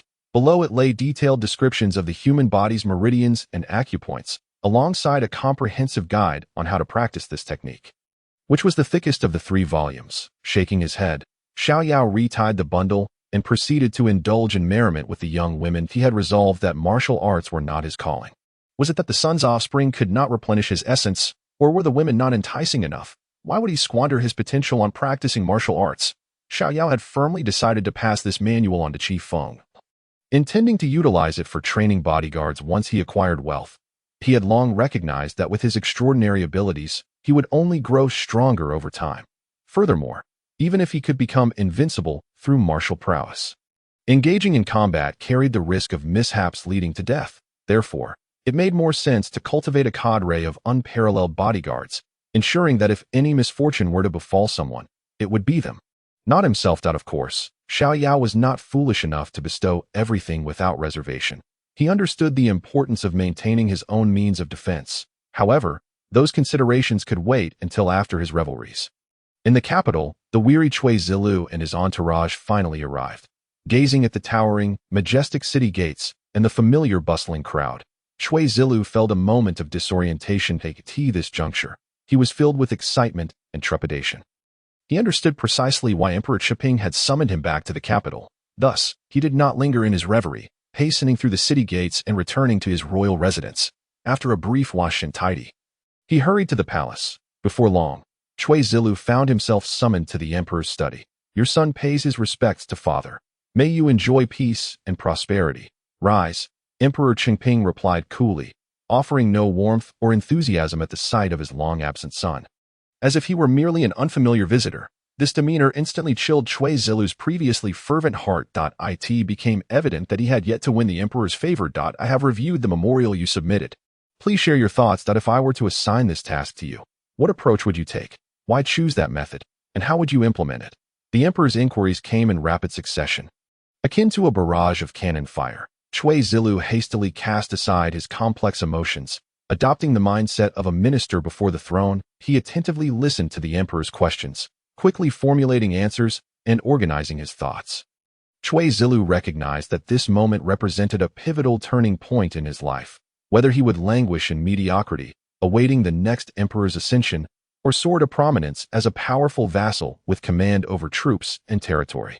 thus evading the knife's edge, hinged entirely on his performance today. For this moment, Cui Zilu had painstakingly sought answers from Xiao Yao, exhausting every means at his disposal to glean insights into potential queries. He had prepared as thoroughly as possible, yet, upon hearing the emperor's questions, he realized he was still too inexperienced. Many of the emperor's inquiries were aspects he had not previously considered, leaving him at a loss for answers.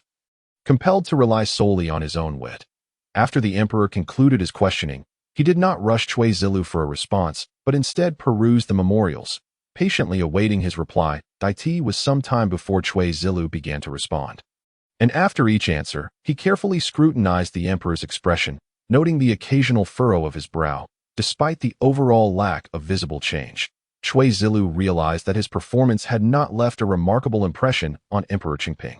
After he finished speaking, a moment later, the emperor set down the memorial and turned his gaze towards him, inquiring, "Tell me, what are your thoughts on Xiao Yao, who presented you with the Anbei strategy?"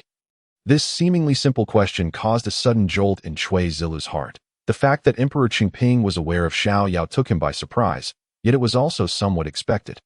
After all, he was a prince, though he had sullied his reputation by wandering the world. That a prince is still a prince, the heir to the throne, especially given Emperor Qingping's reluctance to designate a crown prince. Each prince had a chance to ascend to that position. How could he afford to let his guard down? Cui Zilu understood that the competition for the throne during Emperor Qingping's reign was exceedingly brutal, which made the emperor particularly wary of his sons, fearing they might attempt a coup.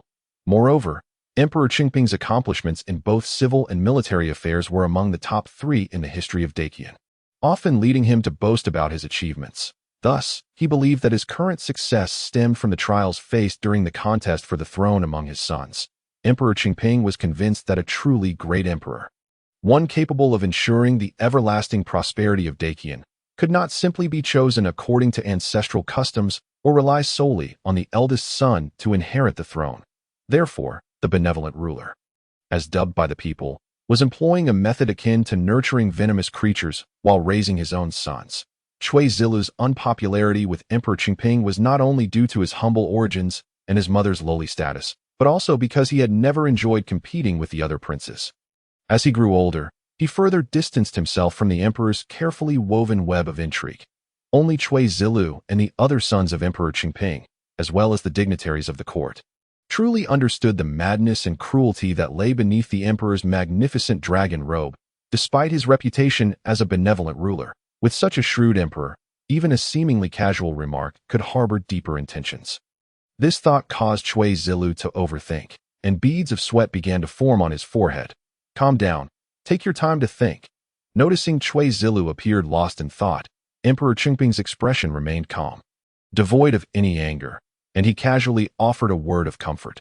This snapped Cui Zilu back to reality. He lifted his gaze to the aging emperor and grasped a hint of his thoughts.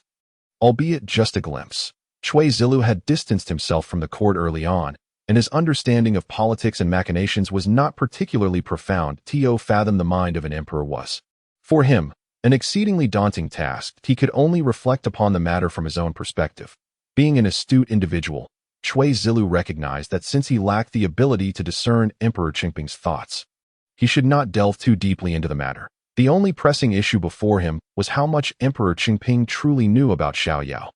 Although his acquaintance with Xiao Yao had been brief, they had discussed numerous topics, and even in their solitary conversations, a peak-level expert would still possess acute hearing and sight, capable of discerning their dialogue from a distance. That it was highly likely that Emperor Qingping was already well aware of Xiao Yao's talents, which filled Cui Zilu with immense anxiety.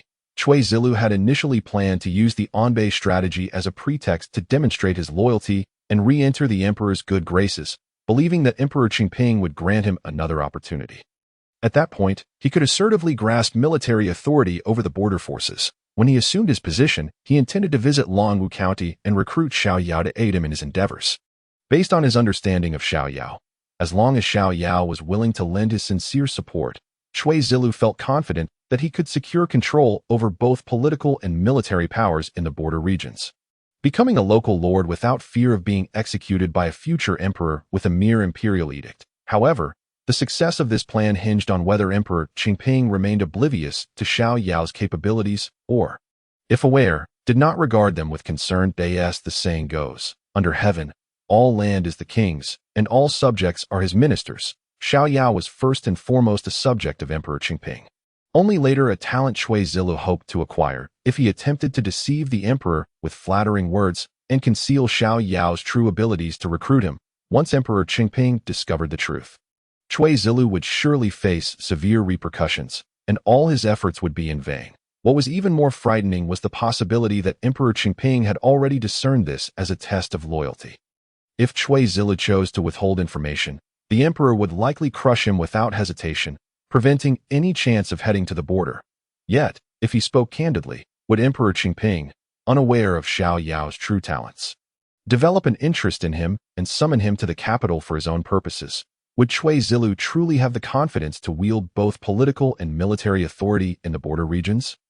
Cui Zilu was plagued by uncertainty. Nonetheless, as the old saying goes, when faced with two evils, choose the lesser. By speaking the truth, he might risk losing the invaluable talent that was Xiao Yao, but at least he would have an opportunity to intervene in border affairs. If he resorted to deceit, he would lose all chances. Cui Zilu dared not gamble. In the end, he took a deep breath, respectfully bowed to Emperor Qingping, and spoke with resolute clarity. In my humble opinion, Xiao Yao is an exceptionally rare genius, a talent seldom seen in a century. Cui Zilu eloquently extolled Xiao Yao's virtues, presenting a multitude of insights regarding governance and policy, concluding that failing to utilize such talent would be a significant loss for both Daqian and Emperor Qingping, a regret that would last a lifetime. Once Cui Zilu finished speaking, Emperor Qingping leisurely inquired, I understand your intentions. You wish to recruit this Xiao Yao. Yet, in praising him so highly, do you not fear that I might seize this coveted talent for myself? Cui Zilu was about to respond with a denial when suddenly a flash of inspiration struck him. Recalling something Xiao Yao had once said, that he blurted out, under heaven, all land is the king's, and all subjects are his ministers. This world belongs to you, Father Emperor.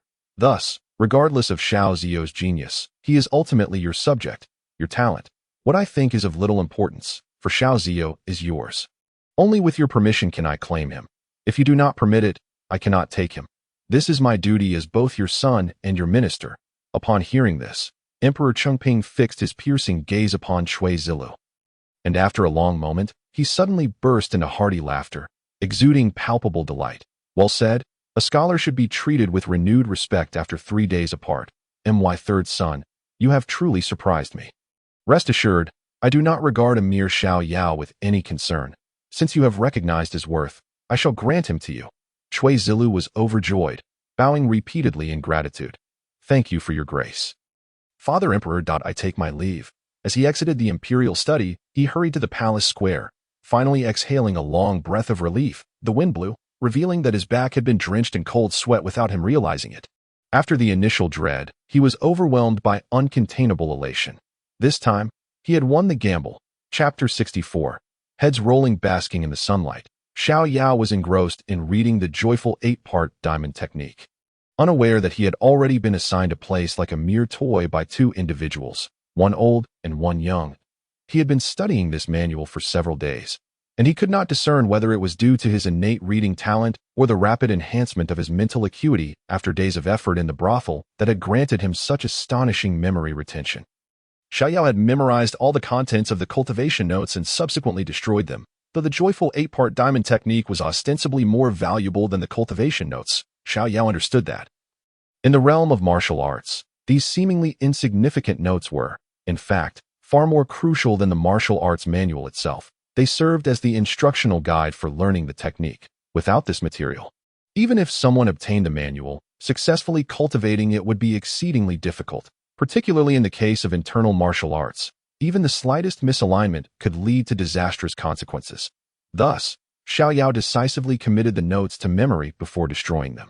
And only then did he begin to memorize the contents of the manual. Meanwhile, Qing Feng sat on the grass nearby, reciting the diagrams of the human body's meridians and acupoints, ever since Zhang Tao had gone missing in Guangling City. Qing Feng's martial arts journey had been forced to a standstill. Fortunately, in the previous months, he had already laid a solid foundation under Zhang Tao's guidance, with the assassination attempts from people like Zhang Qingshi. Xiao Yao had promptly sealed off 10 martial arts academies and procured their respective cultivation manuals and notes, as well as various medicinal recipes. In the short term, Qing Feng lacked a renowned master. But he did not fall short of the necessary conditions for martial training. However, it pained Xiao Yao to realize that practicing martial arts required substantial financial resources if he had not secretly retained the required medicinal materials from the respective academies. He would have struggled to afford Qing Feng's training. Xiao Yao often found himself curious about how so many prestigious sects in the martial world managed to support such a multitude of disciples. After all, not every sect was as affluent as the Shaolin Temple, which owned vast tracts of fertile land, numerous mountain peaks, countless tenants, and engaged in various enterprises such as high-interest lending, brothels, smuggling, and silk trade, all while being supported by countless officials and nobles. How could these martial sects maintain such extensive operations? The implications were quite unsettling. Ever since the monk Kuji had departed, Xiao Yao had also been busy gathering information about the martial world, particularly concerning the Shaolin Temple. That a deeper understanding of the various sects in the martial world, particularly Shaolin Temple, has dawned upon Xiao Yao that he realizes that in this realm of high martial arts, the Dacian dynasty is not as stable as it appears on the surface. With numerous martial sects asserting their dominance, the Dacian dynasty is akin to sitting atop a powder keg. That a glimpse into this tumult can be observed from Shaolin Temple itself, which boasts a monastic community exceeding 20,000, including over 6,000 martial monks. Among them, many skilled practitioners have emerged within the six doors and the genui of the imperial court, as well as numerous scholars who have received patronage from Shaolin. This leads Xiao Yao to conclude that Lu Yuangui is not merely a fortunate individual favored by the Shaolin masters, but rather a pawn in Shaolin's strategy to enhance its influence within the court. It is no wonder that Buddhism flourishes, as its vision and means far surpass those of other martial sects, a fact that leaves Xiao Yao in admiration. Master, Qi Feng suddenly interjects. Xiao Yao looks over. Puzzled that he caught fish. Upon hearing this, Xiao Yao hastily tosses the already perused manual to Qing Feng, seizing the fishing rod to begin reeling in his catch. Forget the techniques Zhang Tao taught you. Focus on this manual. I've reviewed it, and it outlines a method starting from the foundation of cultivation, perfectly suited for your current stage. Should you encounter any uncertainties, do not hesitate to ask me. Initially, Xiao Yao had contemplated dividing the manual into sections to impart to Qi Feng, but after perusing his cultivation notes, he abandoned that idea. Xiao Yao naturally sought to bestow kindness and win loyalty. However, he discerned that rather than disseminating bits and pieces, it was far more impactful to generously provide Qing Feng with the complete text at once, a principle akin to gift-giving. Instead of presenting a trifle, it is more effective to offer a lavish gift that exceeds expectations, rendering it difficult for the recipient to refuse, thus creating a more profound impression. Furthermore, possessing the vital cultivation notes and providing personal guidance would imbue him with a sense of mentorship, which, in this era that places immense value on respect for teachers, would undoubtedly yield the desired effect. Indeed, through the state of shared mental focus, Xiao Yao perceives Qi Feng as overwhelming gratitude. Thank you, Master. Your generosity is something I will never forget. I would willingly face any danger for you. Qi Feng repeatedly bows, tears of excitement streaming down his face. He recalls Xiao Yao mentioning that this manual was a gift from a high monk at Shaolin Temple, undoubtedly superior to the commonplace techniques taught at the Martial Arts Academy in Longwu County. Xiao Yao smiles faintly, choosing not to intervene. In the days that followed, Xiao Yao dedicated his daytime hours to instructing Qing Feng in cultivation while spending his nights honing his skills in brothels. His mental acuity rapidly reached its zenith, and through relentless effort, he finally achieved the ability to multitask, seamlessly integrating his mental powers into combat. At this moment, should Xiao Yao confront the monk Kuji again, as long as he can maintain a safe distance, he would soar to new heights, seizing aerial dominance, unless Kuji had ascended to the realm of transcendent beings, in which case Xiao Yao would not fear him. However, should the distance be too close, denying him the chance to take flight, Xiao Yao would have no choice but to play the part of the submissive in the blink of an eye. Autumn arrived. Xiao Yao wished to continue his leisurely existence, but was drawn into overseeing the autumn harvest by Dong Yong. At this juncture, the imperial envoy finally arrived in Guangling City. Upon hearing this news, Xiao Yao, wary of potential repercussions, promptly ceased his idleness and decisively accompanied Qing Feng to the villages under Longwu County's jurisdiction to supervise the autumn harvest, making every effort to minimize his visibility. Nonetheless, he instructed Chen Yongyan to remain vigilant regarding developments in Guangling City and report to him promptly. Guangling City was unsealed 3 days after the envoy's arrival. Subsequently, officials numbering over 100 were executed in public. The leaders of the Six Doors and local Jinyui were beheaded, while captured members of the Donghai Small Knife Society faced the same fate. The envoy continued to conduct widespread arrests, resulting in the decapitation of over 100 individuals. The governor of Guangling City, along with all officials of the 7th rank and above, regardless of their connection to the Jean Prince case or the explosion incident, were imprisoned by the envoy and sent to the capital for interrogation and sentencing by the 3 law divisions. Each piece of news sent shivers down Xiao Yao's spine, prompting him to contemplate fleeing. Chapter 65. Happiness arrives too suddenly. This envoy in Guangling City was mercilessly executing officials that it was impossible for Xiao Yao not to feel a surge of anxiety. He recognized that this so-called envoy was not merely investigating a case, but was evidently there to eliminate witnesses and quell dissent. Of course, this was not aimed at the local populace, but rather at the hearts of the Dacian feudal lords.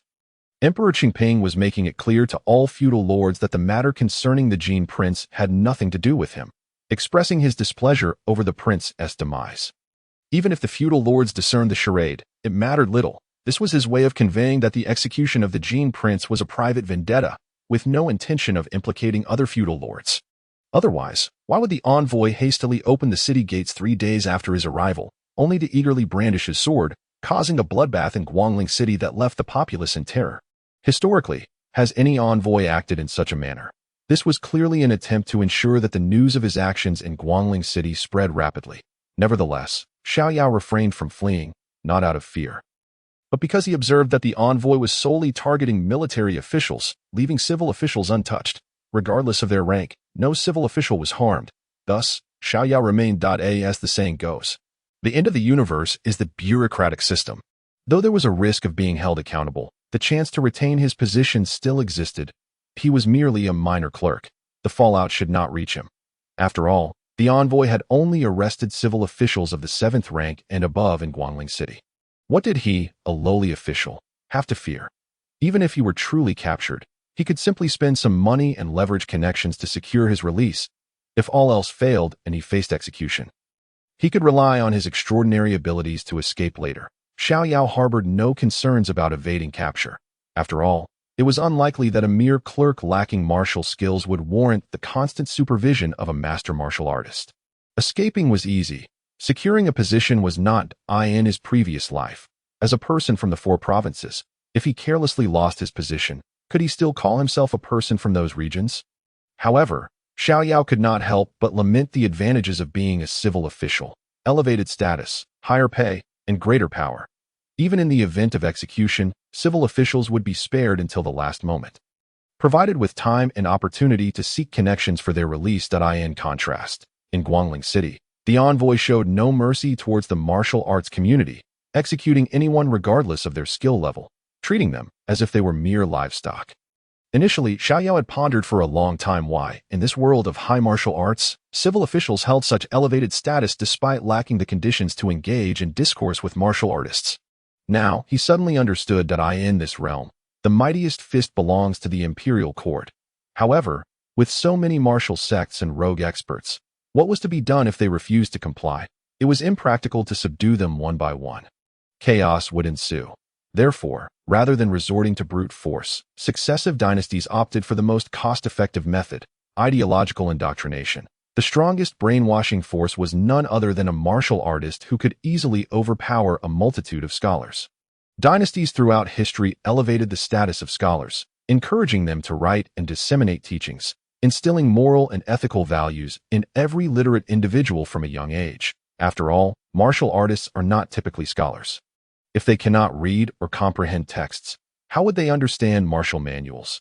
As they grow, no matter how formidable their martial prowess, they would inevitably be constrained by moral values, familial ties, and social norms.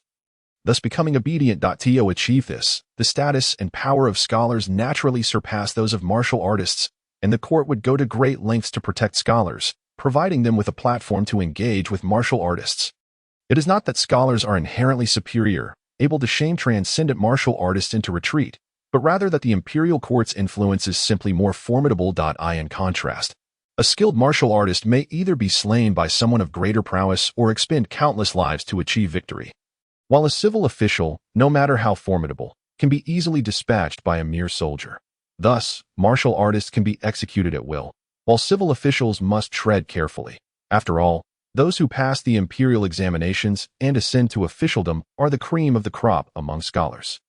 With this understanding, Xiao Yao's restless heart found a semblance of peace. At worst, when the time came for him to face a death sentence, he could stage a grand performance of noble sacrifice for the nation, proclaiming a line from the revered text, and at that moment, who would dare to execute him? Qing Feng observed Xiao Yao, who was laughing maniacally, feeling a shiver run down his spine, deeply concerned. Ever since they began their inspections of the autumn harvest, his master had become increasingly peculiar, alternating between frowns and agitation. Now that he seemed to have calmed down, he was cackling at the pigsty. Was it due to a prolonged lack of female companionship? Qi Feng could not comprehend what was so appealing about women. He could easily make one cry with a single punch, and the sight of tears only vexed him. This autumn, the heavens were particularly favorable. At least the skies above Longwu County seemed to be smiling. Throughout the autumn harvest, the weather remained splendid, devoid of rain. The harvest was completed smoothly. Chun Yongyan had not delivered any new intelligence for several days. Xiao Yao surmised that he was likely in the clear. After overseeing the final village's harvest, Xiao Yao, accompanied by Qing Feng and several constables, returned to Longwu County. Upon entering the county office, he prepared to report to Dong Yong. Just as Dong Yong was settling into his official seat, Xiao Yao spotted a familiar figure entering. Captain Zhang, what wind has blown you here today? It has been many days since we last met, and I must confess, I have missed you greatly. I have composed several poems filled with longing. But alas, the restrictions of Guangling City have prevented me from delivering them to you. Observing Xiao Yao's charming demeanor, Zhang Yuyan, unusually unperturbed, regarded him with a gaze of pity. Xiao Yao felt a sudden jolt in his heart. Indeed, Zhang Yuyan spoke in a calm tone.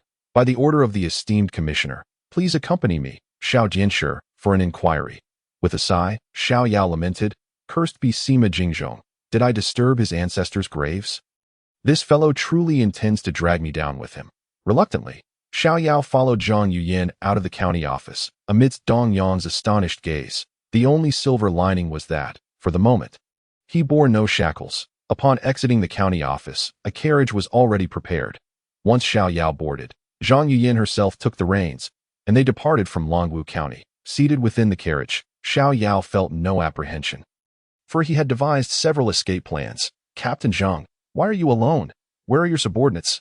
Zhang Yuyan's fair face flushed slightly as she replied, Currently, manpower is scarce in Guangling City, and as a practitioner of martial arts of the second tier, I am more than capable of ensuring your safety, Xiao Jianshi. Xiao Yao thought little of it.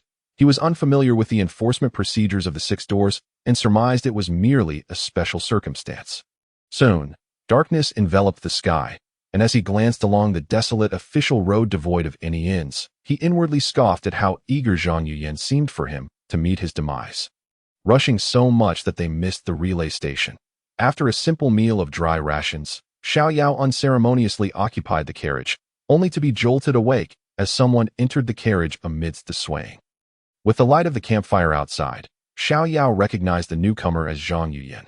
Before he could inquire about her intentions, she had already thrown herself into his embrace. What do you want? Xiao Yao was taken aback, caught off guard by such suddenness. Chapter 66. Striving not to wear the green hat on the desolate official road, a bonfire blazed intensely, its crackling sounds harmonizing with the rapid swaying of the carriage. Suddenly, a dull thud resonated. A figure was hurled from the carriage. Xiao Yao, wrapped in the carriage curtain, tumbled to the ground, rolling several times before coming to a stop. Fortunately, he used his mental ability to land steadily. Otherwise, he would have suffered a grievous fall. Feigning a grimace, he inwardly pondered why Zhang Chuyan, this capricious woman, remained unmarried at her age. Who would dare court her? As a man of modern sensibilities, Xiao Yao held an open and respectful attitude towards peculiar preferences. Yet context mattered greatly. He never anticipated that a woman of martial lineage like Zhang Yuyan would desire him to compose poetry at such a moment. Cursed be it, had he not been a literary scribe. He would have been utterly incapable of satisfying her even if she had flung herself at him. That as for why he was expelled, it was a simple matter. He had merely been playful, reciting a poem meant for newlyweds. The groom, holding the candle, cannot contain his joy. The Mandarin duck's hearts are intertwined, wishing to share sweet words with his beloved sister, yet his lips are sealed by shyness. Just as he was about to complete the poem, he was kicked out. Xiao Yao felt utterly wronged. Was it truly that serious just because he pronounced a few words with a heavier accent? Get back here. Zhang Yuyan's face was flushed, and with a playful scold, Xiao Yao eagerly scrambled back, completely undeterred by the discarded curtain, taking advantage of the moonlight to enhance his vigor. But at dawn, Xiao Yao looked at the enchanting figure in his arms. Feeling a swell of pride, his charm was indeed formidable, and he still marveled at when he had won her heart. Nonetheless, he had to admit, a woman trained in martial arts was far superior to the courtesans of the brothels. As she matched him blow for blow, he almost doubted whether his abilities were still effective. With a soft sigh, Zhang Yuyan awoke, glanced at Xiao Yao, and boldly revealed her figure, swatting away his mischievous hands. Donning her attire once more to revert to her previous demeanor, Xiao Yao could only lament how swiftly a woman's heart could change, leaving one utterly unprepared.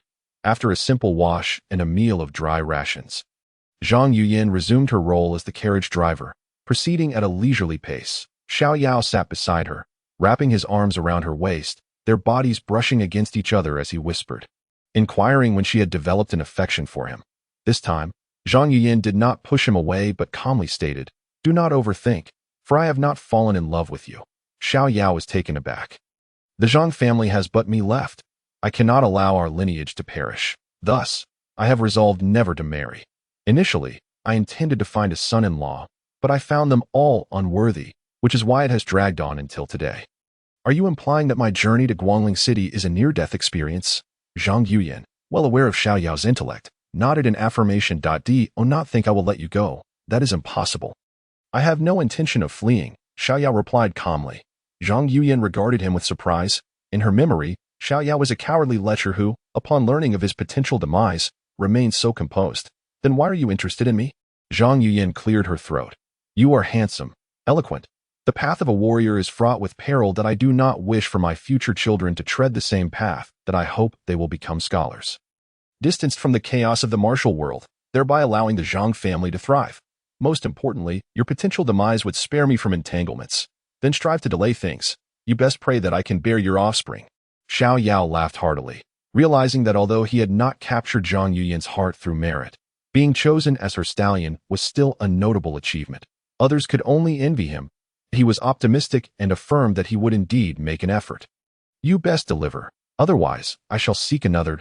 If you do not mind wearing a green hat, then you need not strive. Xiao Yao's face darkened at Zhang Yuyan's audacious remarks, even if she bore his child. In this age, an unmarried woman with child was no trivial matter, especially one serving as an official. Not to worry, once I am pregnant, I shall find a sickly husband. Xiao Yao was overwhelmed with emotion. Indeed, whether in a feudal society or modern times, it was always the honest who suffered. His decision to abandon the role of a moral gentleman proved wise to avoid being cuckolded. Xiao Yao worked diligently in the following days. As for whether he could make Zhang Yuyan pregnant, that was left to fate. Upon entering the magistrate's office, Xiao Yao found no trace of the commissioner. Upon announcing his name, he was stripped of his official hat and attire, shackled, and thrown into a dungeon. When he saw Sima Jingzhong among familiar faces, he was momentarily stunned. Was there no pretense left? Had they discarded all formalities, deeming him unworthy of interrogation? Upon Xiao Yao's arrival, Sima Jingzhong's face contorted in displeasure, yet he soon broke into a grin. Xiao Yao shot him a glance and used his powers to deliver a heavy slap, causing Sima Jingzhong to see stars. Who dares strike me? Sima Jingzhong roared, turning to the other prisoners beside him in a frenzy. Those beaten dared not retaliate. Xiao Yao remarked coolly, in this dire circumstance, what fear do you have of him? We are all condemned. Soon we shall face execution in the capital. That if not now, when will you seek revenge? The other prisoners, sharing the cell with Sima Jingzhong, were momentarily taken aback. Sima Jingzhong too was astonished. Before he could threaten, several inmates surrounded him and began to beat him. Xiao Yao leaned against the bars, chuckling as he watched the spectacle unfold. Sima Jingzhong, once shielded by his position as governor, had now lost his protection. With the absence of his title, those he had wronged were eager for retribution. Had it not been for the commotion attracting the guards' attention, Xiao Yao speculated that Sima Jingzhong would not have survived until the capital.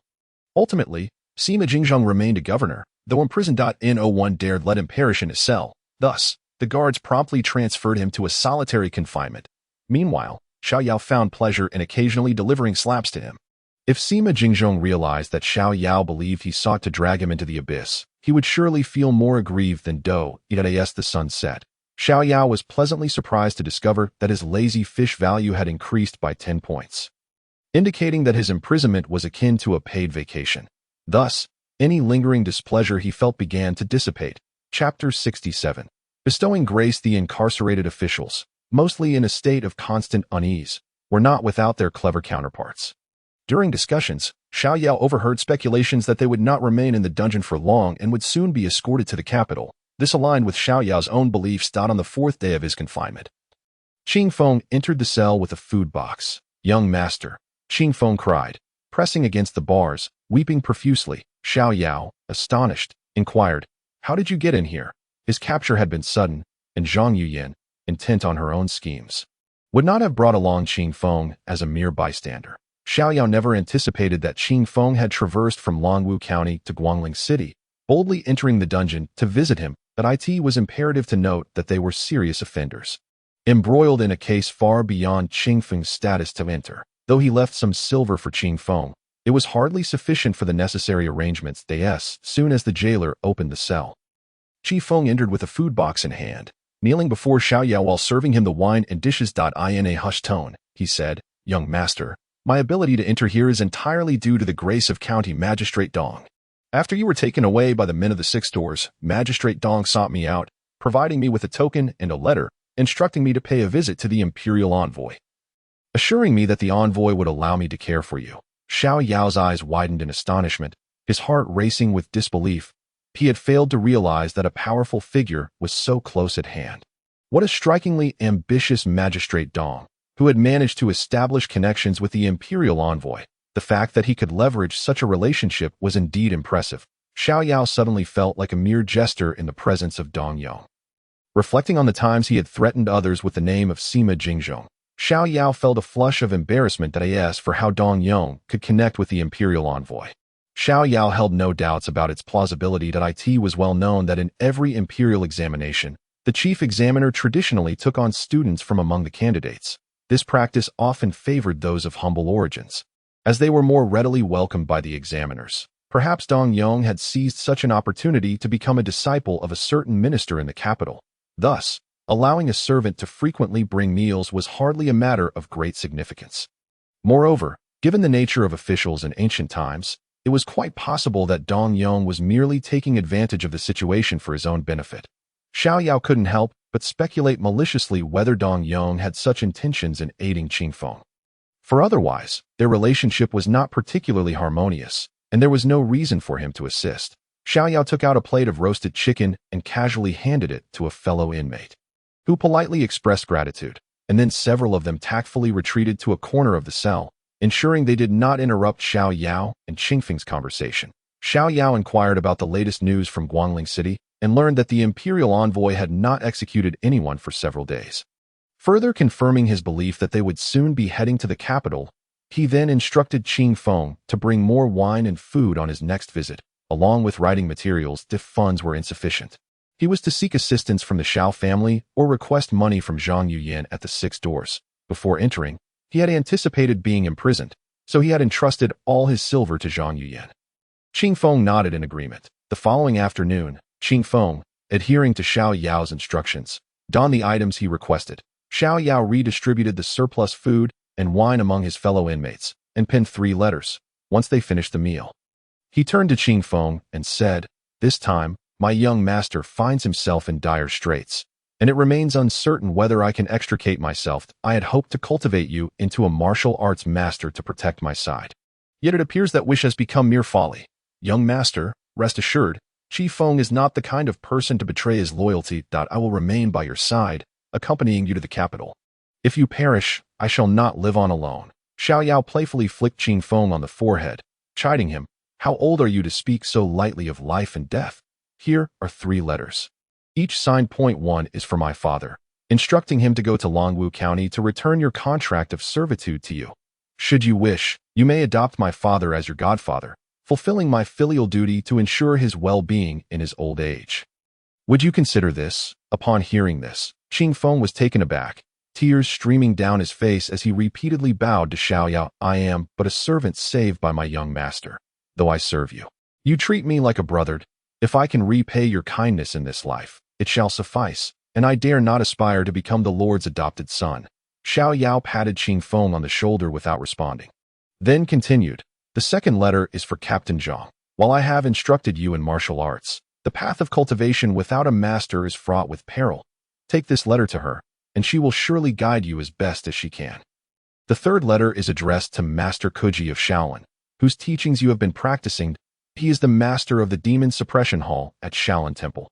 Should you find yourself unable to progress in your training, you may take this letter to seek his assistance. However, whether he is willing to accept you is a matter of fate, as my relationship with him is not particularly close. If he refuses, do not press the matter. These monks may appear benevolent, yet they often possess hearts of stone.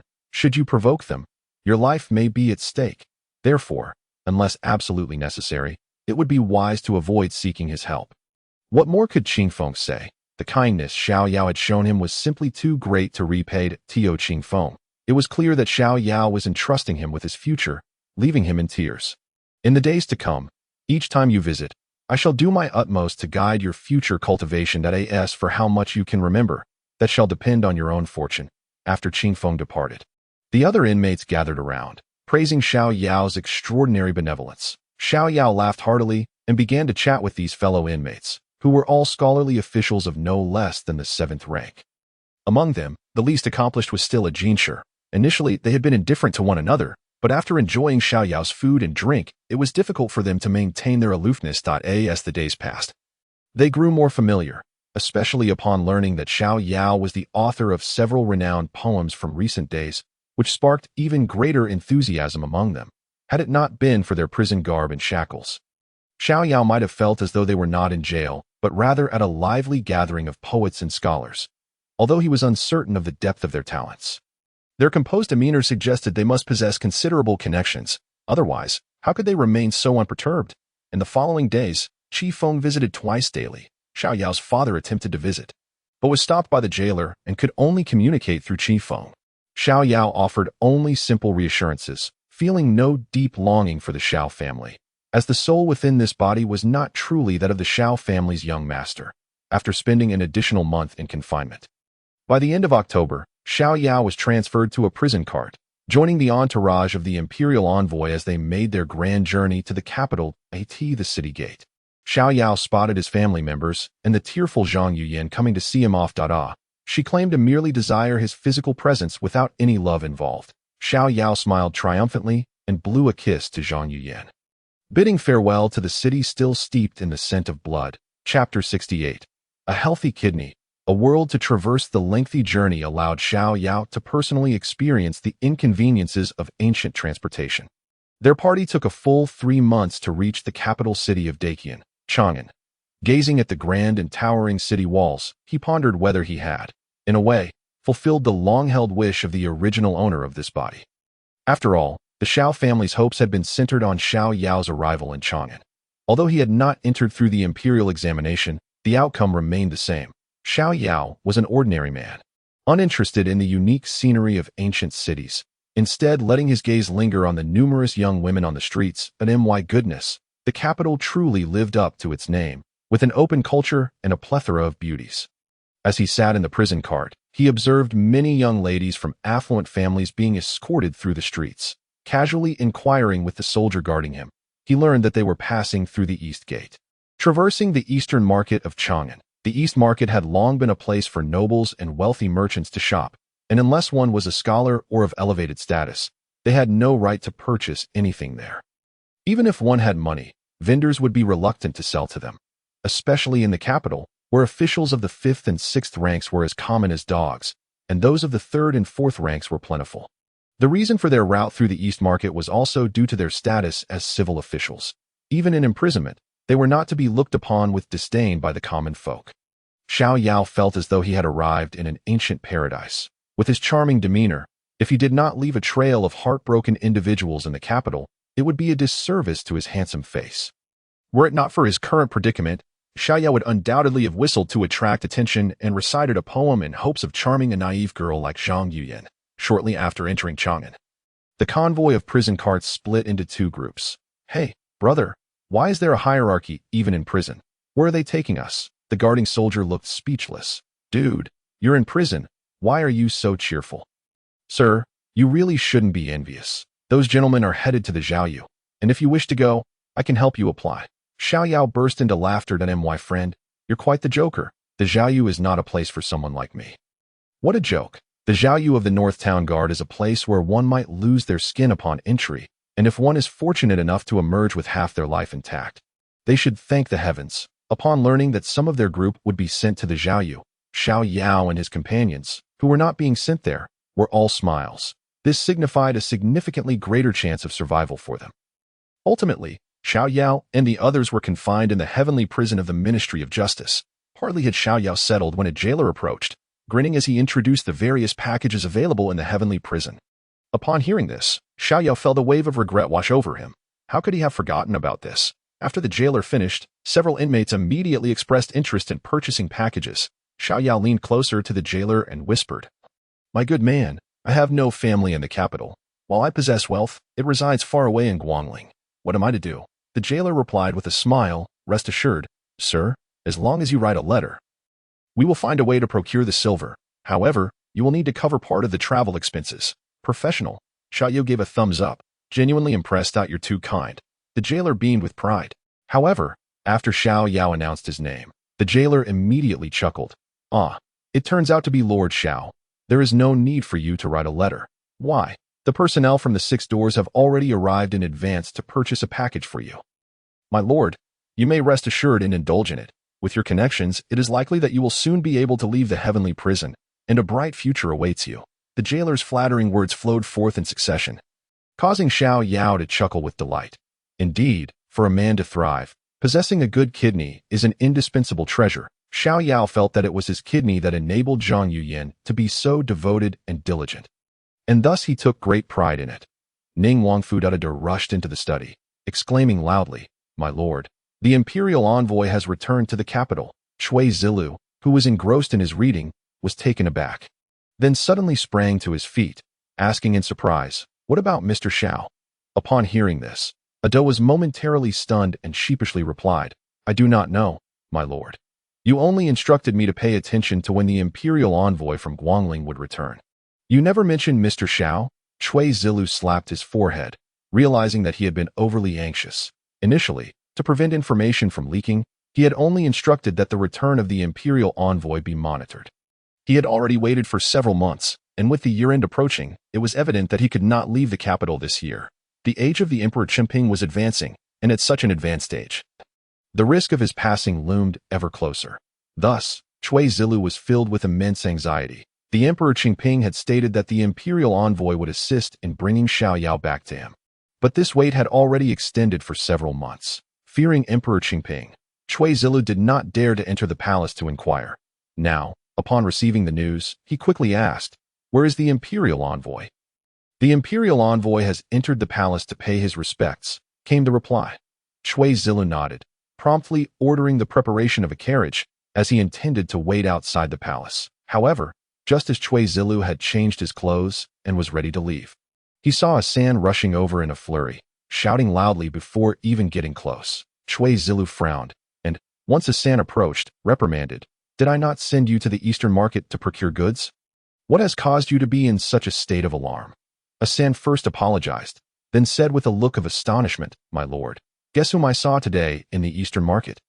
"Who could you possibly have seen?" Chui Zilu asked, somewhat irately, as he stepped into the carriage. "It is the very Xiao Jianshi we encountered in Longwu County. I happened to come across the imperial envoy's returning procession while shopping in the eastern market, and I saw that Xiao Jianshi, dressed in prison garb, confined within a prison cart." "What did you say?" Chui Zilu froze momentarily, turning his head in shock. His expression was one of disbelief, seeing that Chui Zilu appeared skeptical. Asan chuckled. It is true, my lord, that we have spent so much time in Longwu County, and you have been with him daily. How could I possibly mistake him, especially since they came from Guangling? Chui Zilu leapt down from the carriage, urgently inquiring, Did you see where Mr. Xiao was imprisoned? Asan quickly replied, I inquired a bit. He has been confined in the heavenly prison. Upon hearing that it was the heavenly prison, Chui Zilu let out a long sigh of relief. He pondered for a moment and immediately instructed Ada, Go to the heavenly prison and ensure Mr. Xiao is well taken care of. I will change my clothes and go to the palace to pay my respects. With that, he turned to head back. Although he was anxious to see Xiao Yao, Chui Zilu understood that the crux of the matter lay with the emperor. Ada felt immense envy for Xiao Yao, such an impudent individual.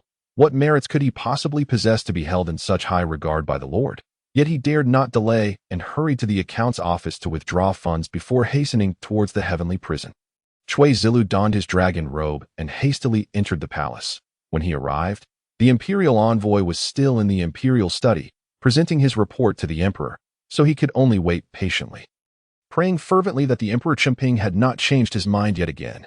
Chapter 69. The princes compete outside the imperial study. Chui Zilu was anxiously waiting when he heard the sound of footsteps approaching. He saw 4 individuals similarly clad in dragon robes, smiling as they approached. Third brother. It has been a long time. Chui Zilu was taken aback. How had they come here?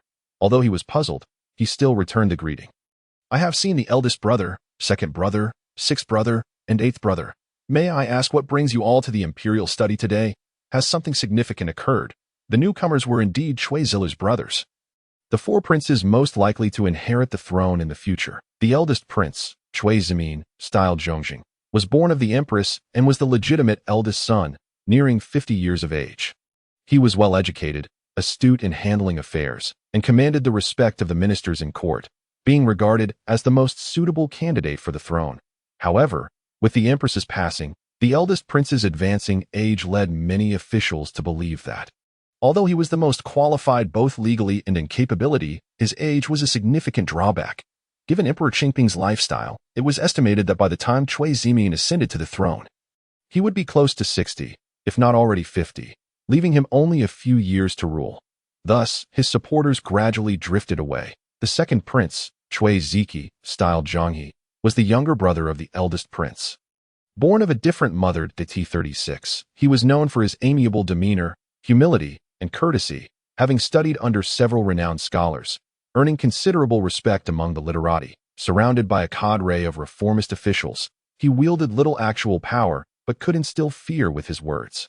Initially, the second prince had supported the eldest prince, but as the latter's age increased, so too did the second prince's ambitions. Following the early demise of their mother, the second prince and the eldest prince had parted ways in recent years. Their relationship now fraught with tension. As for the sixth prince, Chui Zizhong, and the eighth prince, Chui Zili, they were born of a favored concubine. Though still in their youth, they had begun to make a name for themselves through the support of their maternal clan. Exhibiting a burgeoning momentum, the sudden arrival of these 4 princes filled Chui Zilu with an unsettling premonition. This is a matter we should be inquiring about, the eldest prince stated. Third brother, you traverse the world with chivalry, and I often hear tales of your noble deeds in taverns and tea houses. We all believed you were still wandering the realm. When did you return? None of us were aware. The eldest prince spoke with an air of superiority, masking his disdain poorly despite his words of envy.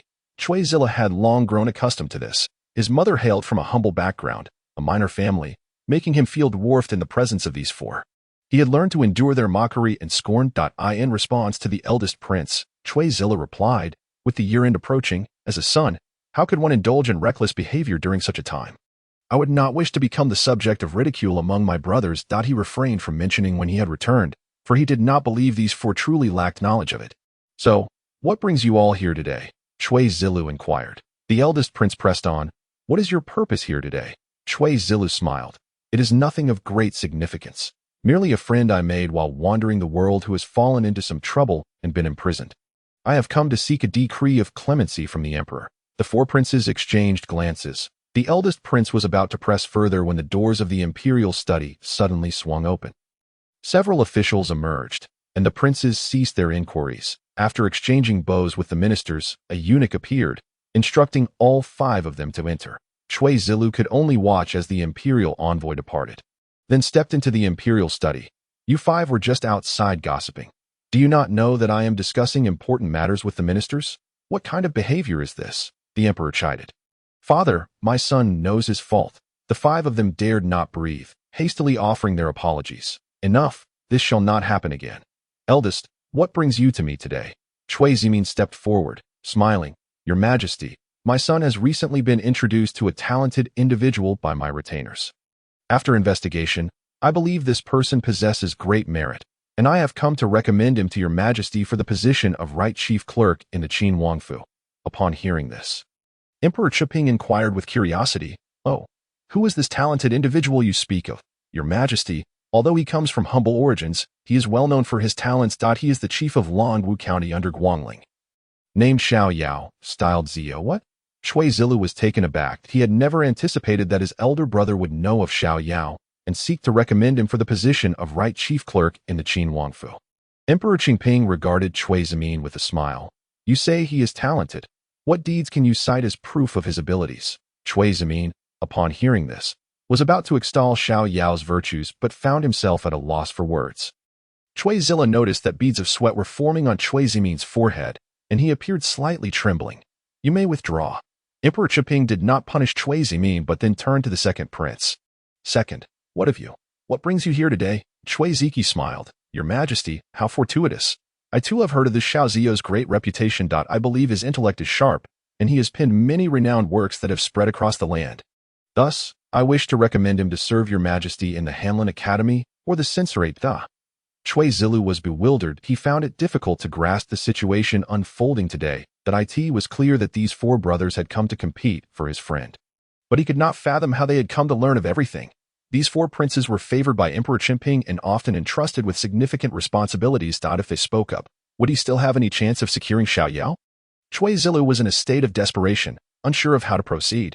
Subsequently, under Emperor Qingping's inquiry, Chui Ziki recited several of Xiao Yao's poems, astonishing even the emperor. Nevertheless, the emperor still did not agree to Chui Ziki's recommendation and then turned to the sixth and eighth princes, asking, You too, do not tell me you are here to recommend this Xiao Yao as well.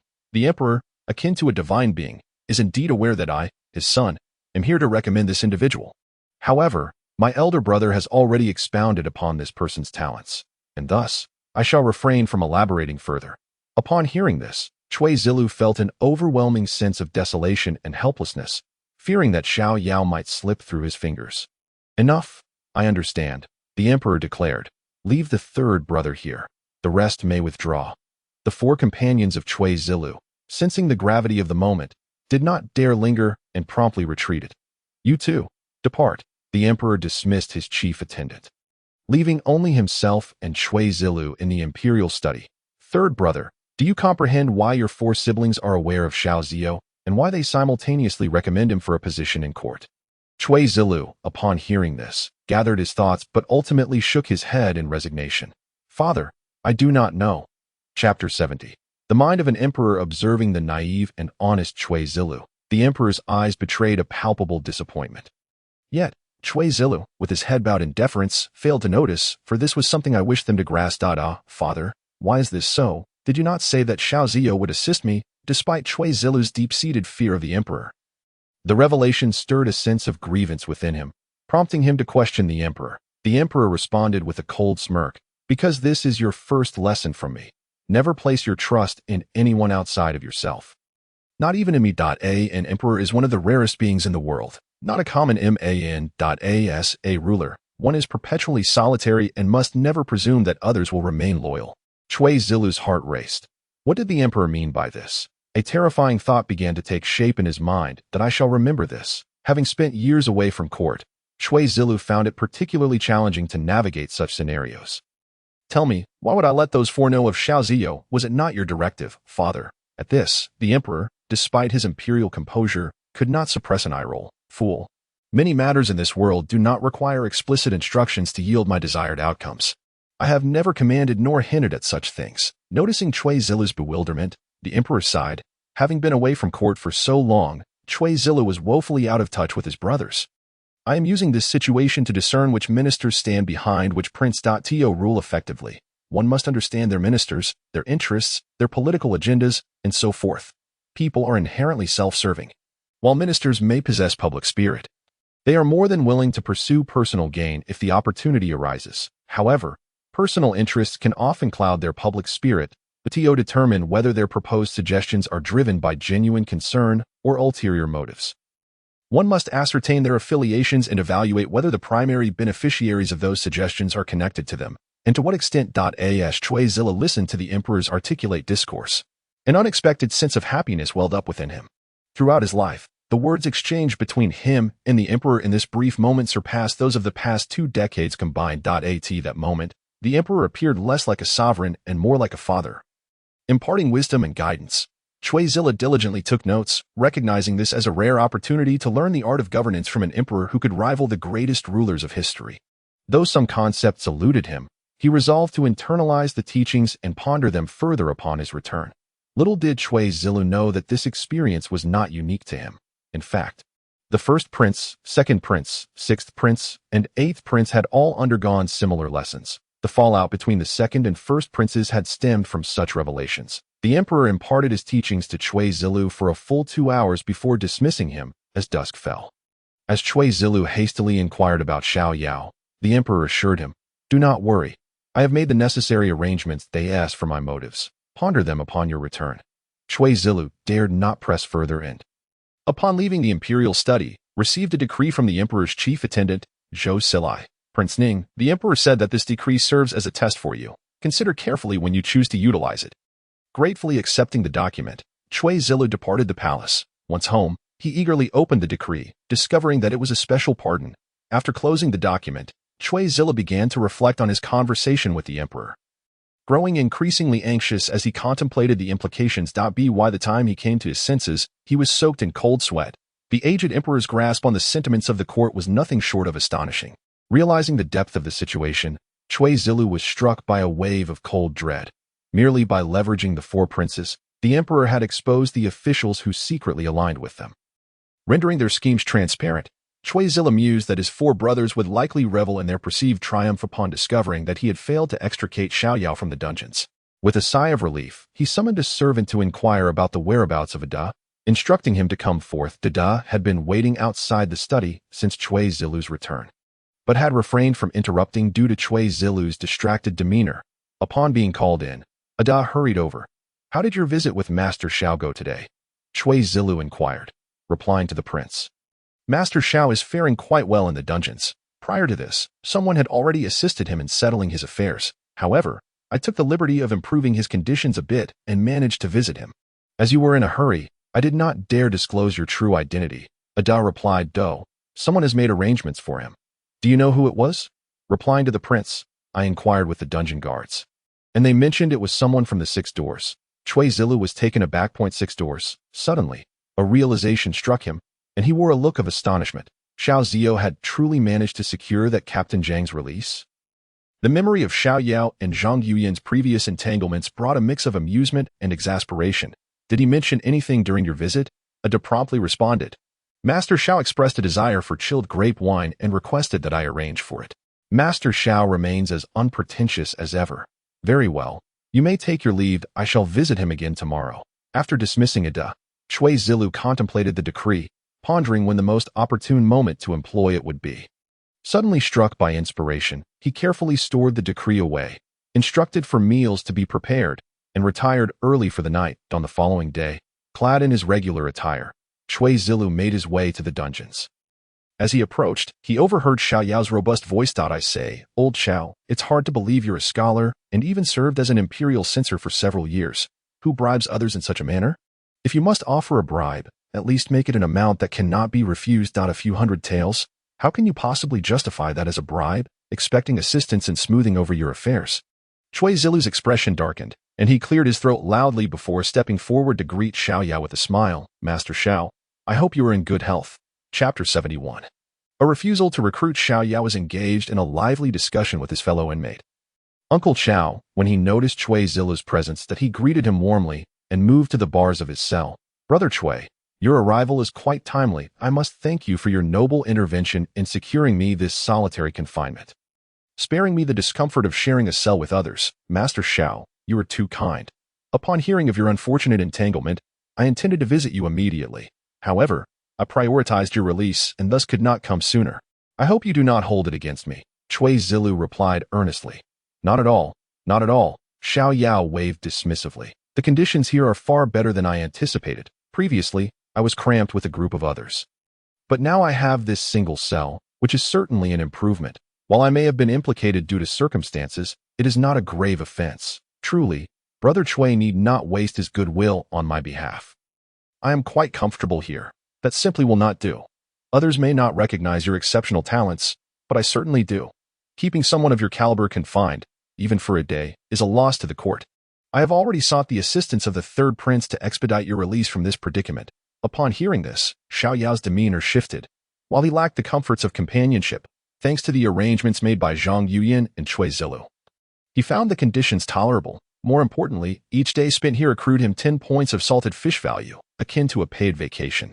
For the sake of those points, Xiao Yao felt quite content to endure this minor inconvenience. If he were to set a desired term for his confinement, he would prefer a minimum of 5 years. That would equate to approximately 18,000 points of salted fish value, allowing him 18 opportunities for a lottery. Even if he did not win any life-altering abilities, it would suffice to elevate his current powers to their maximum potential. At that point, the dungeon would be but a trifling obstacle. Thus, the prospect of release was far from appealing to Xiao Yao. He promptly asserted, Brother Chui, I appreciate your goodwill, but the nation has its laws and families have their rules. Although I am indeed implicated, I have committed a transgression against the laws of the land and must therefore be dealt with according to legal proceedings.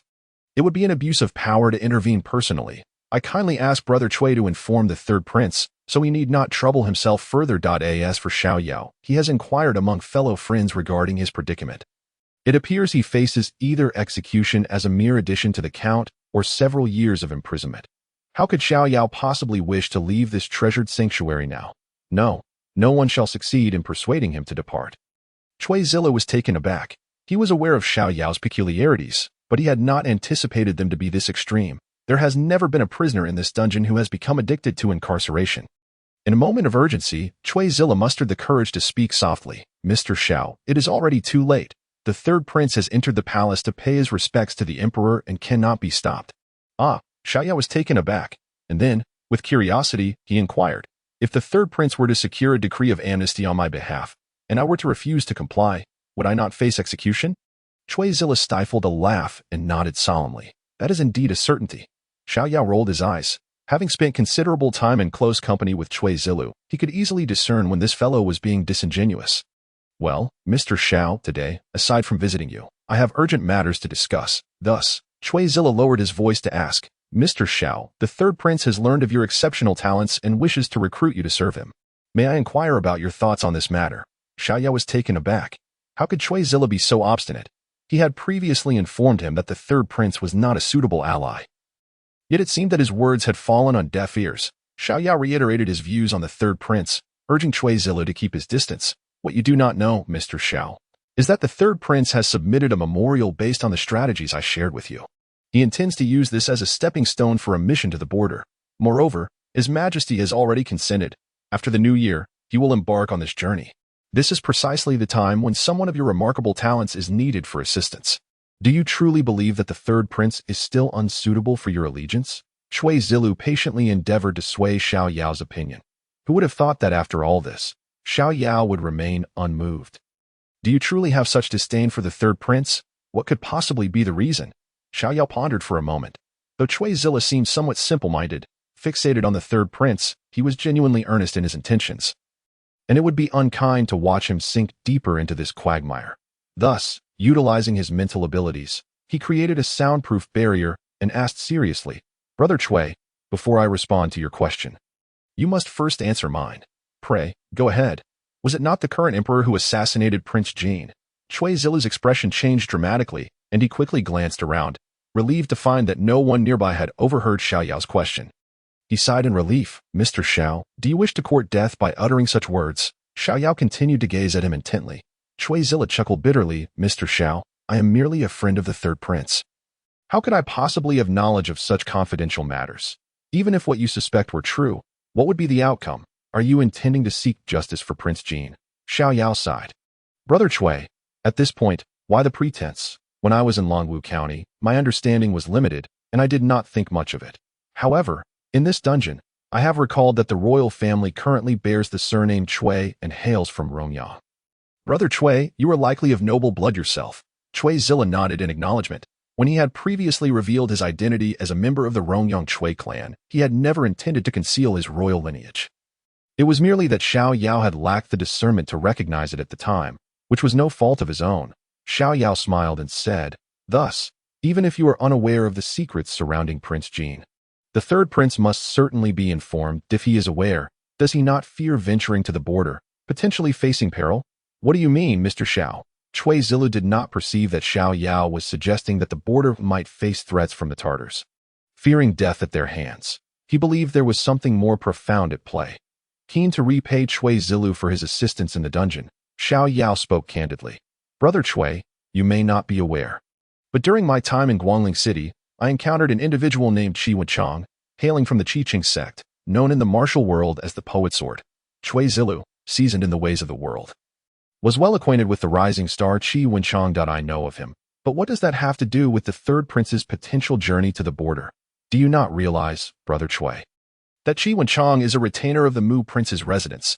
His presence in Guangling City was a direct order from the current Mu Prince to ensure Prince Jin's safety." Chui Zilu was perplexed, unable to comprehend how this related to his potential expedition to the border. Yet, considering that Xiao Yao never spoke without purpose, he furrowed his brow in contemplation. Suddenly, recalling Xiao Yao's inquiry about whether Prince Jin had been assassinated by the current emperor, a light bulb flickered in his mind. He widened his eyes in shock, gasping at the realization.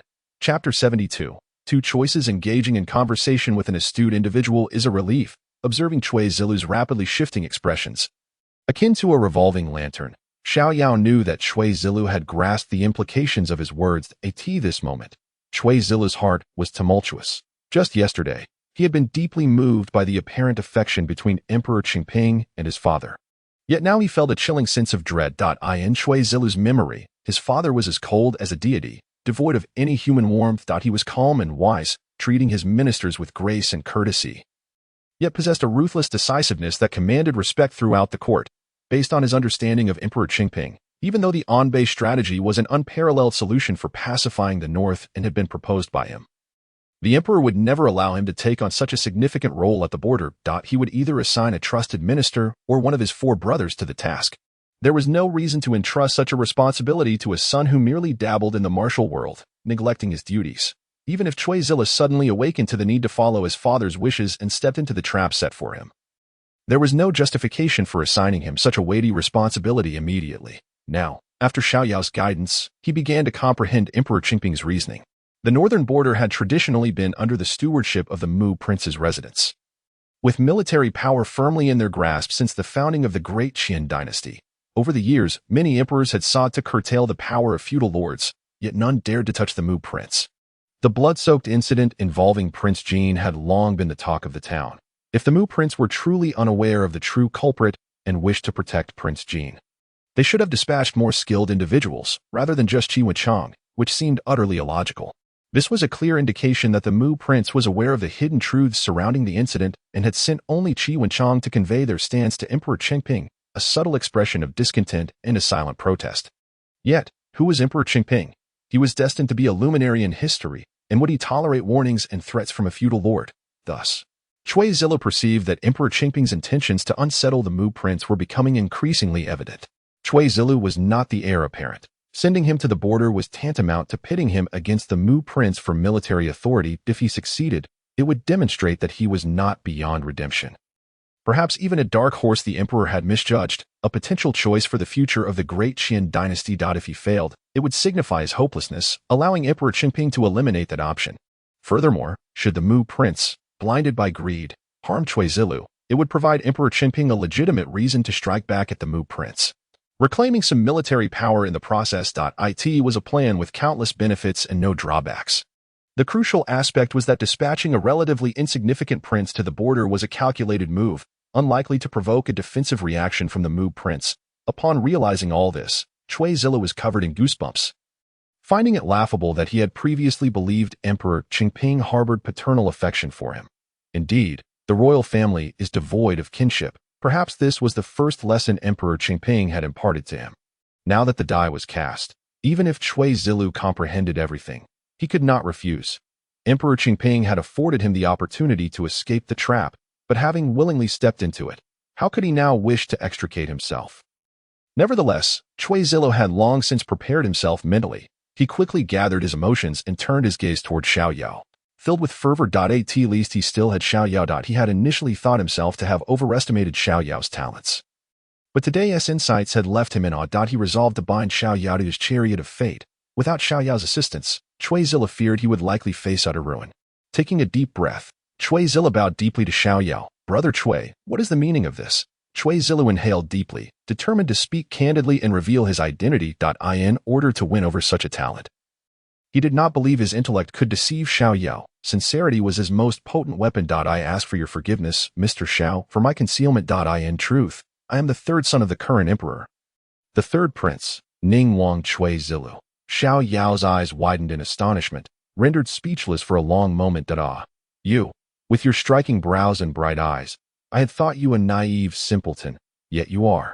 In fact, a master of deception. Xiao Yao's mind raced with panic. It's over. It's over. I can't wash away this label of the third prince now. What should I do? Anxiety consumed Xiao Yao. In truth, Xiao Yao is not particularly concerned about sacrificing himself for Cui Zilu. After all, Xiao Yao would never truly devote himself to anyone. When faced with danger, he would undoubtedly be the first to flee. However, Cui Zilu seems intent on risking his life for his future. Even a 3-year-old knows that the early stages of a career are the most arduous and exhausting, akin to being the most overworked of beasts. Xiao Yao has vowed never to be such a beast, wishing to save her life instead, and he has no desire to associate with Cui Zilu. Yet, what means could he employ to delineate himself from Cui Zilu? After much contemplation, Xiao Yao could not devise a satisfactory plan and merely observed Cui Zilu grinning foolishly. Suddenly, a spark of inspiration struck Xiao Yao. Brother Cui, come closer. I have a secret to share. Cui Zilu, unsuspecting, leaned his head against the railing, eager to hear Xiao Yao's secret. Seizing the moment, Xiao Yu swiftly aimed a punch at Cui Zilu's eye. A flicker of confusion crossed Cui Zilu's gaze. But he did not evade the blow, allowing Xiao Yao's fist to connect. He cried out in pain, stumbling back and leaning against the prison bars to steady himself. Bewildered, he had not anticipated Xiao Yao's strength to be so formidable. As a practitioner of innate martial arts, he believed he could easily evade such a strike, thinking Xiao Yu merely acted out of anger for being deceived, and, being a frail scholar, receiving a punch was inconsequential. He had let his guard down, and as a result, he was struck squarely, stars dancing before his eyes. Good heavens, the force was nearly equivalent to that of a third-rate martial artist. Hastily, Cui Zilu employed his true essence to heal his injury and, while covering his eye, chuckled, now that you've struck me, your anger must have subsided. Xiao Yao, exasperated, replied, having done such a thing, others will surely not consider me your subordinate upon seeing your black eye. Cui Zilu responded cheerfully. I fear that is not the case. The emperor has already decreed that I am to absolve you of your crimes and have you assist me. What if I refuse? Cui Zilu shrugged and said. The emperor stated you have 2 choices, either serve as my chief historian or, after being castrated, serve as my internal attendant. Which will you choose? I do not believe it.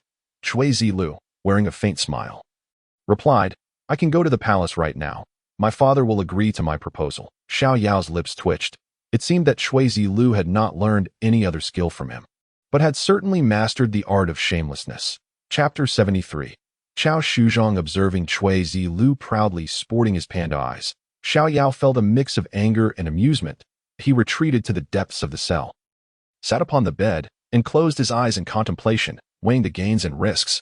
Ultimately, he realized that until he achieved invincibility, aligning himself with the court remained the best means of self-preservation. Thus, it was prudent to retain his official position, to avoid losing his status. Currently siding with Cui Zilu was undoubtedly the most favorable choice, having been implicated in the case of Prince Jin, without someone to intercede on his behalf.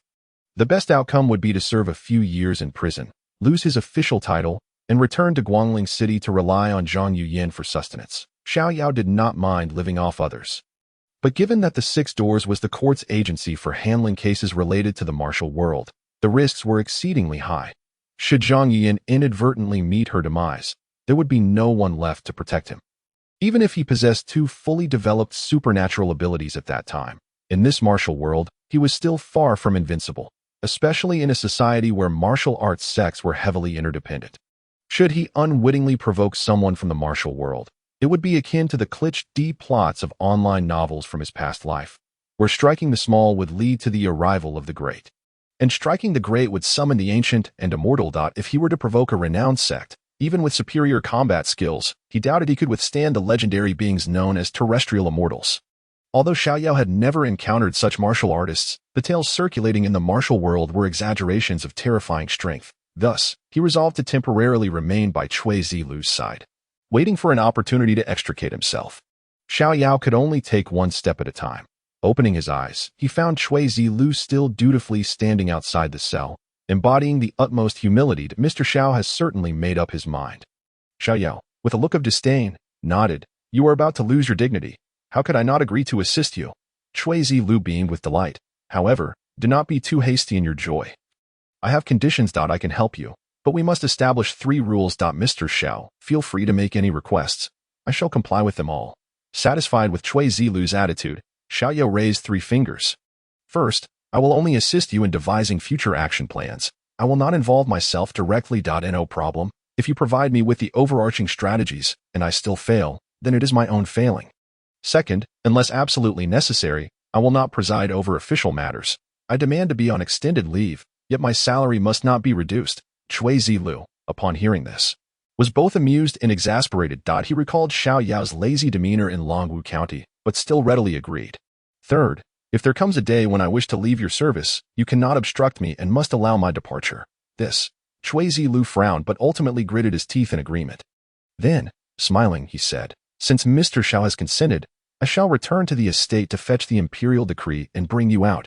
Xiao Yu quickly waved his hand. No need for that just yet.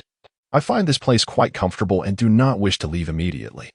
You may first inform the Ministry of Justice to refrain from interrogating me and come to collect me before you depart the capital.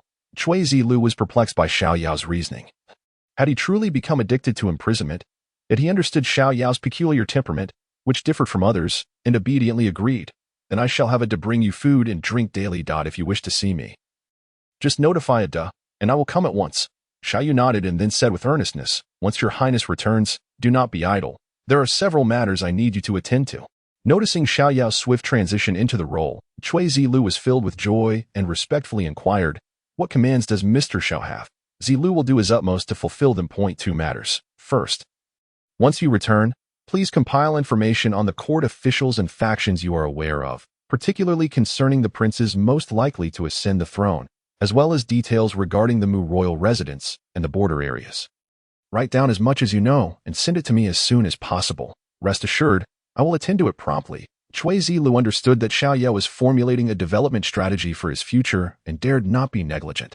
Secondly, Your Highness, during your previous escapades in the martial world, you must have encountered many righteous heroes. Please gather them and compile their personal information into a dossier for me. Do not concern yourself with their character. As long as they possess sufficient abilities, that is all that matters. The journey to the border will be fraught with danger, and those lacking skill will only be a liability. At this point, Cui Zilu was confident, thumping his chest to assure Xiao Yao that the martial friends he had made were all at least peak first-rate practitioners, with several being innate masters. After assigning these tasks, Xiao Yao urged Cui Zilu to take his leave promptly.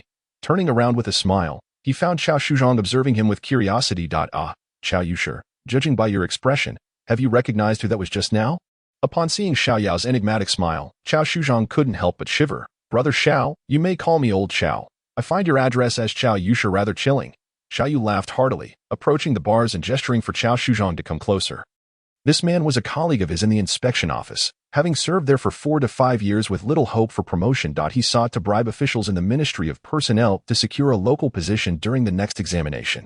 Even being a county magistrate would be preferable to being a minor official in the capital, where he felt overlooked. Xiao Shuzhong hailed from a humble background, though his circumstances were slightly better than Xiao Yao's. However, they were still quite limited. Though he was fortunate enough to enter the inspection office as an examiner, with no money or connections, he dared not offend anyone. After 4 to 5 years of being an unremarkable official, his life had been nothing short of stifling. It was often said that living in the capital was not easy, and this was no mere saying. while he lived comfortably in his hometown. In the capital, where every inch was precious, even renting a room was a struggle, and he had long since grown weary of it. Thus, he had his family send him some money, intending to bribe the Ministry of Personnel officials. When he offered 300 taels of silver, the official was infuriated. 300 taels of silver. You dare present such a pittance as a bribe? This is not a bribe. It is an insult.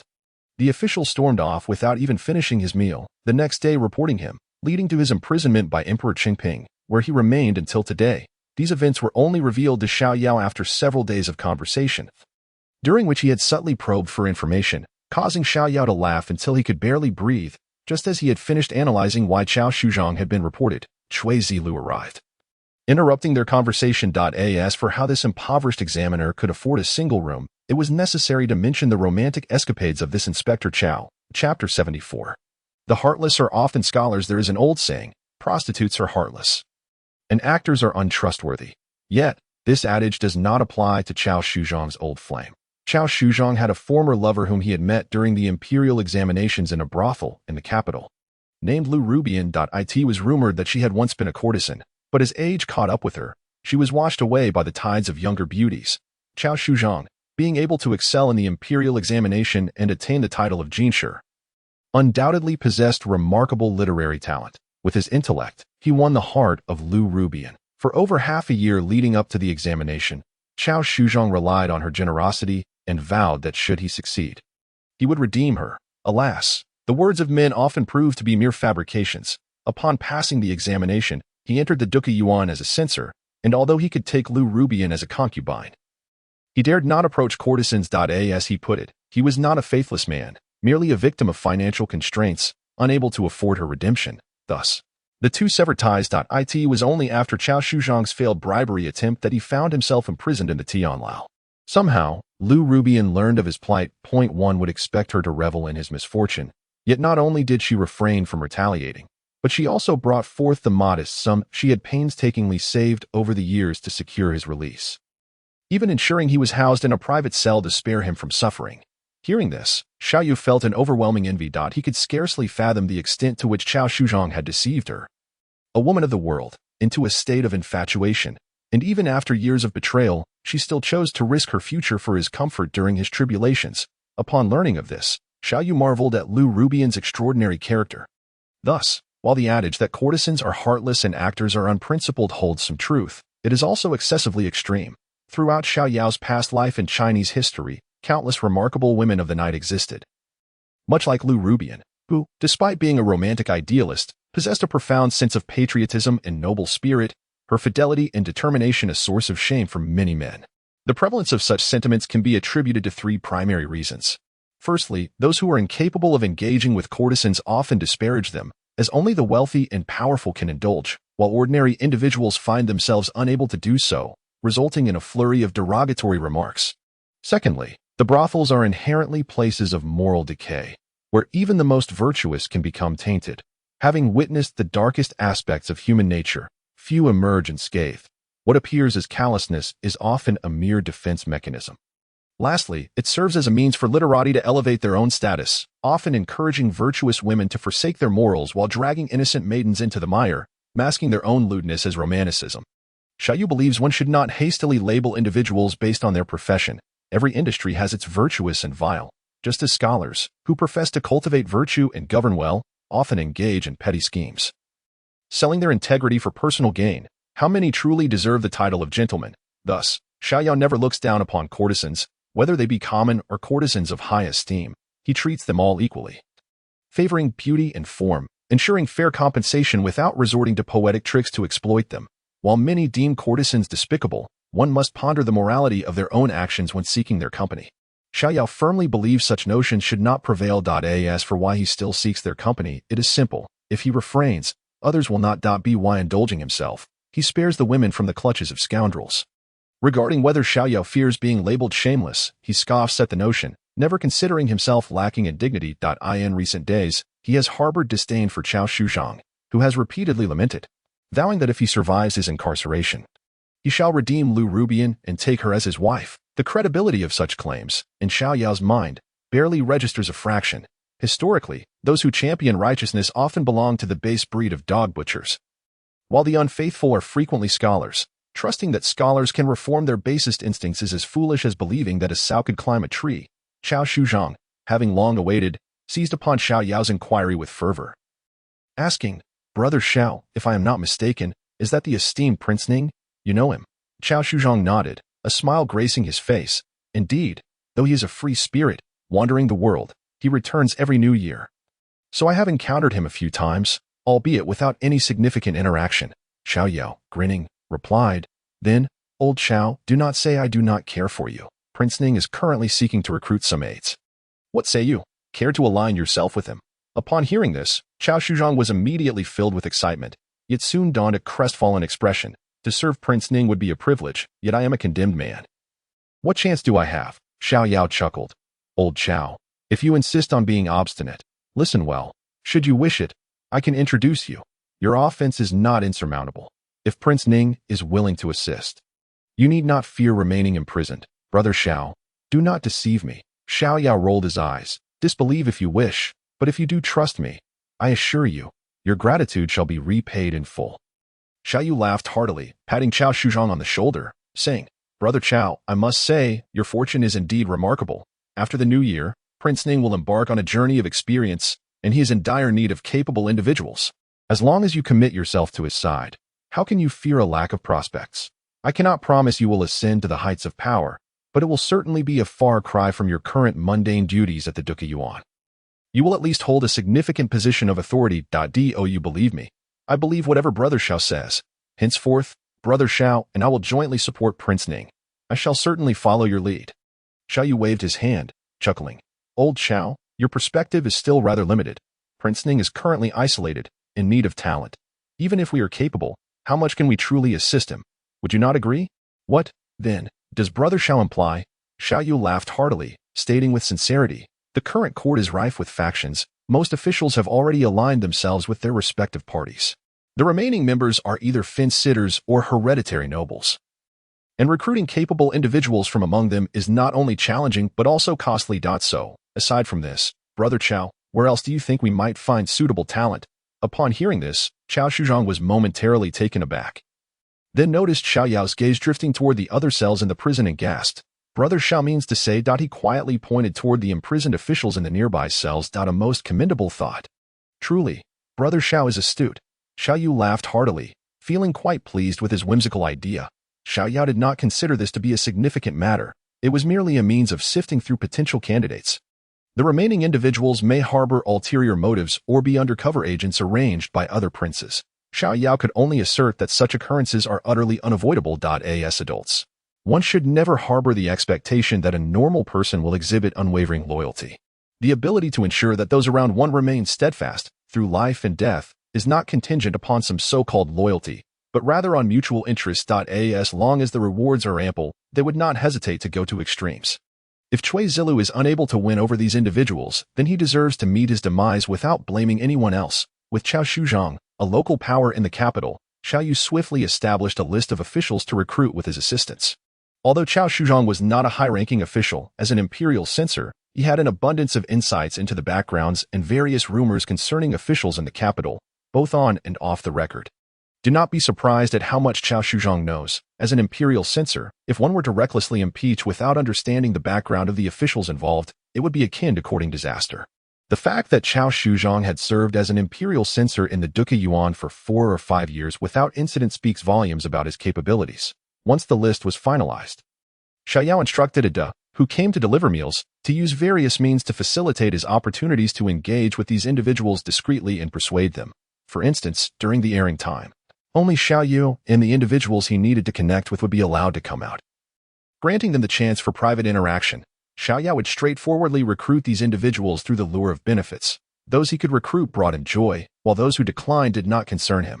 Soon, as the new year approached, Xiao Yu finalized the list and passed it to Ada for delivery to Cui Zilu. Since Emperor Chengping intended to use Cui Zilu as a pawn, he would certainly not withhold aid. After all, these were merely officials guilty of minor infractions, and Emperor Chengping would undoubtedly acquiesce. As Xiao Yao had anticipated, upon reviewing the list submitted by Cui Zilu, Emperor Chengping readily granted clemency to these individuals. Xiao Yao initially wished to remain in the dungeon but was continually implored by Cui Zilu to leave. Only after agreeing to exit under the condition of being on paid leave did Xiao Yao reluctantly depart from the dungeon. After refreshing himself and donning new attire at the Ningguang mansion, Xiao Yao eagerly requested funds from Cui Zilu and promptly immersed himself in the capital's brothels, reluctant to emerge. This left Cui Zilu both amused and exasperated, prompting him to send a defer for close protection of Xiao Yao, stating that if Xiao Yao fancied any courtesan, he could redeem her and thereafter provide personal care for Xiao Yao. Ade soon located Xiao Yao, and despite the added presence of a third wheel, Xiao Yao remained unfazed. After all, he was not a quick shooter and had no fear of embarrassment the following day. After leaving in high spirits, Ade curiously inquired, "Given your talents, why not pursue the renowned courtesans instead of these ordinary women?" Xiao Yao rolled his eyes in response. The brothels in the capital were not akin to those in Guangling City or Longwu County. The courtesans here were proficient in at least one of the arts of music, chess, calligraphy, or painting, with literary foundations that rivaled those of some scholars. Xiao Yao was aware of his own limitations. He could merely recite a few poems to show off, yet in a genuine contest of intellect, even a common scholar could easily best him, especially in the capital's brothels. To become a favored guest, one must first participate in tea-drinking contests. With Xiao Yao's limited knowledge, he would likely not even comprehend the contest topics. The courtesans in the capital were not like the straightforward ones in Guangling City who would provide simple prompts for poetry competitions. Failing to understand the contest and being ridiculed was trivial, but the collapse of his persona was what Xiao Yao truly feared. This was also why he never participated in poetry gatherings or literary meetings. Even gilded scrap metal cannot become genuine gold. Furthermore, Xiao Yao was interested in physical beauty. As long as a woman was attractive and well-proportioned, he cared little for her being a talented woman or a renowned courtesan. Of course, Xiao Yao would refrain from sharing such thoughts with Ada. As the two prepared to return, they suddenly spotted Air rushing towards them in a flurry. Mr. Xiao, trouble is brewing. The prince requests your immediate return. Chapter 76. A chance encounter with Li Qianxiu. Xiao Yao gestured for Air to calm down and explained slowly. The court was currently in a 15-day recess, with only 7 or 8 days having passed. Xiao Yao believed that the officials within the court could not be so lacking in discernment as to stir up trouble during such a time. Not only would Emperor Qingping be displeased if he learned of it, but the entire court, including military and civil officials, would also be upset. After all, since ancient times, serving as a laborer has been universally tedious, and even emperors detest such disruptions. Anyone who dared to cause trouble during this period would be merely inviting their own misfortune. Hence, even if an incident occurred, it would hardly be of grave significance, certainly not to the extent of drawing the court's attention. Indeed, Ayer swiftly recounted the details. It was not a major issue. Just as Xiao Yao had anticipated, for princes had taken advantage of the recess to win over several officials that Cui Zilu had rescued from the dungeon. These individuals had sent gifts and silver to Cui Zilu early that morning, subtly indicating their inability to serve him. Upon hearing this, Xiao Yao signaled to Ayer to remain unperturbed. Go back and inform His Highness that I had foreseen this development. There is no need for him to worry. I will discuss it with him upon my return. Seeing Xiao Yao's composure, Ayer felt reassured and quickly departed. Puzzled, asked, Mr. Xiao, these individuals were not easy to recruit from the dungeon for His Highness. Now, with this situation, not only does it result in a significant loss of potential allies for His Highness, but it also dampens our morale. Why are you so calm? Xiao Yao strolled back leisurely, smiling as he replied, there is no need to fret. I suggested that you also select a lady to relieve your stress, and here you are, so anxious. This situation was entirely within my expectations. While the officials from the dungeon may possess talent, their prior confinement indicates their respective flaws or questionable character. If we were not in dire need of manpower, I would not have urged His Highness to recruit them. I had been contemplating how to test and discern whether these officials were truly viable candidates. Now, thanks to the 4 princes, they have helped us distinguish the loyal from the treacherous, saving us considerable trouble. Why should we be anxious? Aha, Mr. Xiao, so it is. You truly are remarkable, Adu exclaimed, filled with admiration for Xiao Yao. Just as Adu was about to offer further praise, he suddenly noticed Xiao Yao halt. Looking up, he spotted a middle-aged scholar standing at the street corner, bowing respectfully to Xiao Yao. Xiao Yao was taken aback, recognizing the man as Li Qianxiu, the secretary of Sima Jingzhong, since their parting in Guangling. Xiao Yao had not seen him again and was puzzled as to why he had appeared here. Could it be that he was aware of the trouble Xiao Yao had caused him, leading to his loss of a hand and the breaking of a crucial part? Yet his demeanor did not suggest animosity. Confused, Xiao Yao suppressed his curiosity and approached to return the gesture of respect. To his surprise, in this Chang'an city, he encountered Li Qianxiu once more after several months. "It is a pleasure to see you again, Master Li. How have you fared since our last meeting?" Li Qianxiu smiled gently, his every gesture exuding a touch of elegance. "Thank you for your concern, Mr. Xiao. I am doing quite well now. Although I am no longer the secretary of the governor of Guangling. Then where might you be employed now?" Brotherly, Li Qianxiu did not provide a direct answer, but instead invited Xiao Yao to a tea house for a chat. After a moment's contemplation, Xiao Yao nodded in agreement. It was evident that Li Qianxiu had come for a purpose, and he was keen to uncover what was on his mind. A dough was left downstairs at the tea house while Li Qianxiu and Xiao Yao ascended to a private room. Once seated, Li Qianxiu unexpectedly knelt before Xiao Yao. Xiao Yao swiftly grasped Li Qianxiu's arm, perplexed. "Brotherly, what is the meaning of this?" Li Qianxiu remained on his knees, not rising, and expressed his gratitude earnestly. "Please do not stop me, Mr. Xiao. This bow is a sincere gesture of gratitude. When I encountered misfortune in Guangling, I found myself shunned by those around me. Even my own family turned against me, wishing for my demise. I had thought all hope was lost. But then I learned from my elderly mother that you were magnanimous enough to overlook my previous schemes and return kindness for malice, which left me deeply ashamed. Later, upon learning that you had arrived in Chang'an, I regretted not being able to visit you in the dungeon due to certain circumstances. Now that you have been released, I dare to meet and express my thanks." Xiao Yu felt utterly bewildered. His earlier actions of sending money to Li Qianxiu were intended to inflict emotional distress.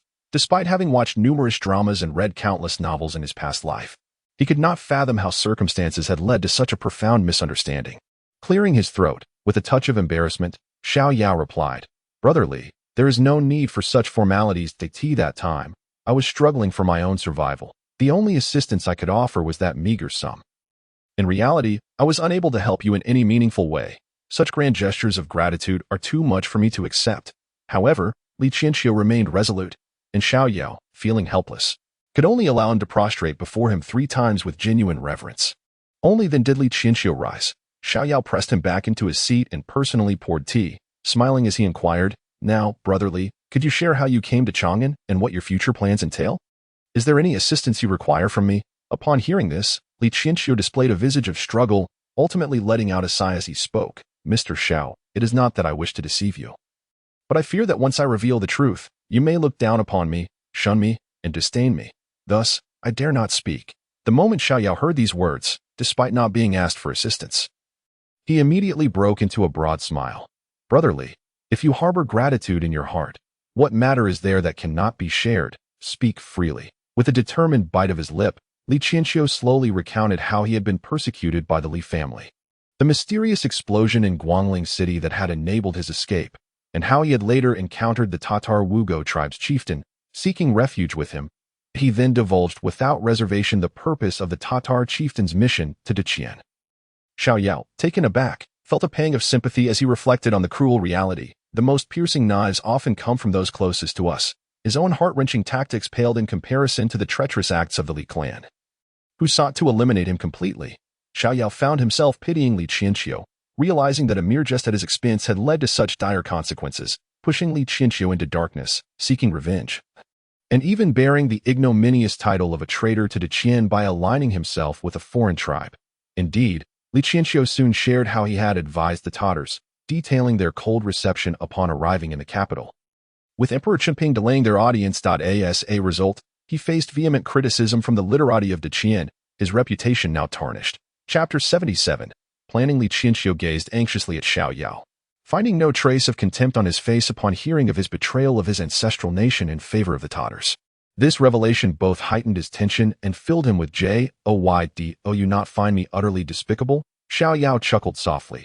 Despite the cultural parallels with his previous life, he remained an outsider, unconcerned with notions of treason against his own homeland.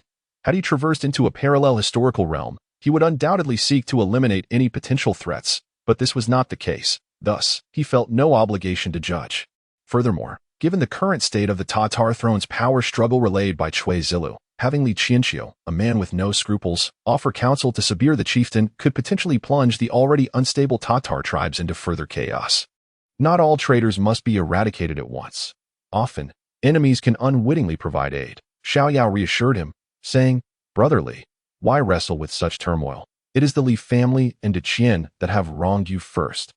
not the other way around. As the saying goes, one can still seek vengeance for grievances spanning 9 lifetimes. I do not perceive your choices as erroneous. The criticisms from the scholars in the capital are mere idle words.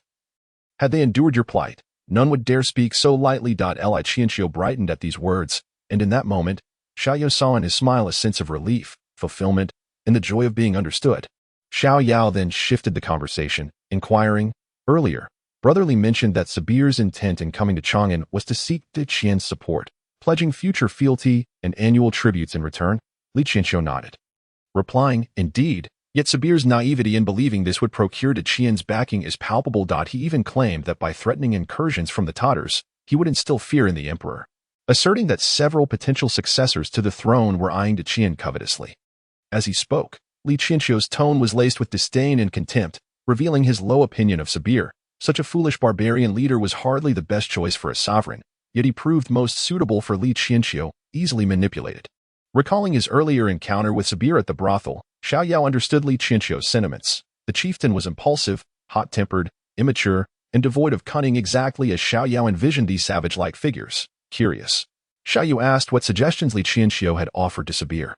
Li Qianxiu did not withhold, stating directly that he had advised Sabir to cease his threats and instead pursue the hand of a Di Qian princess.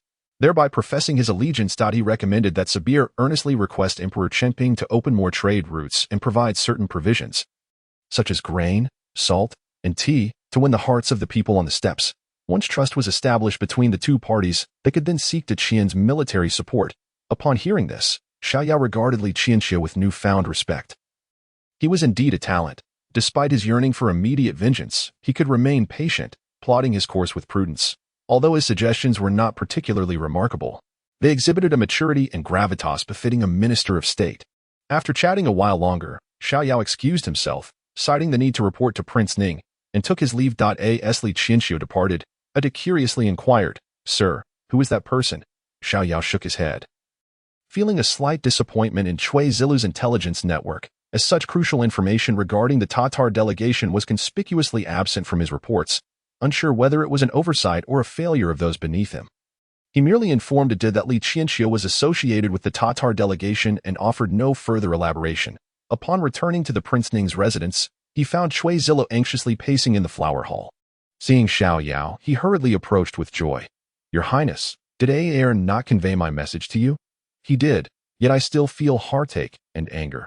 My elder brother, second brother, and sixth and eighth brothers are utterly despicable for resorting to such tactics. Xiao Yao chuckled heartily, offering comfort. Your Highness, as I mentioned, you ought to feel relieved. Identifying and eliminating those who betray you now is a blessing, sparing you from greater losses in the future. Cui Zilu was at a loss. Despite his simmering rage at losing the talents he had painstakingly recruited, upon hearing Xiao Yao's words, his agitation suddenly subsided. As the saying goes, quality matters more than quantity.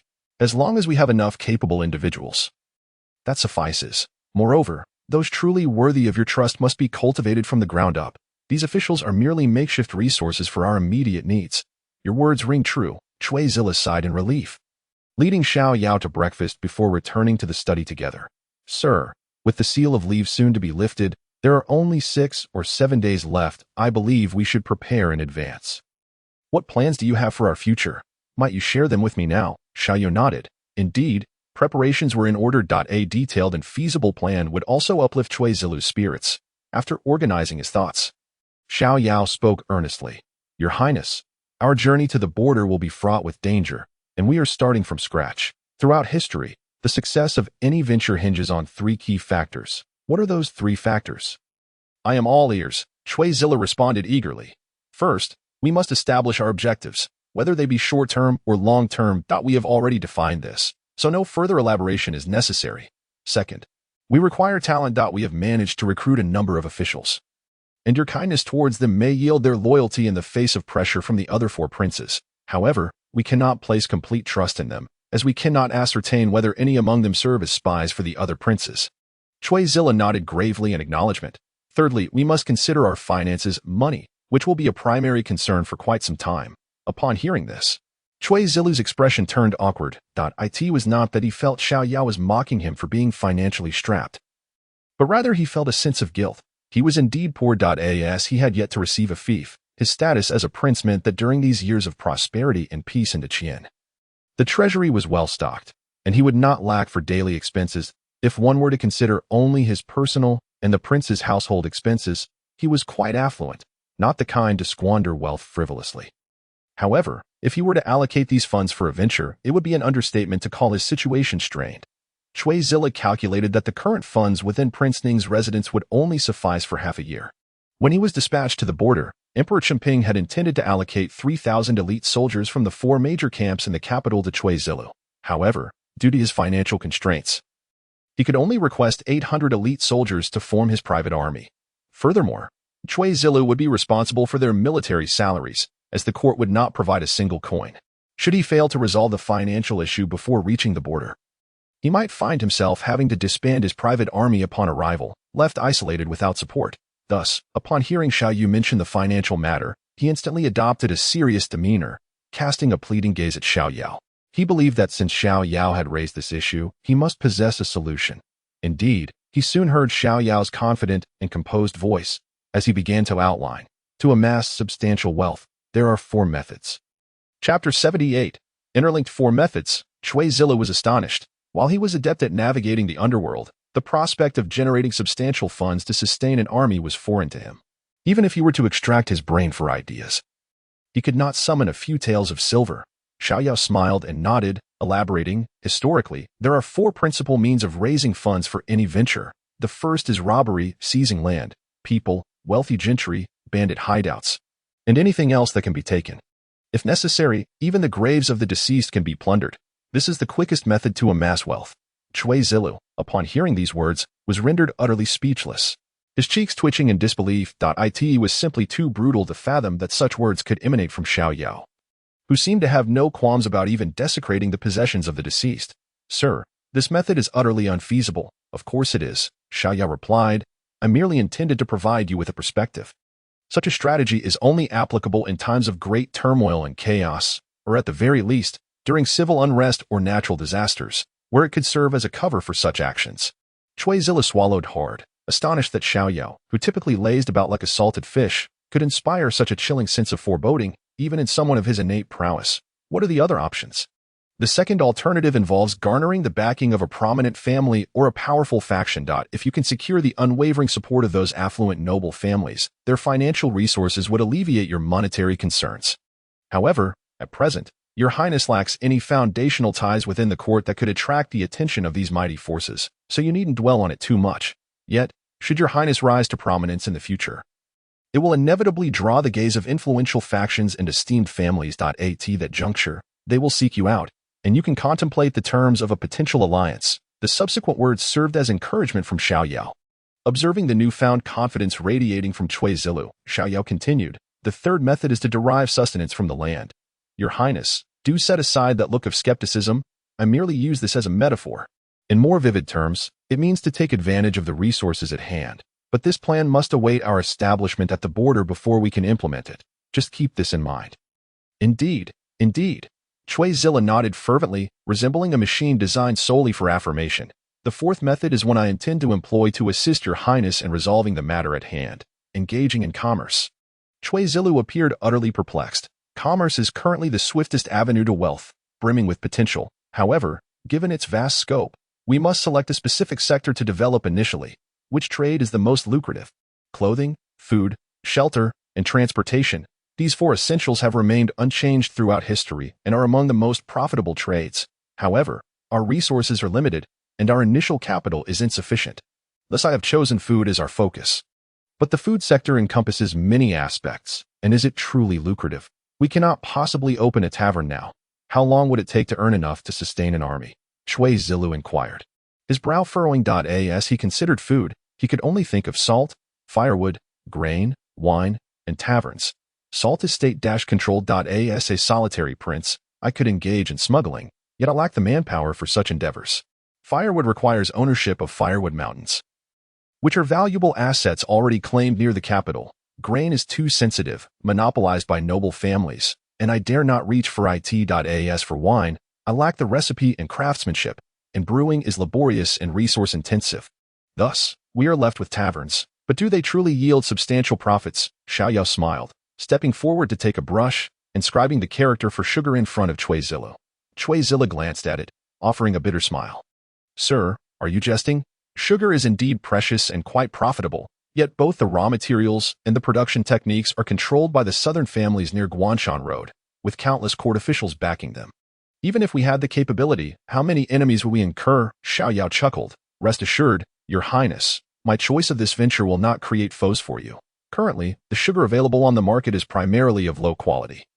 With only a small quantity of refined sugar. I have observed that the southern families near Guanshan Road utilize a method of refining white sugar known as the lust purification technique, which is notoriously slow and highly dependent on the quality of the lust, leaving residual impurities in the refined product. I possess a more efficient and straightforward method known as the activated carbon purification technique.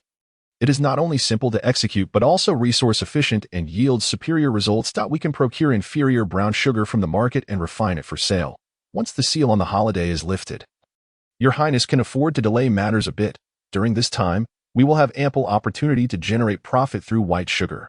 Cui Zilu, upon hearing this, was nearly propelled from his seat in excitement. Grasping Xiao Yao's shoulders, his words tumbling forth in his eagerness. "I have found my mentor. It is as if I have found water in a desert." Xiao Yao's expression darkened at this exclamation. While he too admired the martial sage, he was keenly aware of the hardships that accompanied such a life, and he had no desire to endure a similar fate. Do not be so hasty. I have not yet finished speaking. Is there more to your plan? Xiao Yao nodded. My choice of white sugar serves a dual purpose, not merely for profit, but as bait. Cui Zilu's eyes brightened at this revelation. You intend to lure the southern clans of Guanshan Road? Xiao Yao affirmed with a nod, exuding a sense of mentorship. Consider this, Your Highness, if an abundance of exceptionally high-quality white sugar suddenly appeared on the market. Would those families who have thrived on sugar be able to remain passive? They would undoubtedly be drawn to us, and at that moment, you could establish initial cooperation with them. As soon as you forge that preliminary alliance, further collaborations will solidify that relationship, eventually swaying them entirely to your side. Even if you cannot immediately secure their allegiance, they will act to shield you from various troubles, ensuring that you can focus on your development at the border without concern. Cui Zilu was astounded, recognizing the intricate interconnections in Xiao Yao's plan. He felt as though Xiao Yao perceived his own intellect as insufficient, opting to reveal only fragments of the grand scheme. Yet, even this partial strategy filled Cui Zilu with an exhilarating sense of confidence for the future. Chapter 79. The Trials of a Nurturing Game. Seeing that Cui Zilu had regained his confidence, Xiao Yao decided it was time to withdraw. He was not a mere beast of burden, willing to endlessly devise strategies for Cui Zilu. His motivations revolved around ensuring his own leisurely existence and comfortable life. With his objectives achieved, Xiao Yao had no desire to prolong the conversation. Furthermore, considering the current circumstances, elaborating further would serve little purpose and might only distract Cui Zilu. Cui Zilu graciously escorted Xiao Yao to the door. However, just as Xiao Yao stepped outside, a thought struck him. He turned back to recount his encounter with Li Qianqiu and their discussion, both to inform Cui Zilu that his informants were unreliable and needed training, and to convey that he, Xiao Yao, harbored no secrets from him. Historically, those in power have often been plagued by suspicion. Xiao Yao understood that Cui Zilu currently trusted him implicitly, following his every word. But this was merely a symptom of Cui Zilu's present low point in life, where he needed Xiao Yao's guidance to escape his plight. Yet, one day, when Cui Zilu ascended to greatness, doubt and suspicion would inevitably arise. Xiao Yao wished to avoid a scenario where, after supporting Cui Zilu to wealth and power, he would face betrayal. Xiao Yao was indifferent to the potential loss of his efforts, but the thought of clashing with former friends troubled him deeply. He had never been one to crave power or seek to usurp the throne of the Dacian Empire, which is why he and Cui Zilu had no conflicting interests. Thus, Xiao Yao hoped they would not succumb to the common historical pattern of turning against one another. Did Xiao Yao truly wish to be an emperor? Absolutely not. Setting aside the burdensome responsibilities of such a position, the inherent dangers were exceedingly high. He had no desire to meet an untimely demise. History is replete with emperors who met mysterious ends, particularly during the Eastern Han dynasty, which is marked by tragedy. After Lu Xiao, the founding emperor, apart from his son and Emperor Xian, the 11 emperors that followed rarely lived past 30. Some lived only a few months or died at a tender age, while many others met early deaths in their 20s or 30s. The entire Eastern Han period was characterized by a child emperor ascending the throne, with power slipping from his grasp. Though they were emperors, they lived as mere livestock, subject to the whims of others within the palace. Xiao Yao often pondered whether Lu Xiu would still have sought to restore the Han dynasty had he known that his descendants would end up in such a pitiful state. Hence, the role of an emperor is one that Xiao Yao would not covet. Since he had no desire to be an emperor, it was essential to clarify his stance and fulfill his responsibilities. Striving from the outset to avoid unnecessary suspicion, Cui Zilu, however, seemed not to grasp Xiao Yao's intentions, interpreting his words as a personal indictment. Feeling guilty for being a hindrance to Xiao Yao offered no explanation. Such matters required a tacit understanding. In time, as Cui Zilla navigated the political landscape, he would gradually come to comprehend these nuances. After bidding farewell, Xiao Yao returned to his chamber for a much-needed rest. Upon waking, he was attended by beautiful maidservants, enjoying their service while savoring tofu. Relishing his fortunate circumstances as the sun set, Xiao Yao took his companion, Ada, to the pleasure district to indulge in further leisure. Upon arriving at the flower street, Xiao Yao spotted a figure lurking in the shadows. It was none other than his acquaintance, the censor Qiao Shuzhang, who was attempting to conceal himself, as if he were a thief. Hiding his face beneath the wide sleeves of his robe to avoid detection, Xiao Yao approached and patted him on the shoulder. Qiao Shuzhang was so startled that he jumped to his feet. Only after discerning Xiao Yao's countenance did he exhale a sigh of relief. I have encountered Mr. Xiao, he remarked. Xiao Yao chuckled. Oh, old Xiao, you are no longer an inspector. Why not approach the courtesans with a sense of openness? There is no need for such subterfuge. Qiao Shuzhang offered a wry smile and sighed. It is merely a matter of professional habit. A professional habit. An inspector without connections would hardly dare to consort with courtesans openly. Even if he could not resist, he would have to do so clandestinely. Habits become second nature, and I find myself quite uncomfortable when I do not adhere to them. By the way, old Qiao, have you yet redeemed Miss Lu? Xiao Yao inquired. How can you still be out here consorting with courtesans while she awaits your return? Is this how you honor her? Xiao Yao shamelessly assumed a moral high ground to chastise Qiao Shuzhang. Completely oblivious to the fact that his own integrity was nearly in tatters, upon hearing Xiao Yao's words, Qiao Shuzhang let out a bitter laugh and explained, Alas, Mr. Xiao, do not jest with me. After this incident, how could I possibly wrong Miss Lu? I have come here today specifically to see her. You have not yet redeemed her. Xiao Yao exclaimed. I would like to, but I am without funds. I have already written home, asking them to assist in gathering the necessary silver. But this will take time, and I am uncertain if they can raise such a sum. Upon hearing this, Xiao Yao pondered for a moment and instructed Ada to provide Qiao Shuzhang with 100 taels, saying, Take this money for now. Tomorrow, go to the Ning Wang's residence. He will assist you in securing the funds for Miss Lu's redemption. First, we must rescue her, and we can address other matters later. Qiao Shuzhang clutched the 100 taels in disbelief, repeatedly exclaiming how this could not be done. How can it not? When we were released from prison, the Ning Wang graciously hosted us. Everyone saw him. He is not the type to be stingy or indifferent. I had overlooked mentioning this to him. Had he known of your affection for Miss Lu, he would have resolved this matter long ago. The Ning Wang is a worthy and benevolent lord, and I need not elaborate further. Time will reveal character. With that, Xiao Yu bid farewell to Qiao Shuzhang, watching Xiao Yao's retreating figure. Qiao Shuzhang felt an overwhelming surge of emotion as he wiped away his tears and hurried to find Lu Rubian to share the good news. Meanwhile, Xiao Yao instructed Adit to return home early the next day and informed Cui Zilla to prepare the funds, although Cui Zilla was currently in urgent need of money to purchase inferior brown sugar. Redeeming a fated courtesan would not require a large sum. Xiao Yao estimated that around 3,000 to 5,000 taels would suffice, though this was no insignificant amount. Xiao Yu believed that securing Miss Lu's redemption would win him favor and serve as a means to acquire loyalty. He also reminded Ada to inquire if Cui Zilu understood why he had requested this. If not, to relay his explanation as Xiao Yao stepped onto a pleasure boat, selecting from among the lovely maidens. He mused on the challenges of early game maintenance in a nurturing game. Unbeknownst to him, while he reveled in merriment, Qiao Shuzhang had just met with Lu Rubian and was about to share the joyous news when a dozen ruffians barged into the small courtyard. Their demeanor menacing, clearly harboring ill intent. Chapter 80. A tragically grim turn of events outside. A commotion ensued, and Qiao Shuzhang furrowed his brow, releasing Lu Rubian's hand gently. Miss Lu, please wait here for a moment.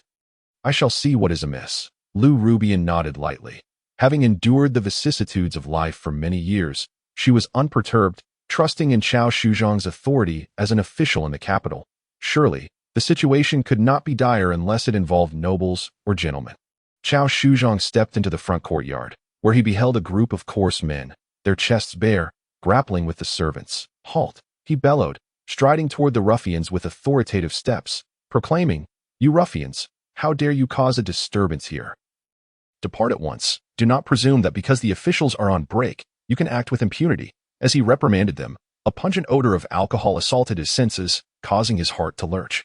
He feared not the ruffians or their brutish demeanor, but rather the unpredictable nature of drunken men.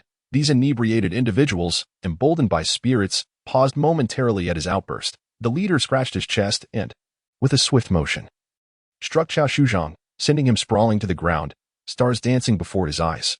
"Ha ha ha!" The drunken men laughed uncontrollably. "How dare you? This man is an official. Do you wish to invite your own demise by assaulting a court dignitary?"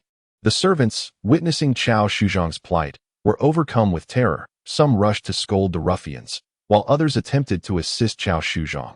However, upon hearing the servants emphasize Xiao Shuzhong's official status, the drunken men only grew more boisterous, unleashing a barrage of insults that a few even raised their fists, knocking the servants to the ground, leaving them unconscious, dazed and disoriented.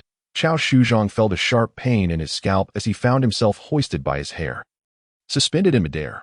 "You!" Smack!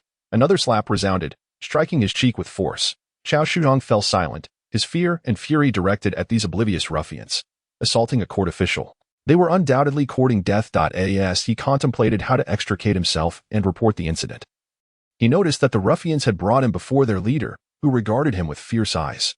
"Xiao Yusher, you have been in the capital for quite some time and have held your position for many years. Why do you not comprehend that those who recognize the times are the true wise ones?" Xiao Shuzhong's pupils constricted in terror as he realized that their aggression was aimed specifically at him. In recent days, numerous individuals had approached him with various enticing offers, yet he had declined them all, having no intention of remaining in the capital, with Ningguang having previously saved his life. He felt compelled to refuse, though he was aware he might have offended some. He thought, "I am leaving soon. Surely, they would not retaliate over such trivial matters." That he never expected their vengeance to be so fierce and swift. As he pondered his impending doom, he sensed someone had maneuvered behind him, seizing his arms and binding them tightly before tossing him to the ground. "Xiao Yusher, rest assured, the higher-ups have stated that our masters are magnanimous and do not hold your previous offenses against you. They are willing to grant you another opportunity. However, as the saying goes, when the master is dishonored, the servant must die. While our masters can overlook your transgressions, we, as their subordinates, cannot pretend nothing has transpired. Today serves as a lesson. If you are wise, you will come tomorrow morning to humbly seek forgiveness. Otherwise." Horrified, Xiao Shuzhong nodded vigorously, truly fearful. In the face of death, Ningguang's kindness meant little, just as he believed the purpose of this lesson had been fulfilled. The ruffians stormed into the rear courtyard, where anguished cries and wails from Lu Rubian soon echoed forth. Xiao Shuzhong watched in horror as the ruffians dragged Lu Rubian by her hair, treating her as though she were a lifeless animal. He erupted into a furious tirade, his eyes ablaze with rage. The leader of the ruffians stepped forward, swiftly silencing him with a strike that rendered him mute. "Sealing his fate. Seems you have yet to learn your lesson. However, I am generous. I shall not pursue your past offenses, but I invite you to witness a grand spectacle," he sneered, as the group began to undress, encircling Lu Rubian amidst her desperate screams. Xiao Shuzhong, consumed with hatred, wished for nothing more than to perish immediately. Throughout the night, he could only shut his eyes and pray that this was merely a nightmare.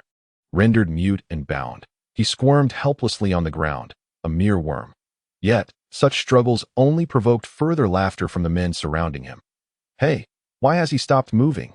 one inquired, and Xiao Shuzhong trembled, opening his eyes to see a hand poised at Lu Rubian's throat. Dead.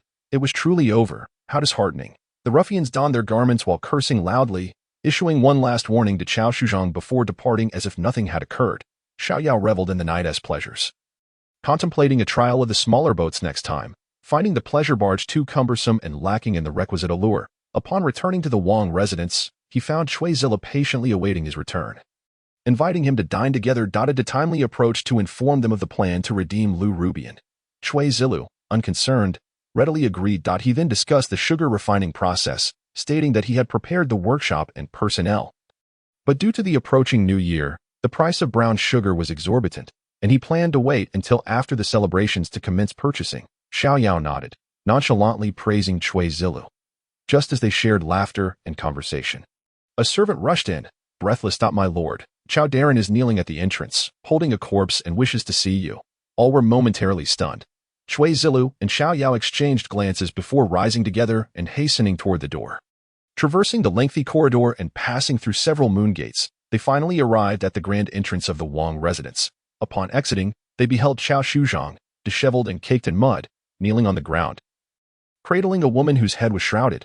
His eyes were bloodshot, and despite trembling uncontrollably, appearing utterly drained, he obstinately refused to relinquish the woman in his arms. When he caught sight of Cui Zilu and Xiao Yao, it seemed as if the pent-up frustration within him could no longer be contained, and he let out a long wail. "Your Highness, Mr. Xiao, please help me and Lun Yang seek justice." Chapter 81. How can one be so conservative? During his time in the dungeon, Xiao Yao heard from Chao Shuzhong most frequently about how Lu Ru had transformed. At that time, Xiao Yu was not only shocked by Lu Ru's romantic fixation, but also lamented why he had never encountered such a girl.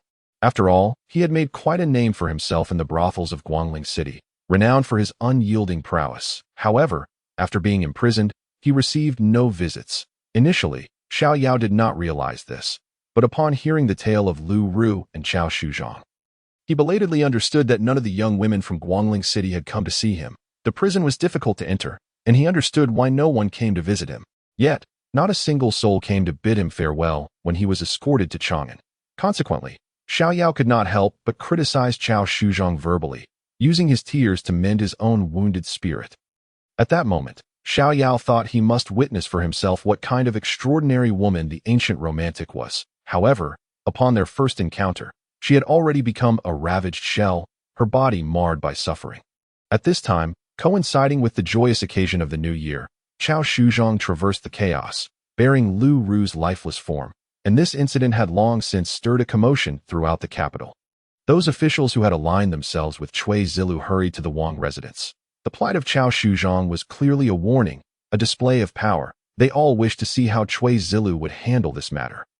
Without needing Xiao Yao's prompting, Cui Zilu had already orchestrated everything with remarkable composure. He instructed the maidservants to cleanse the body of its impurities, to dress Lu Ru in appropriate new garments, and commanded a heir to swiftly procure a coffin.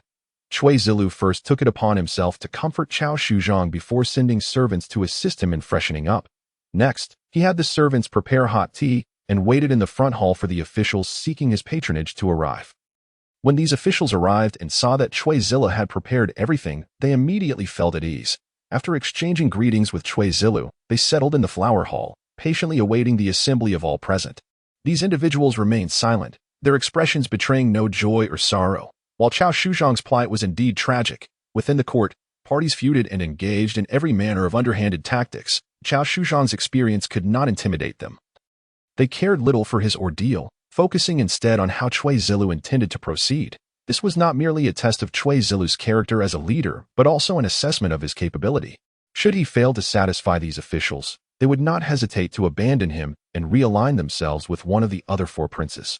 Though Cui Zilu's political acumen may not have been exceptional, he was no fool. He recognized this as his trial, an examination set forth by his subordinates.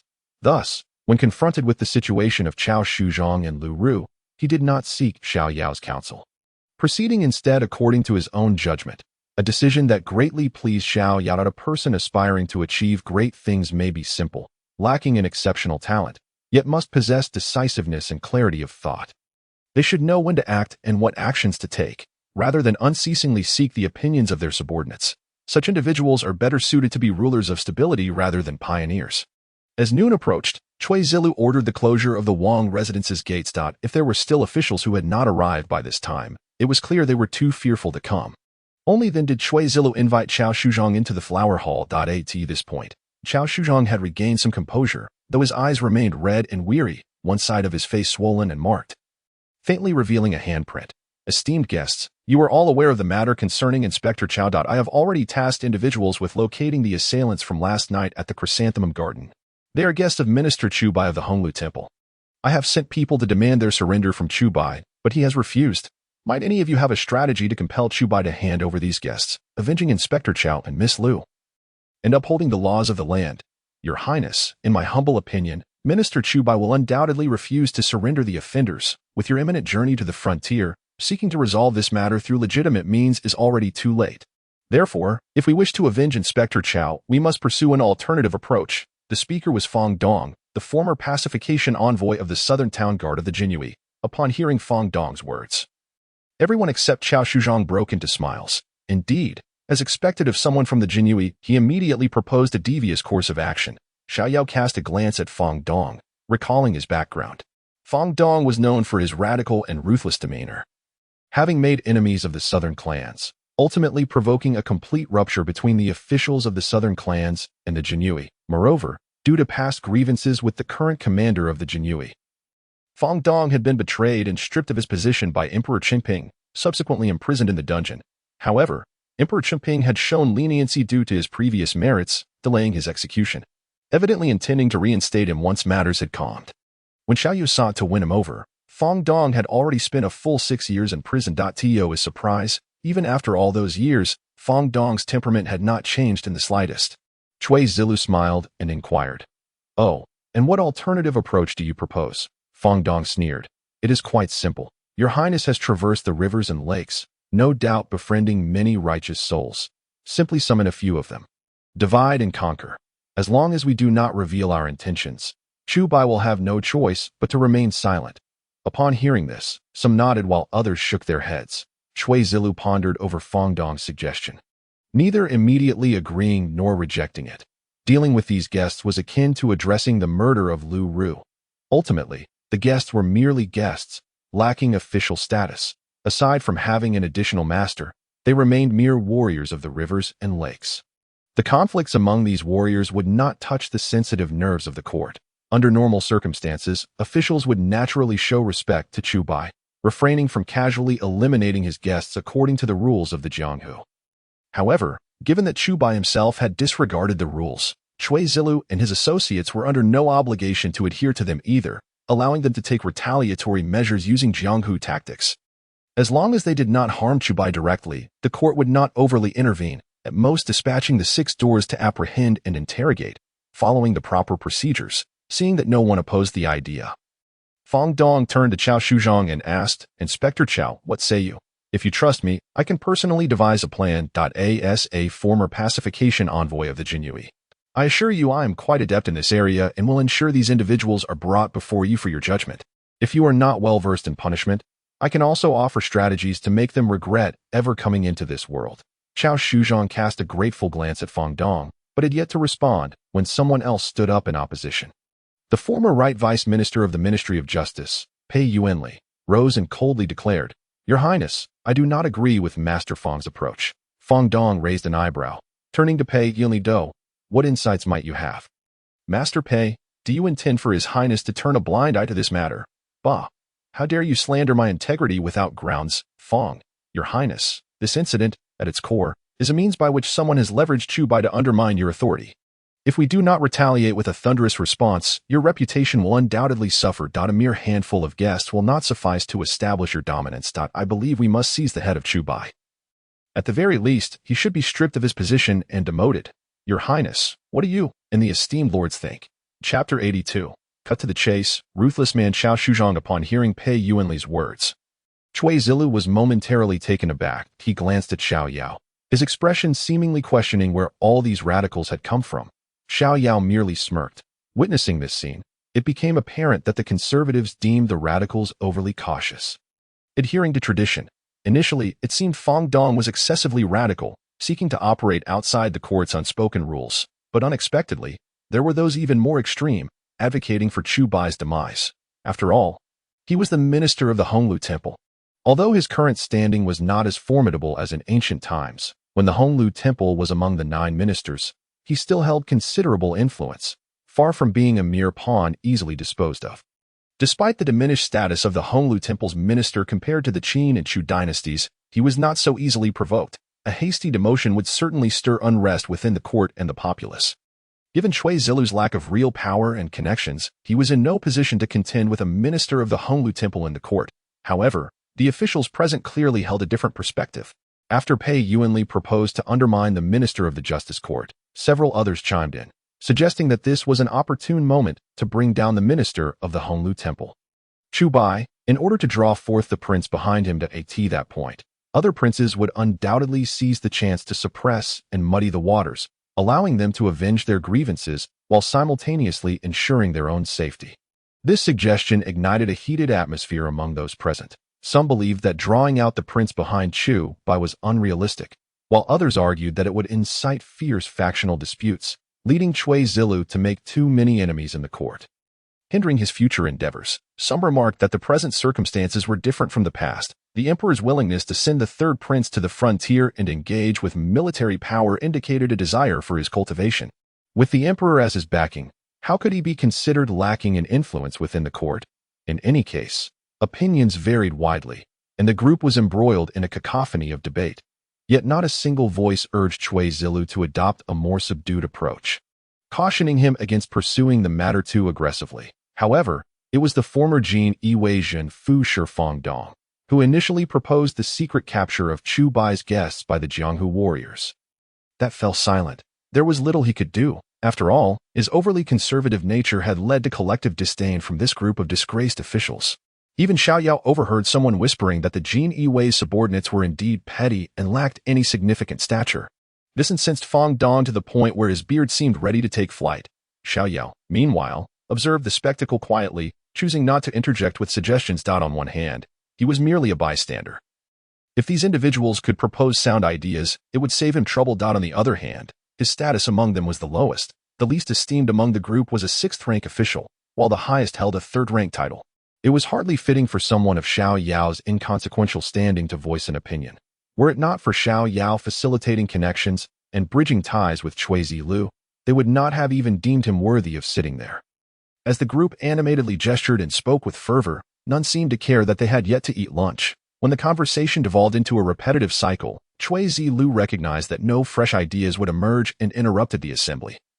Instructing someone to arrange a banquet, once seated at the dining table, the atmosphere shifted instantly. The previously quarrelsome group, who had been ready to hurl insults at one another, transformed into a jovial assembly. They began toasting and exchanging laughter. Only Qiao Shuzhong remained dejected, his head bowed in silence, lost in thought. After the gathering dispersed, Cui Zilu summoned Xiao Yao and Qiao Shuzhong to the study. He personally poured tea for both and gently inquired, "Qiao Yu, having listened to the opinions of the others, what are your thoughts? I wish to hear your perspective." Qiao Shuzhong looked at Cui Zilu and asked, "Does your highness wish to hear mere flattery or my sincere thoughts?" "Naturally, I desire the truth," Cui Zilu replied earnestly. Taking a deep breath, Qiao Shuzhong rose and knelt before Cui Zilu, stating, "My genuine intention is to uncover the true culprit behind Lu Nyang's death. Should that person be a prince of the current dynasty, I would wish to enact 1,000 cuts upon him." Cui Zilu's brow furrowed as he regarded Qiao Shuzhong, and after a long pause, he said, "Qiao Yu, you must know that I cannot accomplish this at present. I am well aware. Thus I hope to receive a promise from your highness. If one day you ascend to the throne, please grant me the opportunity for vengeance." "That is my brother," Cui Zilu exclaimed. "Therefore, I shall offer all that I am. As long as your highness is willing to grant me this promise, from this day forth, I shall be your loyal dog." With that, Qiao Shuzhong suddenly produced a dagger from his bosom and, to the astonishment of both Xiao Yao and Cui Zilu, he removed his trousers and aimed the blade at himself. Cui Zilu quickly rose and grasped his arm, exclaiming, "Qiao Yu, there is no need for this. I will promise you." With a sigh, Cui Zilu relented. Qiao Shuzhong, unable to pull up his trousers in time, bowed thrice before Cui Zilu, then stood to fasten his trousers. In the bewildered gazes of both Cui Zilu and Xiao Yao, he exited the room and closed the door behind him, inflicting another wound upon himself. This time, Cui Zilu was unable to intervene in time due to the door's closure. Upon hearing a scream, the two rushed out to find Qiao Shuzhong's severed member on the ground, while he clutched his bleeding groin defiantly, staring at them. "Qiao brother, why would you do this?" Xiao Yao was deeply shaken by Qiao Shuzhong's actions. Qiao Shuzhong gasped for breath, his complexion pale, yet his gaze remained resolute as he addressed Xiao Yao and Cui Zilu, saying, "I, Qiao Shuzhong, know myself best. I am of a timid disposition. If I do not act thus, I fear I will gradually forget Lu Nyang and this enmity. Therefore, I must do this to constantly remind myself." With that, Qiao Shuzhong collapsed into unconsciousness. Xiao Yao looked at him, contemplating the tragic nature of human existence, how one often fails to cherish what they possess. If Li Qianqiu were to witness this, she would surely be furious. "You could have given it to me," Chui Zilu hastily summoned help to fetch a physician and attendants from the inner sanctum. He then personally lifted Xiao Shuzhong and carried him to a guest room. After a flurry of activity, night had fallen. Observing the unconscious Xiao Shuzhong, Chui Zilu glanced at the feather lodged in his groin, his skin involuntarily twitching. There was little he could do. Which man would not feel a pang of anxiety upon seeing such a feather? Mr. Xiao, since Xiao Yu sure is so resolute in his intentions, do you not wish to offer me some advice? Upon hearing this, Xiao Yao sighed that he had no desire to involve himself in these matters, especially not at such a critical juncture. However, Xiao Shuzhang's tenacity was undeniably admirable. As Chui Zilu continued to plead. Xiao Yao ultimately nodded in agreement. He paced the room back and forth for some time. Finally halting, he turned to Chui Zilu and stated, "Your Highness, if we are to play this game, let us play it grandly. However, my plan is exceedingly perilous and may provoke the Emperor's wrath. Are you truly willing?" Upon hearing this, Chui Zilu, who had initially hesitated, glanced once more at the feather and promptly agreed with conviction. "Very well. Please have a die assist me in making a visit. I wish to meet someone." "Who?" Li Qian showed that he is currently a member of the Tatar delegation, that if he can act according to my instructions, not only will I secure the position of Hong Lu Si Qing, but I will ensure that all officials in the capital pay the price for this matter. Chapter 83. A dead horse as a living horse. Dr. Chui Zilu regarded Xiao Yao with uncertainty. His original intention was for Xiao Yao to analyze the potential impact of a counterattack or to provide a more suitable method. He had not anticipated that Xiao Yao's plans would be even bolder than he had imagined. Chui Zilu contemplated retracting his agreement, but as the words reached his lips, he held them back. If Xiao Yao could indeed execute this plan, it would certainly garner loyalty from the disgraced officials. Although the risks were considerable, inciting the wrath of the Chengping Emperor could lead to dire consequences. However, if it were to be disclosed and word of Xiao Yao's scheme spread, it could also elevate the standing of the Ning Wangfu, compelling discerning individuals within the court to take him into account and potentially attract more talent in the future. Weighing the pros and cons, Chui Zilu resolved to place his trust in Xiao Yao. As a prince, he was well versed in history and understood that there are no absolute safe and advantageous schemes in this world. He believed it was time to take a gamble. At the Honglu guest house, Li Qianxiu had just settled down to in recent days. Sabir's temper had grown increasingly volatile. They had been away from the Wu Gu tribe for nearly 6 months, yet the Daqian court had continued to neglect them, refusing to grant an audience. Under Li Qianxiu's suggestion, he had bribed numerous officials with gold and silver provided by Sabir, but to no avail. This had led to a diminishing trust in him among the Tatars. Other Tatars mocked him daily, making Li Qianxiu's life increasingly difficult. Despite the substantial bribes, he understood that the refusal to receive Tatars was a universally acknowledged national policy of Daqian, one that could not be resolved merely by bribing a few officials. Thus, Li Qianxiu found himself at a loss. Just as he was about to drift into sleep, the window of his room silently opened, and a figure stealthily entered, approaching him and covering his mouth and nose. Before he could scream in terror, the figure whispered, "Mr. Li, Mr. Xiao Yao wishes to see you." Upon hearing Xiao Yao's name, Li Qianqiu immediately ceased his struggles and nodded slightly. "Tomorrow evening, at the Sui Shui River, please prepare a small boat, and Mr. Xiao will come to meet you." With that, the figure slipped away. Li Qianqiu calmed his racing heart, closed the window, and pondered why Xiao Yao wished to meet him. He patiently awaited the following evening. As promised, Li Qianqiu arrived at the Sui Shui River, renting a black canopy boat and paddling to the center of the river, scanning the surroundings but seeing no other boats approaching. Just as he began to believe that Xiao Yao would not come, he heard Xiao Yao's voice from behind. "Mr. Li, I have arrived." Li Qianqiu turned to discover that Xiao Yao had somehow already seated himself beneath the boat's canopy, cheerfully holding a jug of wine and motioning for him to sit. "Goodness, Mr. Xiao, are you perhaps a master of martial arts? I did not even notice when you arrived." Xiao Yao did not respond, as he certainly would not divulge that he had flown in. However, in this world, there were martial arts experts aplenty, and a mere Sui Shui River could easily be traversed silently by a skilled martial artist. So Li Qianqiu was not overly surprised. After sitting down, he shared a drink with Xiao Yao and then inquired with a smile, "Mr. Xiao, what brings you to meet with me in secret?" Xiao Yu laughed and replied, "Naturally, it is to offer counsel to my brother Li. When we last met, did you not seek my advice?" Li Qianqiu, upon hearing this, replied seriously, "Mr. Xiao, you have misunderstood my intentions. Currently, I have nothing to offer in return, and thus I merely wish to inform you of the secrets concerning the Tatars. hoping to exchange these secrets for some benefits. There are no ulterior motives. Upon hearing this, Xiao Yao's expression shifted to one of guilt as he downed 3 cups of wine in quick succession, saying, "It seems I have underestimated your noble character. However," he continued, in the spirit of reciprocity, "since I have devised a good strategy, I cannot withhold it from you, for that would be unworthy of our friendship." Li Qianqiu, moved to the point of near tears, did not question further and also raised 3 cups in salute. "I know that you are currently serving the Wu Gu Chanyu, and it is distressing that the Changping Emperor refuses to meet with you. Therefore, I have been deep in thought these past few days, and I believe I have come up with a solid plan that can compel the Changping Emperor to meet with you expeditiously. However, this plan entails some risk and could potentially provoke the Emperor's ire.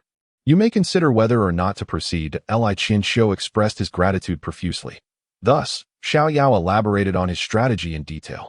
Even Li Qianqiu, who dares to sell his country for personal gain, was left utterly astounded by Xiao Yao's astonishing plan, feeling that Xiao Yao's ideas were nothing short of absurd, an absurdity that had reached its zenith. No matter how one listened, it all seemed utterly implausible. "Mr. Xiao," Li said, "I do not question your integrity, but is it not the case that your plan is rather fanciful? Can this truly succeed?" Xiao Yao laughed heartily and patiently advised, "Well, since you find yourselves in such a predicament now, you might as well treat this dead horse as a living one. If it works, splendid. If not, you have nothing to lose. However, you must follow my instructions regarding the personnel.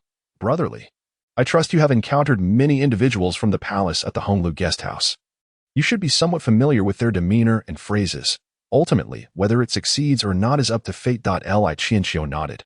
Regardless of how ludicrous the plan appeared, it was nonetheless the heartfelt intention of a friend, and he could not bring himself to openly mock it. After finishing a pot of wine, just as Li Qianqiu began to feel the effects of intoxication, Xiao Yao suddenly vanished from the boat. Li Qianqiu was taken aback, marveling at how Xiao Yu was indeed a deeply concealed master of martial arts. Upon returning to the Honglu guest house, the somewhat tipsy Li Qianqiu was immediately beset by a group of Tartars who seized the opportunity to express their grievances. "Your Highness, this man is clearly one who seeks fame without merit, merely spouting empty words. We have been in the capital for so long, yet under his influence, we have squandered so much gold and silver, achieving nothing in return. Why should your Highness keep him around?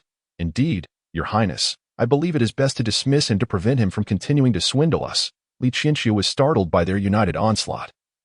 The shock sobering him instantly. He caught sight of Sabir the ugly donkey's dark glare, and his heart sank, aware that the Tartars had endured the scrutiny of the great Qian court for far too long and were now brimming with frustration, their patience all but exhausted. Li Qianqiu, the Tartar chieftain, began, "You once claimed to possess talent. I, as your sovereign, have taken you in during your time of peril, yet after all this time, you have achieved nothing. Today, my Tartar warriors have voiced their discontent with you. I ask you once more, do you have a way to ensure that the Emperor of Great Qian meets with us promptly? If not, I will have no choice but to expel you myself." A wave of urgency washed over Li Qianqiu. Relying on the Tartars was his only hope for vengeance, but in this moment, he found himself devoid of any good ideas. Gritting his teeth, he replied earnestly, "To your Highness, I have indeed had a plan in mind for some time, though it carries certain risks, which is why I have hesitated to put it forth. Since your Highness has expressed such sentiments, I shall stake my life on this endeavor. If it fails, there will be no need for your Highness to cast me out. I would willingly accept death as penance." Sabir's eyes brightened, and he laughed heartily. He approached Li Qianqiu, who was bowing in reverence, and said, "You great Qian people are simply not as forthright as we Tartars. If you have a plan, why not share it without hesitation?" Chapter 84. A patchwork of performers feigning an air of deep mystery. Li Qianqiu smiled enigmatically but refrained from divulging the specifics of his plan, instead stating calmly, "Your Highness need not worry. I shall take full responsibility for this matter. All you need to do is prepare to meet with His Majesty the Emperor of Great Qian tomorrow." Sabir nodded in agreement, saying, "If that is the case, then I entrust everything to you. Sir, I shall have Amir accompany you, at your disposal." "Thank you, your Highness, for your trust." Li Qianqiu did not refuse. He understood that Amir was ostensibly there to assist him, but was, in reality, there to keep a watchful eye, ensuring he did not flee. Li Qianqiu wasted no time and quietly departed the Honglu guest house with Amir. The night passed without incident.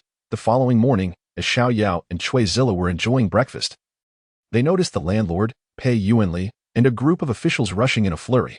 "Gentlemen, what troubles you so? Why the haste?" Cui Zilla exclaimed, startled, fearing some grave incident had transpired. It was still early, and these officials were not due for the morning court session.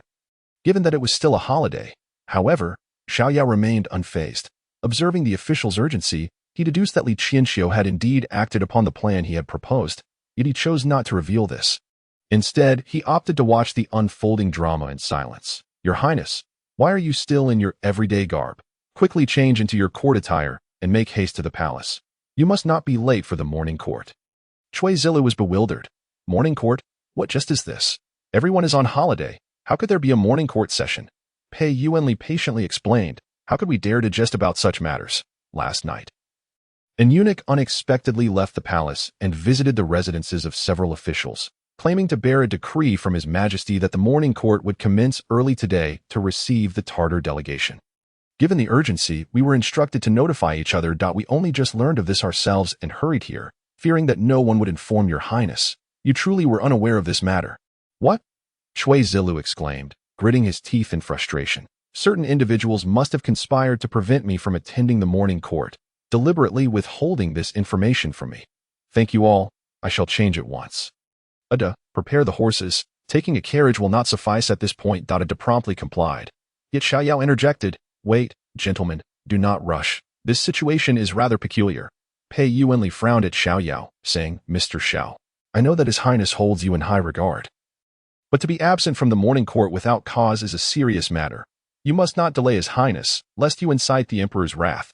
Xiao Yao chuckled and turned to Cui Zilu, asking, "Your Highness, may we speak privately? I have something to discuss." Without hesitation, Cui Zilu nodded.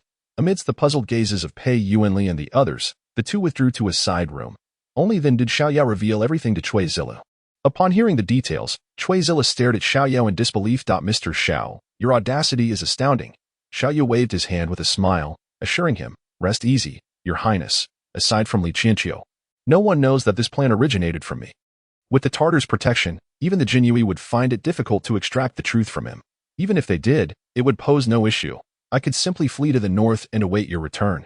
Cui Zilu was left in a state of bemusement. "So, I need not attend the morning court today. On the contrary, you must attend. However, you should arrive a little later." "Why is that?" Xiao Yao grinned, saying, "Naturally, it is to make a grand entrance. Did I not mention that one of the purposes of the Tartar delegation's visit is to seek the hand of a princess from Great Qian?" Cui Zilu nodded, but asked with confusion, "What is so special about that?" "Great Qian has no tradition of marital alliances. Such requests are surely destined to be denied. It is merely a Tartar's foolish fantasy." "Precisely. This is the perfect opportunity for you, Your Highness, to make a statement. Without such a basis, you would not be making a grand entrance, but rather standing in opposition to the entire court." "You mean I can do that?" Cui Zilu listened patiently, his cheeks flushing with embarrassment as he felt a wave of shame wash over him. "Mr. Xiao, this seems rather disgraceful." Xiao Yao rolled his eyes. "What disgrace? It is simply youthful exuberance, or rather, a passionate display. Let me ask you, if you were a military official, would you not feel exhilarated? Once this matter concludes, your reputation will undoubtedly spread far and wide, earning you the favor of the great Qian warriors. This will serve you well when you venture to the northern borders." Though Cui Zilu's heart resisted, having long surpassed the age of youthful folly, he ultimately acquiesced for the sake of their greater ambitions, committing the line Xiao Yao had prepared for him to memory. Throughout this exchange, both men disregarded the anxious Pei Yuanli and the others waiting in the flower hall, oblivious to the fact that time had already surpassed the appointed hour. Meanwhile, in the palace square, ministers were left bewildered, gazing at the empty hall. Aside from the guards stationed at the palace gates, the hall typically used for morning court was shut tight, with not a single sign of the emperor or even his retinue. The ministers stood in the biting cold, exchanging glances of confusion. After a considerable wait, a young eunuch hurried over, bowing to the assembled officials. "Esteemed ministers, His Majesty has decreed that the holiday period remains in effect. Thus, there shall be no morning court today." "What?" Upon hearing this, the hall erupted in chaos. Meanwhile, the Tartar delegation, standing at the back of the court, grew increasingly anxious. If they returned now, all their efforts would be in vain. Just then, the young eunuch continued, "However, His Majesty has stated that since you esteemed ministers have shown such dedication, he cannot disregard your efforts. He requests that you wait patiently. His Majesty will arrive shortly." With that, the young eunuch hurried away. Soon after, the ministers beheld the emperor's retinue approaching, and the hall was reopened. Yet, the courtiers felt no joy. Many speculated whether someone had audaciously forged an imperial decree or if the emperor harbored some dissatisfaction with them. Deliberately toying with their fates, after braving the frigid winds for what felt like an eternity, the ministers finally witnessed the emperor, Qingping, arriving fashionably late. According to the customary rituals, the ministers filed into the hall. And once the formalities concluded, they discovered the emperor sitting upon the dragon throne, his expression dark as storm clouds. Esteemed ministers, can anyone explain to me who informed you that there would be a morning court held today? As his words echoed, the hall fell into a profound silence, with not a single individual daring to step forward to clarify. Witnessing this, the emperor's fury intensified. He rose from his seat and unleashed a torrent of reprimands upon the assembly. All present could only bow their heads in submission, unwilling to refute or dispute, for this farcical morning court incident was beyond comprehension. If only a few ministers had been deceived, it might have been bearable. But the entire power center of the great Qin dynasty, every official present, had been taken in. It is not surprising that the mild-mannered Emperor Qingping is seething with rage. Even they themselves would wish to find a crevice in the ground to hide away. At this juncture, how could they still be unaware that they have been deceived? Their hearts are filled with loathing for the colleague who summoned them to court. Had it not been for their misplaced trust, they would not have so recklessly entered the palace without verification. Li Qianxiu stood amidst the delegation, observing the farcical scene in the court, and felt deep admiration for Xiao Yao. He had not anticipated that Xiao Yao's outrageous plan would indeed succeed. Little did he know that this was not merely a testament to Xiao Yao's cleverness. The plan was inspired by a real historical event from another world, which lent it a semblance of plausibility. It has been proven that, regardless of the world, it is all but a grand farce. Chapter 85. The delegation's audience. The plan Xiao Yao borrowed stemmed from a peculiar incident during the Ming dynasty. In the early days of Emperor Jiajing's reign, as a passionate youth eager to govern with vigor, he reinstated the old practice of holding afternoon court sessions. However, as the disputes over ceremonial rites escalated, the relationship between Emperor Jiajing and his ministers became exceedingly tense, causing the afternoon sessions to gradually fall into disuse, though they were never formally abolished. Later, during the Wanli era, rumors suddenly circulated among the civil and military officials that Emperor Wanli intended to revive the afternoon court. In a frenzy, the officials rushed to the palace, only to find no one there. It was only through the eunuchs that they learned the emperor had never summoned for the afternoon court to be reinstated. Unable to ascertain the truth behind the rumors, Emperor Wanli severely punished the officials from the Ministry of Rites and the Court of Imperial Sacrifices, imposing a year-long salary deduction on all court officials. With this precedent in mind, Xiao Yao thought to slightly alter this event and implement it through Li Qianxiu. Failure was inconsequential, but success would be splendid, from what Xiao Yao gleaned from Cui Zilu's account. The usually affable Emperor Qingping was no mere pushover on ordinary days. Emperor Qingping would likely be lenient, unlike Wanli, who imposed severe punishments on his officials. However, the key factor now was that foreign envoys were present to witness the debacle. And the ostensible reason for the court meeting was to receive the envoys from the Tartars. A mere dismissal as a misunderstanding could bring disgrace to the grand nation of Dacian, rendering it a laughingstock among the nations. Xiao Yao was confident that whether the Ministry of Rites would face severe penalties afterward was uncertain, but the Court of Imperial Sacrifices would undoubtedly suffer repercussions. Receiving foreign envoys was a significant matter. How could such a decision be made so flippantly? The Court of Imperial Sacrifices had recklessly led the envoys into an audience without prior confirmation, making it light punishment indeed for Minister Chu Bai to be dismissed and demoted. By that time, Chu Bai would find himself in a precarious position, having been abandoned by Cui Zilu and his allies. What was more, the officials accompanying Cui Zilu were all disgraced officials. Although they had received a pardon, they were ineligible to attend the court session. If Emperor Qingping were to punish all the court officials afterward, it was likely that only those from the Ning Wangfu would remain unscathed in the capital. Not only would this strike at Chu Bai, but it would also serve as a slap in the face to everyone else, leaving them unaware of who had delivered the blow. They could only silently endure the bitterness. Aside from Chu Bai and his supporters, this would be a minor wound but a profound insult to the court officials of various factions. Even if Emperor Qingping were to discover that the incident was a deception orchestrated by the Tartars, he would likely pretend not to see it, unwilling to risk a confrontation with them and expose the Ning Wangfu. Next, as long as Cui Zilu could perform well in the ensuing play, no one would suspect him for the Ning Wangfu's lack of repercussions. In the Fengtian Hall, Emperor Qingping had scolded sufficiently and immediately ordered the Ministry of Rites and the Court of Imperial Sacrifices to investigate the matter. This caused the Minister of Rites and the Minister of Imperial Sacrifices to lament bitterly. With Emperor Chengping watching over them, how could they dare to uncover the truth? The court was rife with factions. Naming the culprit would surely offend someone, inviting the wrath of that faction in return, an act of revenge that would not wait until the next day. Based on their understanding of Emperor Chengping, it would likely end in a muddled case, and not only would they fail to bring down the opposing faction, but they would also invite trouble upon themselves. Ultimately, both the Minister of Rights and the Minister of Justice reported back to Emperor Chengping, citing their inability to ascertain the source of the rumors. Emperor Chengping was well aware of their intentions and directly decreed, demoting the Minister of Rights to the position of Left Assistant Minister of Rights with a 3-year salary penalty. While the Minister of Justice was stripped of his office and imprisoned in the Tianlao, to be tried by the 3 departments, those responsible for the court session, including the censors, were all dismissed from their positions and would never be appointed again. As for the other court officials, due to their reckless credulity in the rumors, they each received a half-year salary penalty. The entire court was left with expressions akin to having just swallowed excrement. Offering thanks to Emperor Chengping, none daring to plead for Chubai. No one felt Chubai was wronged. They all understood the current stance of Dacian towards the Tartars. He had the audacity to bring the Tartar delegation into the palace, completely disrupting the plans of the Dacian court, and they believed Emperor Chengping was too merciful not to have executed Chubai outright.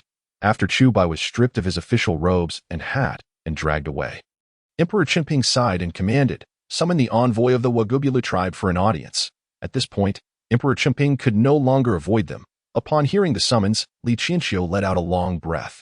If this did not compel Emperor Chengping to see them, he would surely be driven away by Sabir.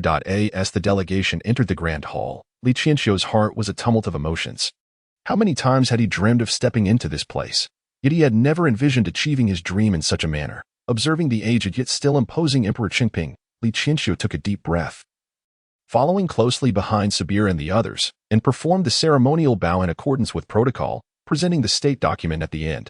Emperor Chengping merely glanced at it before setting it aside. "Wagubula Chanyu, are you aware of your transgressions?" Emperor Chengping commenced with an inquiry of blame, leaving Sabir momentarily stunned. "I am unaware," Sabir replied, his face a picture of confusion, only able to respond ambiguously. Li Qianqiu silently shook his head upon hearing this. "Unaware? The Tartars are a vassal state of my Dacian. Without the command of the Tartar Khan, you have overstepped your bounds by audaciously seeking an audience with the sovereign state. You claim ignorance of your guilt?" Upon hearing these words, Sabir furrowed his brow.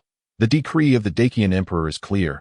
It is not I, Sabir, who has overstepped, but rather, there are treacherous ministers within Tartar territory who have misled the Khan, sealed off avenues of communication, and harbored intentions of usurping the Khan's power. I, Sabir, have diligently investigated and discovered their treachery, and they harbor disloyalty towards our Dacian emperor. Therefore, I have journeyed thousands of miles, risking my life to seek an audience, requesting that the Dacian emperor send troops to assist us in eliminating these traitors and restoring peace between our nations."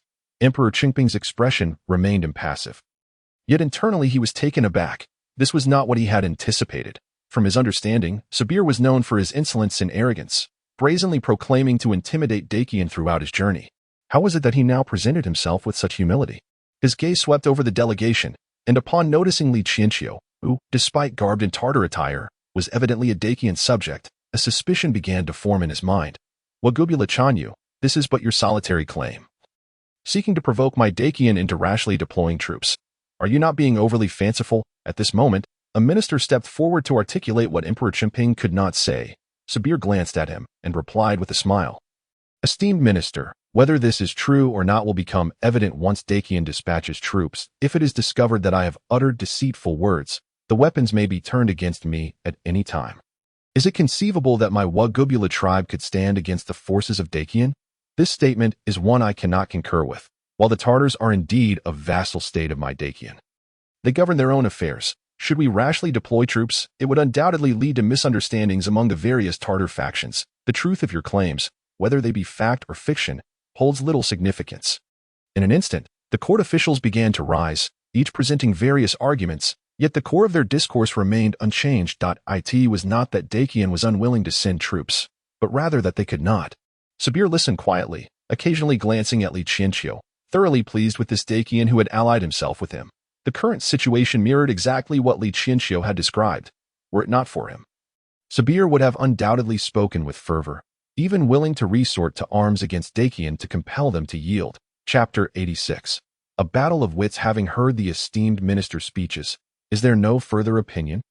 Then may I share a few words? Sabir announced confidently. He patiently listened to the court officials and then turned to face Emperor Qingping. Your Majesty, in my view, the words of these esteemed ministers are nothing but nonsense. Although the Tartars are merely a vassal state of Dacian, if we trace our roots, the Tartar people are also subjects of Dacian. Thus, how can there be talk of two separate nations, if we delve into our origins? The Tartar people are the descendants of the ancient great Xia, exiled by the Yin and Shang dynasties to the wild and desolate grasslands. Despite the passage of a millennium, we cannot sever the bond of blood that connects us. Therefore, my subordinates have long harbored dreams of returning to our ancestral homeland to honor the educational governance of Dacian. Now, the Tartar Khan is on the brink of death. At any moment, he may return to the realm of the eternal. If only the Dacian emperor would show mercy and command the great Dacian soldiers to assist my Wagobula tribe in eliminating the treacherous, allowing me, Sabir, to succeed the Tartar Khan. I hereby vow that I shall forever submit to the rule of Dacian, respect the imperial education, and restore governance to Dacian, ensuring lasting peace along the borders of Dacian. Gasp. Upon hearing Sabir's declaration, the entire court erupted in uproar. Even Emperor Qingping was visibly moved.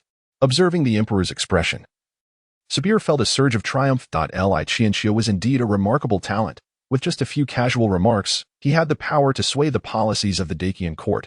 Upon returning, he would certainly promote him greatly. Once he seized the position of Khan with the aid of Dacian soldiers, oaths of allegiance would be mere words to him. The Tartars had never cared for such things. In fact, when victorious, they could very well turn against the Dacian soldiers, not only establishing their authority within the Tartar tribe but also delivering a heavy blow to Dacian. Perhaps he could seize this opportunity to counterattack Dacian and claim dominion over the Central Plains, which is not entirely a fantasy. Nevertheless, the dreams woven by Sabir are indeed enticing, yet Dacian has never been devoid of clear-headed individuals. There are still those who stand up to caution that if Dacian soldiers rashly venture into the grasslands, it will surely raise the suspicions of the Tatar tribes. Should they be besieged by the various tribes due to this, the risk of a lone army penetrating deep into hostile territory is far too great. This serves as a counsel to Emperor Qingping, urging him not to acquiesce to such a proposal. Sabir laughed, saying, "What difficulty is there in this? Your Majesty, the Emperor of Dacian, has come here today to pledge loyalty.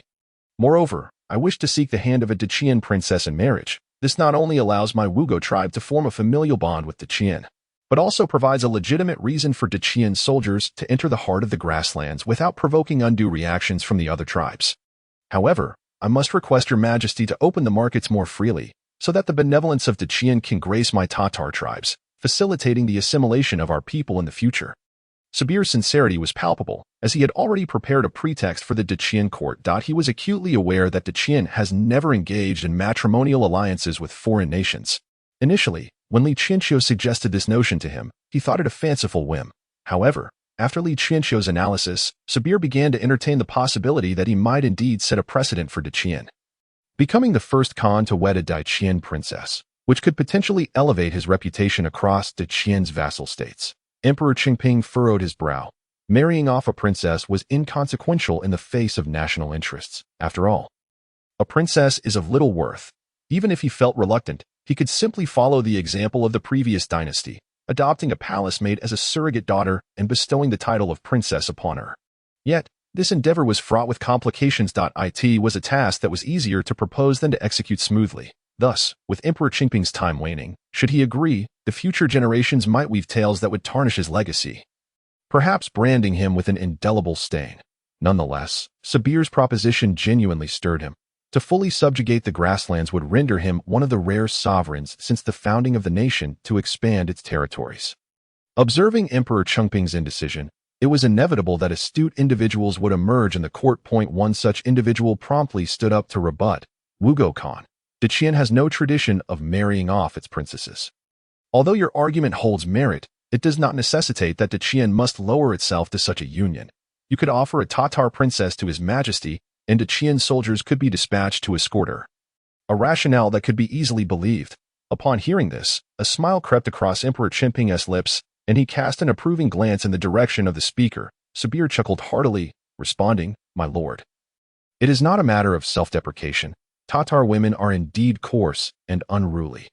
Such lowly individuals cannot be compared to a Dacian princess. Even if we were to present a Tatar princess, what need would there be for a grand army to escort her?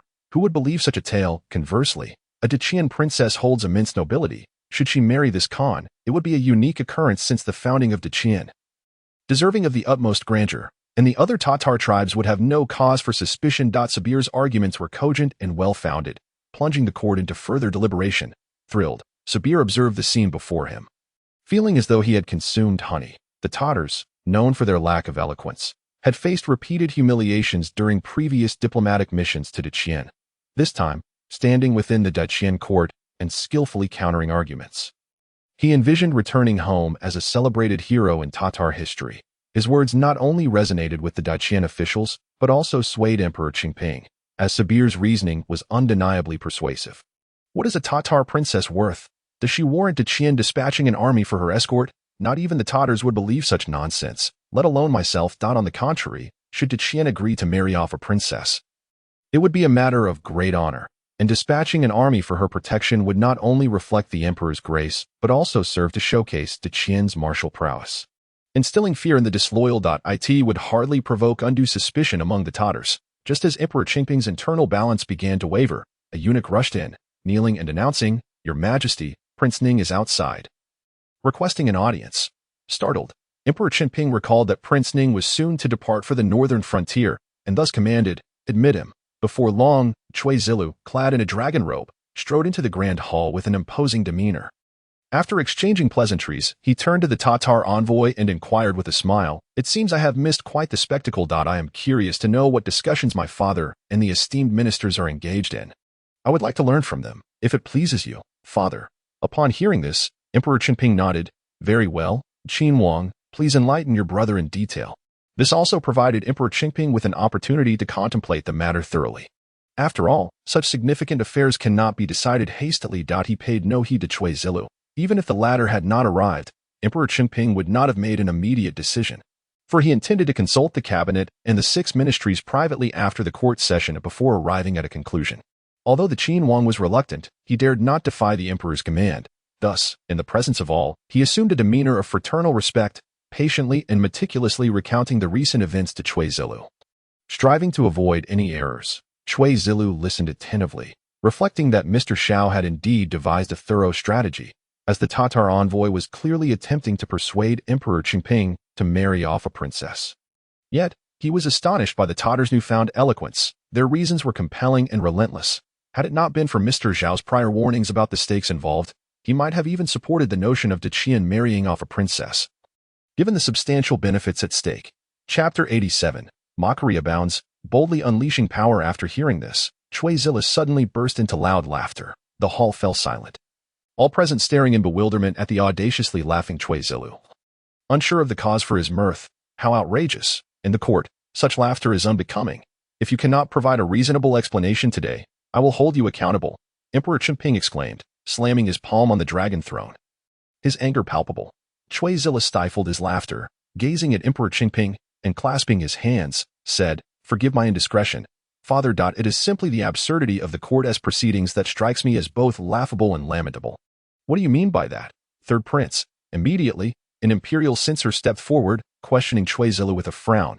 Unfazed, Cui Zilu lifted his head high and declared, "Do none of you find this ludicrous? You would heed the words of a mere barbarian, allowing them to dictate whether our Dacian princess should marry. Such absurdity is a disgrace to our nation, and yet you all engage in serious discussion about it. It truly shames our forebears." Emperor Qingping's expression darkened. The first prince, second prince, sixth prince, and eighth prince, upon hearing Cui Zilu's fervent accusation, were not angered, but rather delighted. Cui Zilu was effectively severing ties with the Tatar envoy, alienating himself from the powerful officials of the court. How could he ever hope to contend for the throne after offending so many influential figures? Their agreement was contingent upon the minister's approval, which was far from guaranteed. "Third prince, your words are quite exaggerated. None of us have expressed agreement, nor have we urged His Majesty to comply," one minister retorted. "You may not have openly agreed, yet each of you has earnestly debated the merits of marrying off a princess and the risks of deploying troops to the grasslands, without a single one directly rejecting the notion. Your intentions are transparent to all, yet you still attempt to feign ignorance. Never have I encountered such brazen shamelessness. Chui Zilu's fury ignited, his eyes blazing with indignation as he surveyed the assembly. His innate prowess surged, causing his dragon robe to ripple as if caught in a windstorm. For a moment, not a single minister dared to challenge him. All were taken aback by the imposing presence of Chui Zilu. As though they were seeing him for the first time, such charisma rendered the four princes momentarily pale. Sabir, too, was stirred, gazing at Chui Zilu in astonishment. He had never anticipated that among the Diqian princes there existed such a heroic figure. Boldly, Chui Zhengren, how dare you malign the esteemed ministers of our court? Who gives you the audacity? Withdraw at once. Seeing the minister's discomfort, the first prince, harboring resentment towards Chui Zilu's rising prominence, sought to suppress him with a sharp rebuke. Chui Zilu regarded the first prince with a dismissive smile. Elder brother, you are a prince, yet so am I. You are a royal prince, and I too hold the same title. In the court, there exists only the relationship of sovereign and subjects, not that of father and son. What right do you have to reprimand me? Would you dare to trade our Diqian daughters for the favor of the soft-spoken? At this moment, Chui Zilu exuded an aura of invincibility, as if celestial might were upon him. The first prince, momentarily taken aback, instinctively retreated several paces, causing the ministers to collectively gasp, their skin prickling. What had come over Prince Ning today? Known for his disinterest in state affairs, he had entered the scene with an authoritative presence, reminiscent of Emperor Qingping's younger days. Observing the audacious Chui Zilu, Emperor Qingping felt not anger but rather a glimmer of delight in his eyes. As previous displeasures evaporated entirely, Old Third, be mindful of your manners. The Qin Wang and esteemed ministers prioritize the interests of Diqian, and their intentions are not that of the lowly. Upon hearing the emperor's words, the ministers instantly grasped his meaning, while the first prince's complexion turned ashen. The emperor addressed Chui Zilu as Old Third while referring to the first prince as Qin Wang, indicating his profound dissatisfaction with the latter's earlier conduct. Not only the first prince, but Sabir too felt a sense of trepidation. As the Khan of the Tatars, his boldness in leading an envoy to Diqian for support indicated his astuteness within the Tatar tribes. And he immediately discerned the emperor's stance from his words. In a moment of urgency, he stepped forward and said, Your Highness, Prince Ning, should your esteemed nation choose to betroth the princess, it would be mutually beneficial for both our kingdoms. In the future, if I manage to seize the position of Khan and bring the tribes under the auspices of Diqian, the Tatars would then become subjects of Diqian, rendering the notion of marital alliances obsolete. Do not let your affections for your children jeopardize the greater affairs of state. Sabir remained silent, yet his words provided a ripe opportunity for Chui Zilu to seize. Chui Zilu let out a series of cold laughs, approached Sabir, and without hesitation, delivered a resounding slap, causing Sabir to stagger back in disbelief. You dare strike me? As the king of Upper State, what fear do I have in chastising an insignificant minister of a barbarous tribe? How exhilarating! The civil officials frowned, yet the military officials internally cheered, their admiration for Chui Zilu soaring. I am a prince of Diqian, and you, a mere chieftain of a barbaric tribe. What audacity grants you the courage to meddle in matters between me and the emperor?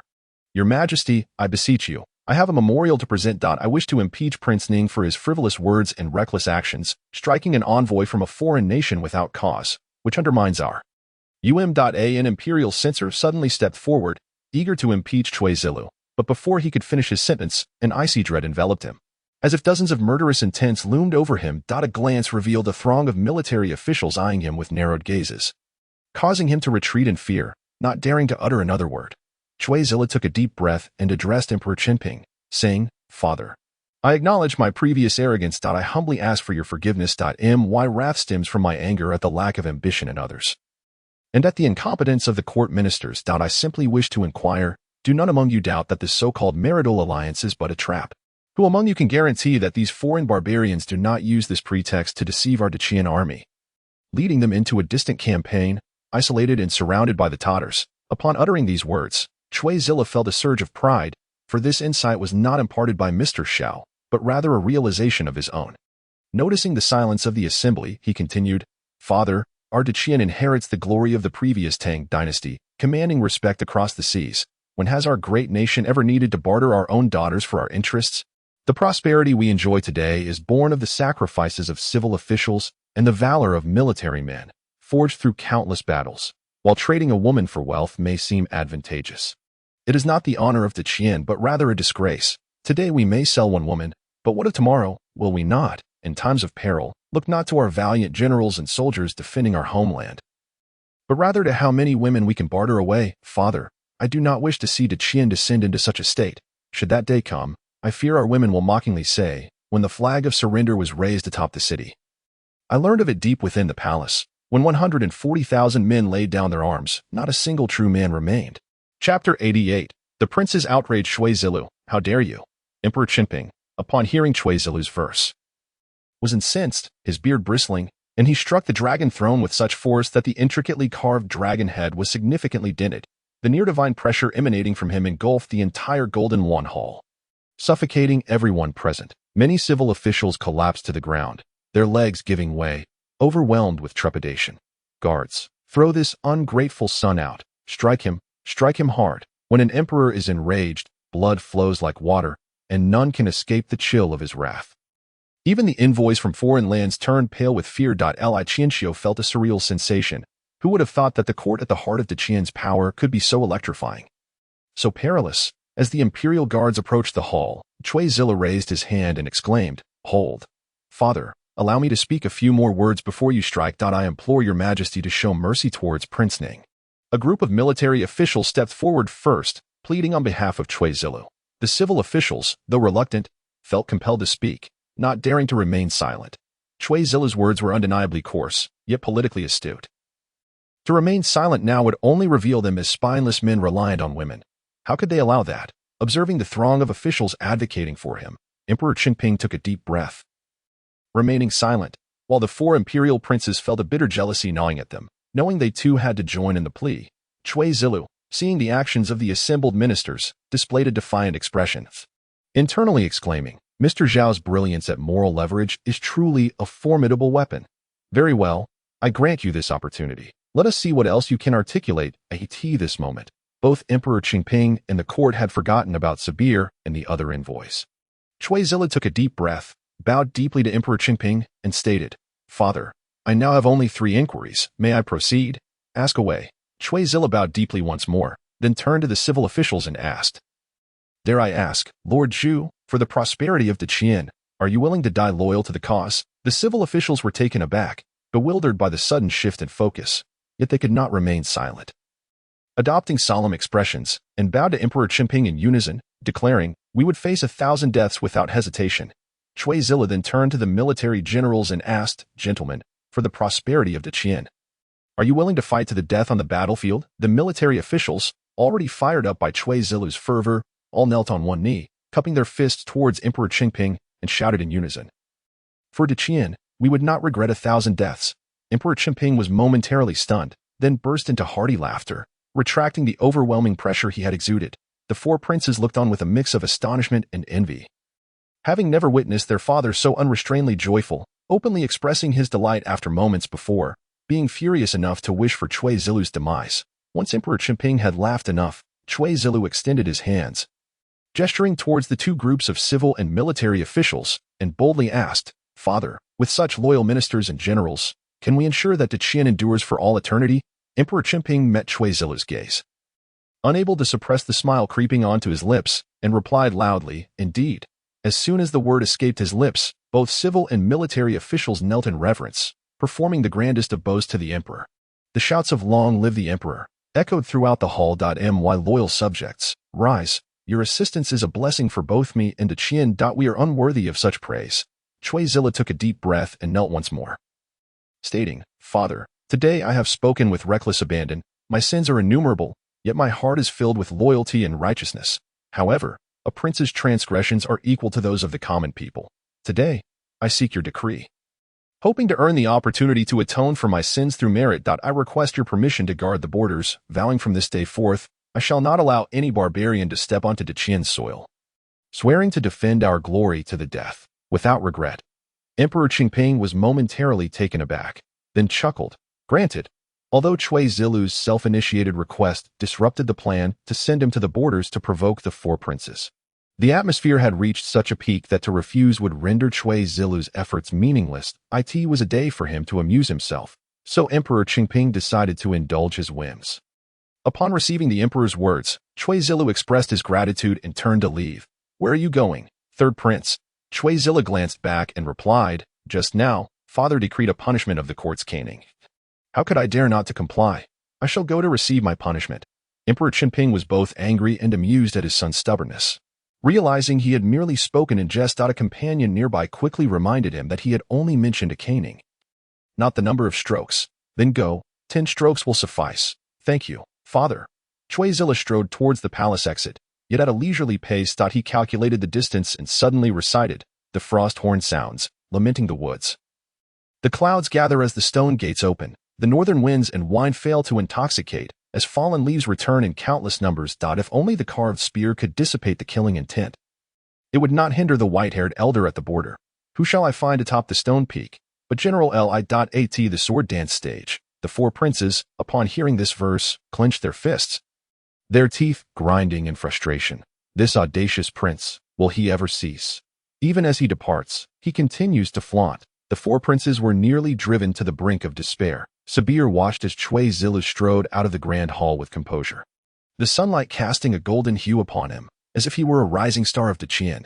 Yet, Sabir felt that this new star might become the greatest shadow looming over the Tatars. The court's caning struck down repeatedly. Zilla, however, wore a grin that bared his teeth. "Oh, this is what Mr. Xiao meant by showcasing one's talents in public. Exhilarating, indeed." Though he faced punishment, Zilla felt it was worth every stroke. If he could experience such exhilaration often, he would willingly endure it time and again, for it was a trivial matter. The 10 strokes were swiftly delivered, and Zilla was carried away by a group of eunuchs. Though his appearance was disheveled, with a crimson backside, he held his head high, exuding immense pride, eager for others to recognize his identity. At Prince Ning's residence, Xiao Yao sat beside Xiao Shuzhang's bed, peeling a pear. Offering comfort, "Old Xiao, fret not. Today Prince Ning shall surely return with good news. Even if Zhubai does not resign, he will at least be demoted. We will find a way to deal with him and avenge you." Xiao Shuzhang managed a pained smile, refraining from any sudden movements, as each flutter of his feathers sent piercing pain through his wounds. "Why go through all this? Do you not know Prince Ning's character? Do you not trust me? I have stated that I no longer believe in myself." Xiao Shuzhang persisted stubbornly. "Alas, what are your future plans? A body that is incomplete cannot hold an official position." Upon hearing this, Xiao Shuzhang fell into a long silence before replying, "I could serve the prince as a eunuch." Xiao Yao was taken aback for a moment, but soon grasped Xiao Shuzhang's intentions. The fellow wished to wait for Prince Ning to ascend the throne, thereby allowing him to enter the eastern and western workshops as a court official. Such a fanciful notion. Xiao Yao did not believe he could realize such a dream. "And what else? I hope that when the prince returns, he will bestow upon me a tome of demonic martial arts. I have come to understand that no matter how beneficial reading may be, when faced with a crisis, no one can offer protection. Thus, I must train in martial arts." Xiao Yao was about to dissuade him, cautioning that demonic martial arts were perilous, but upon seeing the feather that continued to sway, he refrained. A person bold enough to cut their own flesh for ambition would surely not fear the dangers of demonic skills. "Very well, but old Xiao, might you consider adopting a different name? How does Xiao Huachuan sound?" Xiao Shuzhang wore a pained and bewildered expression. "Why, this name would bring you good fortune." Chapter 89. Procuring medicine. Xiao Shuzhang's desire to train in martial arts reminded Xiao Yao of the time elapsed since his last ability extraction, which had already surpassed 3 months. After bidding farewell to Xiao Shuzhang, Xiao Yao glanced outside his room at the system, discovering that today's film was Gotham. Cursing his misfortune, he exited the system. Gotham was a television series filled with superpowers, yet they were rather unimpressive. Although Xiao Yao's current plan involved converting the extracted superpowers into skill points to enhance his existing abilities, this was far too lackluster, leaving him devoid of any desire to extract. Having already procrastinated for so long, Xiao Yao resolved to refresh for a few more days. After all, his telekinetic ability had taken many days to refresh. If he could extract powers such as rapid healing, immortality, or eternal life, these would surely be superior to merely enhancing his current power levels. Thus, Xiao Yao decided to grant the system 3 more opportunities. He felt rather formidable now, daring to offer the system chances. Since today was not suitable for extraction, Xiao Yao sought out Ada, requesting a custom set of throwing knives and a leather skirt to carry them. Upon hearing Xiao Yao's request, Adu expressed surprise. "Sir, you can wield throwing knives. Who do you look down upon?" Adu chuckled and explained, "Sir Xiao, do not misunderstand. Throwing knives, while they are indeed concealed weapons, are not particularly effective. As when untrained in martial arts, even the most exquisite technique would only allow you to ambush a third-rate fighter or someone newly promoted from second-rate. If you were unaware of your opponent's strength, a rash attack could backfire. Given that, Why not opt for flying needles, which are less detectable as self-defense? A mere application of potent poison would render them almost as lethal as throwing knives. Xiao Yao scoffed lightly, casting a disdainful glance at Ada, and said, "Your reasoning holds merit, but flying needles do not suit my persona. Proceed with your task." Ada, left with no choice, complied. Unbeknownst to him, Xiao Yao's remarkable stature and striking appearance would hardly align with the weapons of the invincible Eastern hero. However, Ada's reminder did carry some wisdom. Xiao Yao promptly sought out Aer, inquiring about the existence of any medical establishments run by martial sects in the capital. Upon learning of a clinic named Yao Wang Gu in the Western Market, associated with the second-rate martial sect Yao Wang Valley, Xiao Yu quickly withdrew some silver and made his way to the Western Market. After traversing half of Chang'an City by carriage, Xiao Yao arrived at Yao Wang Gu, where patrons flowed in and out. Unlike other clinics, a significant number of visitors here were armed martial artists, with few ordinary citizens in sight. Xiao Yao nodded in satisfaction. Aer, unwilling to let Xiao Yao venture alone, followed closely behind. Upon entering the establishment, the sight of a well-dressed, aristocratic young master immediately caused a stir among the martial artists present, who were puzzled by the presence of someone of such status in a place frequented by commoners and martial practitioners. "Young master, are you here for a consultation or to purchase medicine?" A middle-aged man dressed as the shopkeeper hurried forward. "You are the shopkeeper?" Xiao Yao merely glanced at him before surveying the shelves lined with medicinal herbs. In response to the young master, "I am Mu Sansi, the proprietor of Yao Wang Gu." Xiao Yao nodded, offering a perfunctory compliment. "A fine name. Mu shopkeeper. Do you have a private room?" "Indeed, young master. Please follow me." Though Yao Wang Gu was not particularly large, it frequently catered to martial practitioners, and thus possessed numerous private rooms for discreet transactions. Once in a private room, Xiao Yao directly inquired, "I have heard that Yao Wang Gu is affiliated with Yao Wang Valley. Is that true?" Mu Sansi did not conceal the truth, smiling as he replied, "Indeed, young master, that is accurate. Since Yao Wang Valley is renowned in the martial world, it stands to reason that you would not establish a shop in this Western Market. Why not in the Eastern Market?" "Young master, our clientele primarily consists of martial practitioners. Operating in the Eastern Market would inevitably disturb the nobility. Moreover, we do have a clinic in the Eastern Market that specializes in complex ailments and various supplements. The herbs there are of superior quality, but they come at a much higher price. I see." Xiao Yao nodded, understanding that even martial sects require sustenance. Given Yao Wang Valley's fame, it would be illogical to rely solely on the meager funds of martial artists. The wealth of the nobility was far more enticing. They had clearly devised a prudent strategy. "Mu shopkeeper, I wish to inquire if you possess any secret concoctions of potent aphrodisiacs, preferably for external application."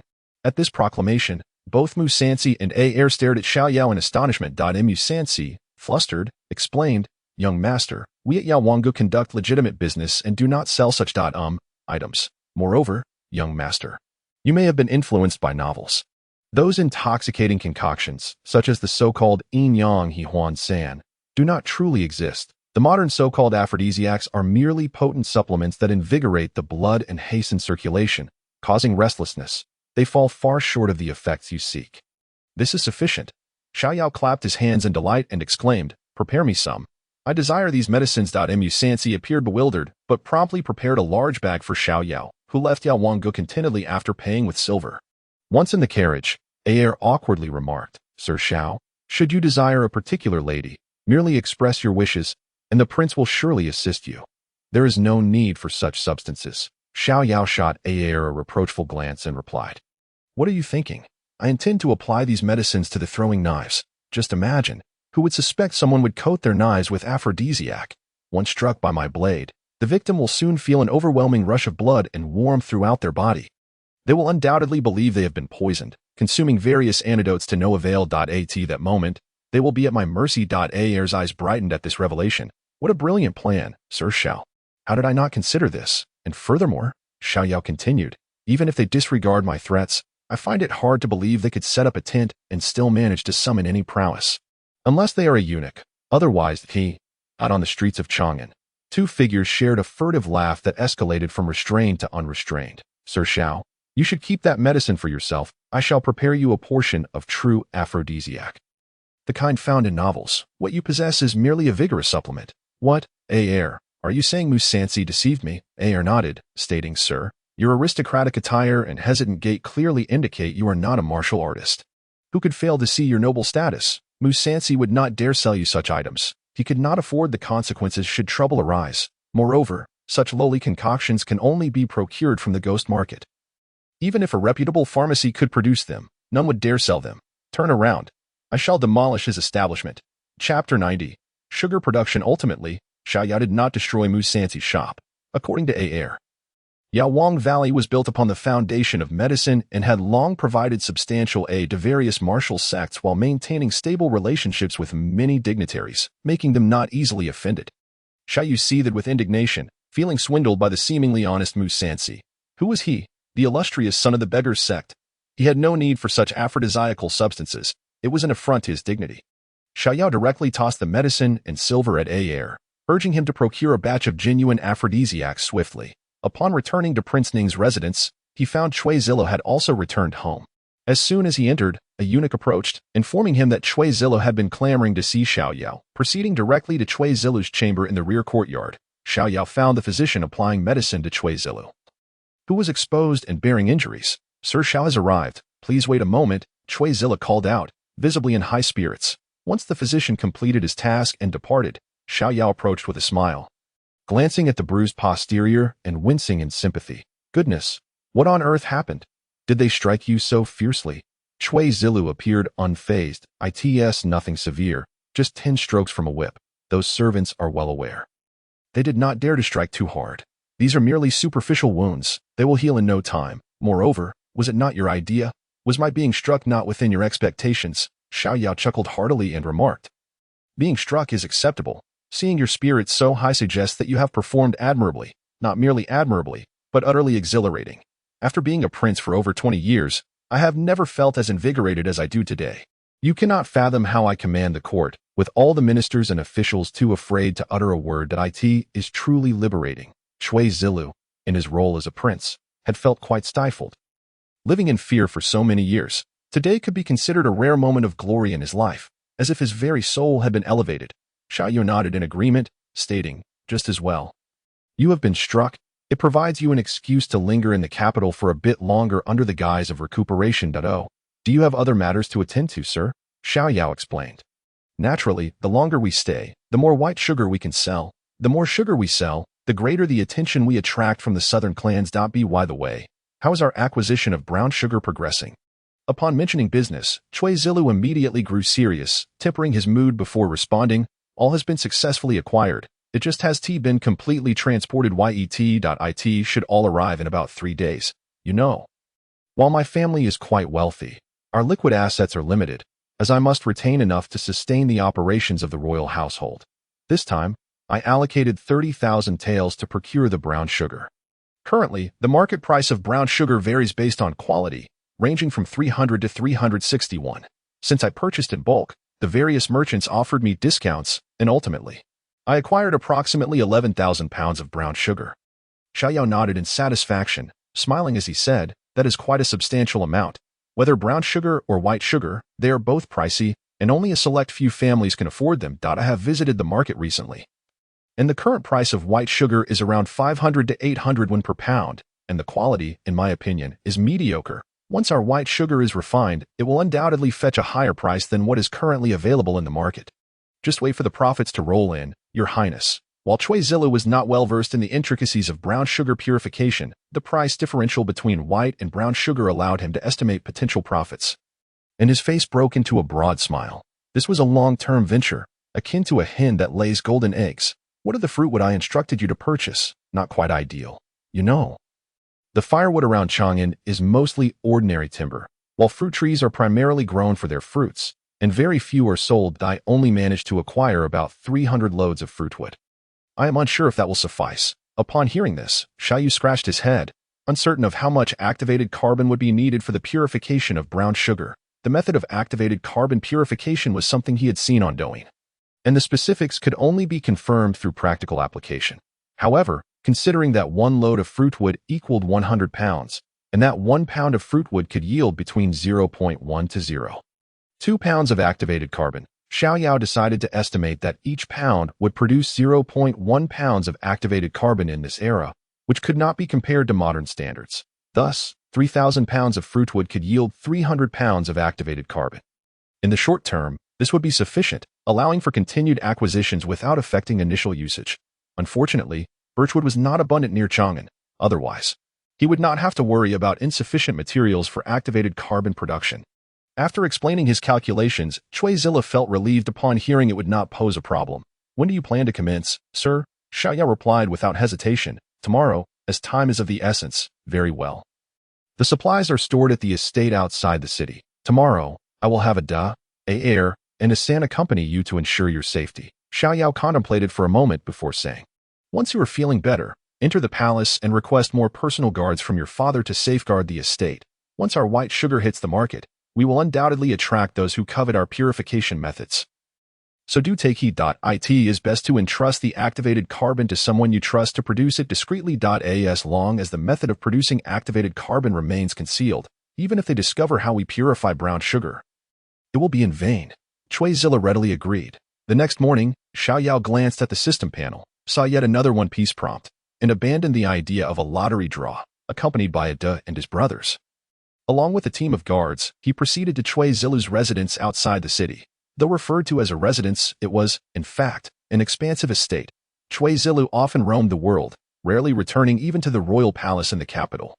And now this typically quiet estate was bustling with activity. After confirming the quantity of brown sugar was accurate, Xiao Yao instructed someone to invite farmers from nearby farms who specialized in charcoal production to transform all the fruitwood into charcoal. The technique for charcoal production was already well established, and there was no need for Xiao Yao to stay behind to oversee it. Instead, he and Da's brothers chose a relatively large room in the backyard to begin constructing the tools for activated carbon refinement. The ancient method of producing activated carbon was not particularly difficult. Aside from having a low yield, it essentially involved two steps: carbonization of the fruitwood and activation. Carbonization meant burning the fruitwood to create charcoal. Afterward, the charcoal would be crushed and screened for the next activation step. The apparatus used for activation was similar to that of distilling liquor, where the screened charcoal powder would be placed in an activation furnace. Through steam and other activating gases at high temperatures ranging from 800 to 1000 degrees Celsius, a reaction would occur, causing oxidation reduction on the surface of the carbon material, thereby forming more micropores and mesopores. This process would take between 1 to 5 hours. Fortunately, Xiao Yao only needed to direct the process verbally. Once the activation furnace was ready, the remaining task was to have and his brothers mobilize the necessary labor. After about half a day, the first batch of activated carbon was produced, and Xiao Yao immediately commenced experiments on brown sugar purification. This step was not highly confidential.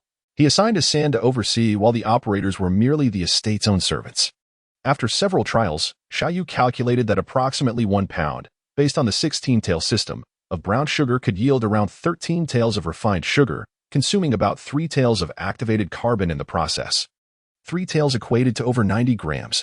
Xiao Yao was unsure if this figure was high or low. However, through experimentation, he found that utilizing activated carbon made it challenging to achieve the desired purity in a single attempt. Typically requiring 2 to 3 rounds of purification, Xiao Yao felt quite helpless. The quality of the brown sugar purchased by Cui Zilla varied, with differing levels of impurities. Additionally, the activated carbon produced by the ancient method could not compare to modern standards, resulting in a higher consumption rate. Nevertheless, overall, it remained within an acceptable range. As for the ordinary firewood and labor costs associated with producing activated carbon, Xiao Yao was disinclined to calculate further. He planned to have and his brothers document everything, and then send Cui Zilla a specialized accountant to conduct a thorough audit. Such trivial matters were of little interest to Xiao Yao. Once the first batch of white sugar was purified, he compared it with the white sugar available in the market and found the quality to be superior. Thus, he returned to the Ning Wangfu with leaving the white sugar with Cui Zilla. Upon opening the cloth bag and seeing the snow-white sugar, Cui Zilla's eyes widened in astonishment. The quality of this white sugar was exceptional.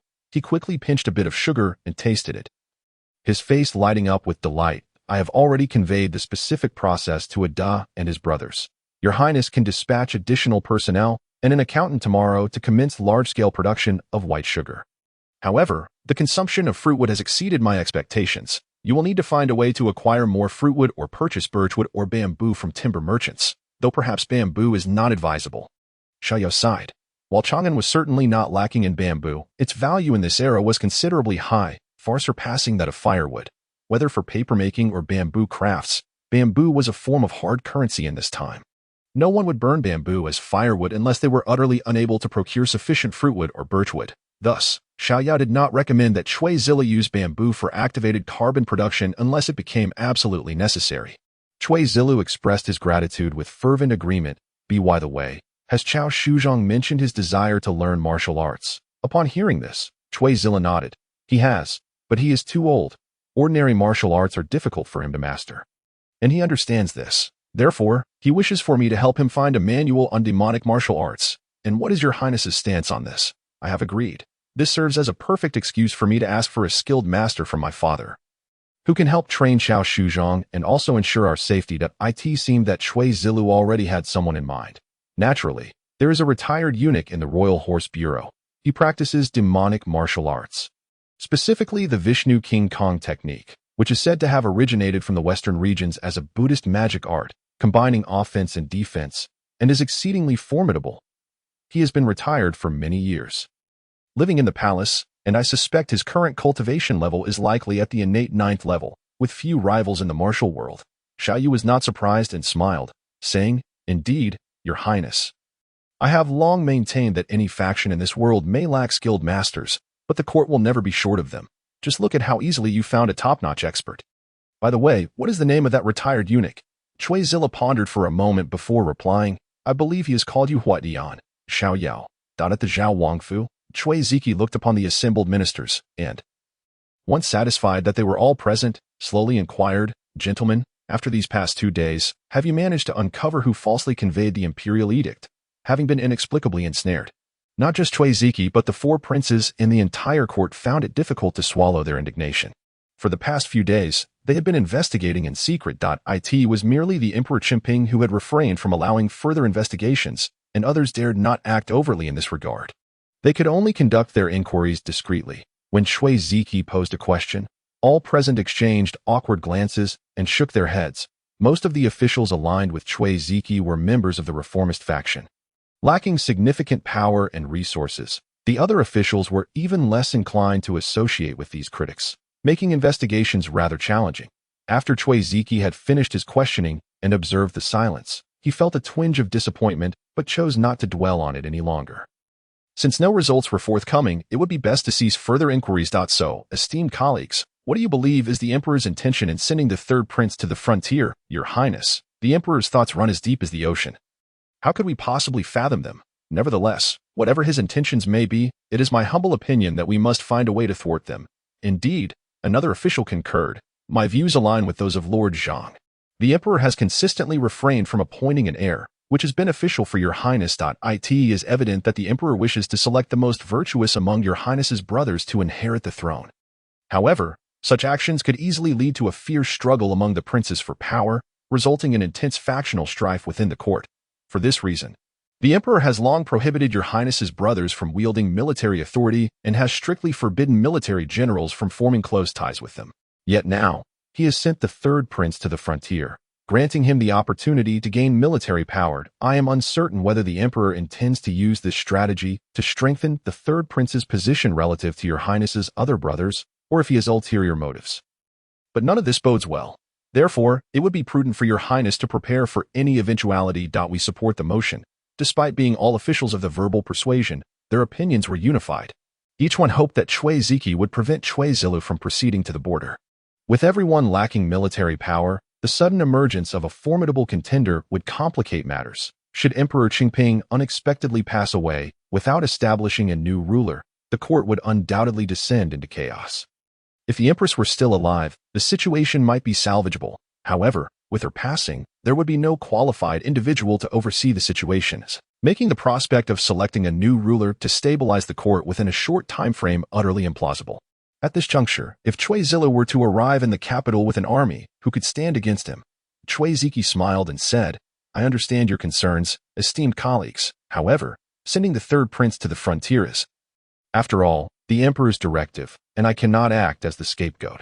Nevertheless, rest assured, none of us wish for the 3rd prince to proceed to the border, particularly the eldest, 6th, and 8th princes, especially the eldest, who, at over 50 years of age, has nearly abandoned all hope of the throne. He is indeed the most anxious among us. We need only watch the clouds gather. What your highness says is quite reasonable. We have been hasty in our concerns. However, while this may not yet be our moment to act, we must not continue to allow the third prince free rein. Upon your return, please keep a vigilant eye on the third prince's movements and report promptly to me. At the Qin Wangfu, it was indeed as the second Prince Chui Ziki had anticipated. The eldest Prince Chui Zimin was genuinely feeling the pressure, having lost his usual composure. His subordinates shared a unified opinion. Brainstorming together to prevent the third prince from reaching the frontier, Chui Zimin sighed and remarked, I too wish to obstruct him, but my third brother has always been a wanderer, never participating in court affairs. His first foray into action yields remarkable results as of now. He possesses no incriminating evidence for me to grasp. He is as elusive as a shadow. What do you suggest I do, Your Highness? In my humble opinion, we must prepare for two scenarios. First, we should seek a way to persuade the emperor to retract his command. Second, if we are unable to prevent it, we must do everything possible to hinder the third prince from acquiring military power.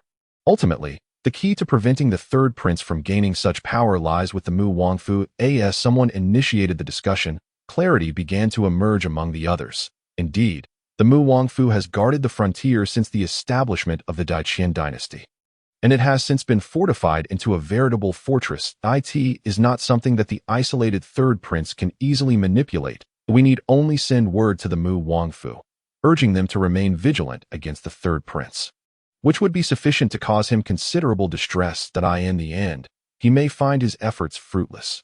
Chapter 92. I am a little grass in comparison to the second prince's associates. The people under the eldest prince were evidently far more capable.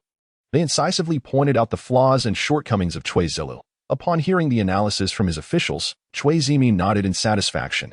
Furthermore, the third prince, lacking a solid foundation, had no allies within the court and no support without. As far as I know, the third prince has been indulging in a life of leisure for years. While he may attract some skilled individuals from the underworld, these people are accustomed to a carefree existence. Though they might provide temporary assistance, they cannot be relied upon long-term. Should he recruit a large number of such individuals to bolster his military, he would inevitably alienate the military generals. If he refrained from doing so, he would have to rely on wealth and power to win hearts. However, therein lies the third prince's predicament. He is merely tasked with going to the frontier, and the emperor has not explicitly granted him the authority to command the frontier troops. So how could he possibly secure loyalty? As for financial resources, upon hearing this, everyone burst into laughter. Who among them was unaware that the third prince was notoriously one of the most impoverished royals? While he could afford a life of leisure, attempting to raise an army with his meager assets was sheer folly. The previously anxious mood of Chui Zimin began to ease as his officials continued their discourse. The initially aggressive plans to suppress the third prince were temporarily shelved. Though I acknowledge your points, I still believe we cannot afford to lower our guard. By the way, has the third prince made any recent moves? Chui Zimin directed his question to a man seated at the end of the table, who, lacking official attire, was a personal attendant of Chui Zimin. The attendant stood and replied, Your Highness, the third prince has indeed been quite active lately. According to our investigations, he has procured approximately 30,000 taels of brown sugar and a considerable amount of firewood, all stored in his estate outside the city. Moreover, the security surrounding it is tight. We feared alarming the enemy and have yet to ascertain the full details. Chui Zimin chuckled upon hearing this. Could it be that my third brother intends to transport this brown sugar to the frontier and sell it to the nomads in exchange for silver? Everyone present nodded in agreement, believing it to be quite plausible. The nomads were always in need of supplies. Not only brown sugar but even the most ordinary grains could fetch a high price. However, grain was strictly controlled by the court, and while there were still smugglers, a royal prince like Chui Zilu would not dare to openly purchase grain to sell to the Tatar people. Yet, brown sugar cleverly evaded such regulations. In Daiqian, brown sugar was considered a luxury item, with prices soaring to 16 or 17 times that of regular grain. When sold to the nomads, the profits could potentially be tenfold. However, while this appeared to promise substantial returns, the nomads were impoverished. How many could truly afford to buy? Consequently, even if they recognized this fact, Chui Zimin and those present did not pay it much heed.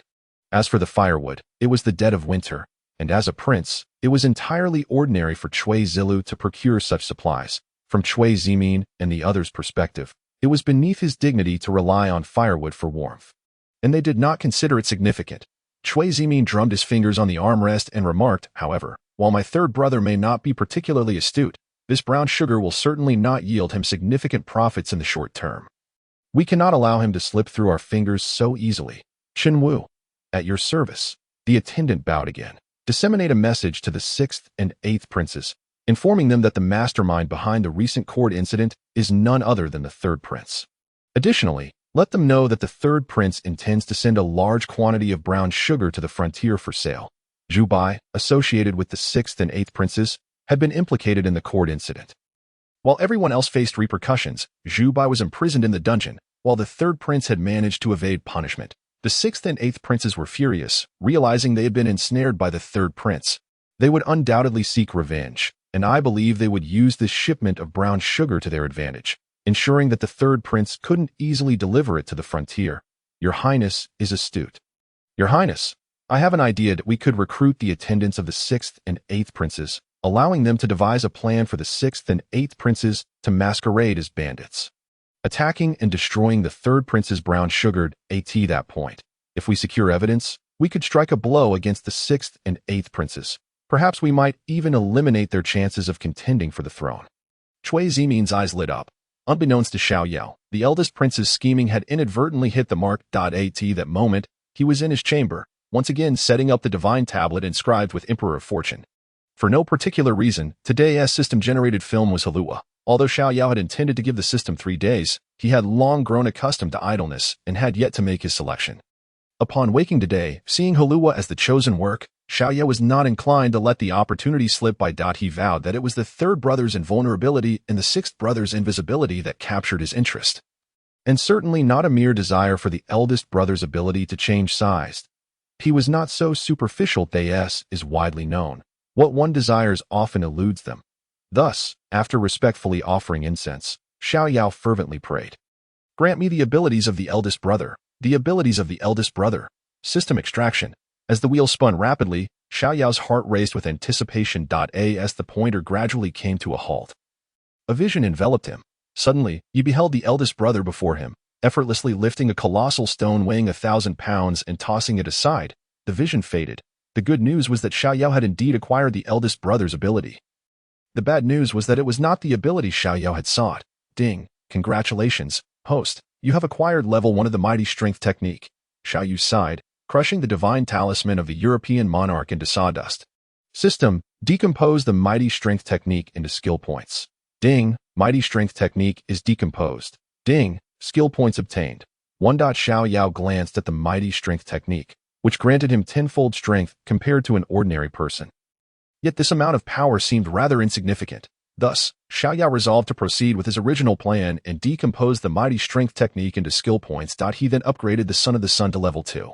Opening the attribute panel, host, Xiao Yao age, 23 years attribute strength, 50 points speed, 50 points spirit, 200 points constitution, 50 points current health status, 100 current stamina status, 100 skill. Son of the Sun level, 2 skill description. When the lady asked how capable I am, I confidently extended a single finger. Skill enhancement requirements. Skill points 2 or Son of the Sun fragments 2 skill effect 1. All attributes, except for spirit, can be raised by a maximum of 500 points. Skill effect 2. Under the sunlight, your recovery ability will be 30 times that of an ordinary human. Skill effect 3. Under the sunlight, your stamina recovery speed will be 50 times that of an ordinary human. P.S. Hurry up and go outside to shout daddy at the sun. Mind power. Xiao Yao silently moved a lounge chair outside to the courtyard and lay down quietly. Facing the sun, his smile was radiant. From this day forth, I shall be a blade of grass. Dear sun, please bask me thoroughly. Chapter 93. Rumors lying on the lounge chair like a lifeless fish, Xiao Yao felt extraordinarily relaxed, although it would take approximately a month to elevate his attributes to the 500-point limit. The 30-fold recovery ability of an ordinary person would ensure that, barring any fatal injuries, he could avoid severe wounds leading to death. 30 times may seem modest compared to Wolverine's recovery speed exceeding that of an ordinary person by 120,000 times. But Wolverine's physical form was merely equivalent to that of an ordinary human. His strength was primarily derived from his metallic skeleton, exerting force through the powerful self-healing ability, which was significantly constrained. Wolverine's usable strength was solely the limit of his muscles, not his skeleton. In contrast, Xiao Yao's attribute points grew uniformly, and when he reached his peak, his body would surpass an ordinary person's capabilities by 50-fold. With steady enhancements across bones, muscles, and skin, simply put, even if Xiao Yao did nothing, his physical defense would exceed that of an ordinary person by 50-fold. What would be a fatal wound for an ordinary person might merely be a trivial injury for Xiao Yao.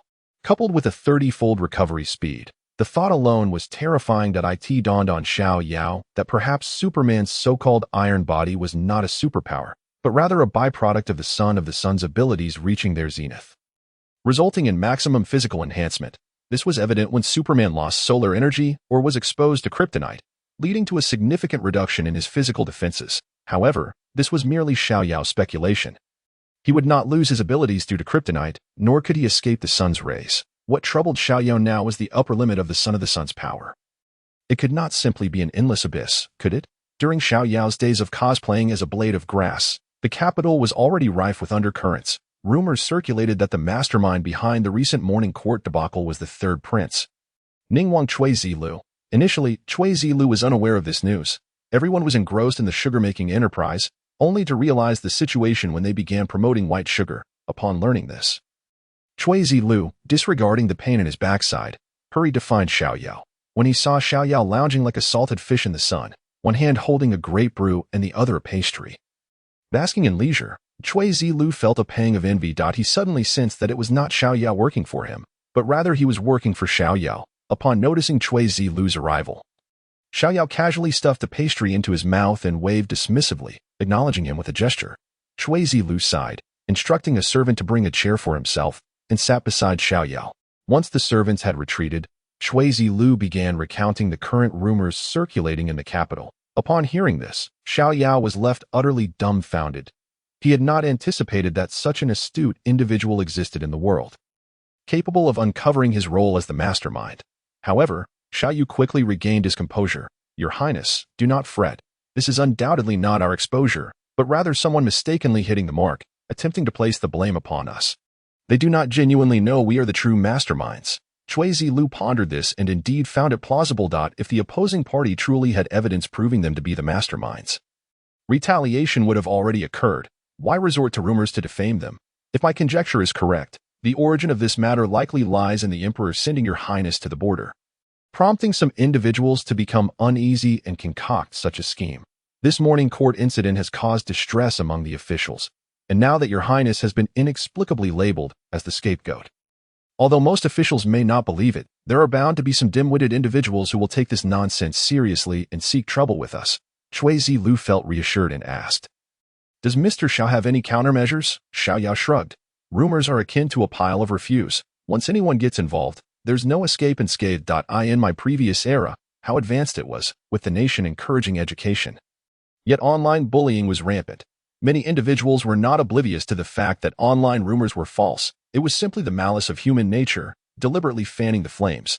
This is why official clarifications often prove ineffective. If such matters cannot be resolved in modern times, I have even fewer solutions in this era. As the ancients said, the muddy shall muddle themselves, while the pure shall purify themselves. To put it plainly, we cannot do anything, so we shall just close our ears and let time wash away everything. Eventually, when everyone forgets, it will be of no consequence." Though this is a self-deceptive approach, it demonstrates that even the ancients had no remedy for rumors. Xiao Yao did not believe that the ancients, over thousands of years, were merely less intelligent than modern individuals, unable to devise solutions. Rather, they simply had no means to do so. Thus, Xiao Yao could only offer consolation. The best course of action in this matter is to ignore it. The officials have merely lost a year's salary. It is not a grievous injury, and they would not tear their faces with Your Highness over such trivialities. There may be some minor antics, but we shall soon depart from the capital, and when the mountains are high and the roads long, everything will cease to be an issue. Cui Zilu could only nod in resignation. By the way, white sugar has recently been launched in the market, and the response has been excellent, attracting the attention of southern clans. Since Mr. Xiao currently has no pressing matters, why not step forward to negotiate with those southern clans? I believe that with your wisdom, you can certainly maximize the benefits." Upon hearing this, Xiao Yao immediately shook his head. He was now merely a blade of grass, only wishing to bask in the sun. After contemplating, he smiled and said, "Your Highness, we are no longer as we once were. You now have so many officials under your command. Why not utilize them? There is one person who is particularly suitable." "Who?" Xiao Yao grinned mischievously. "The landlord." Cui Zilu was taken aback and then promptly joined in on the mischief. "All right, but you will need to clarify the specifics to the landlord." Xiao Yao nodded in agreement. "What has the landlord been up to lately?" "The landlord has been overseeing matters at the estate outside the city. Since our white sugar hit the market, it has become impossible to conceal our ability to produce high-quality sugar. For safety, I assigned the landlord to manage the estate." Xiao Yao pondered for a moment, then said, "In that case, I shall go to the estate to find him and take over his duties. By the way, Your Highness, your friends from the martial world should be arriving in the capital soon, right?" Cui Zilu's recruited martial artists were not lacking in skill. In 2 days, they would have solid internal strength, and their lightness skill would ensure they traveled at an impressive speed. Calculating the time, they should not be far off. Cui Zilu immediately replied, "If we calculate the time, the first batch should arrive in about 10 days at the latest." After bidding farewell to Cui Zilu, Xiao Yu swiftly gathered a group of guards and headed towards the estate outside the city. It was not that Xiao Yu was particularly eager to work. Rather, the proximity of the Wang residence to Cui Zilu was not conducive to his desire to relax. Upon arriving at the estate, he discovered that in just a few days of absence, the entire estate had transformed. Aside from the exterior remaining unchanged, many rooms had been converted into workshops, with wisps of smoke rising throughout the estate. Chapter 94. The real money-making business is this. The landlord was among those who had allied with Cui Zilu and was the most trusted by him. This was not merely due to the landlord's loyalty, but rather his background in the Jinyui. During his tenure as the pacification envoy in the Southern Town Pacification Office, he had ruthlessly suppressed the southern clans while simultaneously amassing wealth, offending most of the officials from southern origins within the court. Moreover, he had also incurred the wrath of the current commander of the Jinyui. Had it not been for the emperor recognizing him as a capable tool, he would not have survived to this day. After aligning himself with Cui Zilu, the landlord was completely dismissed from the Jinyui, leaving him in a precarious position. Currently, among the factions of the 4 princes in the court, there were numerous southern officials who had not forgotten the landlord's past persecutions of their families. Although the 4 princes sought to recruit the fallen officials who supported Cui Zilu to weaken his power, none of them had ever attempted to recruit the landlord. They would never risk offending so many southern officials for the sake of a single landlord. Therefore, the landlord has no choice but to follow Cui Zilu to the end. With no other options available, even living as an ordinary citizen is impossible. Without Cui Zilu's protection, the landlord would be swiftly eliminated by the southern clans. Because of this, although the landlord is not the most capable or adept at management among the officials, Cui Zilu still places the utmost trust in him, assigning him the responsibility for the production and safety of white sugar. It is due to this insider knowledge that the landlord understands the esteemed position Xiao Yao holds in Cui Zilu's heart. Upon seeing Xiao Yao approach, the landlord hurried over. "Xiao Xiong, what brings you here today? Is there something pertaining to His Highness?" The landlord was exceedingly courteous and respectful towards Xiao Yao. After all, besides Xiao Yao's high status in Cui Zilu's regard, his release from the heavenly prison was also due to Xiao Yao's efforts, which he considers a great favor. Xiao Yu smiled and clasped his hands, saying, "Lord Feng is truly an astute individual. His Highness indeed has pressing matters for you to attend to. However, this is not a suitable place for conversation." Understanding the implication, the landlord led Xiao Yao to a private chamber. As soon as they were seated, Xiao Yao directly stated, "You have been in charge of white sugar production for some time now. It is only natural that you comprehend its significance to His Highness at present." The landlord nodded in acknowledgement, replying, "This is indeed the case. His Highness currently has no lucrative enterprises at his disposal, and there will be many demands for funds at the borders in the future. The white sugar industry is undoubtedly vital to His Highness. Rest assured, both His Highness and Mr. Xiao, as long as I am here, no one shall disrupt this place." Xiao Yao waved his hand, smiling, "There is no need for you to be so anxious, my dear Lord Feng. While the white sugar industry is profitable, the core secrets are firmly in our hands.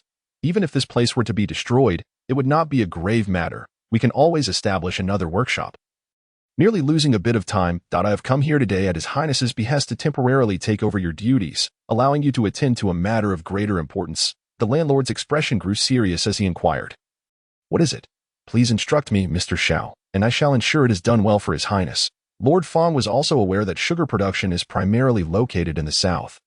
They are not just producers, but the very source of the Dacian sugar industry.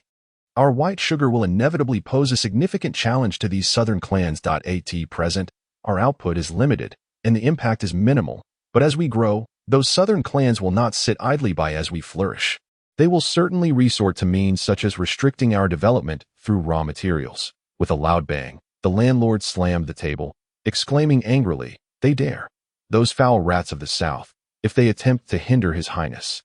I shall not let them off lightly. In fact, they have already begun preparations to do so." The landlord's eyes widened in fury. Xiao Yao offered some calming words before continuing. The southern clans have already initiated contact with the third prince, and their intentions are clear. They wish to ascertain our white sugar refining process. Although they have not stated this outright, the implication is unmistakable. The landlord, not being a fool, quickly asked, "So what do His Highness and Mr. Xiao suggest? Shall we give it to them?" The landlord was greatly alarmed. "How can this be? Do not panic, my lord. This is not something we shall simply hand over." The landlord quieted down, for he believed that neither Cui Zilin nor Xiao Yao would make such concessions out of fear of the southern clan's power, but rather that they must have some schemes in mind, and now Xiao Yao was evidently about to reveal these thoughts to him. Indeed, Xiao Yao began to explain patiently.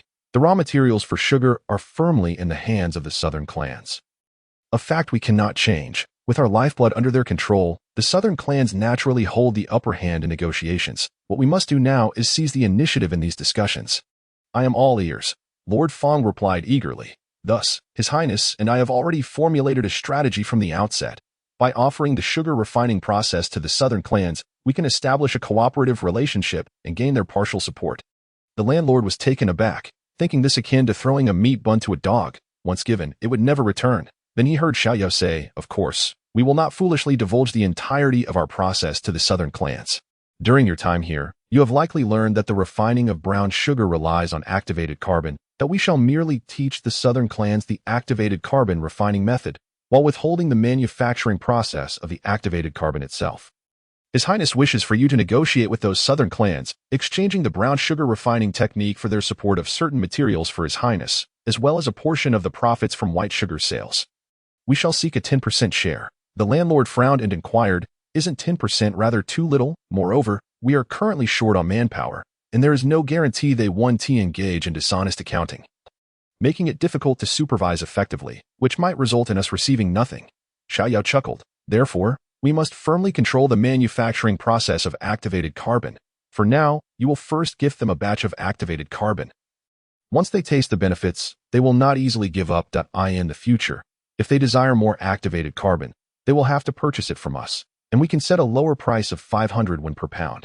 In time, not only will we profit from the sale of activated carbon, but we will also be able to gauge their sugar refining output based on their consumption of activated carbon, preventing them from cheating us out of our share of the profits." Upon hearing this, the landlord contemplated deeply, and suddenly his eyes lit up as he gave a thumbs up, exclaiming, "Mr. Xiao is truly brilliant. As long as we master the core formula for activated carbon, they will forever be unable to relinquish their dependence on us, thus solidifying our cooperation. However, although I have not witnessed the activated carbon production process, I have heard from a that it is not overly complex. Is there a chance they might figure it out on their own, and charging 500 yuan for a pound of activated carbon? Is that not too expensive? Will they accept it?" Xiao Yao smiled reassuringly. "My lord, rest assured, as long as we maintain secrecy effectively, no matter how hard they try, they will never deduce the activated carbon manufacturing process. As for the 500 yuan, I believe that is already a low price. After all, refining a pound of brown sugar requires approximately 3 qian of activated carbon, which costs around 94 yuan. While the cost is slightly high, it remains within their capacity, especially considering that high-quality white sugar commands a significantly higher price than the previous variety." The landlord nodded in agreement and curiously asked, "Mr. Xiao, may I inquire about the cost price of this activated carbon?" Xiao Yao replied with a smile, "Since you are one of us, my lord, you are naturally entitled to know, excluding labor, fuel, and time. The material cost for a pound of activated carbon is approximately 10 yuan. Of course, if we factor in labor and other costs, it would be slightly higher, but not excessively so." The landlord gasped in astonishment. He quietly calculated in his mind, and was then shocked to discover that he had previously thought the white sugar industry to be Chui Zilla's core business. As their brown sugar industry had yielded nearly double the profit when selling the refined white sugar, Chui Zilla had invested over 30,000 taels of silver, and once all the brown sugar here was refined and sold, he could expect to earn around 60 to 70,000 taels of silver. Little did he know, this was merely bait cast by Chui Zilu and Xiao Yao. The truly lucrative venture lay further ahead. If they could establish a long-term partnership with the southern clans, even just the activated carbon business alone could yield returns in the tens of times over. At that moment, the landlord was filled with confidence in Chui Zilu's future prospects for success.